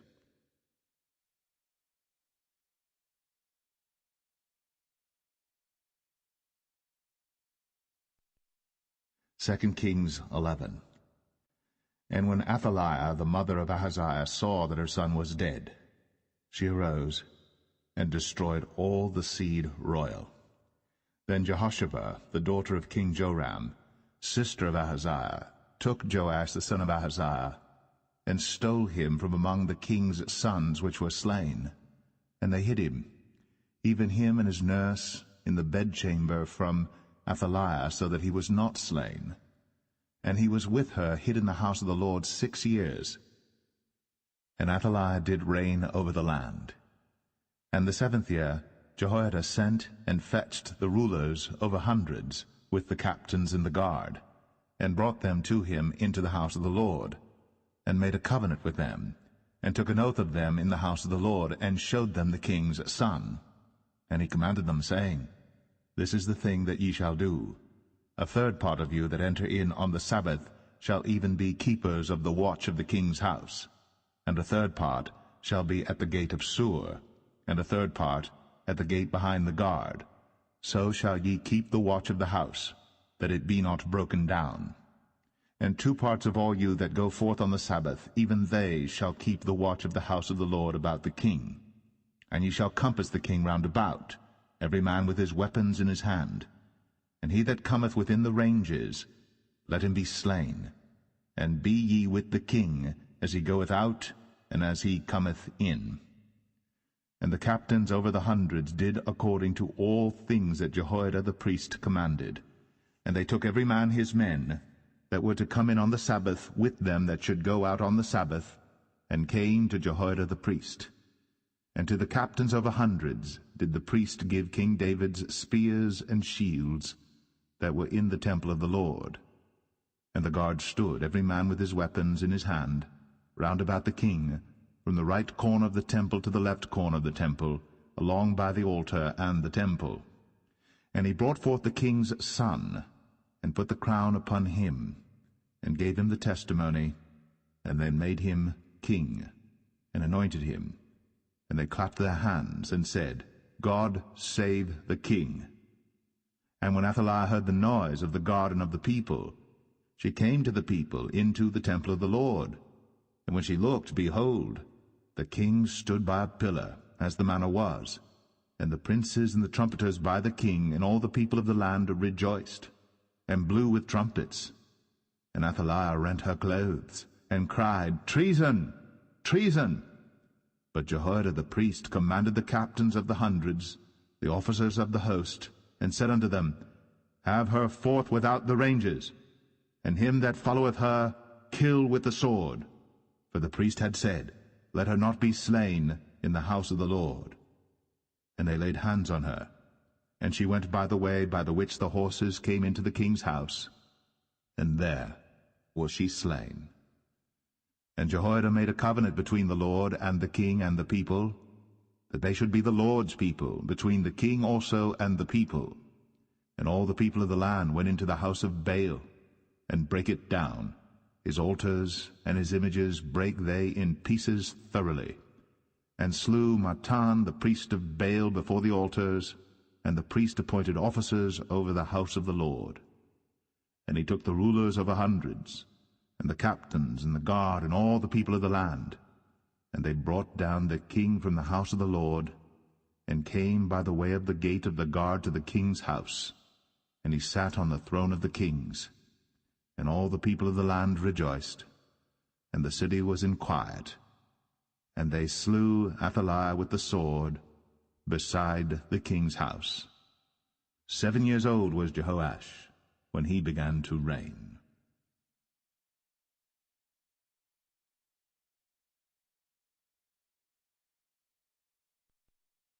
2 Kings 12.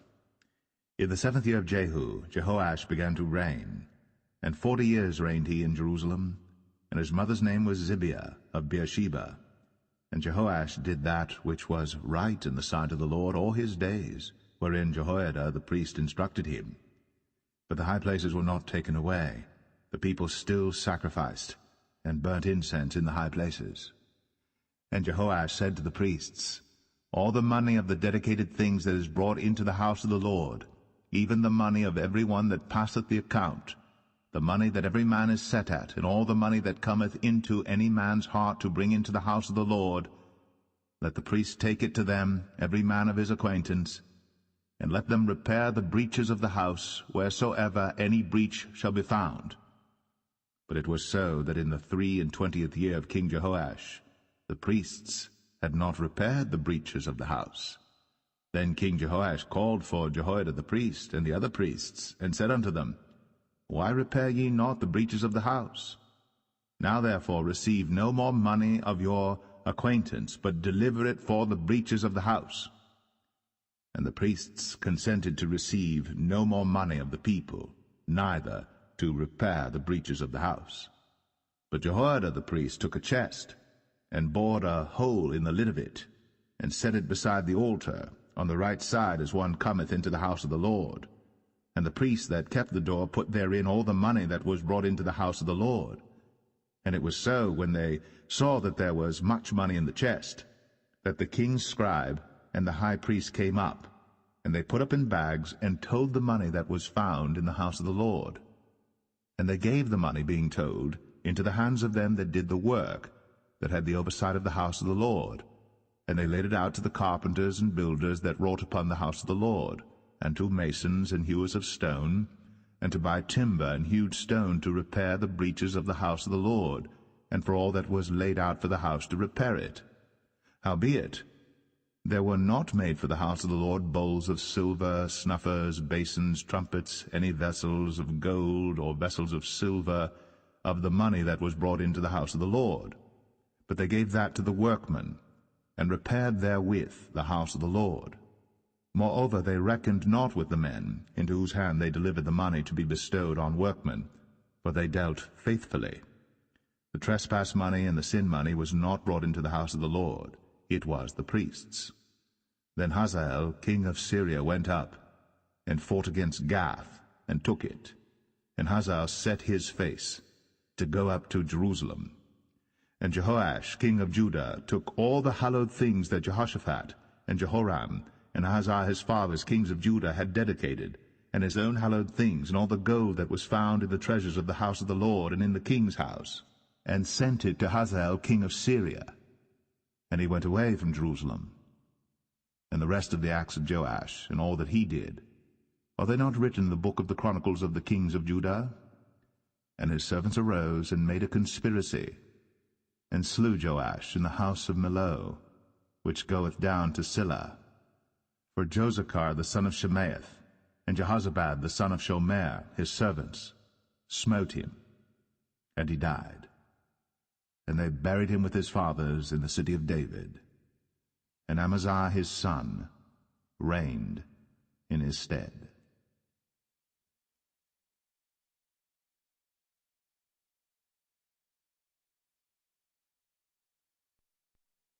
2 Kings 13.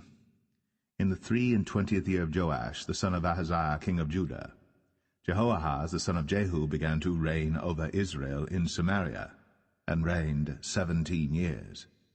And he did that which was evil in the sight of the Lord, and followed the sins of Jeroboam the son of Nebat, which made Israel to sin.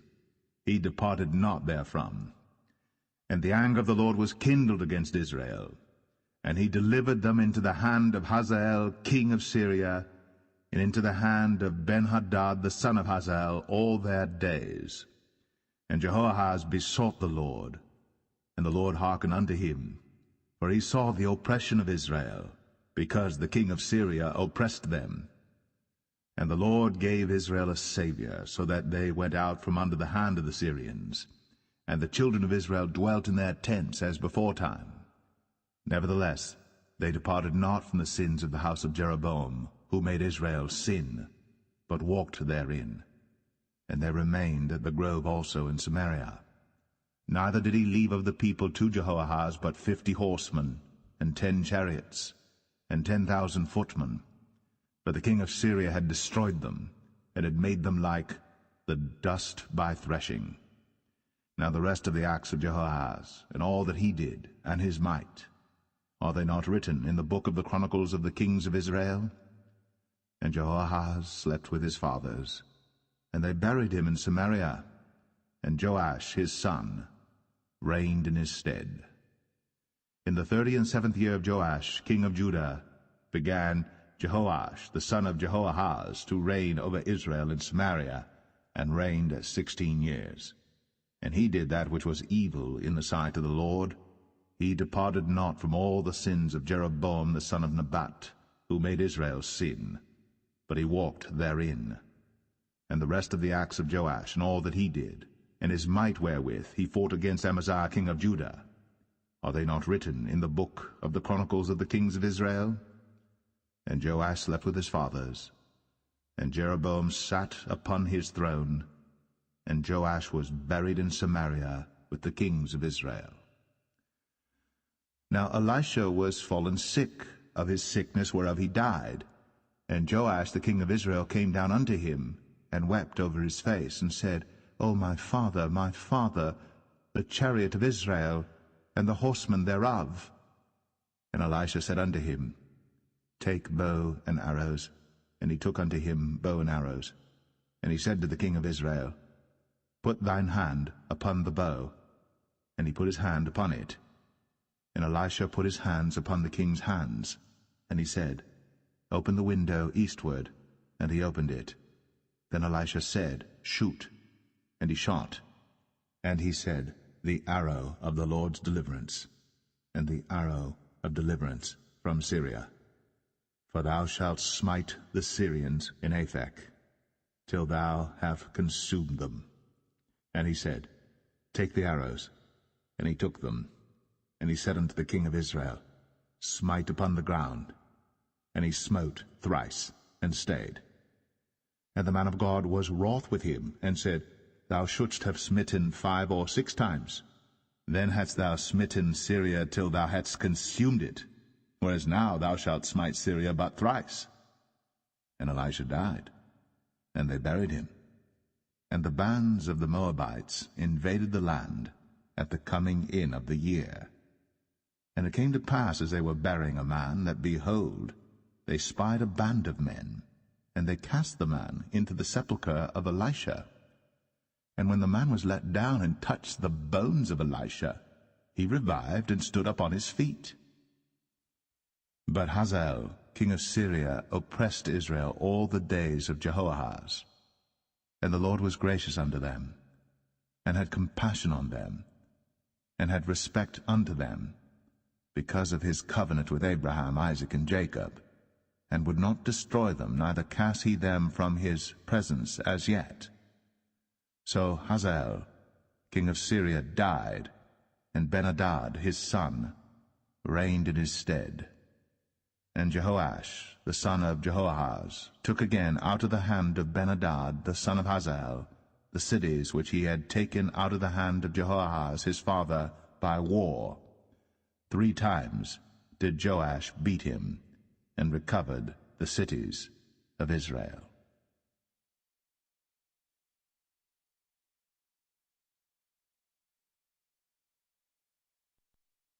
2 Kings 14.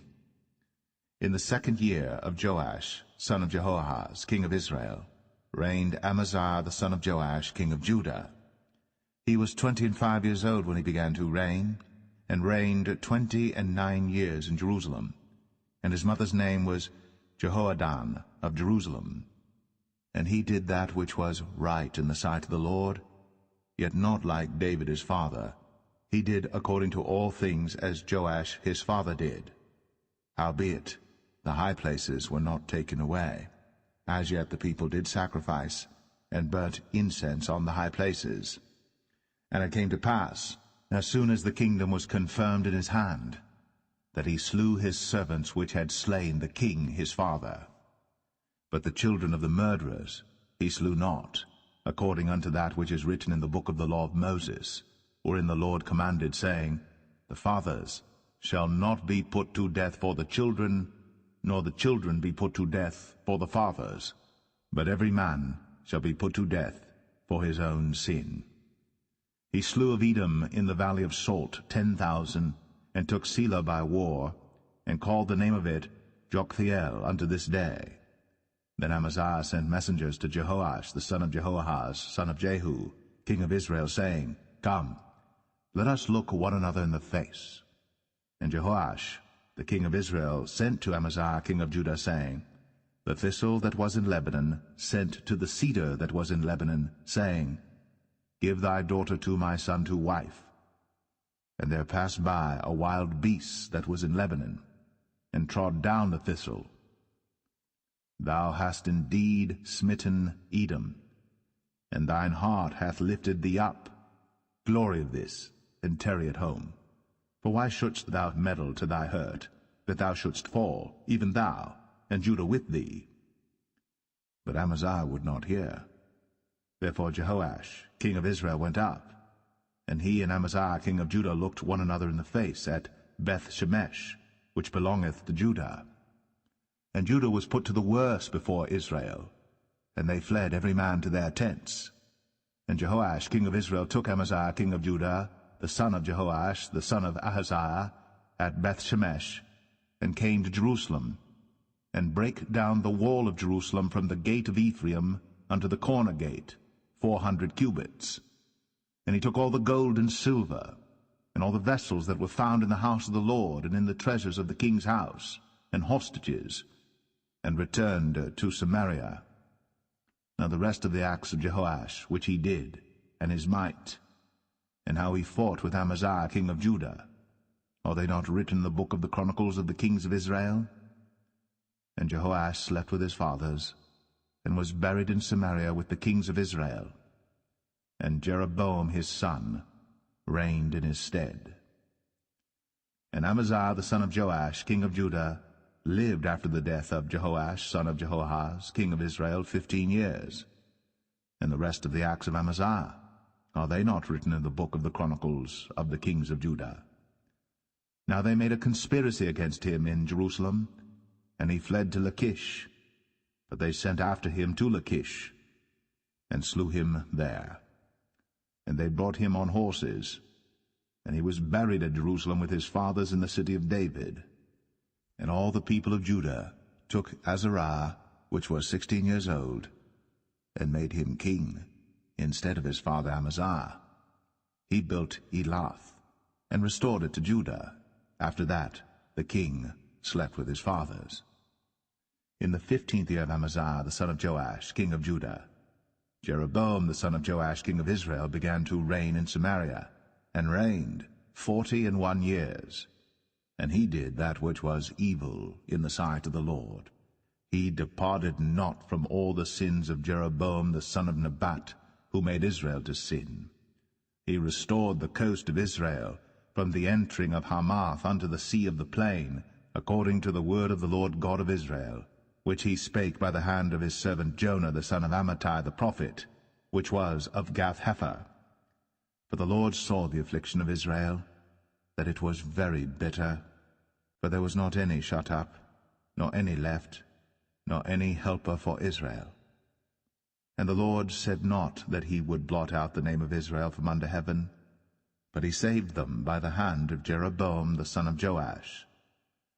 Now the rest of the acts of Jeroboam, and all that he did in his might, how he warred, and how he recovered Damascus and Hamath, which belonged to Judah, for Israel, are they not written in the book of the chronicles of the kings of Israel?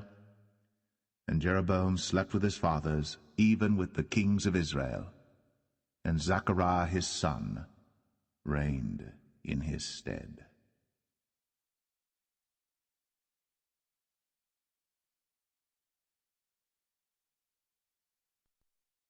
2 Kings 15. In the 27th year of Jeroboam king of Israel, began Azariah son of Amaziah king of Judah to reign. 16 years old was he when he began to reign, and he reigned 52 years in Jerusalem, and his mother's name was Jechaliah of Jerusalem.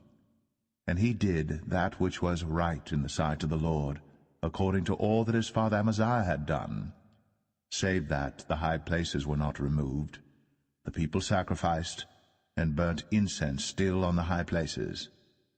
And the Lord smote the king, so that he was a leper unto the day of his death, and dwelt in a several house. And Jotham the king's son was over the house, judging the people of the land. And the rest of the acts of Azariah, and all that he did, are they not written in the book of the chronicles of the kings of Judah? So Azariah slept with his fathers, and they buried him with his fathers in the city of David, and Jotham his son reigned in his stead. In the 38th year of Azariah king of Judah did Zechariah the son of Jeroboam reign over Israel in Samaria 6 months. And he did that which was evil in the sight of the Lord, as his fathers had done. He departed not from the sins of Jeroboam the son of Nebat, who made Israel to sin.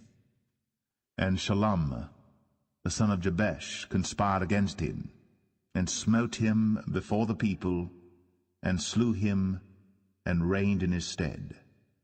And the rest of the acts of Zechariah, behold, they are written in the book of the chronicles of the kings of Israel. This was the word of the Lord, which he spake unto Jehu, saying, Thy sons shall sit on the throne of Israel unto the 4th generation. And so it came to pass. Shallum the son of Jabesh began to reign in the 39th year of Uzziah king of Judah. And he reigned a full month in Samaria.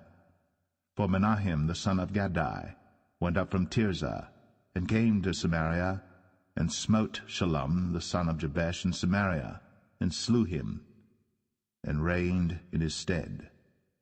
And the rest of the acts of Shallum, and his conspiracy which he made, behold, they are written in the book of the chronicles of the kings of Israel. Then Menahem smote Tiphsah, and all that were therein, and the coasts thereof from Tirzah, because they opened not to him. Therefore he smote it, and all the women therein that were with child he ripped up. In the 39th year of Azariah king of Judah began Menahem the son of Gadai to reign over Israel, and reigned 10 years in Samaria. And he did that which was evil in the sight of the Lord. He departed not all his days from the sins of Jeroboam the son of Nebat, who made Israel to sin.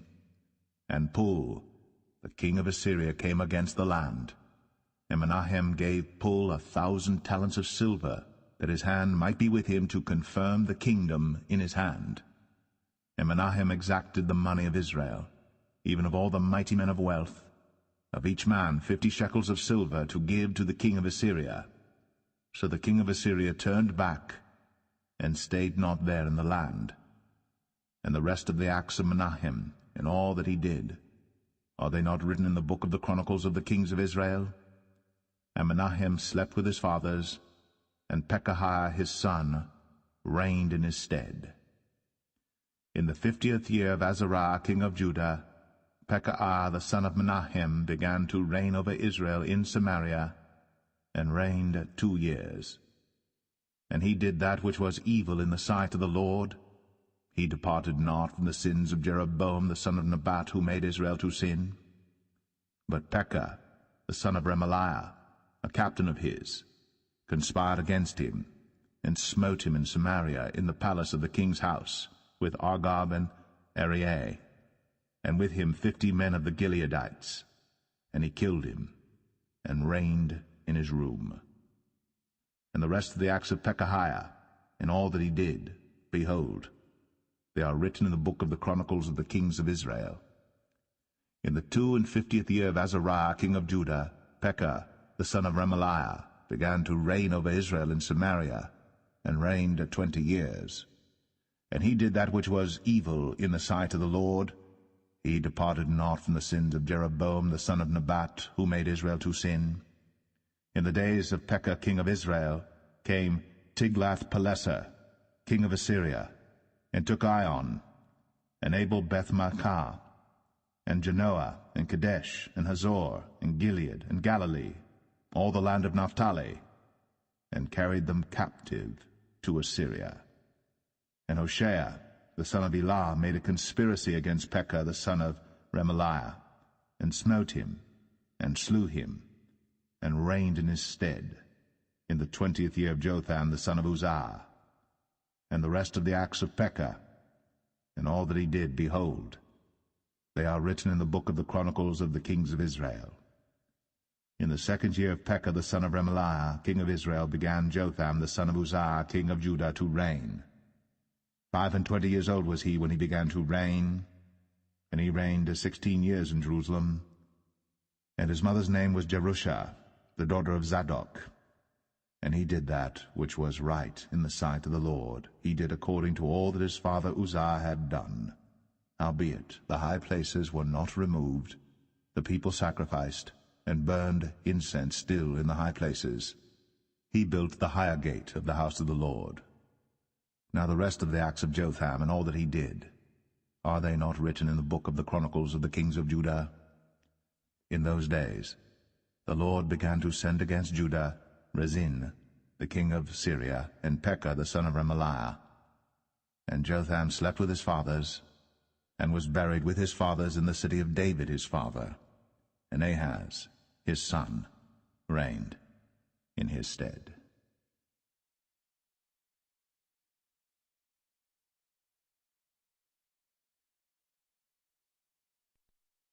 Second Kings 16. In the 17th year of Pekah the son of Remaliah, Ahaz the son of Jotham, king of Judah, began to reign. 20 years old was Ahaz when he began to reign, and reigned 16 years in Jerusalem, and did not that which was right in the sight of the Lord his God, like David his father. But he walked in the way of the kings of Israel, yea, and made his son to pass through the fire according to the abominations of the heathen, whom the Lord cast out from before the children of Israel. And he sacrificed and burnt incense in the high places, and on the hills, and under every green tree.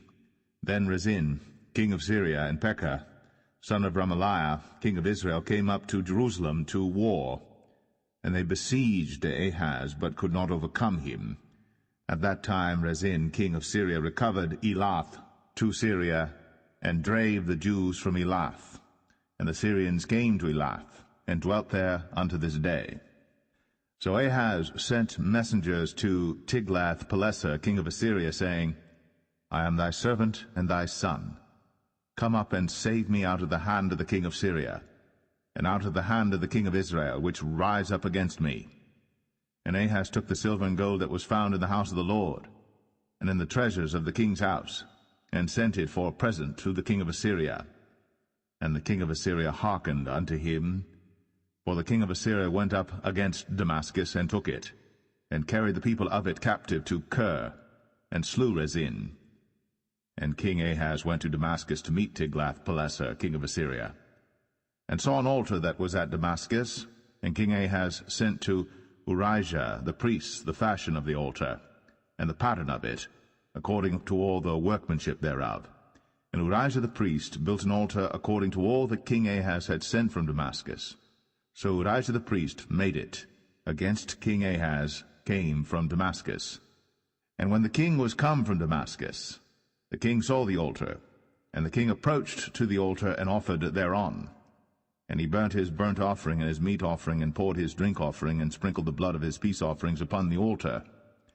And he brought also the brazen altar, which was before the Lord, from the forefront of the house, from between the altar and the house of the Lord, and put it on the north side of the altar. And King Ahaz commanded Urijah the priest, saying, Upon the great altar burn the morning burnt offering, and the evening meat offering, and the king's burnt sacrifice, and his meat offering, with the burnt offering of all the people of the land, and their meat offering, and their drink offerings, and sprinkle upon it all the blood of the burnt offering, and all the blood of the sacrifice, and the brazen altar shall be for me to inquire by. Thus did Urijah the priest, according to all that King Ahaz commanded. And King Ahaz cut off the borders of the bases, and removed the laver from off them, and took down the sea from off the brazen oxen that were under it, and put it upon a pavement of stones. And the covert for the Sabbath that they had built in the house, and the king's entry without, turned he from the house of the Lord for the king of Assyria. Now the rest of the acts of Ahaz which he did, are they not written in the book of the chronicles of the kings of Judah? And Ahaz slept with his fathers, and was buried with his fathers in the city of David, and Hezekiah his son reigned in his stead.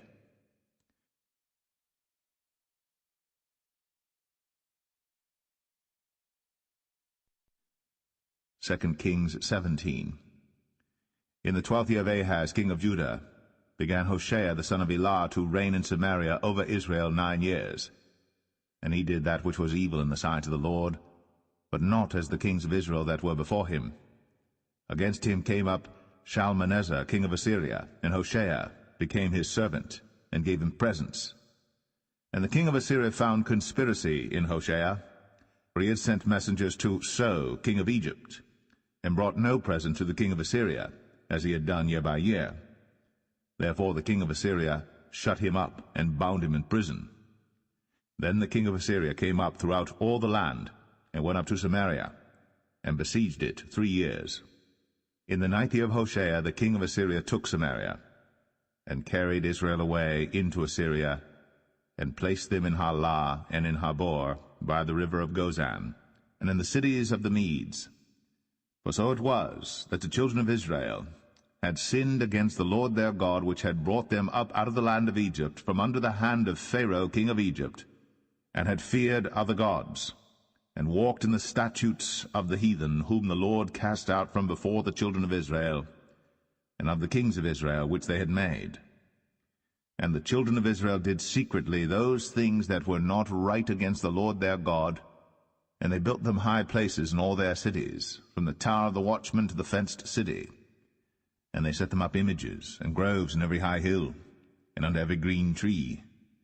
And there they burnt incense in all the high places, as did the heathen whom the Lord carried away before them, and wrought wicked things to provoke the Lord to anger. For they served idols, whereof the Lord had said unto them, Ye shall not do this thing.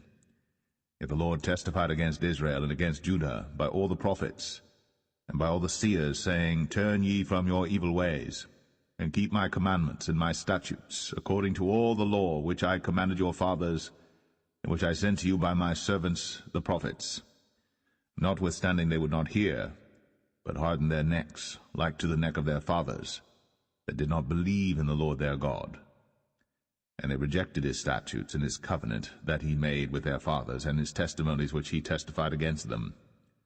And they followed vanity, and became vain, and went after the heathen that were round about them, concerning whom the Lord had charged them that they should not do like them.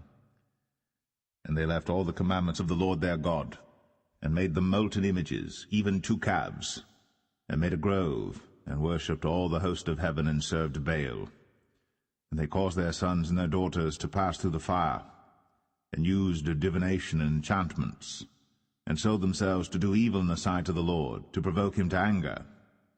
Therefore the Lord was very angry with Israel, and removed them out of his sight. There was none left but the tribe of Judah only. Also Judah kept not the commandments of the Lord their God, but walked in the statutes of Israel which they made.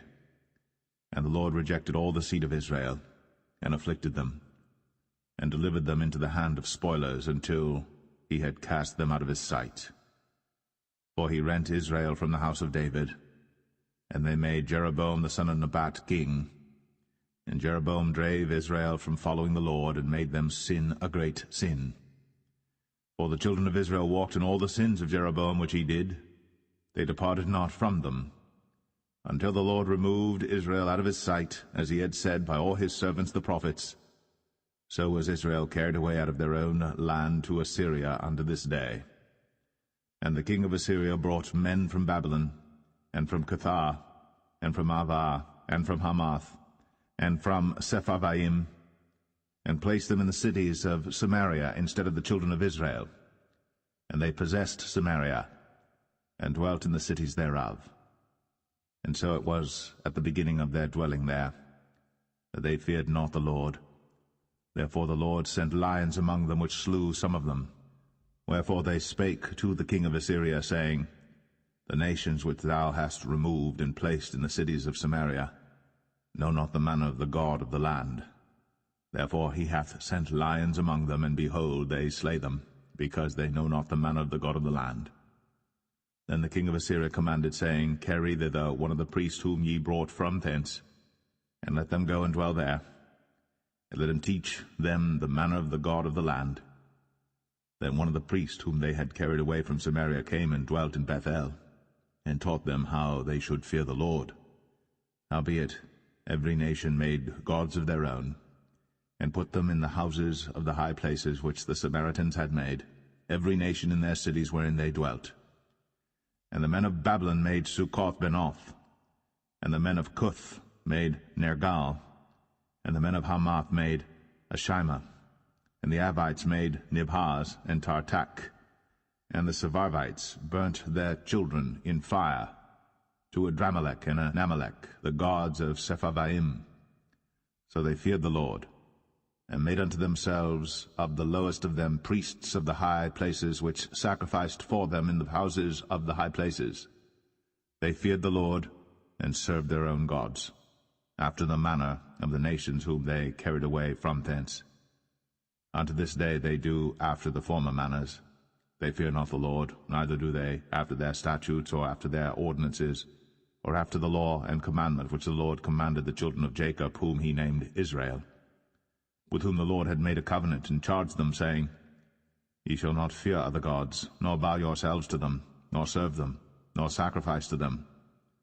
But the Lord who brought you up out of the land of Egypt with great power and a stretched out arm, him shall ye fear, and him shall ye worship, and to him shall ye do sacrifice.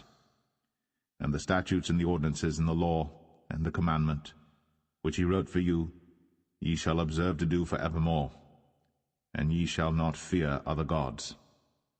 And the covenant that I have made with you ye shall not forget, neither shall ye fear other gods. But the Lord your God ye shall fear, and he shall deliver you out of the hand of all your enemies. Howbeit they did not hearken, but they did after their former manner. So these nations feared the Lord, and served their graven images, both their children and their children's children, as did their fathers, so do they unto this day.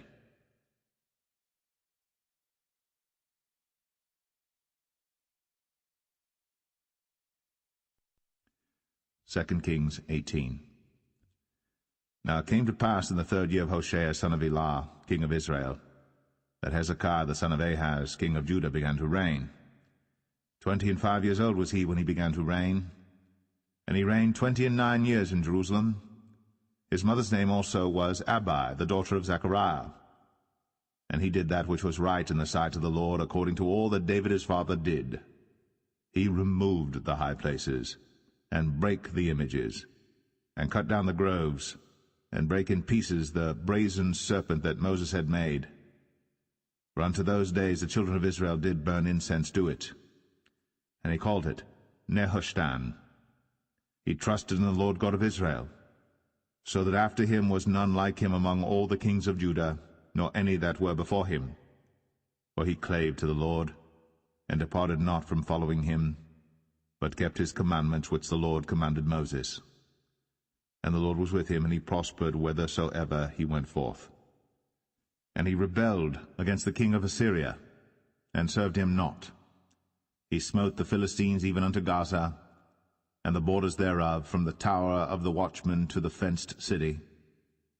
And it came to pass in the 4th year of King Hezekiah, which was the 7th year of Hoshea, son of Elah, king of Israel, that Shalmaneser, king of Assyria, came up against Samaria, and besieged it. And at the end of 3 years they took it. Even in the 6th year of Hezekiah, that is the 9th year of Hoshea, king of Israel, Samaria was taken.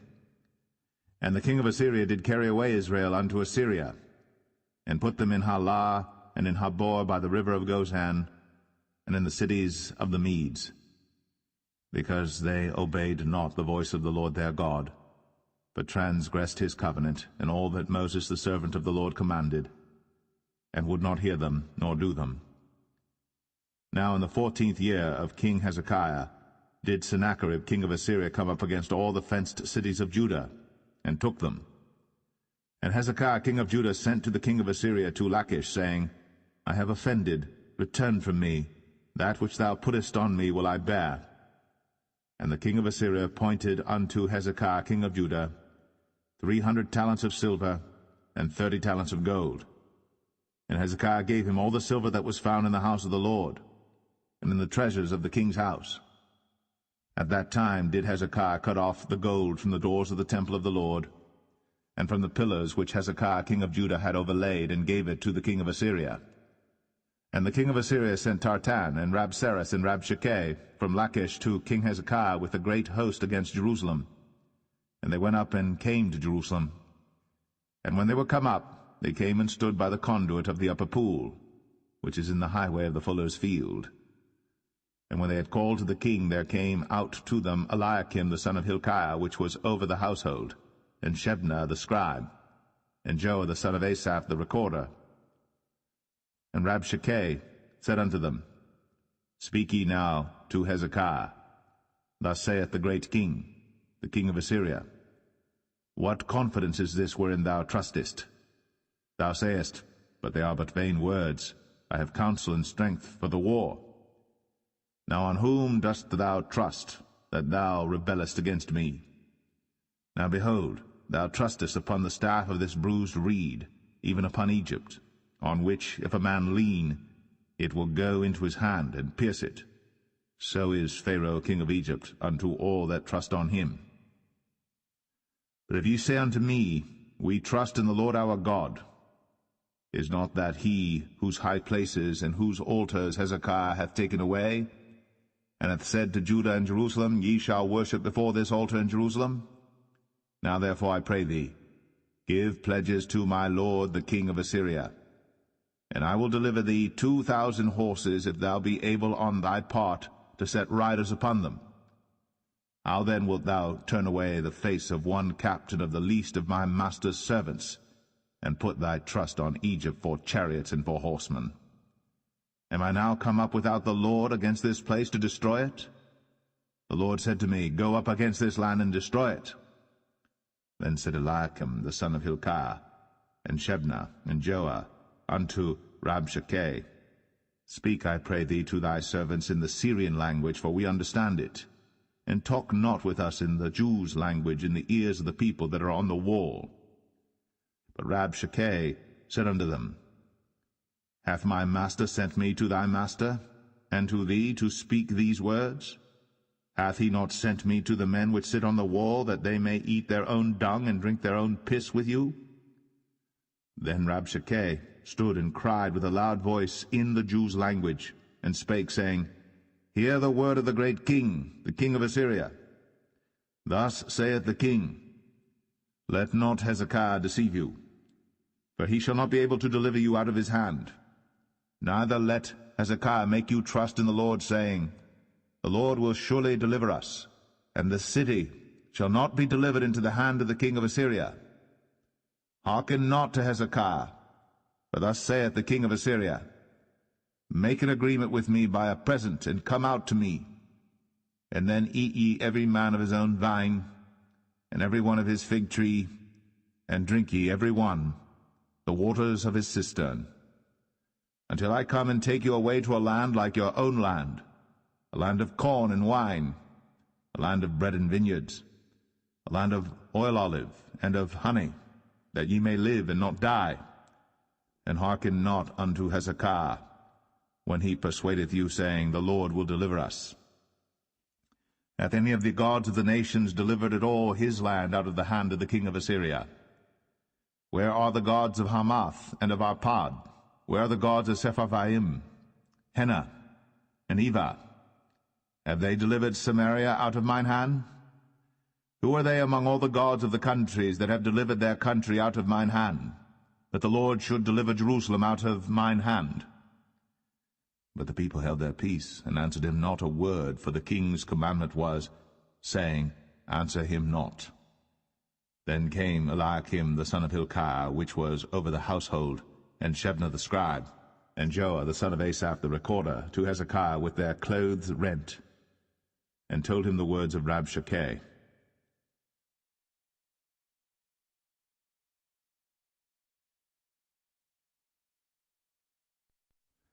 Second Kings 19. And it came to pass, when King Hezekiah heard it, that he rent his clothes, and covered himself with sackcloth, and went into the house of the Lord. And he sent Eliakim, which was over the household, and Shebna the scribe, and the elders of the priests, covered with sackcloth, to Isaiah the prophet, the son of Amoz. And they said unto him, Thus saith Hezekiah, This day is a day of trouble, and of rebuke and blasphemy, for the children are come to the birth, and there is not strength to bring forth. It may be the Lord thy God will hear all the words of Rabshakeh, whom the king of Assyria his master hath sent to reproach the living God, and will reprove the words which the Lord thy God hath heard. Wherefore lift up thy prayer for the remnant that are left. So the servants of King Hezekiah came to Isaiah. And Isaiah said unto them, Thus shall ye say to your master, Thus saith the Lord, Be not afraid of the words which thou hast heard, with which the servants of the king of Assyria have blasphemed me. Behold, I will send a blast upon him, and he shall hear a rumor, and shall return to his own land, and I will cause him to fall by the sword in his own land. So Rabshakeh returned, and found the king of Assyria warring against Libnah, for he had heard that he was departed from Lachish. And when he heard say of Tirhakah, king of Ethiopia, Behold, he is come out to fight against thee, he sent messages again unto Hezekiah, saying, Thus shall ye speak to Hezekiah king of Judah, saying, Let not thy God in whom thou trustest deceive thee, saying, Jerusalem shall not be delivered into the hand of the king of Assyria. Behold, thou hast heard what the kings of Assyria have done to all lands by destroying them utterly, and shalt thou be delivered? Have the gods of the nations delivered them which my fathers have destroyed, as Gozan and Haran, and Rezeph, and the children of Eden, which were in Thelasar?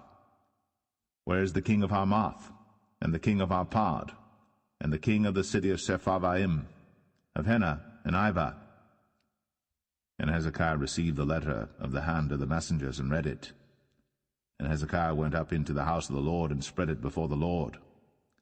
And Hezekiah prayed before the Lord, and said, O Lord God of Israel, which dwellest between the cherubims, thou art the God, even thou alone, of all the kingdoms of the earth. Thou hast made heaven and earth. Lord, bow down thine ear, and hear. Open, Lord, thine eyes, and see. And hear the words of Sennacherib, which hath sent him to reproach the living God. Of a truth, Lord, the kings of Assyria have destroyed the nations and their lands, and have cast their gods into the fire. For they were no gods, but the work of men's hands, wood and stone. Therefore they have destroyed them. Now therefore, O Lord our God, I beseech thee, save thou us out of his hand, that all the kingdoms of the earth may know that thou art the Lord God, even thou only. Then Isaiah the son of Amoz sent to Hezekiah, saying, Thus saith the Lord God of Israel, That which thou hast prayed to me against Sennacherib, king of Assyria, I have heard. This is the word that the Lord hath spoken concerning him. The virgin, the daughter of Zion, hath despised thee, and laughed thee to scorn. The daughter of Jerusalem hath shaken her head at thee. Whom hast thou reproached and blasphemed? And against whom hast thou exalted thy voice, and lifted up thine eyes on high, even against the Holy One of Israel? By thy messengers thou hast reproached the Lord, and hast said, With the multitude of my chariots I am come up to the height of the mountains, to the sides of Lebanon, and will cut down the tall cedar trees thereof, and the choice fir trees thereof, and I will enter into the lodgings of his borders, and into the forest of his Carmel. I have digged and drunk strange waters, and with the sole of my feet have I dried up all the rivers of besieged places. Hast thou not heard long ago how I have done it, and of ancient times that I have formed it? Now have I brought it to pass, that thou shouldst be to lay waste fenced cities into ruinous heaps. Therefore their inhabitants were of small power. They were dismayed and confounded. They were as the grass of the field, and as the green herb, as the grass on the housetops, and as corn blasted before it be grown up. But I know thy abode, and thy going out, and thy coming in, and thy rage against me, because thy rage against me and thy tumult is come up into mine ears. Therefore I will put my hook in thy nose, and my bridle in thy lips, and I will turn thee back by the way by which thou camest. And this shall be a sign unto thee. Ye shall eat this year such things as grow of themselves, in the second year that which springeth of the same. And in the third year sow ye and reap, and plant vineyards, and eat the fruits thereof. And the remnant that is escaped of the house of Judah shall yet again take root downward, and bear fruit upward. For out of Jerusalem shall go forth a remnant, and they that escape out of Mount Zion. The zeal of the Lord of hosts shall do this. Therefore thus saith the Lord concerning the king of Assyria, He shall not come into this city, nor shoot an arrow there, nor come before it with shield, nor cast a bank against it. By the way that he came, by the same shall he return, and shall not come into this city, saith the Lord. For I will defend this city to save it, for mine own sake, and for my servant David's sake. And it came to pass that night, that the angel of the Lord went out, and smote in the camp of the Assyrians 180 and 5,000. And when they arose early in the morning, behold, they were all dead corpses. So Sennacherib king of Assyria departed, and went, and returned, and dwelt at Nineveh. And it came to pass, as he was worshipping in the house of Nisroch his god, that Adramelech and Sharezer his sons smote him with the sword, and they escaped into the land of Armenia. And Esarhaddon his son reigned in his stead.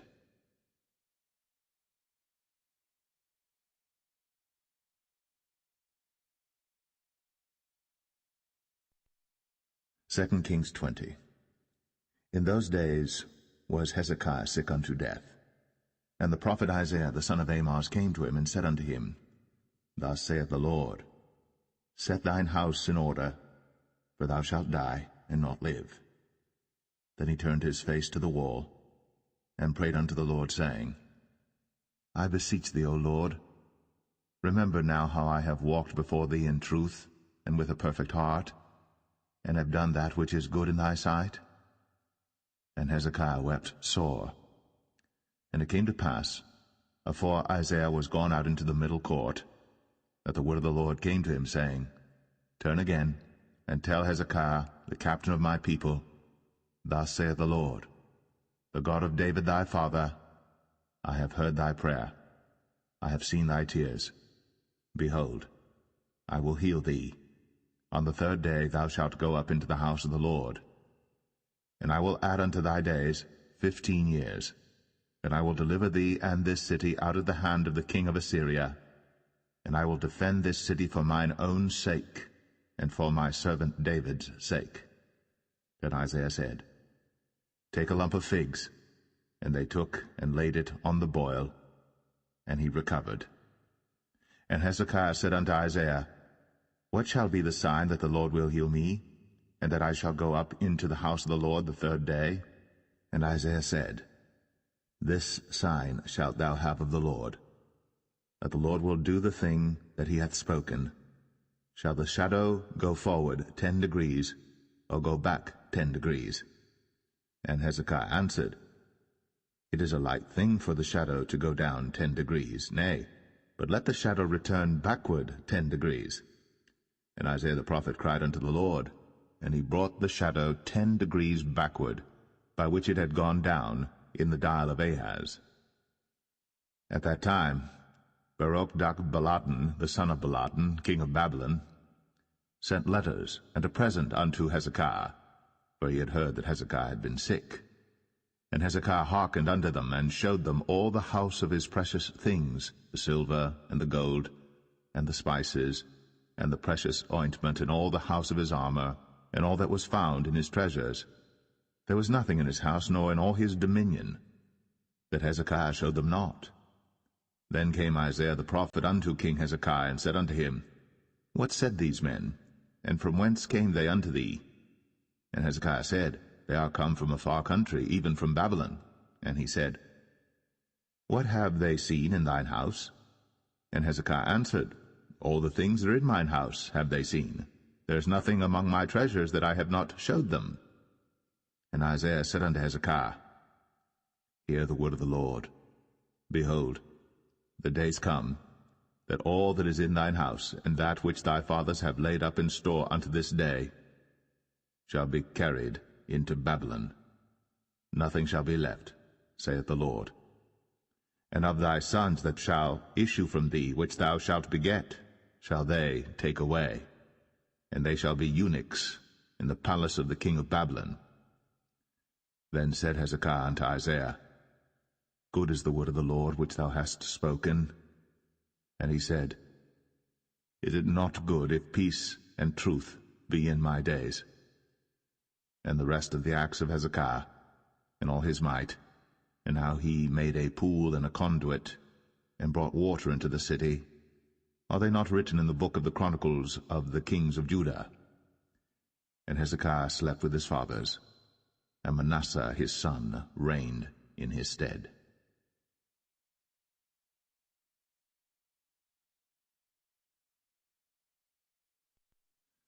2 Kings 21. Manasseh was 12 years old when he began to reign, and reigned 55 years in Jerusalem. And his mother's name was Hephzibah. And he did that which was evil in the sight of the Lord, after the abominations of the heathen whom the Lord cast out before the children of Israel. For he built up again the high places which Hezekiah his father had destroyed.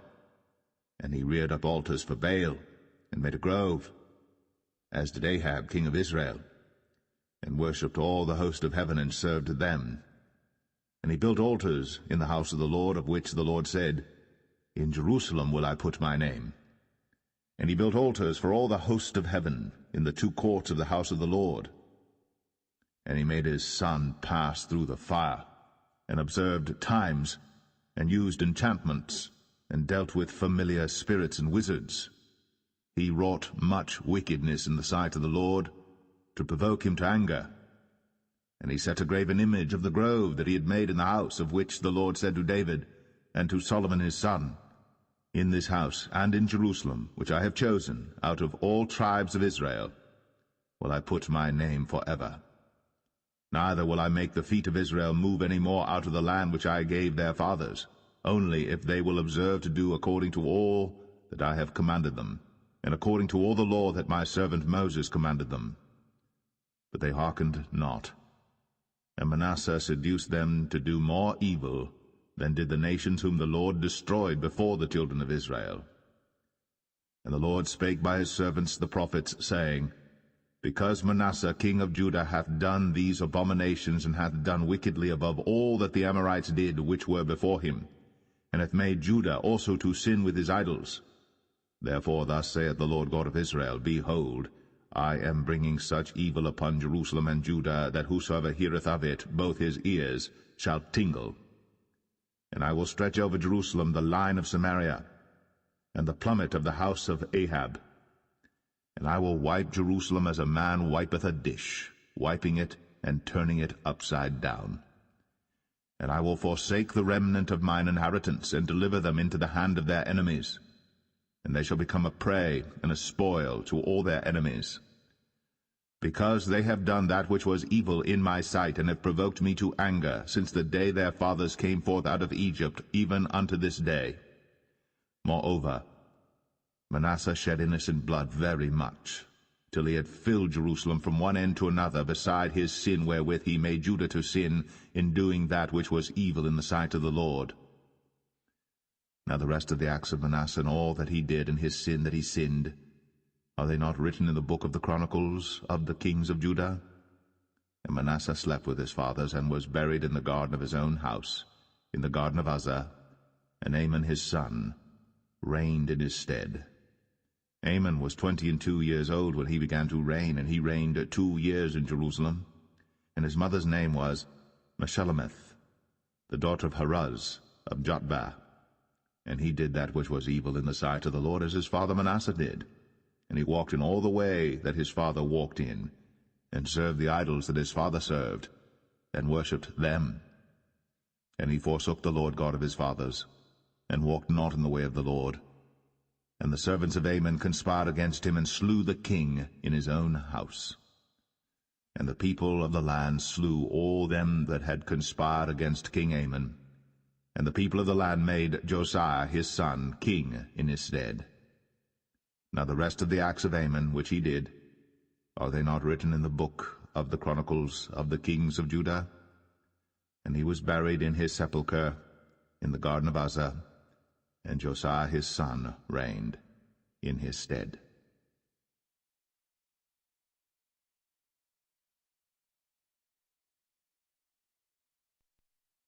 Second Kings 22. Josiah was 8 years old when he began to reign, and he reigned 31 years in Jerusalem. And his mother's name was Jedidah, the daughter of Adaiah of Boscath. And he did that which was right in the sight of the Lord, and walked in all the way of David his father, and turned not aside to the right hand or to the left. And it came to pass in the 18th year of King Josiah, that the king sent Shaphan the son of Azaliah, the son of Meshullam, the scribe, to the house of the Lord, saying, Go up to Hilkiah the high priest, that he may sum the silver which is brought into the house of the Lord, which the keepers of the door have gathered of the people, and let them deliver it into the hand of the doers of the work, that have the oversight of the house of the Lord, and let them give it to the doers of the work which is in the house of the Lord, to repair the breaches of the house, unto carpenters and builders and masons, and to buy timber and hewn stone to repair the house. Howbeit there was no reckoning made with them of the money that was delivered into their hand, because they dealt faithfully. And Hilkiah the high priest said unto Shaphan the scribe, I have found the book of the law in the house of the Lord. And Hilkiah gave the book to Shaphan, and he read it. And Shaphan the scribe came to the king, and brought the king word again, and said, Thy servants have gathered money that was found in the house, and have delivered it into the hand of them that do the work, that have the oversight of the house of the Lord. And Shaphan the scribe showed the king, saying, Hilkiah the priest hath delivered me a book. And Shaphan read it before the king. And it came to pass, when the king had heard the words of the book of the law, that he rent his clothes. And the king commanded Hilkiah the priest, and Ahikam the son of Shaphan, and Achbor the son of Micaiah, and Shaphan the scribe, and Asahiah a servant of the king's, saying, Go ye, inquire the Lord for me, and for the people, and for all Judah, concerning the words of this book that is found. For great is the wrath of the Lord that is kindled against us, because our fathers have not hearkened unto the words of this book, to do according unto all that which is written concerning us. So Hilkiah the priest, and Ahikam, and Achbor, and Shaphan, and Asahiah went unto Huldah the prophetess, the wife of Shallum the son of Tikvah, the son of Harhas, keeper of the wardrobe. Now she dwelt in Jerusalem in the college, and they communed with her.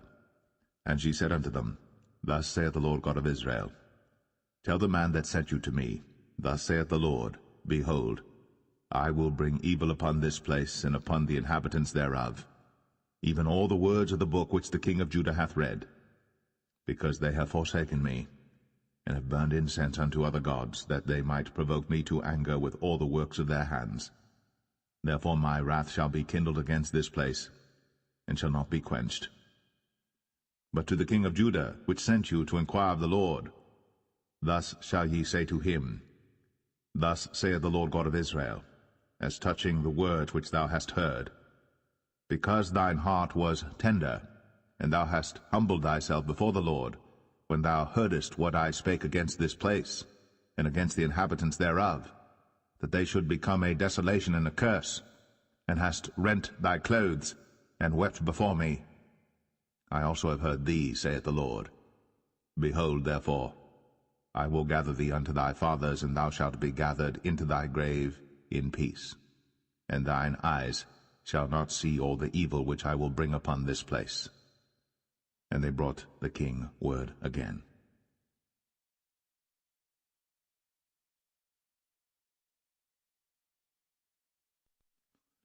Second Kings 23.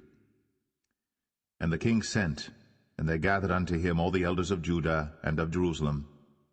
And the king went up into the house of the Lord, and all the men of Judah, and all the inhabitants of Jerusalem with him, and the priests and the prophets, and all the people, both small and great.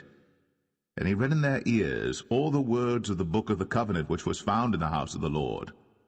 And the king stood by a pillar, and made a covenant before the Lord to walk after the Lord, and to keep his commandments and his testimonies and his statutes with all their heart and all their soul, to perform the words of this covenant that were written in this book.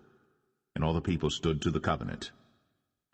And the king commanded Hilkiah the high priest, and the priests of the second order, and the keepers of the door, to bring forth out of the temple of the Lord all the vessels that were made for Baal, and for the grove, and for all the host of heaven. And he burned them without Jerusalem in the fields of Kidron, and carried the ashes of them unto Bethel. And he put down the idolatrous priests, whom the kings of Judah had ordained to burn incense in the high places, in the cities of Judah, and in the places round about Jerusalem, them also that burned incense unto Baal, to the sun, and to the moon, and to the planets, and to all the hosts of heaven.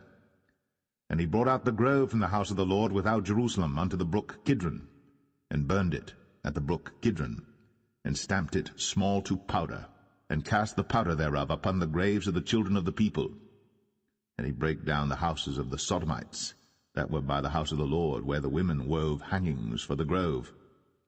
And he brought all the priests out of the cities of Judah, and defiled the high places where the priests had burned incense, from Geba to Beersheba, and brake down the high places of the gates that were in the entering in of the gate of Joshua, the governor of the city, which were on a man's left hand at the gate of the city. Nevertheless the priests of the high places came not up to the altar of the Lord in Jerusalem, but they did eat of the unleavened bread among their brethren. And he defiled Topheth, which is in the valley of the children of Hinnom, that no man might make his son or his daughter to pass through the fire to Molech. And he took away the horses that the kings of Judah had given to the sun, at the entering in of the house of the Lord, by the chamber of Nathan-Melech, the chamberlain, which was in the suburbs, and burned the chariots of the sun with fire.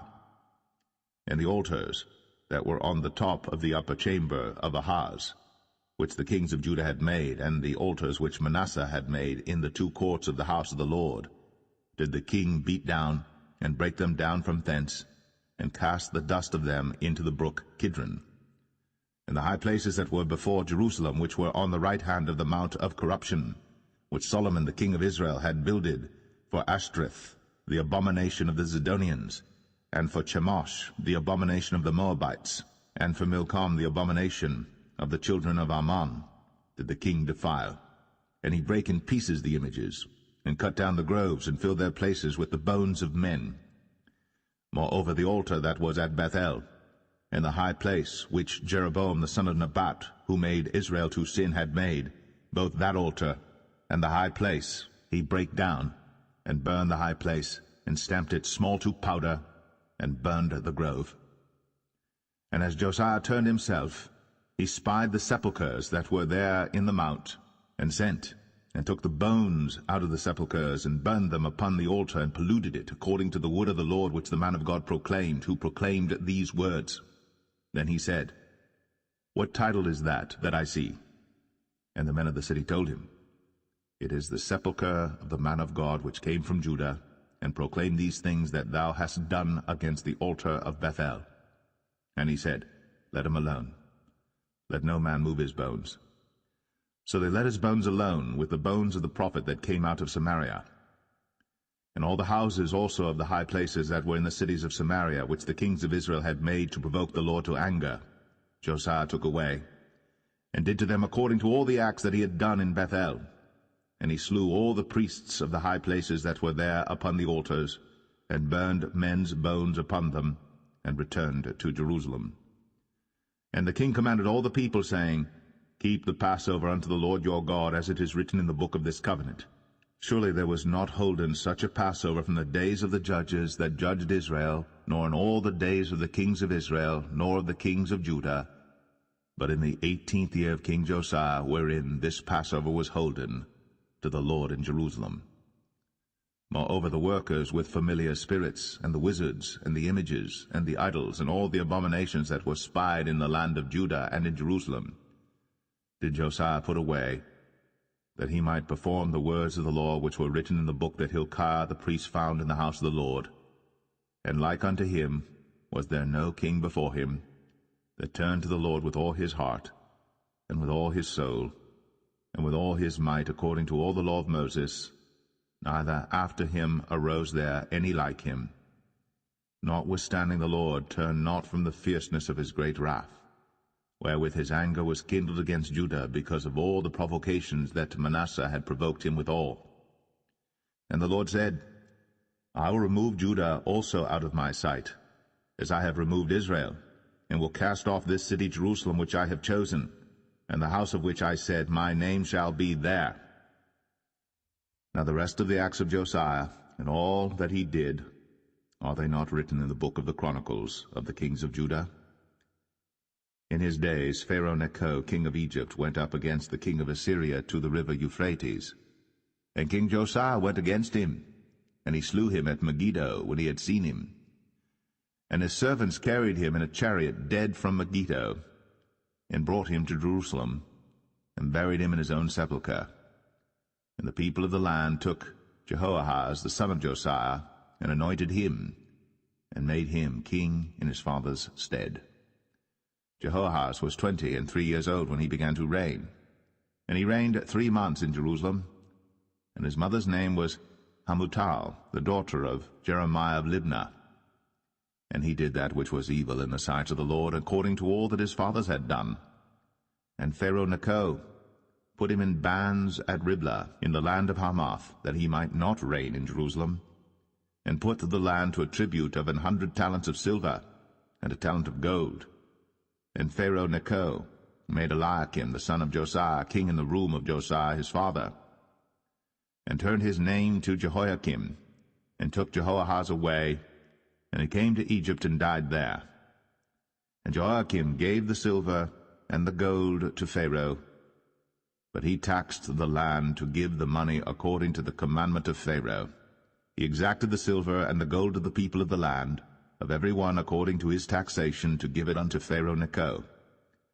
Jehoiakim was 25 years old when he began to reign, and he reigned 11 years in Jerusalem.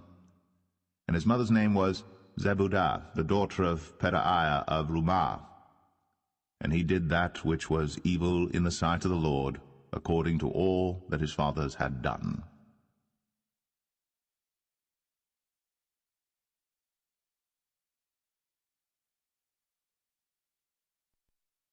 Second Kings 24.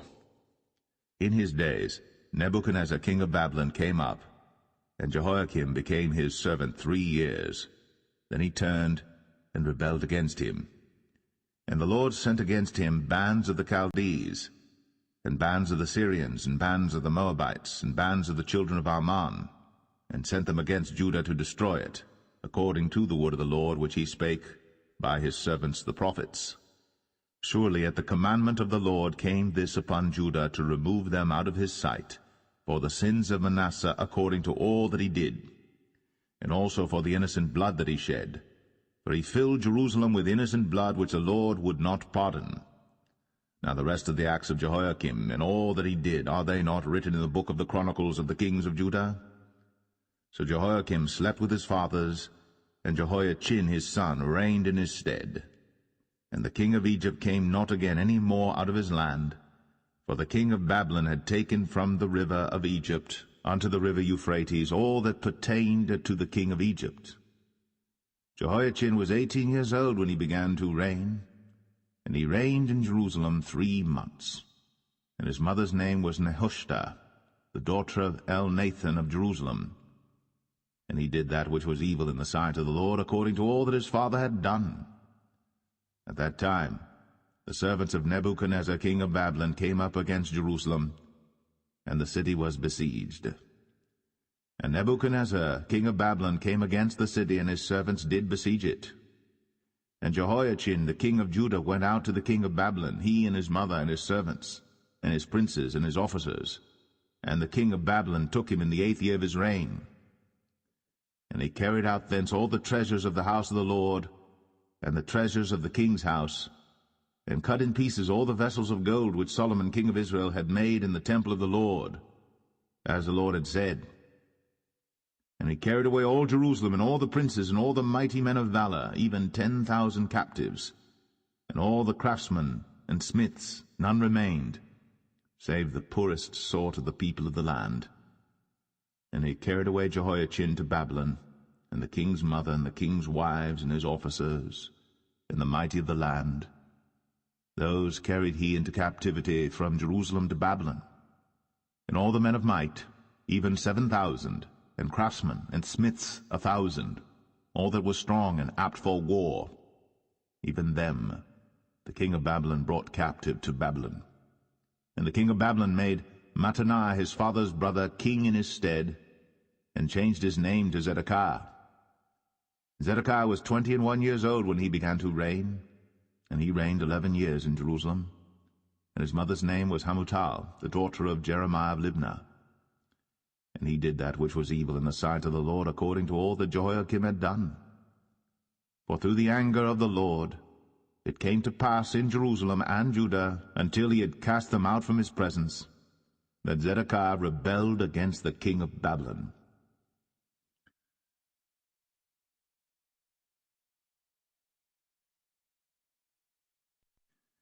Second Kings 25. And it came to pass in the 9th year of his reign, in the 10th month, in the 10th day of the month, that Nebuchadnezzar king of Babylon came, he and all his host, against Jerusalem, and pitched against it. And they built forts against it round about. And the city was besieged unto the 11th year of King Zedekiah. And on the 9th day of the 4th month the famine prevailed in the city, and there was no bread for the people of the land. And the city was broken up, and all the men of war fled by night by the way of the gate between 2 walls, which is by the king's garden. Now the Chaldees were against the city round about, and the king went the way toward the plain. And the army of the Chaldees pursued after the king, and overtook him in the plains of Jericho, and all his army was scattered from him. So they took the king, and brought him up to the king of Babylon, to Riblah, and they gave judgment upon him. And they slew the sons of Zedekiah before his eyes, and put out the eyes of Zedekiah, and bound him with fetters of brass, and carried him to Babylon. And in the 5th month, on the 7th day of the month, which is the 19th year of King Nebuchadnezzar king of Babylon, came Nebuzaradan, captain of the guard, a servant of the king of Babylon, unto Jerusalem. And he burnt the house of the Lord, and the king's house, and all the houses of Jerusalem, and every great man's house burnt he with fire. and all the army of the Chaldees that were with the captain of the guard brake down the walls of Jerusalem round about. Now the rest of the people that were left in the city, and the fugitives that fell away to the king of Babylon, with the remnant of the multitude, did Nebuzaradan, the captain of the guard, carry away. But the captain of the guard left of the poor of the land to be vine-dressers and husbandmen. And the pillars of brass that were in the house of the Lord, and the bases, and the brazen sea that was in the house of the Lord, did the Chaldees break in pieces, and carried the brass of them to Babylon. And the pots, and the shovels, and the snuffers, and the spoons, and all the vessels of brass wherewith they ministered, took they away. And the firepans, and the bowls, and such things as were of gold, in gold, and of silver, in silver, the captain of the guard took away. The 2 pillars, 1 sea, and the basis which Solomon had made for the house of the Lord, the brass of all these vessels was without weight. The height of the 1 pillar was 18 cubits, and the chapiter upon it was brass, and the height of the chapiter 3 cubits, and the wreathen work, and pomegranates upon the chapiter round about, all of brass, and like unto these had the 2nd pillar with wreathen work. And the captain of the guard took Seraiah the chief priest, and Zephaniah the 2nd priest, and the 3 keepers of the door. And out of the city he took an officer that was set over the men of war, and 5 men of them that were in the king's presence, which were found in the city, and the principal scribe of the host, which mustered the people of the land, and 60 men of the people of the land that were found in the city. And Nebuzaradan, captain of the guard, took these, and brought them to the king of Babylon to Riblah. And the king of Babylon smote them, and slew them at Riblah in the land of Hamath. So Judah was carried away out of their land. And as for the people that remained in the land of Judah, whom Nebuchadnezzar king of Babylon had left, even over them he made Gedaliah the son of Ahikam, the son of Shaphan, ruler. And when all the captains of the armies, they and their men, heard that the king of Babylon had made Gedaliah governor, there came to Gedaliah to Mizpah, even Ishmael the son of Nethaniah, and Johanan the son of Kareah, and Zeraiah the son of Tanhumeth the Netophathite, and Jaazaniah the son of a Maacathite, they and their men. And Gedaliah sware to them, and to their men, and said unto them, Fear not to be the servants of the Chaldees, dwell in the land, and serve the king of Babylon, and it shall be well with you. But it came to pass in the 7th month, that Ishmael the son of Nethaniah, the son of Elishama, of the seed royal, came, and 10 men with him, and smote Gedaliah, that he died, and the Jews and the Chaldees that were with him at Mizpah. And all the people, both small and great, and the captains of the armies, arose and came to Egypt, for they were afraid of the Chaldees. And it came to pass in the 37th year of the captivity of Jehoiachin king of Judah, in the 12th month, on the 27th day of the month, that Evil-Merodach king of Babylon, in the year that he began to reign, did lift up the head of Jehoiachin king of Judah out of prison, and he spake kindly to him, and set his throne above the throne of the kings that were with him in Babylon, and changed his prison garments, and he did eat bread continually before him all the days of his life.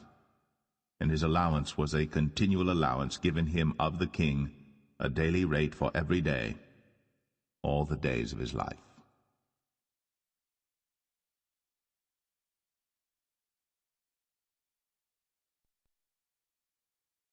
The first book of Chronicles, chapter 1. Adam, Sheth, Enosh, Canaan, Mahalaleel, Jared, Enoch, Methuselah, Lamech, Noah, Shem, Ham, and Japheth. The sons of Japheth, Gomer and Magog, and Madai, and Javan, and Tubal, and Meshach, and Tiris. And the sons of Gomer, Ashkenaz, and Ribhath, and Togarmah. And the sons of Javan, Elisha, and Tarshish, Kittim, and Dodanim. The sons of Ham, Cush, and Mizraim, Put, and Canaan. And the sons of Cush, Seba, and Havilah, and Sapta, and Ramah, and Sabteka. And the sons of Ramah, Sheba, and Dedan. And Cush begat Nimrod. He began to be mighty upon the earth. And Mizraim begat Ludim, and Anamim, and Lehabim, and Naphtuhim, and Pathrusim, and Casluhim, of whom came the Philistines, and Caphtorim. And Canaan begat Zidon, his firstborn, and Heth, the Jebusite also, and the Amorite, and the Girgashite, and the Hivite, and the Archite, and the Sinite, and the Arvadite, and the Zemarite, and the Hamathite. The sons of Shem, Elam, and Ashur, and Arphaxad, and Lud, and Aram, and Uz, and Hul, and Gether, and Meshech. And Arphaxad begat Shelah, and Shelah begat Eber. And unto Eber were born 2 sons. The name of the one was Peleg, because in his days the earth was divided. And his brother's name was Joktan. And Joktan begat Almadad, and Sheleph, and Hazarmaveth, and Jerah. Hadoram also, and Uzal, and Diklah, and Ebal, and Abimael, and Sheba, and Ophir, and Havilah, and Jobab. All these were the sons of Joktan. Shem, Arphaxad, Shelah, Eber, Peleg, Reu, Serug, Nahor, Terah, Abram. The same is Abraham. The sons of Abraham, Isaac, and Ishmael. These are their generations. The firstborn of Ishmael, Nebaioth, then Kedar, and Abiel, and Mibsam, Mishma, and Dumah, Massa, Hadad, and Tema, Jetur, Naphish, and Kedemah. These are the sons of Ishmael. Now the sons of Keturah, Abraham's concubine. She bare Zimran, and Jokshan, and Medan, and Midian, and Ishbak, and Shua. And the sons of Jokshan, Sheba, and Dedan. And the sons of Midian, Ephah, and Epher, and Henoch, and Abida, and Eldaah. All these are the sons of Keturah. And Abraham begat Isaac. The sons of Isaac, Esau, and Israel. The sons of Esau, Eliphaz, Ruel, and Jeush, and Jalam, and Korah. The sons of Eliphaz, Teman, and Omar, Zephi, and Gatam, Kenaz, and Timnah, and Amalek. The sons of Ruel, Nehath, Zerah, Shammah, and Mizah. And the sons of Zia, Lotan, and Shobal, and Zibeon, and Anah, and Dishan, and Ezar, and Dishan. And the sons of Lotan, Horai, and Homam, and Timnah was Lotan's sister. The sons of Shobal, Alian, and Manahath, and Ebal, Shephi, and Onam. And the sons of Zibeon, Ai, and Anah. The sons of Anah, Dishon. And the sons of Dishon, Amram, and Eshban, and Ithran, and Cheran. The sons of Ezer, Bilhan, and Zavan, and Jachan. The sons of Dishan, Uz, and Aran. Now these are the kings that reigned in the land of Edom, before any king reigned over the children of Israel. Bela the son of Beor, and the name of his city was Dinhabah. And when Bela was dead, Jobab the son of Zerah, of Basra, reigned in his stead. And when Jobab was dead, Husham of the land of the Timonites reigned in his stead. And when Husham was dead, Hadad the son of Bedad, which smote Midian in the field of Moab, reigned in his stead. And the name of his city was Avith. And when Hadad was dead, Samlah of Masrekah reigned in his stead. And when Samlah was dead, Shaul of Rehoboth by the river reigned in his stead. And when Shaul was dead, Baal-Hanan the son of Achbor reigned in his stead. And when Baal-Hanan was dead, Hadad reigned in his stead, and the name of his city was Pai. And his wife's name was Mehetabel, the daughter of Matred, the daughter of Mezahab. Hadad died also. And the dukes of Edom were Duke Timnah, Duke Aliah, Duke Jetheth, Duke Oholibamah, Duke Elah, Duke Pinan, Duke Kenaz, Duke Teman, Duke Mibsar, Duke Magdiel, Duke Iram. These are the dukes of Edom.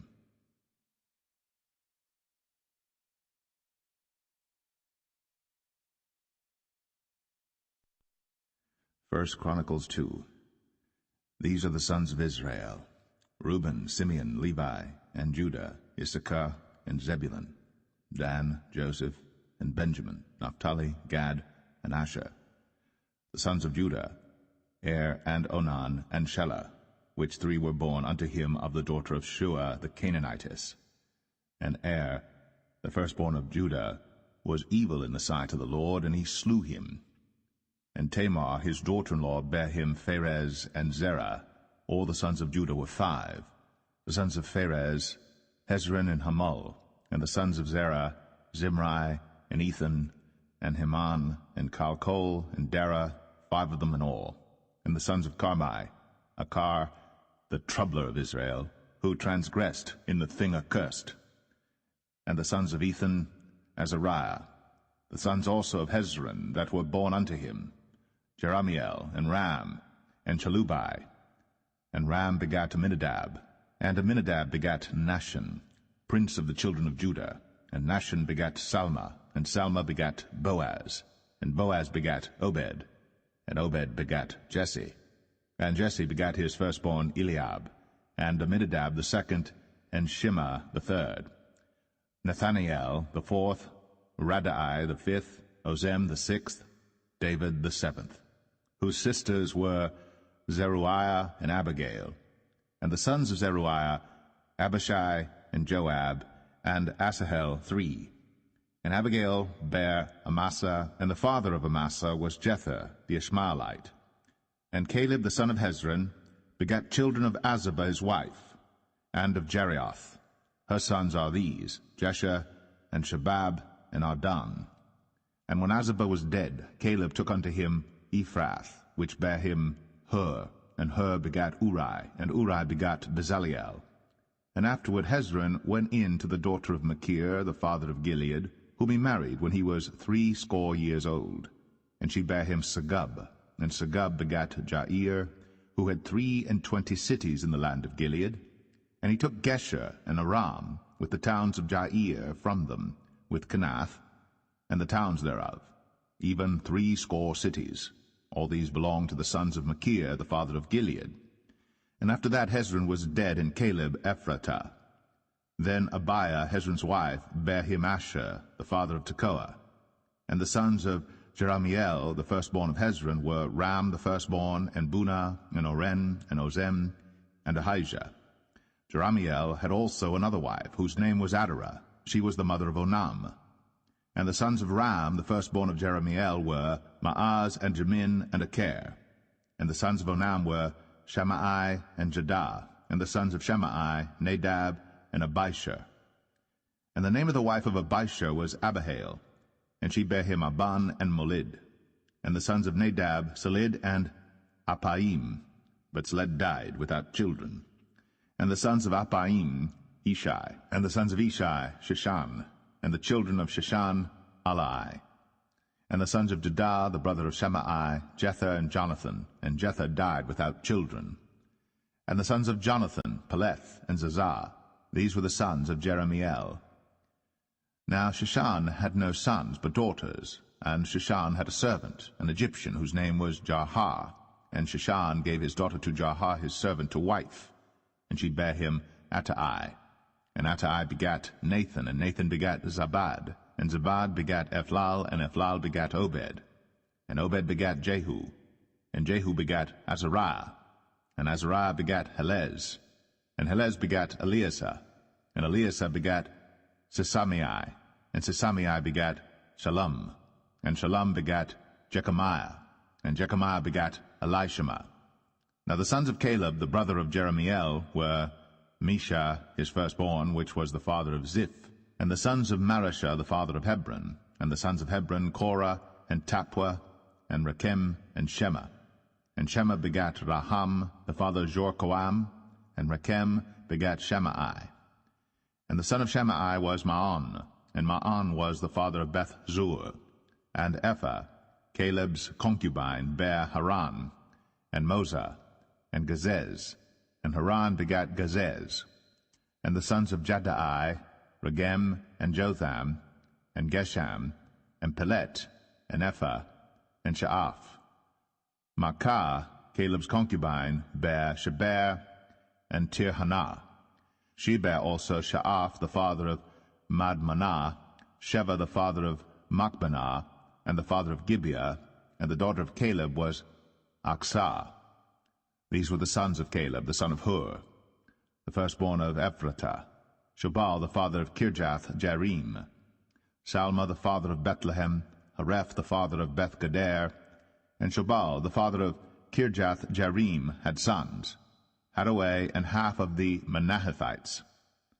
And the families of Kirjath-Jearim, the Ithrites, and the Puhites, and the Shumathites, and the Misraites, of them came the Zerethites, and the Eshtuelites, the sons of Salma, Bethlehem, and the Netophathites, Adaroth, the house of Joab, and half of the Manahethites, the Zorites.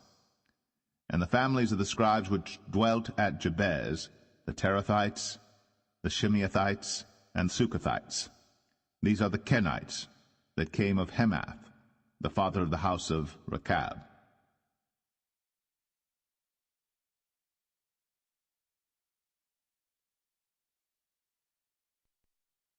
First Chronicles 3. Now these were the sons of David, which were born unto him in Hebron. The firstborn Amnon of Ahinoam, the Jezreelitess. The second Daniel of Abigail, the Carmelitess. The third Absalom, the son of Maacah, the daughter of Talmai, king of Geshur. The fourth Adonijah, the son of Haggith. The fifth Shephatiah of Abital. The sixth Ithraam, by Eglah his wife. These six were born unto him in Hebron, and there he reigned 7 years and 6 months. And in Jerusalem he reigned 33 years. And these were born unto him in Jerusalem, Shimei, and Shabab, and Nathan, and Solomon 4, of Bathshua the daughter of Amiel, Ibhar also, and Elishama, and Eliphalet, and Noga, and Nepheg, and Japhia, and Elishama, and Eliada, and Eliphalet, 9. These were all the sons of David, beside the sons of the concubines, and Tamar their sister. And Solomon's son was Rehoboam, Abiah his son, Asa his son, Jehoshaphat his son, Joram his son, Ahaziah his son, Joash his son, Amaziah his son, Azariah his son, Jotham his son, Ahaz his son, Hezekiah his son, Manasseh his son, Amon his son, Josiah his son.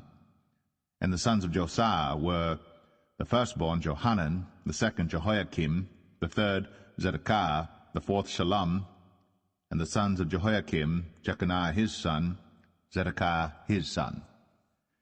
And the sons of Jeconiah, Asir, Salathiel his son, Malchiram also, and Pedaiah, and Shenazar, Jechemiah, Hoshama, and Nedabiah. And the sons of Pedaiah were Zerubbabel and Shimei, and the sons of Zerubbabel, Meshullam, and Hananiah, and Shelomith their sister, and Hashabah, and Ohel, and Berechiah, and Hesediah, Juseb Hesed, 5. And the sons of Hananiah, Pelatiah, and Jesaiah, the sons of Rephaiah, the sons of Arnan, the sons of Obadiah, the sons of Shechaniah, and the sons of Shechaniah, Shemaiah, and the sons of Shemaiah, Hattush, and Igial, and Bariah, and Neriah, and Shaphat, 6. And the sons of Neriah, Elionai, and Hezekiah, and Azrikam, 3. And the sons of Elionai were Hodiah, and Eliashib, and Pelaiah, and Akub, and Johanan, and Dalaiah, and Anani, 7.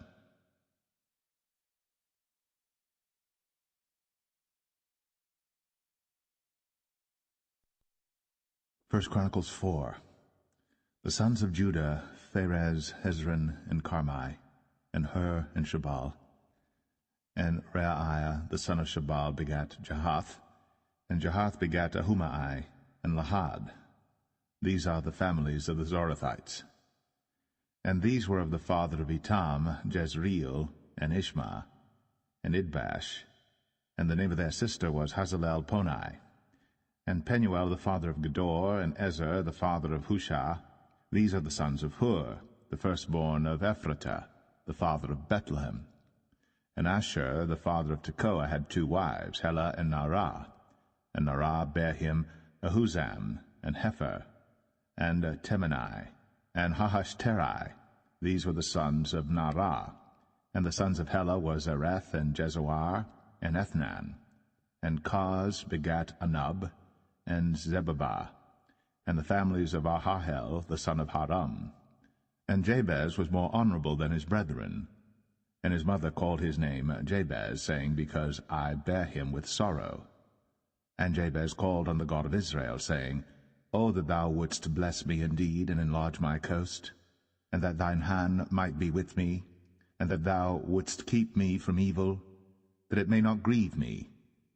And God granted him that which he requested. And Chelub, the brother of Shur, begat Mahir, which was the father of Eshton. And Eshton begat Bethraphah, and Paseah, and Tehenna, the father of Nahash. These are the men of Rakah. And the sons of Kenaz, Othniel, and Seraiah, and the sons of Othniel, Hathath. And Meonothai begat Ophrah, and Seraiah begat Joab, the father of the valley of Cherashim, for they were craftsmen. And the sons of Caleb, the son of Jephunneh, Iru, Elah, and Naam. And the sons of Elah, even Kenaz. And the sons of Jehaleleel, Ziph, and Zephah, Teriah, and Asrael. And the sons of Ezra were Jether, and Mered, and Epher, and Jalon. And she bare Miriam, and Shemai, and Ishba, the father of Eshtemoa. And his wife Jehudijah bare Jared, the father of Gedor, and Heber, the father of Sakoh, and Jekuthiel, the father of Zanoah. And these are the sons of Bethiah, the daughter of Pharaoh, which Mered took. And the sons of his wife Hodiah, the sister of Naham, the father of Keli, the Garmite, and Eshtemoa the Maacathite. And the sons of Shimon were Amnon, and Rinnah, Ben-Hanan, and Telon. And the sons of Ishai were Zoheth, and Ben-Zoheth. The sons of Shelah, the son of Judah, were the father of Lakah, and Ladah, the father of Mareshah. And the families of the house of them that wrought fine linen of the house of Ashbea. And Joachim, and the men of Chozeba, and Joash, and Seraph, who had the dominion in Moab, and Jashubai Lehem. And these are ancient things. These were the potters, and those that dwelt among plants and hedges. There they dwelt with the king for his work. The sons of Simeon were Nemuel, and Jamin, Jerib, Zerah, and Shaul.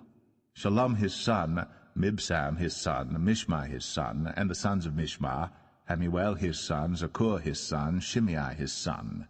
And Shimei had 16 sons and 6 daughters.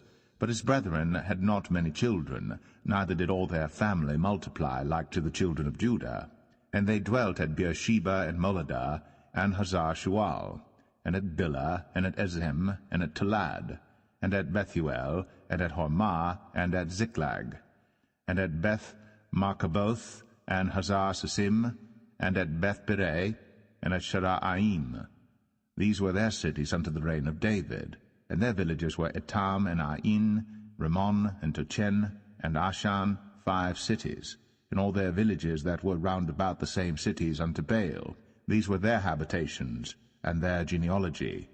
And Meshobab, and Jamlech, and Joshah, the son of Amaziah, and Joel, and Jehu, the son of Josabiah, the son of Seraiah, the son of Asiel, and Elionai, and Jaakobah, and Jeshohaiah, and Asaiah, and Adiel, and Jesemiel, and Benaniah, and Ziza, the son of Shaphi, the son of Alon, the son of Jedaiah, the son of Shimri, the son of Shemaiah. These mentioned by their names were princes in their families. And the house of their fathers increased greatly, and they went to the entrance of Gedor, even unto the east side of the valley, to seek pasture for their flocks. And they found fat pasture, and good, and the land was wide, and quiet, and peaceable, for they of Ham had dwelt there of old. And these written by name came in the days of Hezekiah king of Judah, and smote their tents, and the habitations that were found there, and destroyed them utterly unto this day, and dwelt in their rooms, because there was pasture there for their flocks. And some of them, even of the sons of Simeon, 500 men, went to Mount Seir, having for their captains Pelatiah, and Neriah, and Rephaiah, and Uzziel, the sons of Ishi. And they smote the rest of the Amalekites that were escaped, and dwelt there unto this day.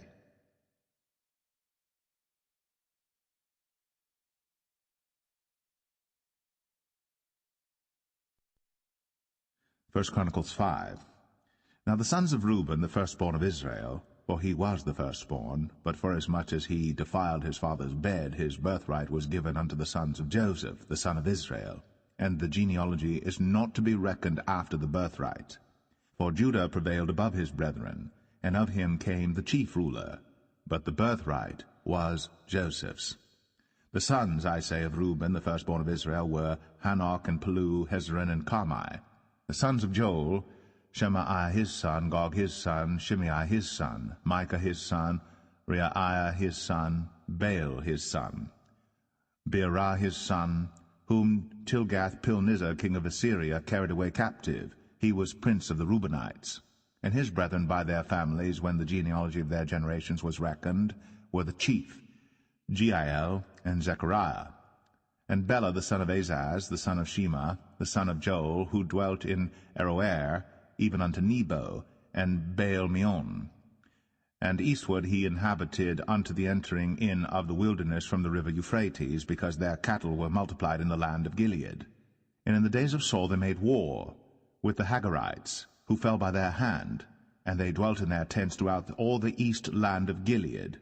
And the children of Gad dwelt over against them, in the land of Bashan unto Salcah, Joel the chief, and Shaphan the next, and Jaanai, and Shaphat in Bashan. And their brethren of the house of their fathers were Michael, and Meshullam, and Sheba, and Jorai, and Jachan, and Zia, and Heber, 7. These are the children of Abihail, the son of Huri, the son of Jeroah, the son of Gilead, the son of Michael, the son of Jeshai, the son of Jado, the son of Buz. Ahi, the son of Abdiel, the son of Gunai, chief of the house of their fathers. And they dwelt in Gilead and Bashan, and in her towns, and in all the suburbs of Sharon upon their borders. All these were reckoned by genealogies in the days of Jotham, king of Judah, and in the days of Jeroboam, king of Israel. The sons of Reuben and the Gadites, and half the tribe of Manasseh, of valiant men, men able to bear buckler and sword, and to shoot with bow, and skillful in war, were 44,760 that went out to the war. And they made war with the Hagarites, with Jetur, and Nephish, and Nodab. And they were helped against them, and the Hagarites were delivered into their hand, and all that were with them, for they cried to God in the battle, and he was entreated of them, because they put their trust in him. And they took away their cattle, of their camels 50,000, and of sheep 250,000, and of asses 2,000, and of men 100,000. For there fell down many slain, because the war was of God, and they dwelt in their steads until the captivity. And the children of the half-tribe of Manasseh dwelt in the land. They increased from Bashan unto Baal-Hermon, and Sinir, and unto Mount Hermon. And these were the heads of the house of their fathers, even Ephah, and Ishi, and Eliel, and Azriel, and Jeremiah, and Hodaviah, and Jadiel, mighty men of valor, famous men, and heads of the house of their fathers. And they transgressed against the God of their fathers, and went a-whoring after the gods of the people of the land, whom God destroyed before them. And the God of Israel stirred up the spirit of Pul, king of Assyria, and the spirit of Tilgath-Pilneser, king of Assyria. And he carried them away, even the Reubenites, and the Gadites, and the half-tribe of Manasseh, and brought them unto Halah, and Habor, and Harah, and to the river Gozan, unto this day.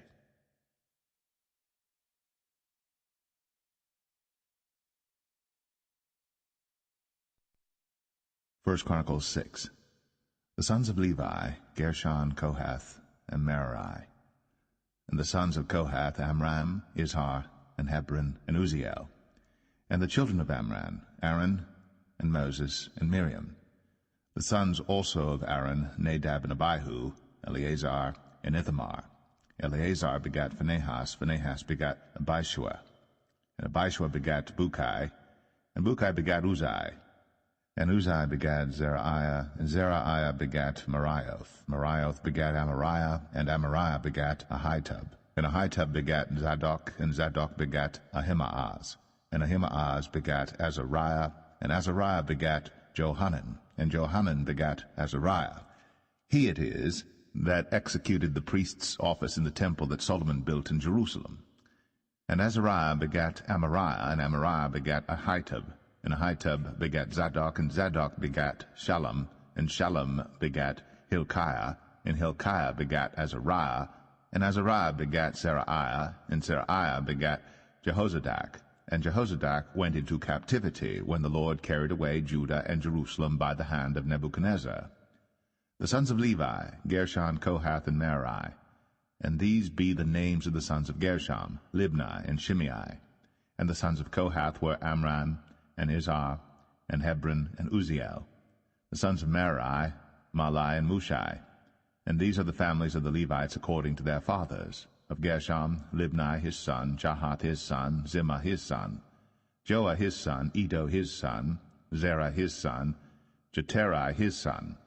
The sons of Kohath, Aminadab his son, Korah his son, Asir his son, Elkanah his son, and Abiasaph his son, and Asir his son, Tahath his son, Uriel his son, Uzziah his son, and Shaul his son. And the sons of Elkanah, Amasai, and Ahimeth. As for Elkanah, the sons of Elkanah, Zophai his son, and Nahath his son, Eliab his son, Jeroham his son, Elkanah his son. And the sons of Samuel, the firstborn, Vashni, and Abiah. The sons of Merari, Mahli, Libni his son, Shimei his son, Uzzah his son, Shemaiah his son, Haggiah his son, Asaiah his son. And these are they whom David set over the service of song in the house of the Lord. After that the ark had rest. And they ministered before the dwelling place of the tabernacle of the congregation with singing, until Solomon had built the house of the Lord in Jerusalem. And then they waited on their office according to their order. And these are they that waited with their children. Of the sons of the Kohathites, Heman a singer, the son of Joel, the son of Shemuel, the son of Elkanah, the son of Jeroham, the son of Eliel, the son of Toah, the son of Zuph, the son of Elkanah, the son of Mahath, the son of Amasai, the son of Elkanah, the son of Joel, the son of Azariah, the son of Zephaniah, the son of Tahath, the son of Asir, the son of Abiasaph, the son of Korah, the son of Izhar, the son of Kohath, the son of Levi, the son of Israel. And his brother Asaph, who stood on his right hand, even Asaph, the son of Berechiah, the son of Shemaiah, the son of Michael, the son of Baasiah, the son of Malchiah, the son of Ethni, the son of Zerah, the son of Adai, the son of Ethan, the son of Zimmah, the son of Shimei, the son of Jahath, the son of Gershom, the son of Levi.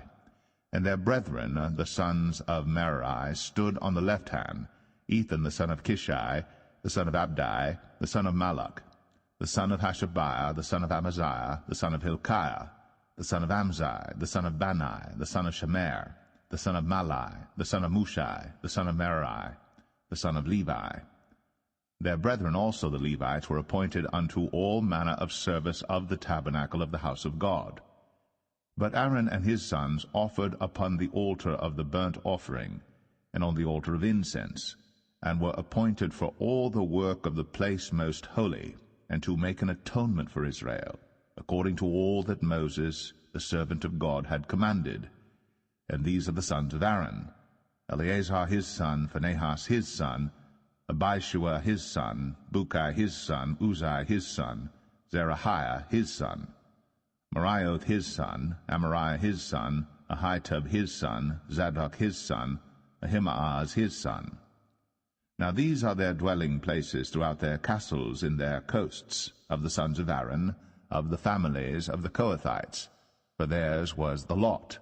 And they gave them Hebron in the land of Judah, and the suburbs thereof round about it.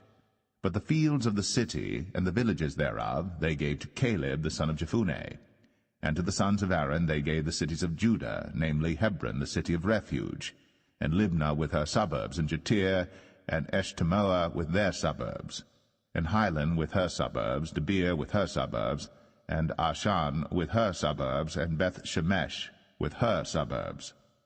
And out of the tribe of Benjamin, Geba with her suburbs, and Alemeth with her suburbs, and Anathoth with her suburbs. All their cities throughout their families were 13 cities. And unto the sons of Kohath, which were left of the family of that tribe, were cities given out of the half-tribe, namely out of the half-tribe of Manasseh, by lot, 10 cities. And to the sons of Gershon throughout their families, out of the tribe of Issachar, and out of the tribe of Asher, and out of the tribe of Naphtali, and out of the tribe of Manasseh in Bashan, 13 cities. Unto the sons of Merari were given by lot throughout their families, out of the tribe of Reuben, and out of the tribe of Gad, and out of the tribe of Zebulun, 12 cities. And the children of Israel gave to the Levites these cities with their suburbs. And they gave by lot, out of the tribe of the children of Judah, and out of the tribe of the children of Simeon, and out of the tribe of the children of Benjamin, these cities which are called by their names. And the residue of the families of the sons of Kohath had cities of their coasts, out of the tribe of Ephraim.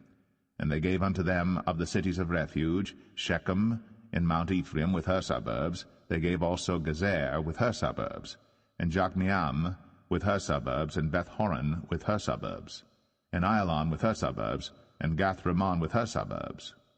And out of the half-tribe of Manasseh, Aner with her suburbs, and Bileam with her suburbs, for the family of the remnant of the sons of Kohath. Unto the sons of Gershon were given out of the family of the half-tribe of Manasseh, Golan in Bashan with her suburbs, and Ashtaroth with her suburbs. And out of the tribe of Issachar, Kadesh with her suburbs, Daberoth with her suburbs, and Ramoth with her suburbs, and Anem with her suburbs. And out of the tribe of Asher, Mashal with her suburbs, and Abdon with her suburbs, and Hukok with her suburbs, and Rehob with her suburbs. And out of the tribe of Naphtali, Kadesh in Galilee with her suburbs, and Hammon with her suburbs, and Kirjathaim with her suburbs. Unto the rest of the children of Merari were given out of the tribe of Zebulun, Rimmon with her suburbs, Tabor with her suburbs. And on the other side of Jordan by Jericho, on the east side of Jordan, were given them out of the tribe of Reuben, Bezer in the wilderness with her suburbs, and Jazar with her suburbs, Kedemoth also with her suburbs, and Mephath with her suburbs. And out of the tribe of Gad, Ramoth in Gilead with her suburbs, and Mahanaim with her suburbs, and Heshbon with her suburbs, and Jazer with her suburbs.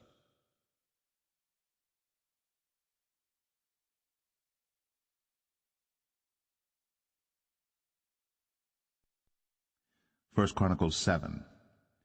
Now the sons of Issachar were Tola, and Puah, Jashub, and Shimron, 4. And the sons of Tola, Uzai, and Rephaiah, and Jeriel, and Jamai, and Jibsam, and Shemuel, heads of their father's house, to wit, of Tola.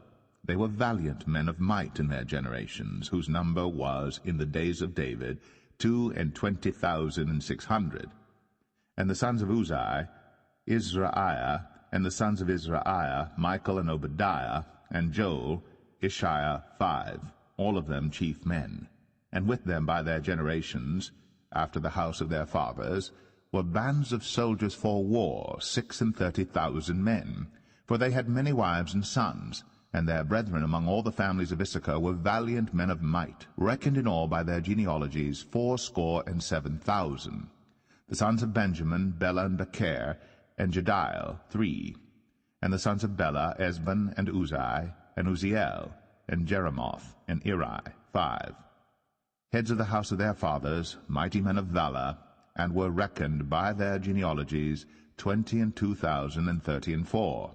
And the sons of Becher, Zemira, and Joash, and Eleazar, and Elionai, and Omri, and Jeremoth, and Abiah, and Anathoth, and Alameth.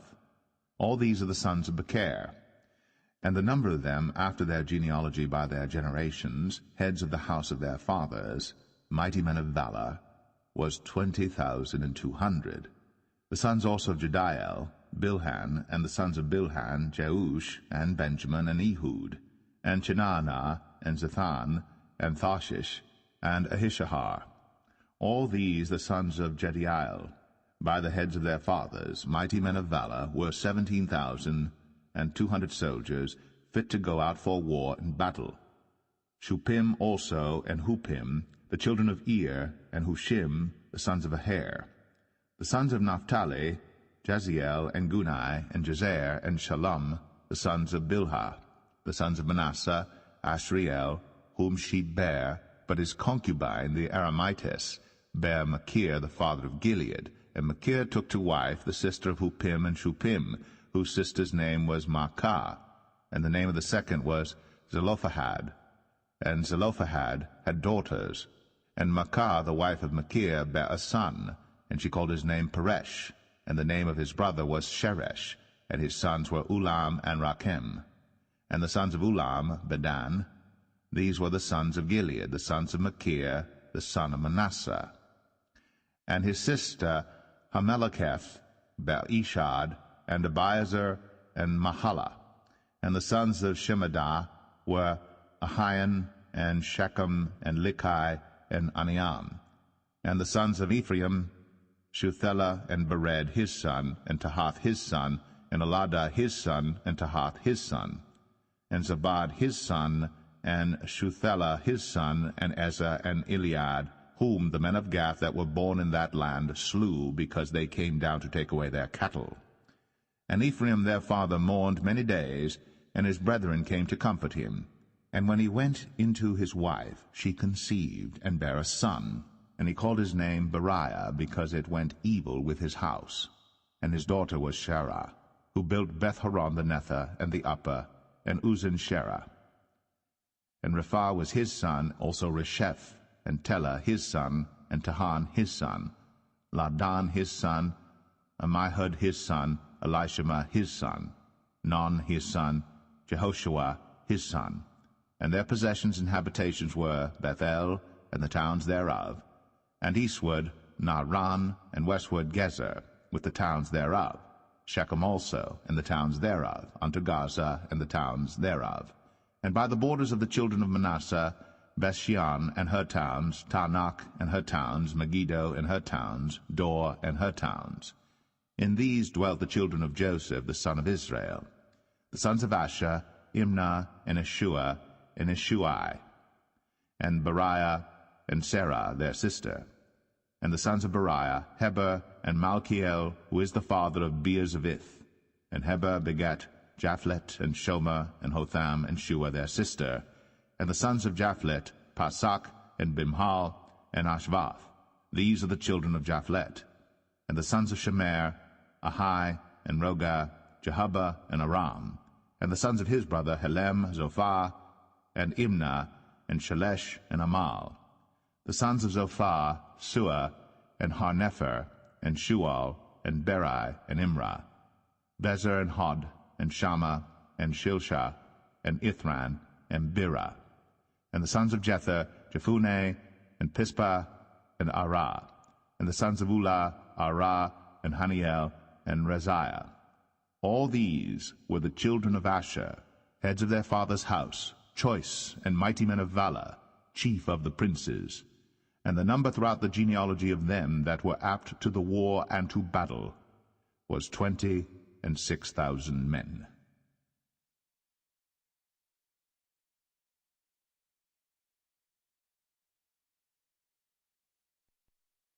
1 Chronicles 8.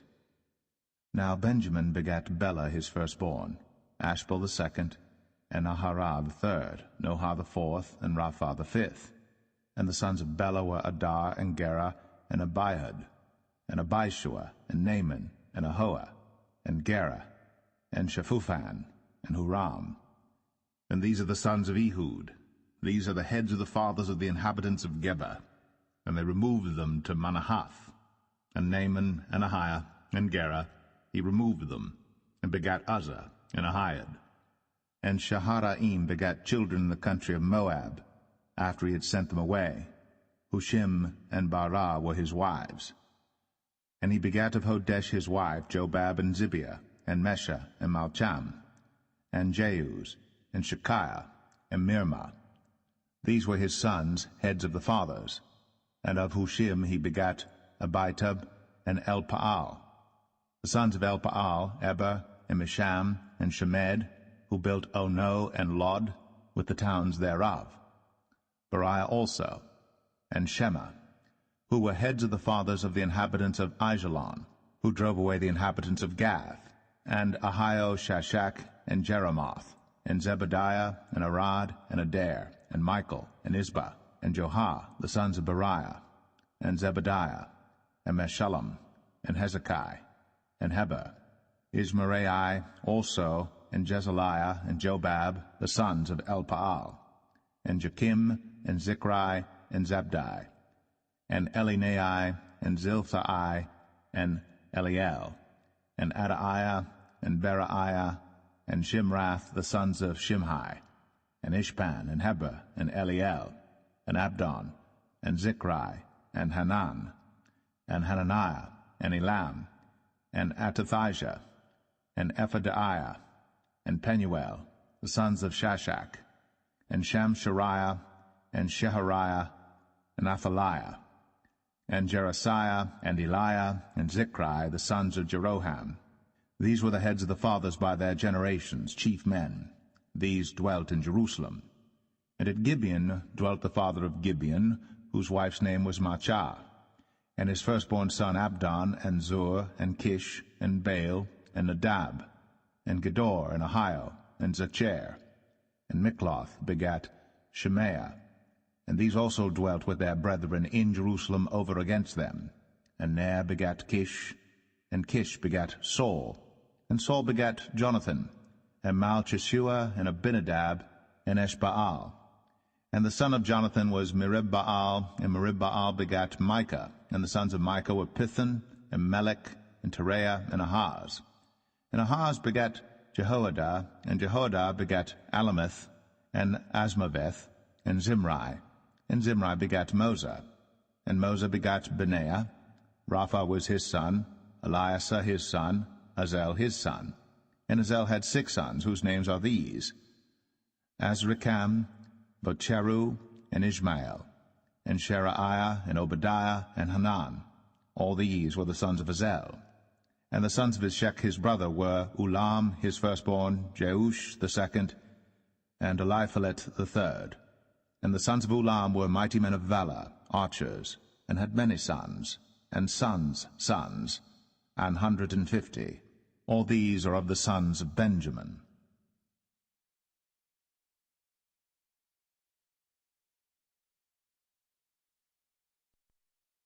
1 Chronicles 9. So all Israel were reckoned by genealogies, and behold, they were written in the book of the kings of Israel and Judah, who were carried away to Babylon for their transgression. Now the first inhabitants that dwelt in their possessions in their cities were the Israelites, the priests, Levites, and the Nethinims. And in Jerusalem dwelt, of the children of Judah, and of the children of Benjamin, and of the children of Ephraim and Manasseh, Uthai the son of Ammihud, the son of Omri, the son of Imri, the son of Bani, of the children of Pharez, the son of Judah. And of the Shalonites, Asaiah the firstborn and his sons. And of the sons of Zerah, Jeuel and their brethren, 690. And of the sons of Benjamin, Salu the son of Meshullam, the son of Hodaviah, the son of Hesenuah, and Ibneiah the son of Jeroham, and Elah the son of Uzai, the son of Michri, and Meshullam the son of Shephatiah, the son of Ruel, the son of Ibnijah, and their brethren according to their generations, 956. All these men were chief of the fathers in the house of their fathers. And of the priests, Jediah, and Jehoiarib, and Jachin, and Azariah the son of Hilkiah, the son of Meshullam, the son of Zadok, the son of Merioth, the son of Ahitub, the ruler of the house of God. And Adaiah the son of Jeroham, the son of Pashur, the son of Malchijah, and Maaseiah the son of Adiel, the son of Jazerah, the son of Meshullam, the son of Meshelemith, the son of Immer, and their brethren, heads of the house of their fathers, 1,760, very able men for the work of the service of the house of God.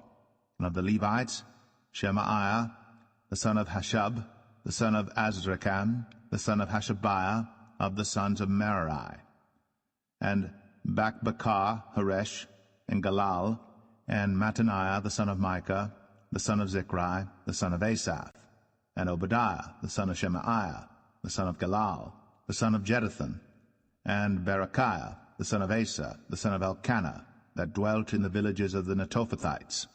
And the porters were Shallum, and Akub, and Talmon, and Ahiman, and their brethren. Shallum was the chief, who hitherto waited in the king's gate eastward. They were porters in the companies of the children of Levi. And Shallum the son of Kor, the son of Abiasaph, the son of Korah, and his brethren of the house of his father, the Korahites, were over the work of the service, keepers of the gates of the tabernacle, and their fathers, being over the host of the Lord, were keepers of the entry. And Phinehas the son of Eleazar was the ruler over them in time past, and the Lord was with him. And Zechariah the son of Meshelemiah was porter of the door of the tabernacle of the congregation. All these which were chosen to be porters in the gates were 212. These were reckoned by their genealogy in their villages, whom David and Samuel the seer did ordain in their set office. So they and their children had the oversight of the gates of the house of the Lord, namely, the house of the tabernacle by wards. In 4 quarters were the porters, toward the east, west, north, and south. And their brethren which were in their villages were to come after 7 days from time to time with them. For these Levites, the 4 chief porters, were in their set office, and were over the chambers and treasuries of the house of God. And they lodged round about the house of God, because the charge was upon them, and the opening thereof every morning pertained to them. And certain of them had the charge of the ministering vessels, that they should bring them in and out by tale. Some of them also were appointed to oversee the vessels, and all the instruments of the sanctuary, and the fine flour, and the wine, and the oil, and the frankincense, and the spices. And some of the sons of the priests made the ointment of the spices. And Mattathiah, one of the Levites, who was the firstborn of Shallum the Korahite, had the set office over the things that were made in the pans. And other of their brethren, of the sons of the Kohathites, were over the showbread, to prepare it every Sabbath. And these are the singers, chief of the fathers of the Levites, who remaining in the chambers were free, for they were employed in that work day and night.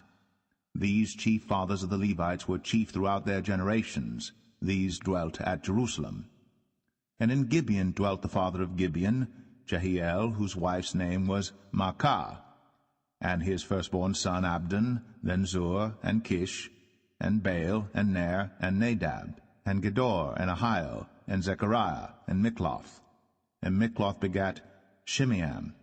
And they also dwelt with their brethren at Jerusalem, over against their brethren. And Ner begat Kish, and Kish begat Saul, and Saul begat Jonathan, and Melchishua, and Abinadab, and Eshbaal. And the son of Jonathan was Meribbaal, and Meribbaal begat Micah. And the sons of Micah were Pithon, and Melech, and Tereah, and Ahaz. And Ahaz begat Jarah, and Jarah begat Alemeth, and Asmaveth, and Zimri. And Zimri begat Moza, and Moza begat Benaiah, and Rephaiah his son, Eleazar his son, Azel his son. And Azel had 6 sons, whose names are these: Azrikam, Bucheru, and Ishmael, and Shiraiah, and Obadiah, and Hanan. These were the sons of Azel.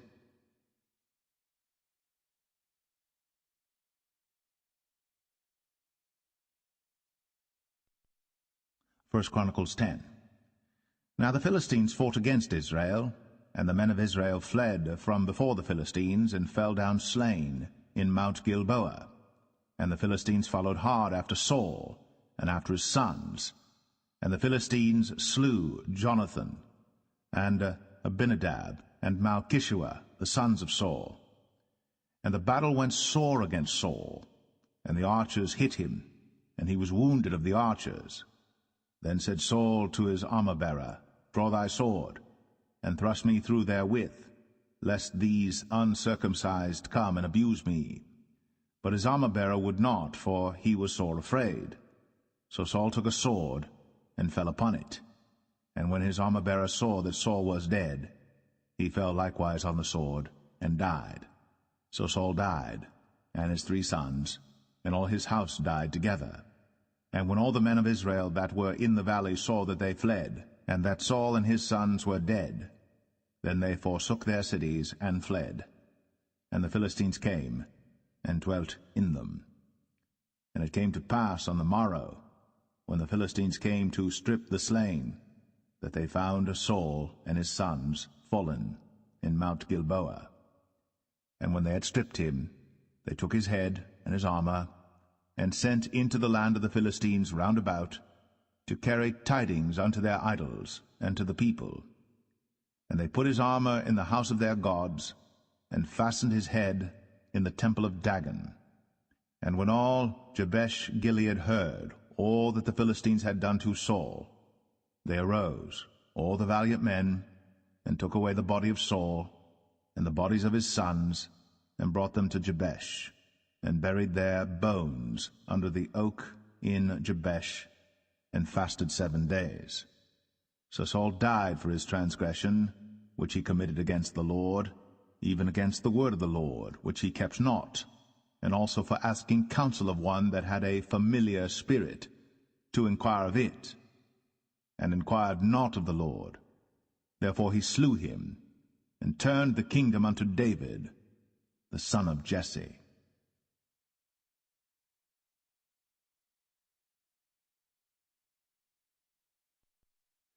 1 Chronicles 11. Then all Israel gathered themselves to David unto Hebron, saying, Behold, we are thy bone and thy flesh. And moreover, in time past, even when Saul was king, thou wast he that leddest out, and broughtest in Israel. And the Lord thy God said unto thee, Thou shalt feed my people Israel, and thou shalt be ruler over my people Israel. Therefore came all the elders of Israel to the king to Hebron, and David made a covenant with them in Hebron before the Lord.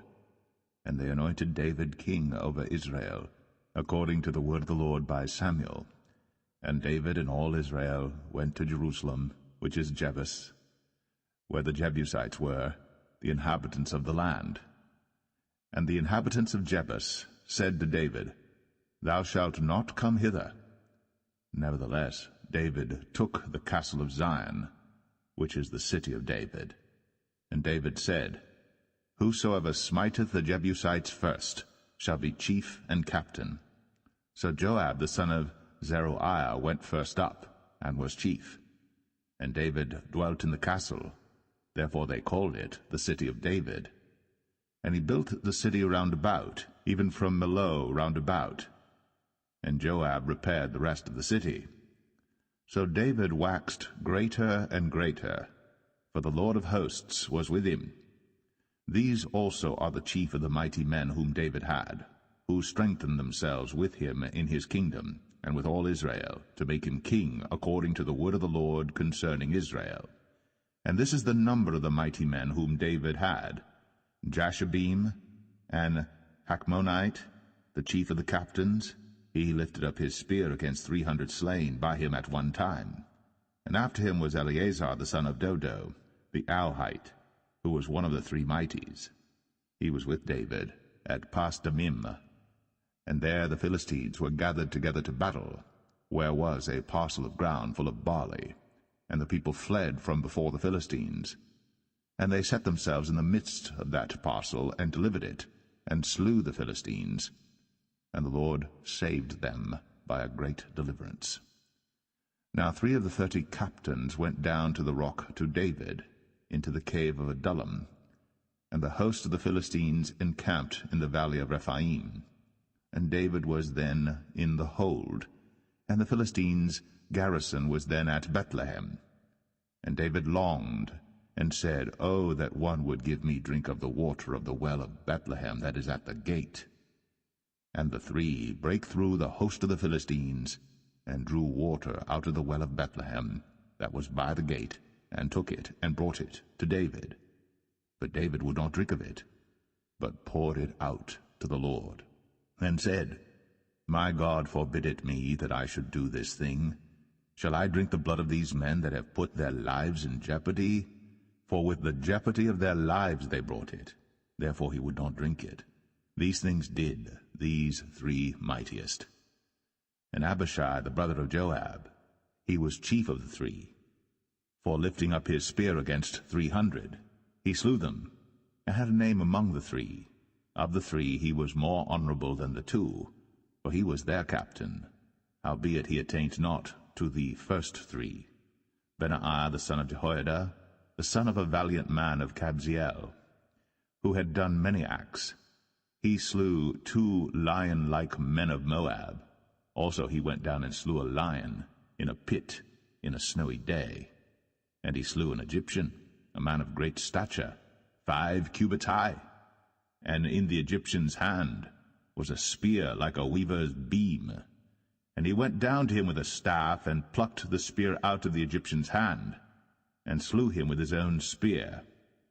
These things did Benaiah the son of Jehoiada, and had the name among the 3 mighties. Behold, he was honorable among the 30, but attained not to the first 3. And David set him over his guard.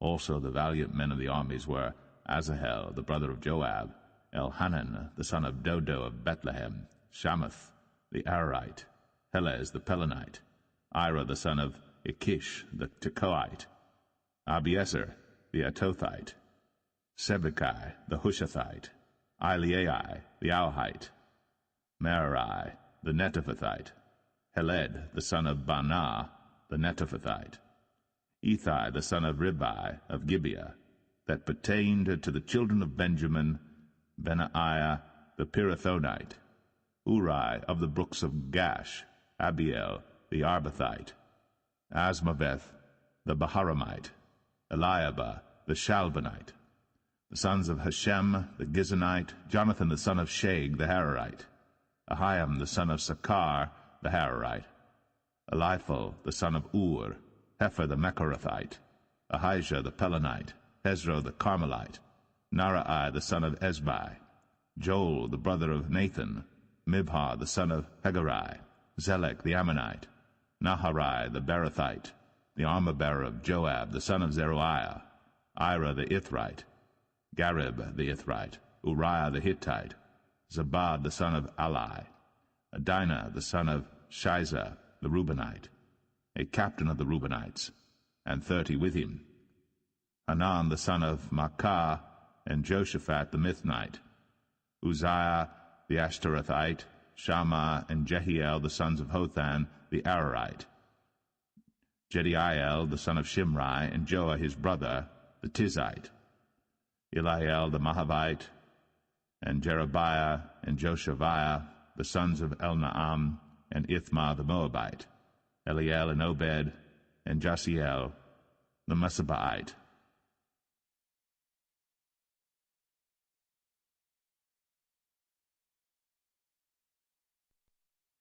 First Chronicles 12.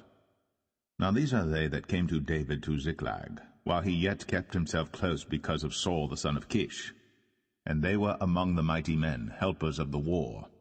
They were armed with bows, and could use both the right hand and the left in hurling stones and shooting arrows out of a bow, even of Saul's brethren of Benjamin.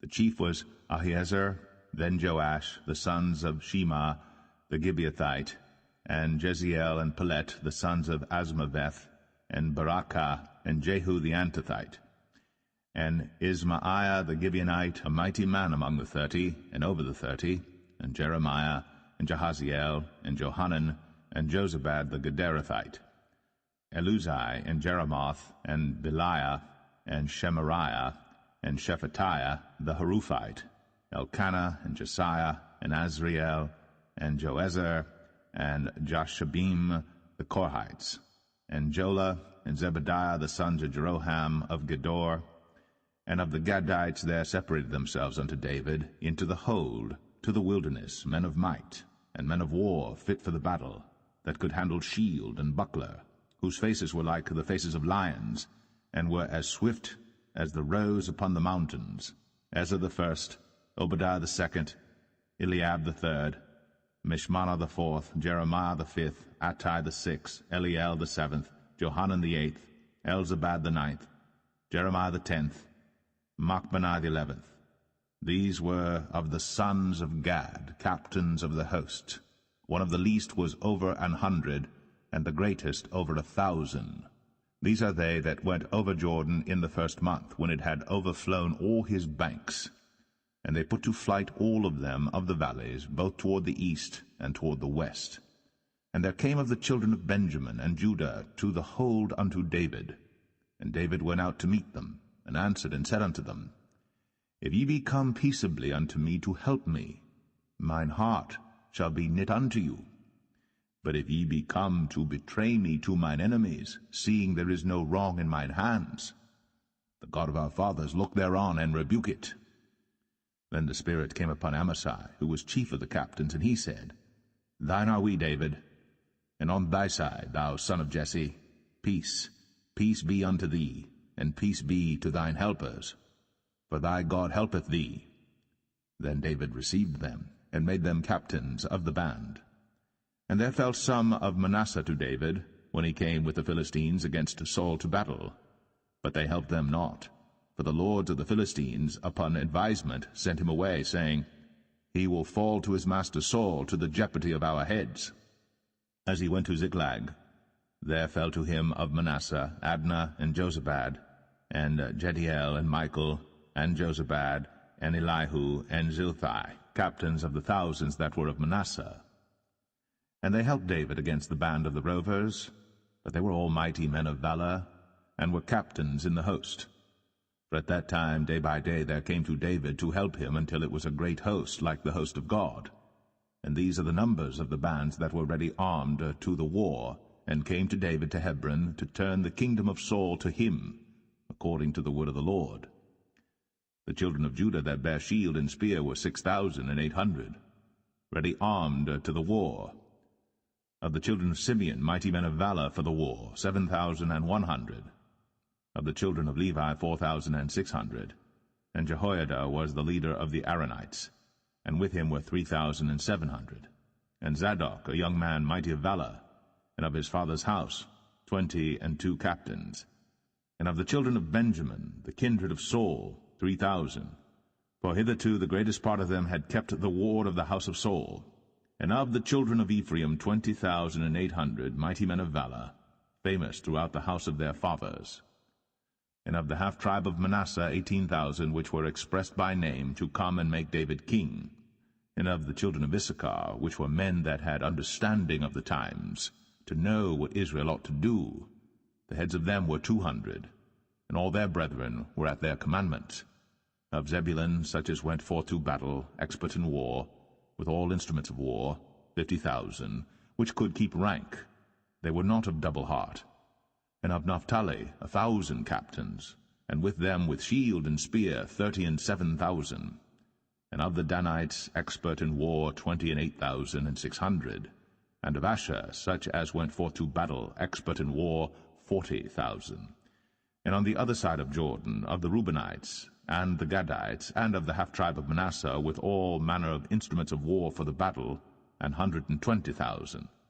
All these men of war, that could keep rank, came with a perfect heart to Hebron, to make David king over all Israel, and all the rest also of Israel were of one heart to make David king. And there they were with David 3 days, eating and drinking, for their brethren had prepared for them. Moreover, they that were nigh them, even unto Issachar and Zebulun and Naphtali, brought bread on asses, and on camels, and on mules, and on oxen, and meat, meal, cakes of figs, and bunches of raisins, and wine, and oil, and oxen, and sheep abundantly. For there was joy in Israel.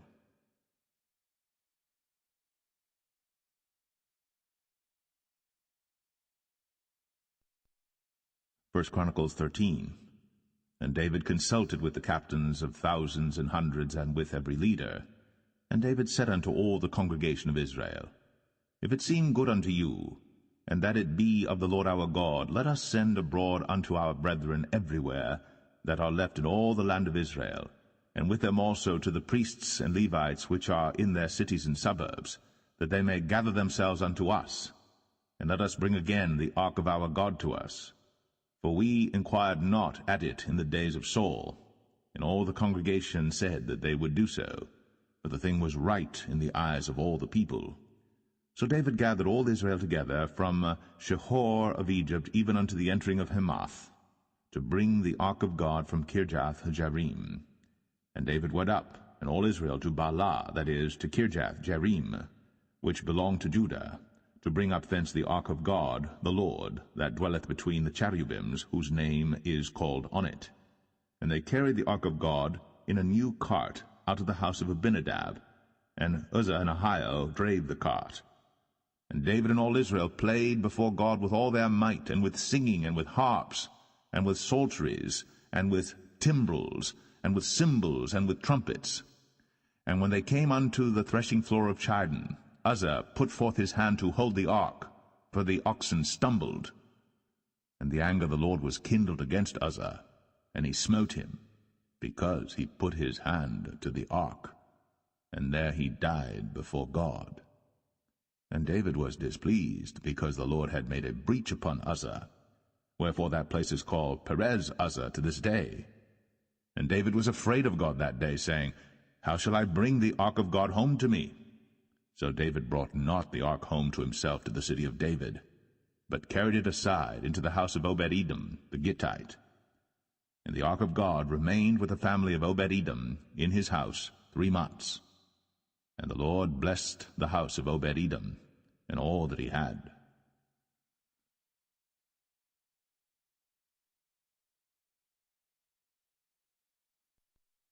First Chronicles 14. Now Hiram king of Tyre sent messengers to David, and timber cedars with masons and carpenters, to build him an house. And David perceived that the Lord had confirmed him king over Israel. For his kingdom was lifted up on high because of his people Israel. And David took more wives at Jerusalem, and David begat more sons and daughters. Now these are the names of his children which he had in Jerusalem: Shammua, and Shobab, Nathan, and Solomon, and Ibhar, and Elishua, and Elpalet, and Noga, and Nepheg, and Japhia, and Elishama, and Beliada, and Elphalet. And when the Philistines heard that David was anointed king over all Israel, all the Philistines went up to seek David, and David heard of it, and went out against them. And the Philistines came and spread themselves in the valley of Rephaim. And David inquired of God, saying, Shall I go up against the Philistines? And wilt thou deliver them into mine hand? And the Lord said unto him, Go up, for I will deliver them into thine hand. So they came up to Baal-perazim, and David smote them there. Then David said, God hath broken in upon mine enemies by mine hand, like the breaking forth of waters. Therefore they called the name of that place Baal-perazim. And when they had left their gods there, David gave a commandment, and they were burned with fire. And the Philistines yet again spread themselves abroad in the valley. Therefore David inquired again of God, and God said unto him, Go not up after them, turn away from them, and come upon them over against the mulberry trees. And it shall be, when thou shalt hear a sound of going in the tops of the mulberry trees, that then thou shalt go out to battle. For God is gone forth before thee to smite the host of the Philistines. David therefore did as God commanded him, and they smote the host of the Philistines from Gibeon even to Gazer. And the fame of David went out into all lands, and the Lord brought the fear of him upon all nations.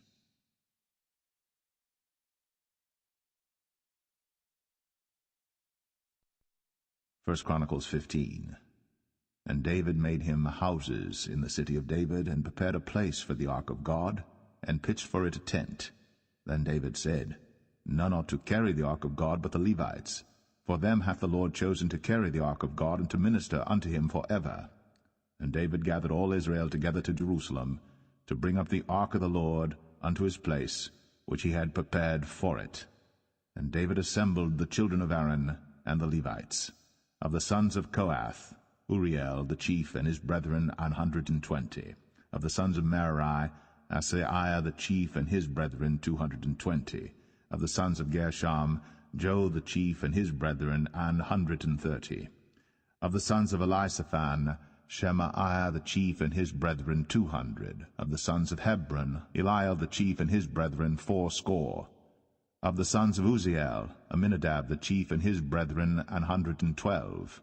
And David called for Zadok and Abiathar the priests, and for the Levites, for Uriel, Asaiah, and Joel, Shemaiah, and Eliel, and Aminadab, and said unto them, Ye are the chief of the fathers of the Levites. Sanctify yourselves, both ye and your brethren, that ye may bring up the ark of the Lord God of Israel unto the place that I have prepared for it. For because ye did it not at the first, the Lord our God made a breach upon us, for that we sought him not after the due order. So the priests and the Levites sanctified themselves to bring up the ark of the Lord God of Israel. And the children of the Levites bare the ark of God upon their shoulders with the staves thereon, as Moses commanded according to the word of the Lord. And David spake to the chief of the Levites to appoint their brethren to be the singers with instruments of music, psalteries and harps and cymbals, sounding by lifting up the voice with joy. So the Levites appointed Heman the son of Joel, and of his brethren, Asaph the son of Berechiah, and of the sons of Merari their brethren, Ethan the son of Cushaiah, and with them their brethren of the second degree, Zechariah, Ben, and Jaziel, and Shemiramoth, and Jehiel, and Unai, Eliab, and Benaiah, and Maaseiah, and Mattathiah, and Eliphalet, and Micniah, and Obed-Edom, and Jeiel, the porters. So the singers, Heman, Asaph, and Ethan, were appointed to sound with cymbals of brass, and Zechariah, and Aziel, and Shemiramoth, and Jehiel, and Unai, and Eliab, and Maaseiah, and Benaiah, with psalteries on Alamoth, and Mattathiah, and Eliphalet, and Micniah, and Obed-Edom, and Jeiel, and Azaziah, with harps on the Sheminith to excel. And Chenaniah, chief of the Levites, was for song. He instructed about the song because he was skillful. And Berechiah and Elkanah were doorkeepers for the ark. And Shebaniah, and Jehoshaphat, and Nethaniel, and Amasai, and Zechariah, and Benai, and Eleazar, the priests, did blow with the trumpets before the ark of God, and Obed-Edom and Jehiah were doorkeepers for the ark. So David and the elders of Israel and the captains over thousands went to bring up the ark of the covenant of the Lord out of the house of Obed-Edom with joy. And it came to pass, when God helped the Levites that bare the ark of the covenant of the Lord, that they offered 7 bullocks and 7 rams, and David was clothed with a robe of fine linen, and all the Levites that bare the ark, and the singers, and Chenaniah, the master of the song with the singers. David also had upon him an ephod of linen. Thus all Israel brought up the ark of the covenant of the Lord with shouting, and with sound of the cornet, and with trumpets, and with cymbals, making a noise with psalteries and harps. And it came to pass, as the ark of the covenant of the Lord came to the city of David, that Michal the daughter of Saul, looking out at a window, saw King David dancing and playing, and she despised him in her heart.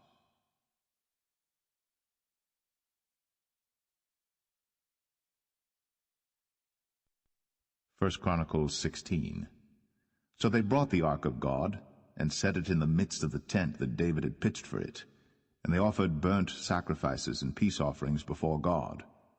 And when David had made an end of offering the burnt offerings and the peace offerings, he blessed the people in the name of the Lord. And he dealt to every one of Israel, both man and woman, to every one a loaf of bread, and a good piece of flesh, and a flagon of wine. And he appointed certain of the Levites to minister before the ark of the Lord, and to record, and to thank and praise the Lord God of Israel. Asaph the chief, and next to him Zechariah, Jeiel, and Shemiramoth, and Jehiel, and Mattathiah, and Eliab, and Benaiah, and Obed-Edom, and Jeiel, with psalteries and with harps. But Asaph made a sound with cymbals. Benaiah also, and Jahaziel, the priests, with trumpets continually, before the ark of the covenant of God. Then on that day David delivered first this psalm to thank the Lord into the hand of Asaph and his brethren. Give thanks unto the Lord, call upon his name, make known his deeds among the people. Sing unto him, sing psalms unto him, talk ye of all his wondrous works. Glory ye in his holy name. Let the heart of them rejoice that seek the Lord. Seek the Lord and his strength, seek his face continually. Remember his marvelous works that he hath done, his wonders, and the judgments of his mouth. O ye seed of Israel, his servant, ye children of Jacob, his chosen ones. He is the Lord our God, his judgments are in all the earth. Be ye mindful always of his covenant, the word which he commanded to 1,000 generations, even of the covenant which he made with Abraham, and of his oath unto Isaac, and hath confirmed the same to Jacob for a law, and to Israel for an everlasting covenant, saying, Unto thee will I give the land of Canaan, the lot of your inheritance, when ye were but few, even a few, and strangers in it. And when they went from nation to nation, and from one kingdom to another people, he suffered no man to do them wrong, yea, he reproved kings for their sakes, saying, Touch not mine anointed, and do my prophets no harm. Sing unto the Lord, all the earth. Show forth from day to day his salvation. Declare his glory among the heathen, his marvelous works among all nations. For great is the Lord, and greatly to be praised. He also is to be feared above all gods. For all the gods of the people are idols, but the Lord made the heavens. Glory and honor are in his presence. Strength and gladness are in his place. Give unto the Lord, ye kindreds of the people. Give unto the Lord glory and strength. Give unto the Lord the glory due unto his name. Bring an offering, and come before him. Worship the Lord in the beauty of holiness. Fear before him all the earth. The world also shall be stable, that it be not moved. Let the heavens be glad, and let the earth rejoice. And let men say among the nations, The Lord reigneth. Let the sea roar, and the fullness thereof. Let the fields rejoice, and all that is therein. Then shall the trees of the wood sing out at the presence of the Lord, because he cometh to judge the earth. O give thanks unto the Lord, for he is good, for his mercy endureth for ever. And say ye, Save us, O God of our salvation, and gather us together, and deliver us from the heathen, that we may give thanks to thy holy name, and glory in thy praise. Blessed be the Lord God of Israel, for ever and ever. And all the people said, Amen, and praised the Lord. So he left there, before the ark of the covenant of the Lord, Asaph and his brethren, to minister before the ark continually, as every day's work required. And Obed-Edom with their brethren, 68. Obed-Edom also the son of Jeduthun, and Hosah to be porters, and Zadok the priest and his brethren the priests, before the tabernacle of the Lord, in the high place that was at Gibeon, to offer burnt offerings unto the Lord upon the altar of the burnt offering continually morning and evening, and to do according to all that is written in the law of the Lord, which he commanded Israel. And with them Heman and Jeduthun and the rest that were chosen, who were expressed by name to give thanks to the Lord, because his mercy endureth for ever.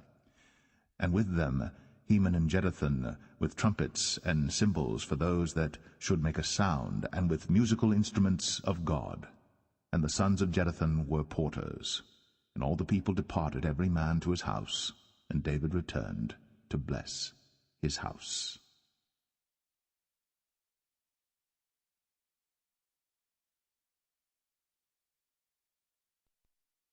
1 Chronicles 17.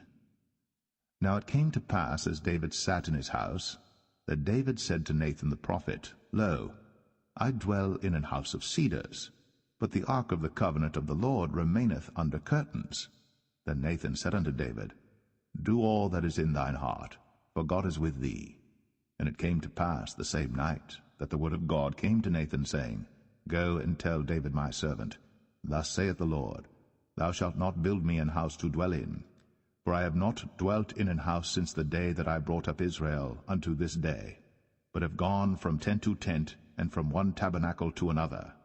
Wheresoever I have walked with all Israel, spake I a word to any of the judges of Israel, whom I commanded to feed my people, saying, Why have ye not built me an house of cedars? Now therefore thus shalt thou say unto my servant David, Thus saith the Lord of hosts, I took thee from the sheepcote, even from following the sheep, that thou shouldst be ruler over my people Israel. And I have been with thee whithersoever thou hast walked, and have cut off all thine enemies from before thee, and have made thee a name like the name of the great men that are in the earth. Also I will ordain a place for my people Israel, and will plant them, and they shall dwell in their place, and shall be moved no more, neither shall the children of wickedness waste them any more, as at the beginning, and since the time that I commanded judges to be over my people Israel. Moreover, I will subdue all thine enemies. Furthermore I tell thee, that the Lord will build thee an house. And it shall come to pass, when thy days be expired, that thou must go to be with thy fathers, that I will raise up thy seed after thee, which shall be of thy sons, and I will establish his kingdom. He shall build me an house, and I will establish his throne forever. I will be his father, and he shall be my son. And I will not take my mercy away from him, as I took it from him that was before thee. But I will settle him in mine house and in my kingdom forever, and his throne shall be established forevermore. According to all these words, and according to all this vision, so did Nathan speak unto David. And David the king came, and sat before the Lord, and said, Who am I, O Lord God? And what is mine house, that thou hast brought me hitherto? And yet this was a small thing in thine eyes, O God, for thou hast also spoken of thy servant's house for a great while to come, and hast regarded me according to the estate of a man of high degree, O Lord God. What can David speak more to thee for the honor of thy servant? For thou knowest thy servant. O Lord, for thy servant's sake, and according to thine own heart, hast thou done all this greatness, in making known all these great things.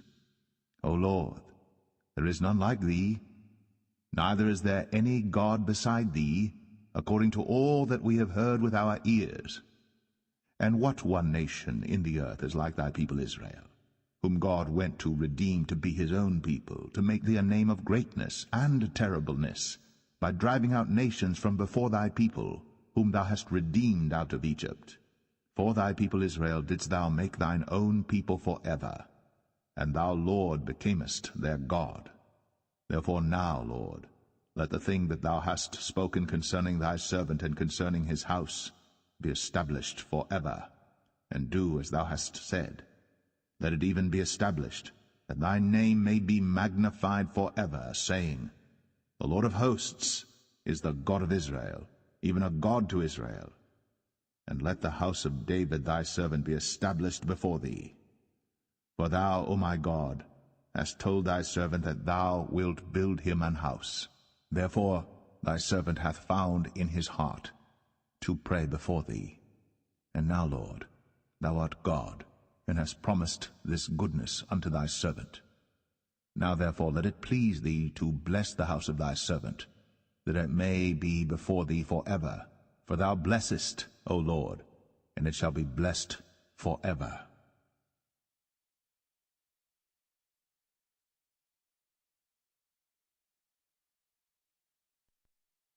1 Chronicles 18. Now after this it came to pass that David smote the Philistines, and subdued them, and took Gath and her towns out of the hand of the Philistines. And he smote Moab. And the Moabites became David's servants, and brought gifts. And David smote Hadarezer king of Zobah unto Hamath, as he went to establish his dominion by the river Euphrates. And David took from him 1,000 chariots, and 7,000 horsemen, and 20,000 footmen. David also houghed all the chariot horses, but reserved of them 100 chariots. And when the Syrians of Damascus came to help Hadarezer king of Zobah, David slew of the Syrians 22,000 men. Then David put garrisons in Syria Damascus, and the Syrians became David's servants, and brought gifts. Thus the Lord preserved David whithersoever he went. And David took the shields of gold that were on the servants of Hadarezer, and brought them to Jerusalem. Likewise, from Tibhath and from Chun, cities of Hadarezer, brought David very much brass, wherewith Solomon made the brazen sea, and the pillars, and the vessels of brass.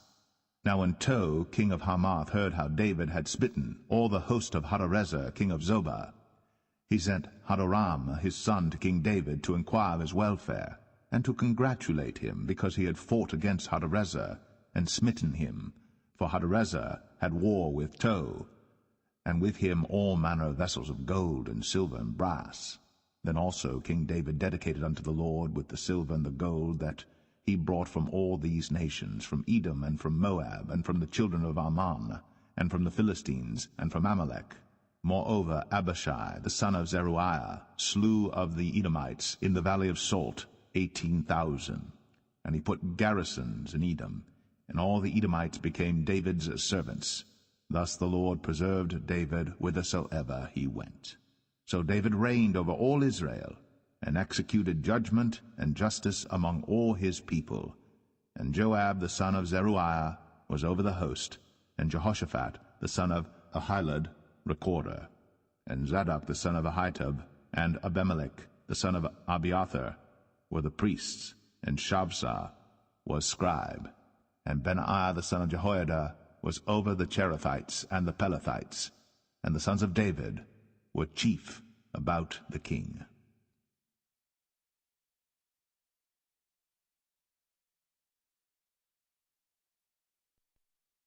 1 Chronicles 19.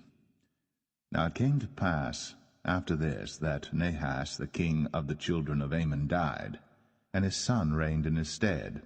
And David said, I will show kindness unto Hanun the son of Nahash, because his father showed kindness to me. And David sent messengers to comfort him concerning his father. So the servants of David came into the land of the children of Ammon to Hanun to comfort him. But the princes of the children of Ammon said to Hanun, Thinkst thou that David doth honor thy father, that he hath sent comforters unto thee? Are not his servants come unto thee for to search and to overthrow, and to spy out the land? Wherefore Hanun took David's servants, and shaved them, and cut off their garments in the midst hard by their buttocks, and sent them away. Then there went certain, and told David how the men were served, and he sent to meet them, but the men were greatly ashamed. And the king said, Tarry at Jericho until your beards be grown, and then return. And when the children of Ammon saw that they had made themselves odious to David, Hanun and the children of Ammon sent 1,000 talents of silver to hire them chariots and horsemen out of Mesopotamia, and out of Syria Makkah, and out of Zobah. So they hired 32,000 chariots, and the king of Makkah and his people, who came and pitched before Meribah. And the children of Ammon gathered themselves together from their cities and came to battle. And when David heard of it, he sent Joab and all the host of the mighty men. And the children of Ammon came out, and put the battle in array before the gate of the city, and the kings that were come were by themselves in the field.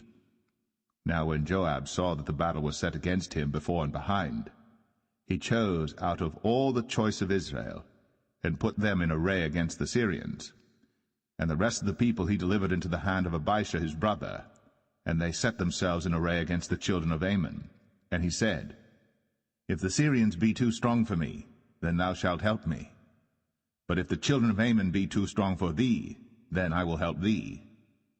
Be of good courage, and let us behave ourselves valiantly for our people, and for the cities of our God, and let the Lord do that which is good in his sight. So Joab and the people that were with him drew nigh before the Syrians unto the battle, and they fled before him. And when the children of Ammon saw that the Syrians were fled, they likewise fled before Abishai's brother, and entered into the city. Then Joab came to Jerusalem, and when the Syrians saw that they were put to the worse before Israel, they sent messengers, and drew forth the Syrians that were beyond the river, and Shophach, the captain of the host of Hadarezer, went before them. And it was told David, and he gathered all Israel, and passed over Jordan, and came upon them, and set the battle in array against them. So when David had put the battle in array against the Syrians, they fought with him, but the Syrians fled before Israel. And David slew of the Syrians 7,000 men which fought in chariots, and 40,000 footmen, and killed Shophach, the captain of the host. And when the servants of Hadarezer saw that they were put to the worse before Israel, they made peace with David, and became his servants. Neither would the Syrians help the children of Ammon any more.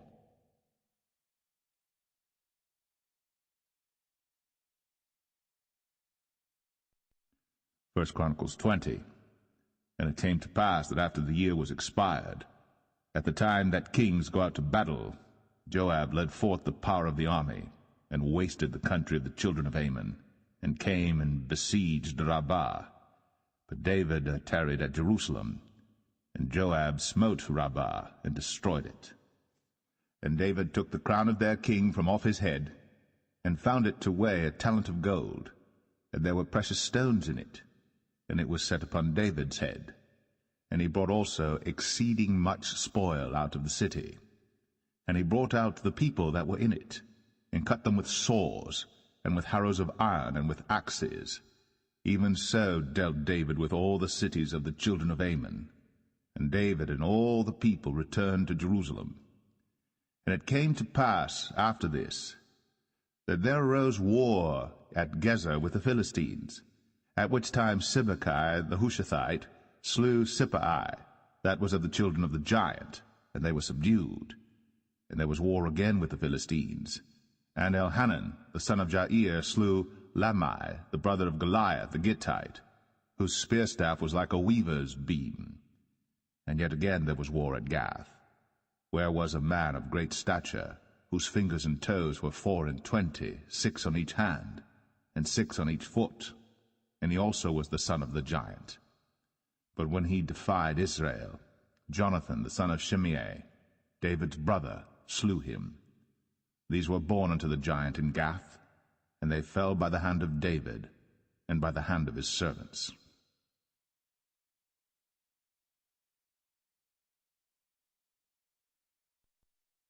First Chronicles 21. And Satan stood up against Israel, and provoked David to number Israel. And David said to Joab and to the rulers of the people, Go, number Israel from Beersheba even to Dan, and bring the number of them to me, that I may know it. And Joab answered, The Lord make his people 100 times so many more as they be. But, my lord the king, are they not all my lord's servants? Why then doth my lord require this thing? Why will he be a cause of trespass to Israel? Nevertheless the king's word prevailed against Joab. Wherefore Joab departed and went throughout all Israel, and came to Jerusalem. And Joab gave the sum of the number of the people unto David. And all they of Israel were 1,000,000, and 100,000 men that drew sword. And Judah was 460,010 men that drew sword. But Levi and Benjamin counted he not among them, for the king's word was abominable to Joab. And God was displeased with this thing, therefore he smote Israel. And David said unto God, I have sinned greatly, because I have done this thing. But now I beseech thee, do away the iniquity of thy servant, for I have done very foolishly. And the Lord spake unto Gad, David's seer, saying, Go and tell David, saying, Thus saith the Lord, I offer thee 3 things. Choose thee one of them, that I may do it unto thee. So Gad came to David, and said unto him, Thus saith the Lord, Choose thee either 3 years' famine, or 3 months to be destroyed before thy foes, while that the sword of thine enemies overtaketh thee, or else 3 days the sword of the Lord, even the pestilence in the land, and the angel of the Lord destroying throughout all the coasts of Israel. Now therefore advise thyself what word I shall bring again to him that sent me. And David said unto Gad, I am in a great strait. Let me fall now into the hand of the Lord, for very great are his mercies, but let me not fall into the hand of man. So the Lord sent pestilence upon Israel, and there fell of Israel 70,000 men. And God sent an angel unto Jerusalem to destroy it. And as he was destroying, the Lord beheld, and he repented him of the evil, and said to the angel that destroyed, It is enough, stay now thine hand. And the angel of the Lord stood by the threshing floor of Ornan the Jebusite. And David lifted up his eyes, and saw the angel of the Lord stand between the earth and the heaven, having a drawn sword in his hand stretched out over Jerusalem. Then David and the elders of Israel, who were clothed in sackcloth, fell upon their faces. And David said unto God, Is it not I that commanded the people to be numbered? Even I it is that have sinned and done evil indeed. But as for these sheep, what have they done? Let thine hand, I pray thee, O Lord my God, be on me and on my father's house, but not on thy people, that they should be plagued. Then the angel of the Lord commanded Gad to say to David, that David should go up and set up an altar unto the Lord in the threshing floor of Ornan the Jebusite. And David went up at the saying of Gad, which he spake in the name of the Lord. And Ornan turned back and saw the angel, and his 4 sons with him hid themselves. Now Ornan was threshing wheat. And as David came to Ornan, Ornan looked and saw David, and went out of the threshing floor, and bowed himself to David with his face to the ground. Then David said to Ornan, Grant me the place of this threshing floor, that I may build an altar therein unto the Lord. Thou shalt grant it me for the full price, that the plague may be stayed from the people. And Ornan said unto David, Take it to thee, and let my lord the king do that which is good in his eyes. Lo, I give thee the oxen also for burnt offerings, and the threshing instruments for wood, and the wheat for the meat offering. I give it all. And King David said to Ornan, Nay, but I will verily buy it for the full price. For I will not take that which is thine for the Lord, nor offer burnt offerings without cost. So David gave to Ornan for the place 600 shekels of gold by weight. And David built there an altar unto the Lord, and offered burnt offerings and peace offerings, and called upon the Lord. And he answered him from heaven by fire upon the altar of burnt offering. And the Lord commanded the angel, and he put up his sword again into the sheath thereof. At that time when David saw that the Lord had answered him in the threshing floor of Ornan the Jebusite, then he sacrificed there. For the tabernacle of the Lord which Moses made in the wilderness, and the altar of the burnt offering, were at that season in the high place at Gibeon. But David could not go before it to inquire of God, for he was afraid because of the sword of the angel of the Lord.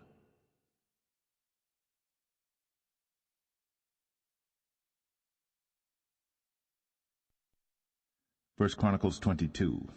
Then David said, This is the house of the Lord God, and this is the altar of the burnt offering for Israel. And David commanded to gather together the strangers that were in the land of Israel. And he set masons to hew wrought stones to build the house of God. And David prepared iron in abundance for the nails for the doors of the gates, and for the joinings, and brass in abundance without weight, also cedar trees in abundance. For the Zidonians and they of Tyre brought much cedar wood to David.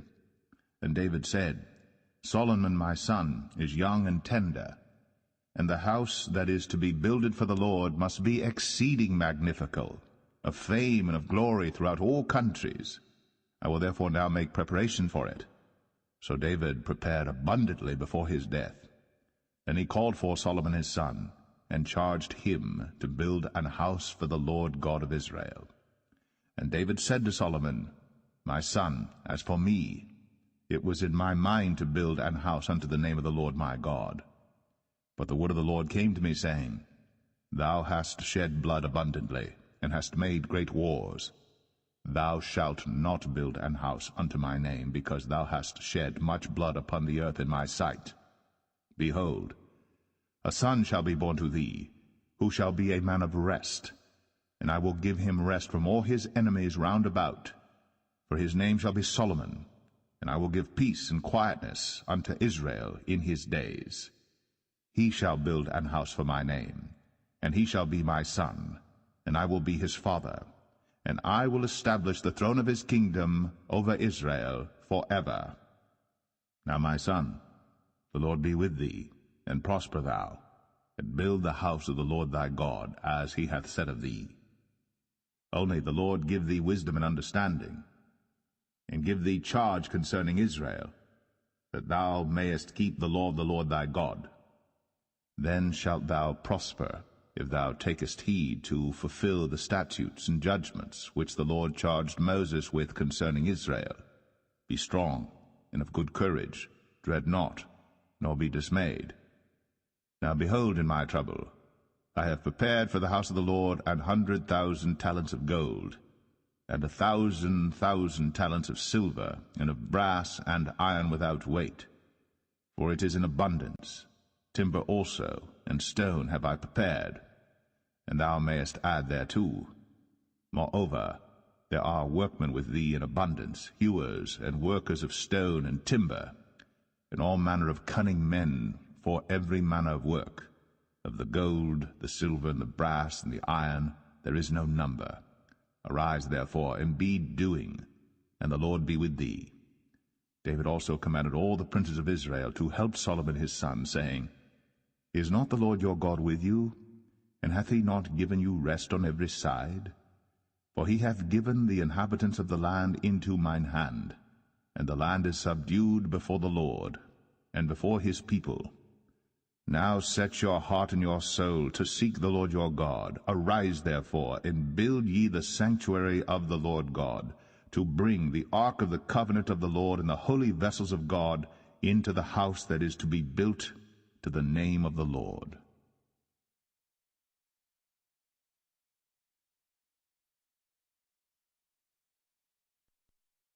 First Chronicles 23. So when David was old and full of days, he made Solomon his son king over Israel. And he gathered together all the princes of Israel, with the priests and the Levites. Now the Levites were numbered from the age of 30 years and upward, and their number by their polls, man by man, was 38,000, of which 24,000 were to set forward the work of the house of the Lord, and 6,000 were officers and judges. Moreover, 4,000 were porters, and 4,000 praised the Lord with the instruments which I made, said David, to praise therewith. And David divided them into courses among the sons of Levi, namely Gershon, Kohath, and Merari. Of the Gershonites were Ladan and Shimei.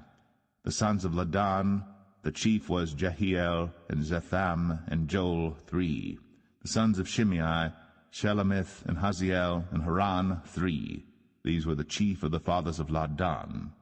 And the sons of Shimei were Jahath, Zinnah, and Jeush, and Beriah. These 4 were the sons of Shimei. And Jahath was the chief, and Zizzah the second, but Jeush and Beriah had not many sons, therefore they were in one reckoning, according to their father's house. The sons of Kohath, Amram, Izhar, Hebron, and Uzziel, 4. The sons of Amram, Aaron and Moses. And Aaron was separated, that he should sanctify the most holy things, he and his sons forever, to burn incense before the Lord, to minister unto him, and to bless in his name forever. Now concerning Moses, the man of God, his sons were named of the tribe of Levi. The sons of Moses were Gershom and Eleazar. Of the sons of Gershom, Shebuel was the chief.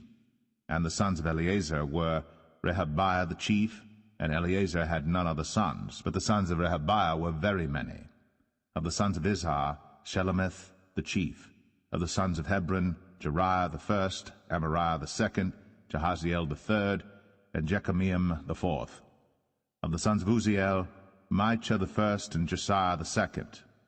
The sons of Merari, Malai and Mushai. The sons of Malai, Eleazar and Kish. And Eleazar died, and had no sons but daughters, and their brethren the sons of Kish took them. The sons of Mushai, Malai, and Eder, and Jeremoth, 3. These were the sons of Levi after the house of their fathers, even the chief of the fathers, as they were counted by number of names, by their polls, that did the work for the service of the house of the Lord, from the age of 20 years and upward. For David said, The Lord God of Israel hath given rest unto his people, that they may dwell in Jerusalem forever. And also unto the Levites, they shall no more carry the tabernacle, nor any vessels of it for the service thereof. For by the last words of David the Levites were numbered from 20 years old and above. because their office was to wait on the sons of Aaron for the service of the house of the Lord, in the courts, and in the chambers, and in the purifying of all holy things, and the work of the service of the house of God, both for the showbread, and for the fine flour for meat offering, and for the unleavened cakes, and for that which is baked in the pan, and for that which is fried, and for all manner of measure and size, and to stand every morning to thank and praise the Lord, and likewise at even, and to offer all burnt sacrifices unto the Lord in the Sabbaths, in the new moons, and on the set feasts, by number, according to the order commanded unto them, continually before the Lord, and that they should keep the charge of the tabernacle of the congregation, and the charge of the holy place, and the charge of the sons of Aaron their brethren, in the service of the house of the Lord.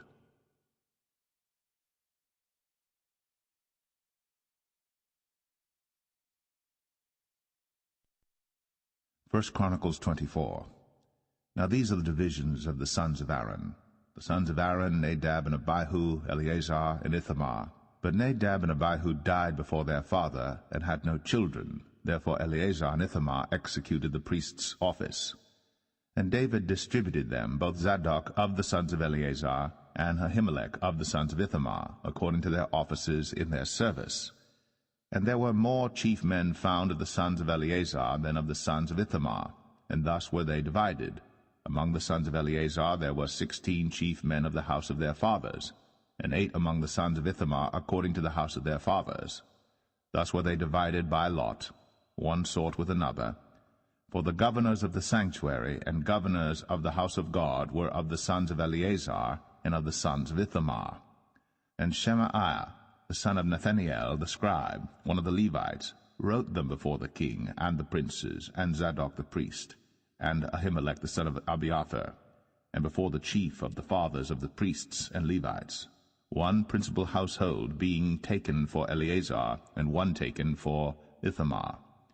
Now the first lot came forth to Jehoiarib, the second to Jedaiah, the third to Harim, the fourth to Seorim, the fifth to Malchijah, the sixth to Mijamin, the seventh to Hakoz, the eighth to Abijah, the ninth to Jeshua, the 10th to Shechaniah, the 11th to Eliashib, the 12th to Joachim, the 13th to Huppah, the 14th to Jeshebeab, the 15th to Bilgah, the 16th to Immer, the 17th to Hazir, the 18th to Avses, the 19th to Pethahiah, the 20th to Jehezekel, the 21st to Jachin, the 22nd to Gamal, the 23rd to Delaiah, the 24th to Maaziah. These were the orderings of them in their service to come into the house of the Lord, according to their manner, under Aaron their father, as the Lord God of Israel had commanded him. And the rest of the sons of Levi were these: of the sons of Amram, Shubael; of the sons of Shubael, Jedaiah; concerning Rehabiah, of the sons of Rehabiah, the first was Ishiah; of the Israelites, Shelomith; of the sons of Shelomith, Jahath; and the sons of Hebron, Jeriah the first, Amariah the second, Jahaziel the third, Jechamiam the fourth; of the sons of Uzziel, Micha; of the sons of Micha, Shamir. The brother of Micha was Ishiah; of the sons of Ishiah, Zechariah. The sons of Merari were Malai and Mushai. The sons of Jaziah, Beno. The sons of Merari, by Jaziah, Beno, and Shoham, and Zakur, and Ibri. Of Malai came Eleazar, who had no sons. Concerning Kish, the son of Kish was Jeremiel. The sons also of Mushai, Malai, and Eder, and Jeremoth. These were the sons of the Levites after the house of their fathers. These likewise cast lots over against their brethren, the sons of Aaron, in the presence of David the king, and Zadok and Ahimelech, and the chief of the fathers of the priests and Levites, even the principal fathers, over against their younger brethren.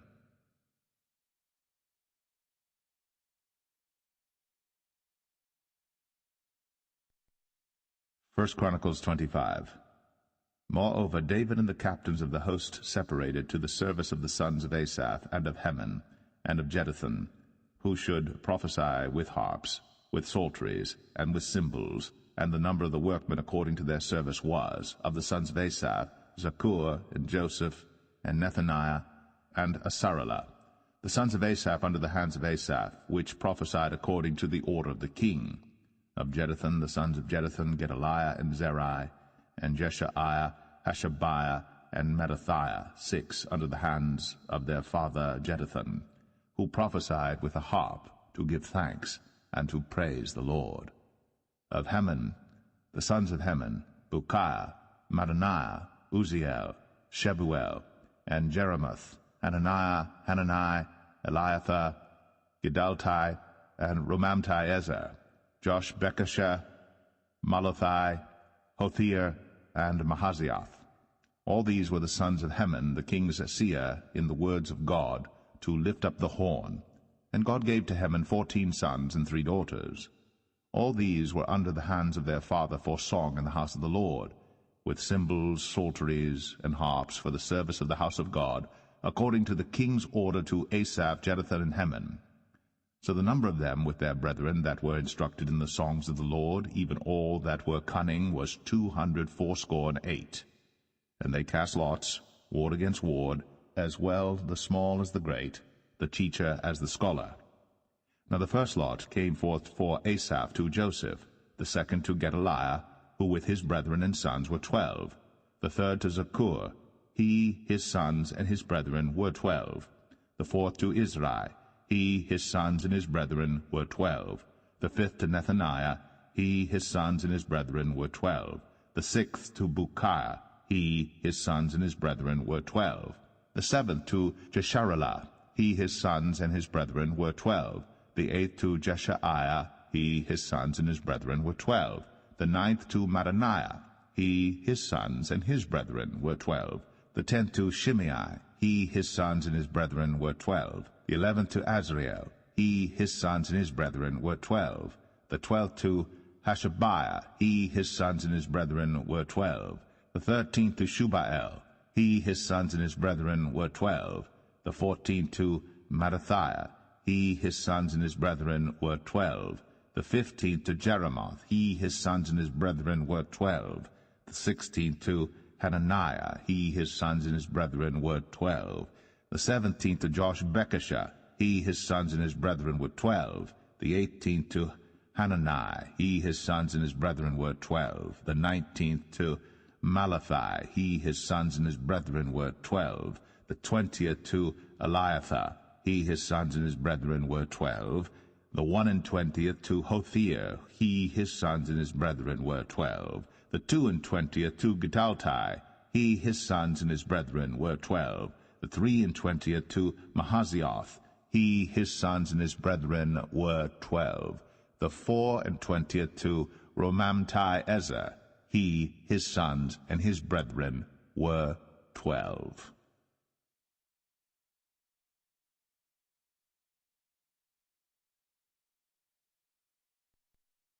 First Chronicles 26. Concerning the divisions of the porters, of the Korites was Meshelemiah, the son of Kor, of the sons of Asaph. And the sons of Meshelemiah were Zechariah the firstborn, Jediael the second, Zebadiah the third, Jathniel the fourth, Elam the fifth, Jehohanan the sixth, Elioenai the seventh. Moreover the sons of Obed-Edom were Shemaiah the firstborn, Jehozabad the second, Joah the third, and Sakar the fourth, and Nathaniel the fifth, Amiel the sixth, Issachar the seventh, Pulthai the eighth, for God blessed him. Also unto Shemaiah his son were sons born that ruled throughout the house of their father, for they were mighty men of valor. The sons of Shemaiah, Othni, and Raphael, and Obed, Elzabad, whose brethren were strong men, Elihu, and Semachiah. All these are the sons of Obed-Edom. They and their sons and their brethren, able men for strength for the service, were 62 of Obed-Edom. And Meshelemiah had sons and brethren, strong men, 18.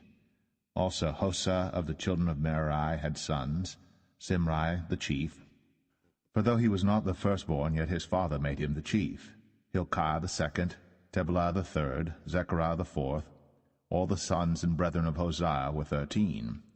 Among these were the divisions of the porters, even among the chief men, having wards one against another, to minister in the house of the Lord. And they cast lots, as well the small as the great, according to the house of their fathers, for every gate. And the lot eastward fell to Shelemiah. Then for Zechariah his son, a wise counselor, they cast lots, and his lot came out northward. To Obed-Edom southward, and to his sons, the house of Asapim. To Shuppim and Hosah the lot came forth westward, with the gate Shalacheth, by the causeway of the going up, ward against ward. Eastward were 6 Levites, northward 4 a day, southward 4 a day, and toward Asapim 2 and 2. At Parbar westward 4 at the causeway, and 2 at Parbar. These are the divisions of the porters among the sons of Kor, and among the sons of Merari. And of the Levites, Ahijah was over the treasures of the house of God, and over the treasures of the dedicated things. As concerning the sons of Ladan, the sons of the Gershonite, Ladan, chief fathers, even of Ladan the Gershonite, were Jeheli. The sons of Jeheli, Zetham, and Joel his brother, which were over the treasures of the house of the Lord, of the Amramites, and the Izrahites, the Hebronites, and the Uzzielites. And Shebuel the son of Gershom, the son of Moses, was ruler of the treasures. And his brethren by Eleazar, Rehabiah his son, and Jeshaiah his son, and Joram his son, and Zichri his son, and Shelomith his son, which Shelomith and his brethren were over all the treasures of the dedicated things, which David the king, and the chief fathers, the captains over thousands and hundreds, and the captains of the hosts, had dedicated. Out of the spoils won in battles did they dedicate to maintain the house of the Lord. And all that Samuel the seer, and Saul the son of Kish, and Abner the son of Ner, and Joab the son of Zeruiah had dedicated. And whosoever had dedicated anything, it was under the hand of Shelomith and of his brethren. Of the Izharites, Chenaniah and his sons were for the outward business over Israel, for officers and judges. And of the Hebronites, Hashabiah and his brethren, men of valor, 1,700, were officers among them of Israel, on this side Jordan westward, in all the business of the Lord, and in the service of the king. Among the Hebronites was Jerijah the chief, even among the Hebronites, according to the generations of his fathers. In the 40th year of the reign of David they were sought for. And there were found among them mighty men of valor at Jazer of Gilead. And his brethren, men of valor, were 2,700 chief fathers, whom King David made rulers over the Reubenites, the Gadites, and the half-tribe of Manasseh, for every matter pertaining to God and affairs of the king.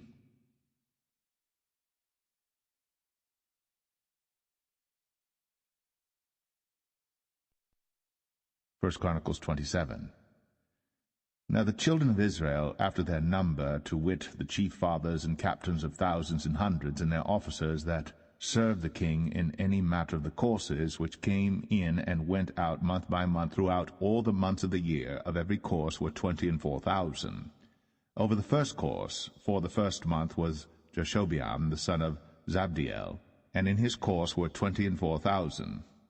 Of the children of Perez was the chief of all the captains of the host for the first month.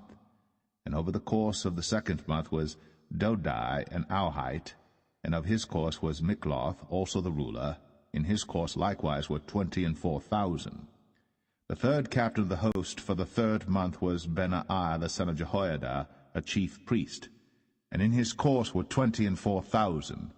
This is that Benaiah who was mighty among the 30, and above the 30, and in his course was Amizabad his son. The fourth captain for the fourth month was Asahel, the brother of Joab, and Zebadiah his son after him, and in his course were 24,000. The fifth captain for the fifth month was Shamhuth the Izrahite, and in his course were 24,000. The sixth captain for the sixth month was Ira the son of Ikesh the Tekoite, and in his course were 24,000.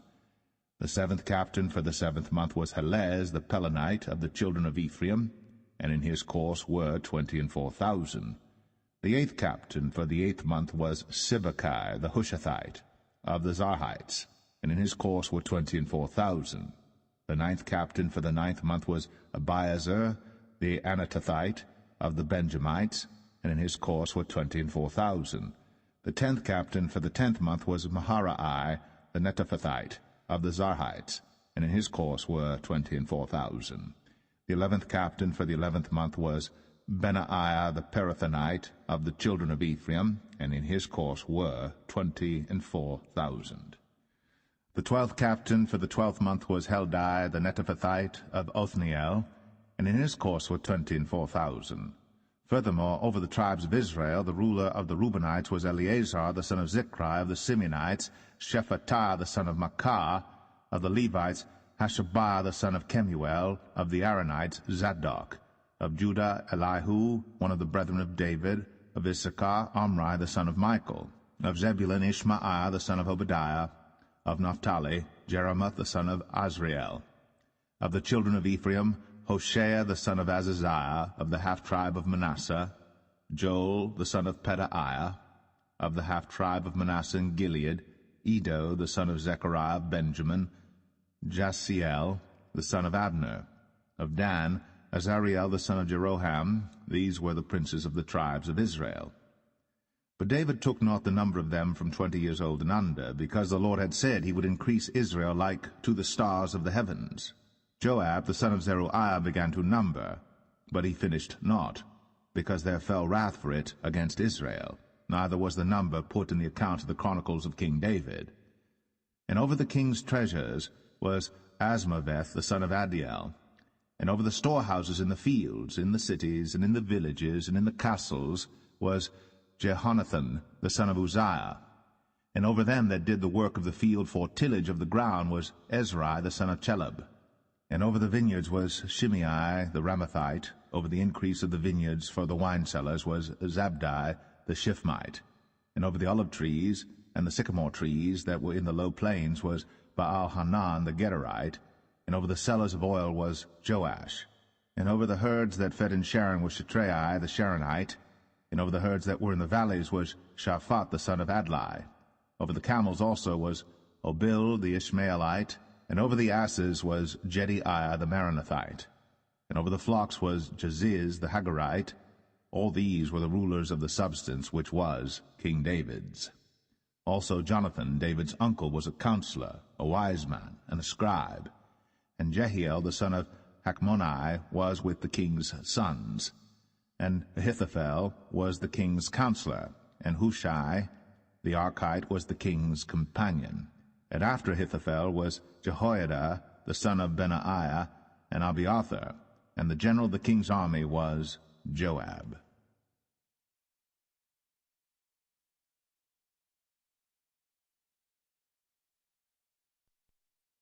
1 Chronicles 28.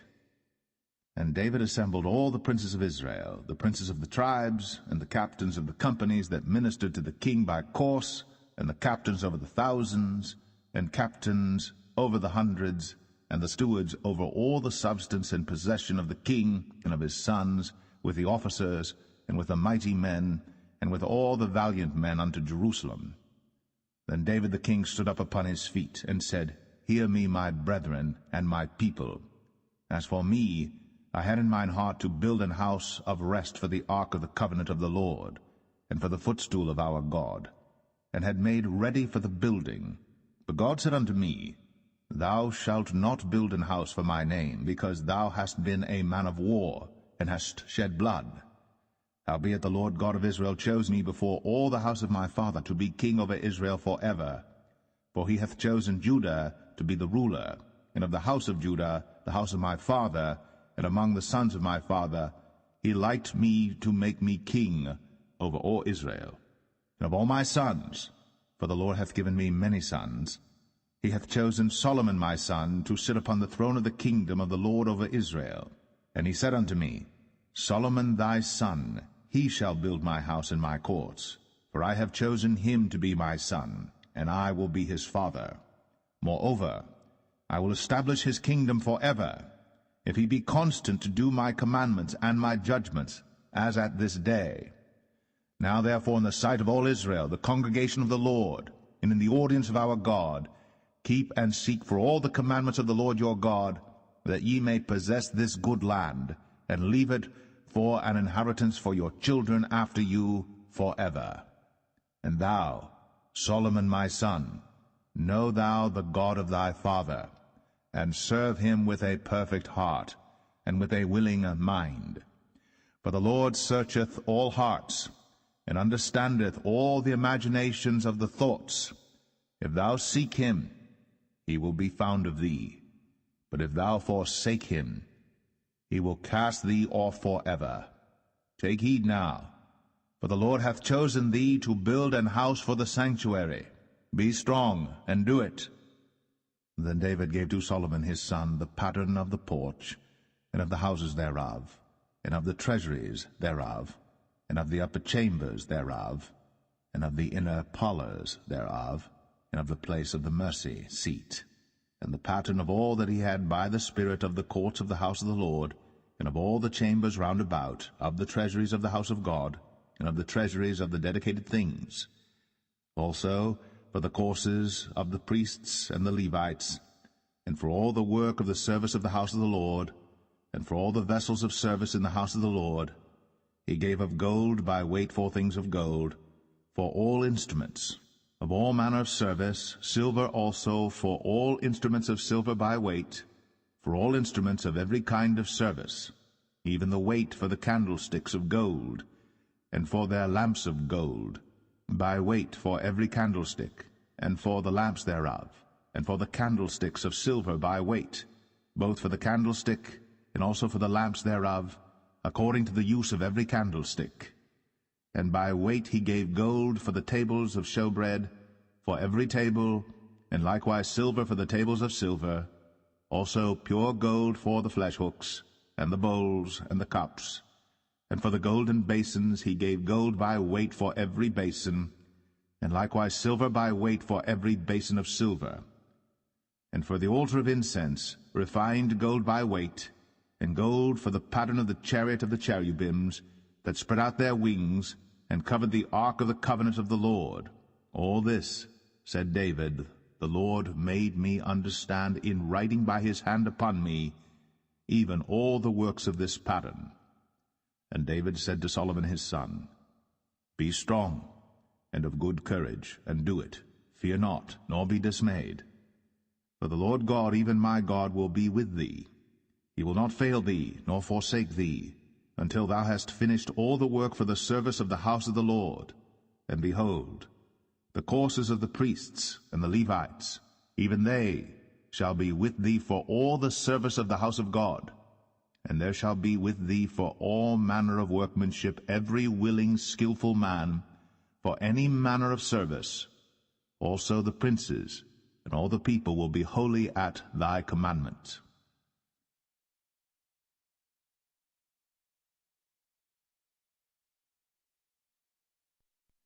1 Chronicles 29. Furthermore, David the king said unto all the congregation, Solomon my son, whom alone God hath chosen, is yet young and tender, and the work is great. For the palace is not for man, but for the Lord God. Now I have prepared with all my might for the house of my God the gold for things to be made of gold, and the silver for things of silver, and the brass for things of brass, the iron for things of iron, and wood for things of wood, onyx stones, and stones to be set, glistering stones, and of divers colors, and all manner of precious stones, and marble stones in abundance. Moreover, because I have set my affection to the house of my God, I have of mine own proper good of gold and silver, which I have given to the house of my God, over and above all that I have prepared for the holy house, even 3,000 talents of gold, of the gold of Ophir, and 7,000 talents of refined silver, to overlay the walls of the houses withal, the gold for things of gold, and the silver for things of silver, and for all manner of work to be made by the hands of artificers. And who then is willing to consecrate his service this day unto the Lord? Then the chief of the fathers and princes of the tribes of Israel, and the captains of thousands and of hundreds, with the rulers of the king's work, offered willingly, and gave for the service of the house of God of gold 5,000 talents and 10,000 drams, and of silver 10,000 talents, and of brass 18,000 talents, and 100,000 talents of iron. And they with whom precious stones were found gave them to the treasurer of the house of the Lord by the hand of Jehiel the Gershonite. Then the people rejoiced, for that they offered willingly, because with perfect heart they offered willingly to the Lord. And David the king also rejoiced with great joy. Wherefore David blessed the Lord before all the congregation. And David said, Blessed be thou, Lord God of Israel, our Father, for ever and ever. Thine, O Lord, is the greatness, and the power, and the glory, and the victory, and the majesty. For all that is in the heaven and in the earth is thine. Thine is the kingdom, O Lord. And thou art exalted as head above all. Both riches and honor come of thee. And thou reignest over all. And in thine hand is power and might. And in thine hand it is to make great and to give strength unto all. Now therefore, our God, we thank thee, and praise thy glorious name. But who am I, and what is my people, that we should be able to offer so willingly after this sort? For all things come of thee, and of thine own have we given thee. For we are strangers before thee, and sojourners, as were all our fathers.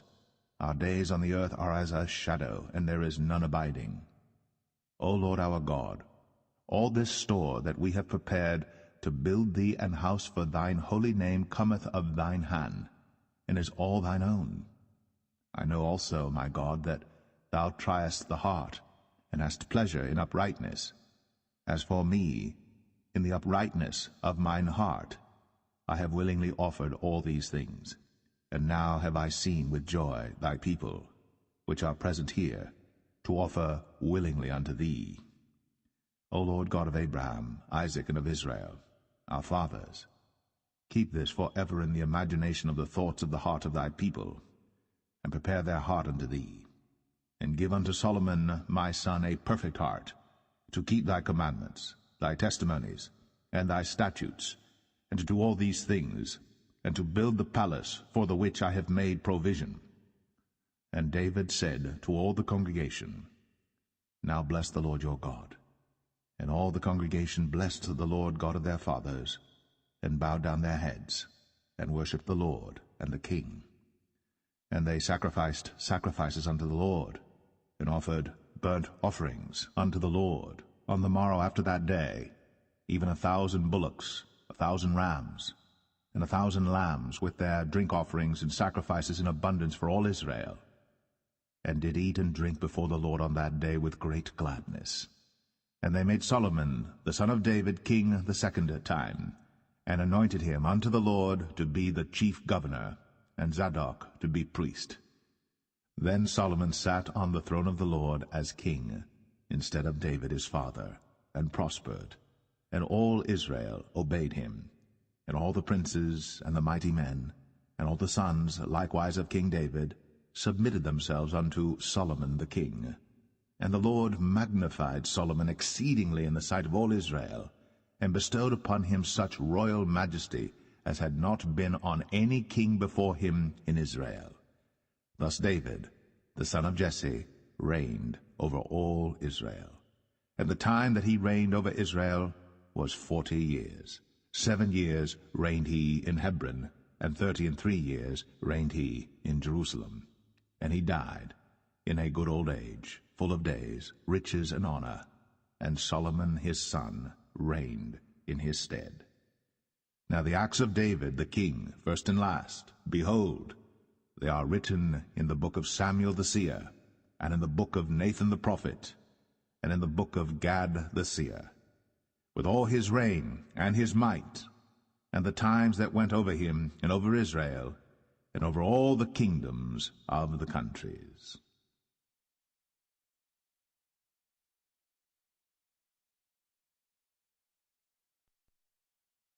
The second book of Chronicles, chapter 1. And Solomon the son of David was strengthened in his kingdom, and the Lord his God was with him, and magnified him exceedingly. Then Solomon spake unto all Israel, to the captains of thousands and of hundreds, and to the judges, and to every governor in all Israel, the chief of the fathers. So Solomon, and all the congregation with him, went to the high place that was at Gibeon. For there was the tabernacle of the congregation of God, which Moses the servant of the Lord had made in the wilderness. But the ark of God had David brought up from Kirjath-jearim to the place which David had prepared for it, for he had pitched a tent for it at Jerusalem. Moreover, the brazen altar that Bezaleel the son of Uri the son of Hur had made, he put before the tabernacle of the Lord, and Solomon and the congregation sought unto it. And Solomon went up thither to the brazen altar before the Lord, which was at the tabernacle of the congregation, and offered 1,000 burnt offerings upon it. In that night did God appear unto Solomon, and said unto him, Ask what I shall give thee. And Solomon said unto God, Thou hast shown great mercy unto David my father, and hast made me to reign in his stead. Now, O Lord God, let thy promise unto David my father be established, for thou hast made me king over a people like the dust of the earth in multitude. Give me now wisdom and knowledge, that I may go out and come in before this people. For who can judge this, thy people, that is so great? And God said to Solomon, Because this was in thine heart, and thou hast not asked riches, wealth, or honor, nor the life of thine enemies, neither yet hast asked long life, but hast asked wisdom and knowledge for thyself, that thou mayest judge my people, over whom I have made thee king. Wisdom and knowledge is granted unto thee, and I will give thee riches and wealth and honor, such as none of the kings have had that have been before thee, neither shall there any after thee have the like. Then Solomon came from his journey to the high place that was at Gibeon to Jerusalem, from before the tabernacle of the congregation, and reigned over Israel. And Solomon gathered chariots and horsemen, and he had 1,400 chariots, and 12,000 horsemen, which he placed in the chariot cities, and with the king at Jerusalem. And the king made silver and gold at Jerusalem as plenteous as stones, and cedar trees made he as the sycamore trees that are in the vale for abundance. And Solomon had horses brought out of Egypt, and linen yarn. The king's merchants received the linen yarn at a price. And they fetched up and brought forth out of Egypt a chariot for 600 shekels of silver, and an horse for 150. And so brought they out horses for all the kings of the Hittites, and for the kings of Syria, by their means.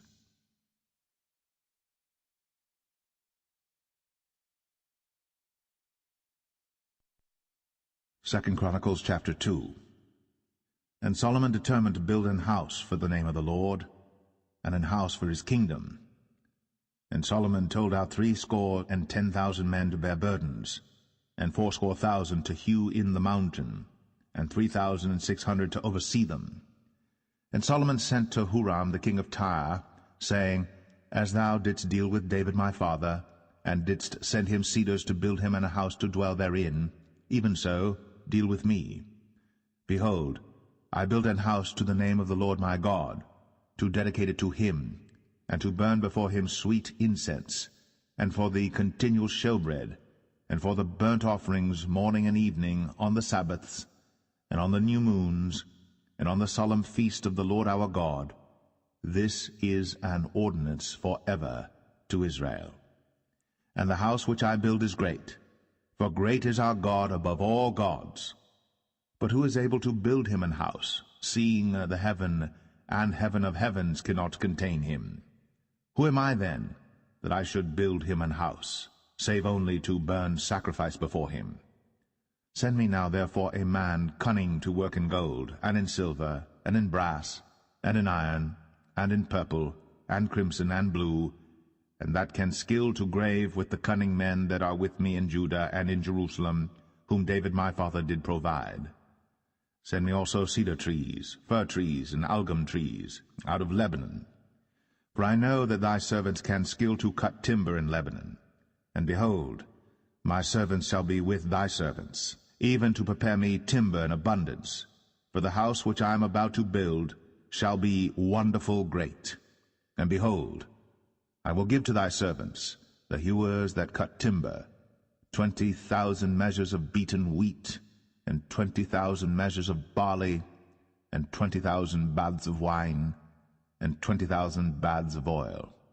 Then Huram the king of Tyre answered in writing, which he sent to Solomon, Because the Lord hath loved his people, he hath made thee king over them. Huram said moreover, Blessed be the Lord God of Israel, that made heaven and earth, who hath given to David the king a wise son, endued with prudence and understanding, that might build an house for the Lord, and an house for his kingdom. And now I have sent a cunning man, endued with understanding, of Huram my father's, the son of a woman of the daughters of Dan. And his father was a man of Tyre, skillful to work in gold, and in silver, in brass, in iron, in stone, and in timber, in purple, in blue, and in fine linen, and in crimson, also to grave any manner of graving, and to find out every device which shall be put to him, with thy cunning men, and with the cunning men of my lord David thy father. Now therefore the wheat, and the barley, the oil, and the wine, which my lord hath spoken of, let him send unto his servants. And we will cut wood out of Lebanon, as much as thou shalt need, and we will bring it to thee in floats by sea to Joppa, and thou shalt carry it up to Jerusalem. And Solomon numbered all the strangers that were in the land of Israel, after the numbering wherewith David his father had numbered them, and there were found 150,000 and 3,600. And he set 70,000 of them to be bearers of burdens, and 80,000 to be hewers in the mountain, and 3,600 overseers to set the people a work.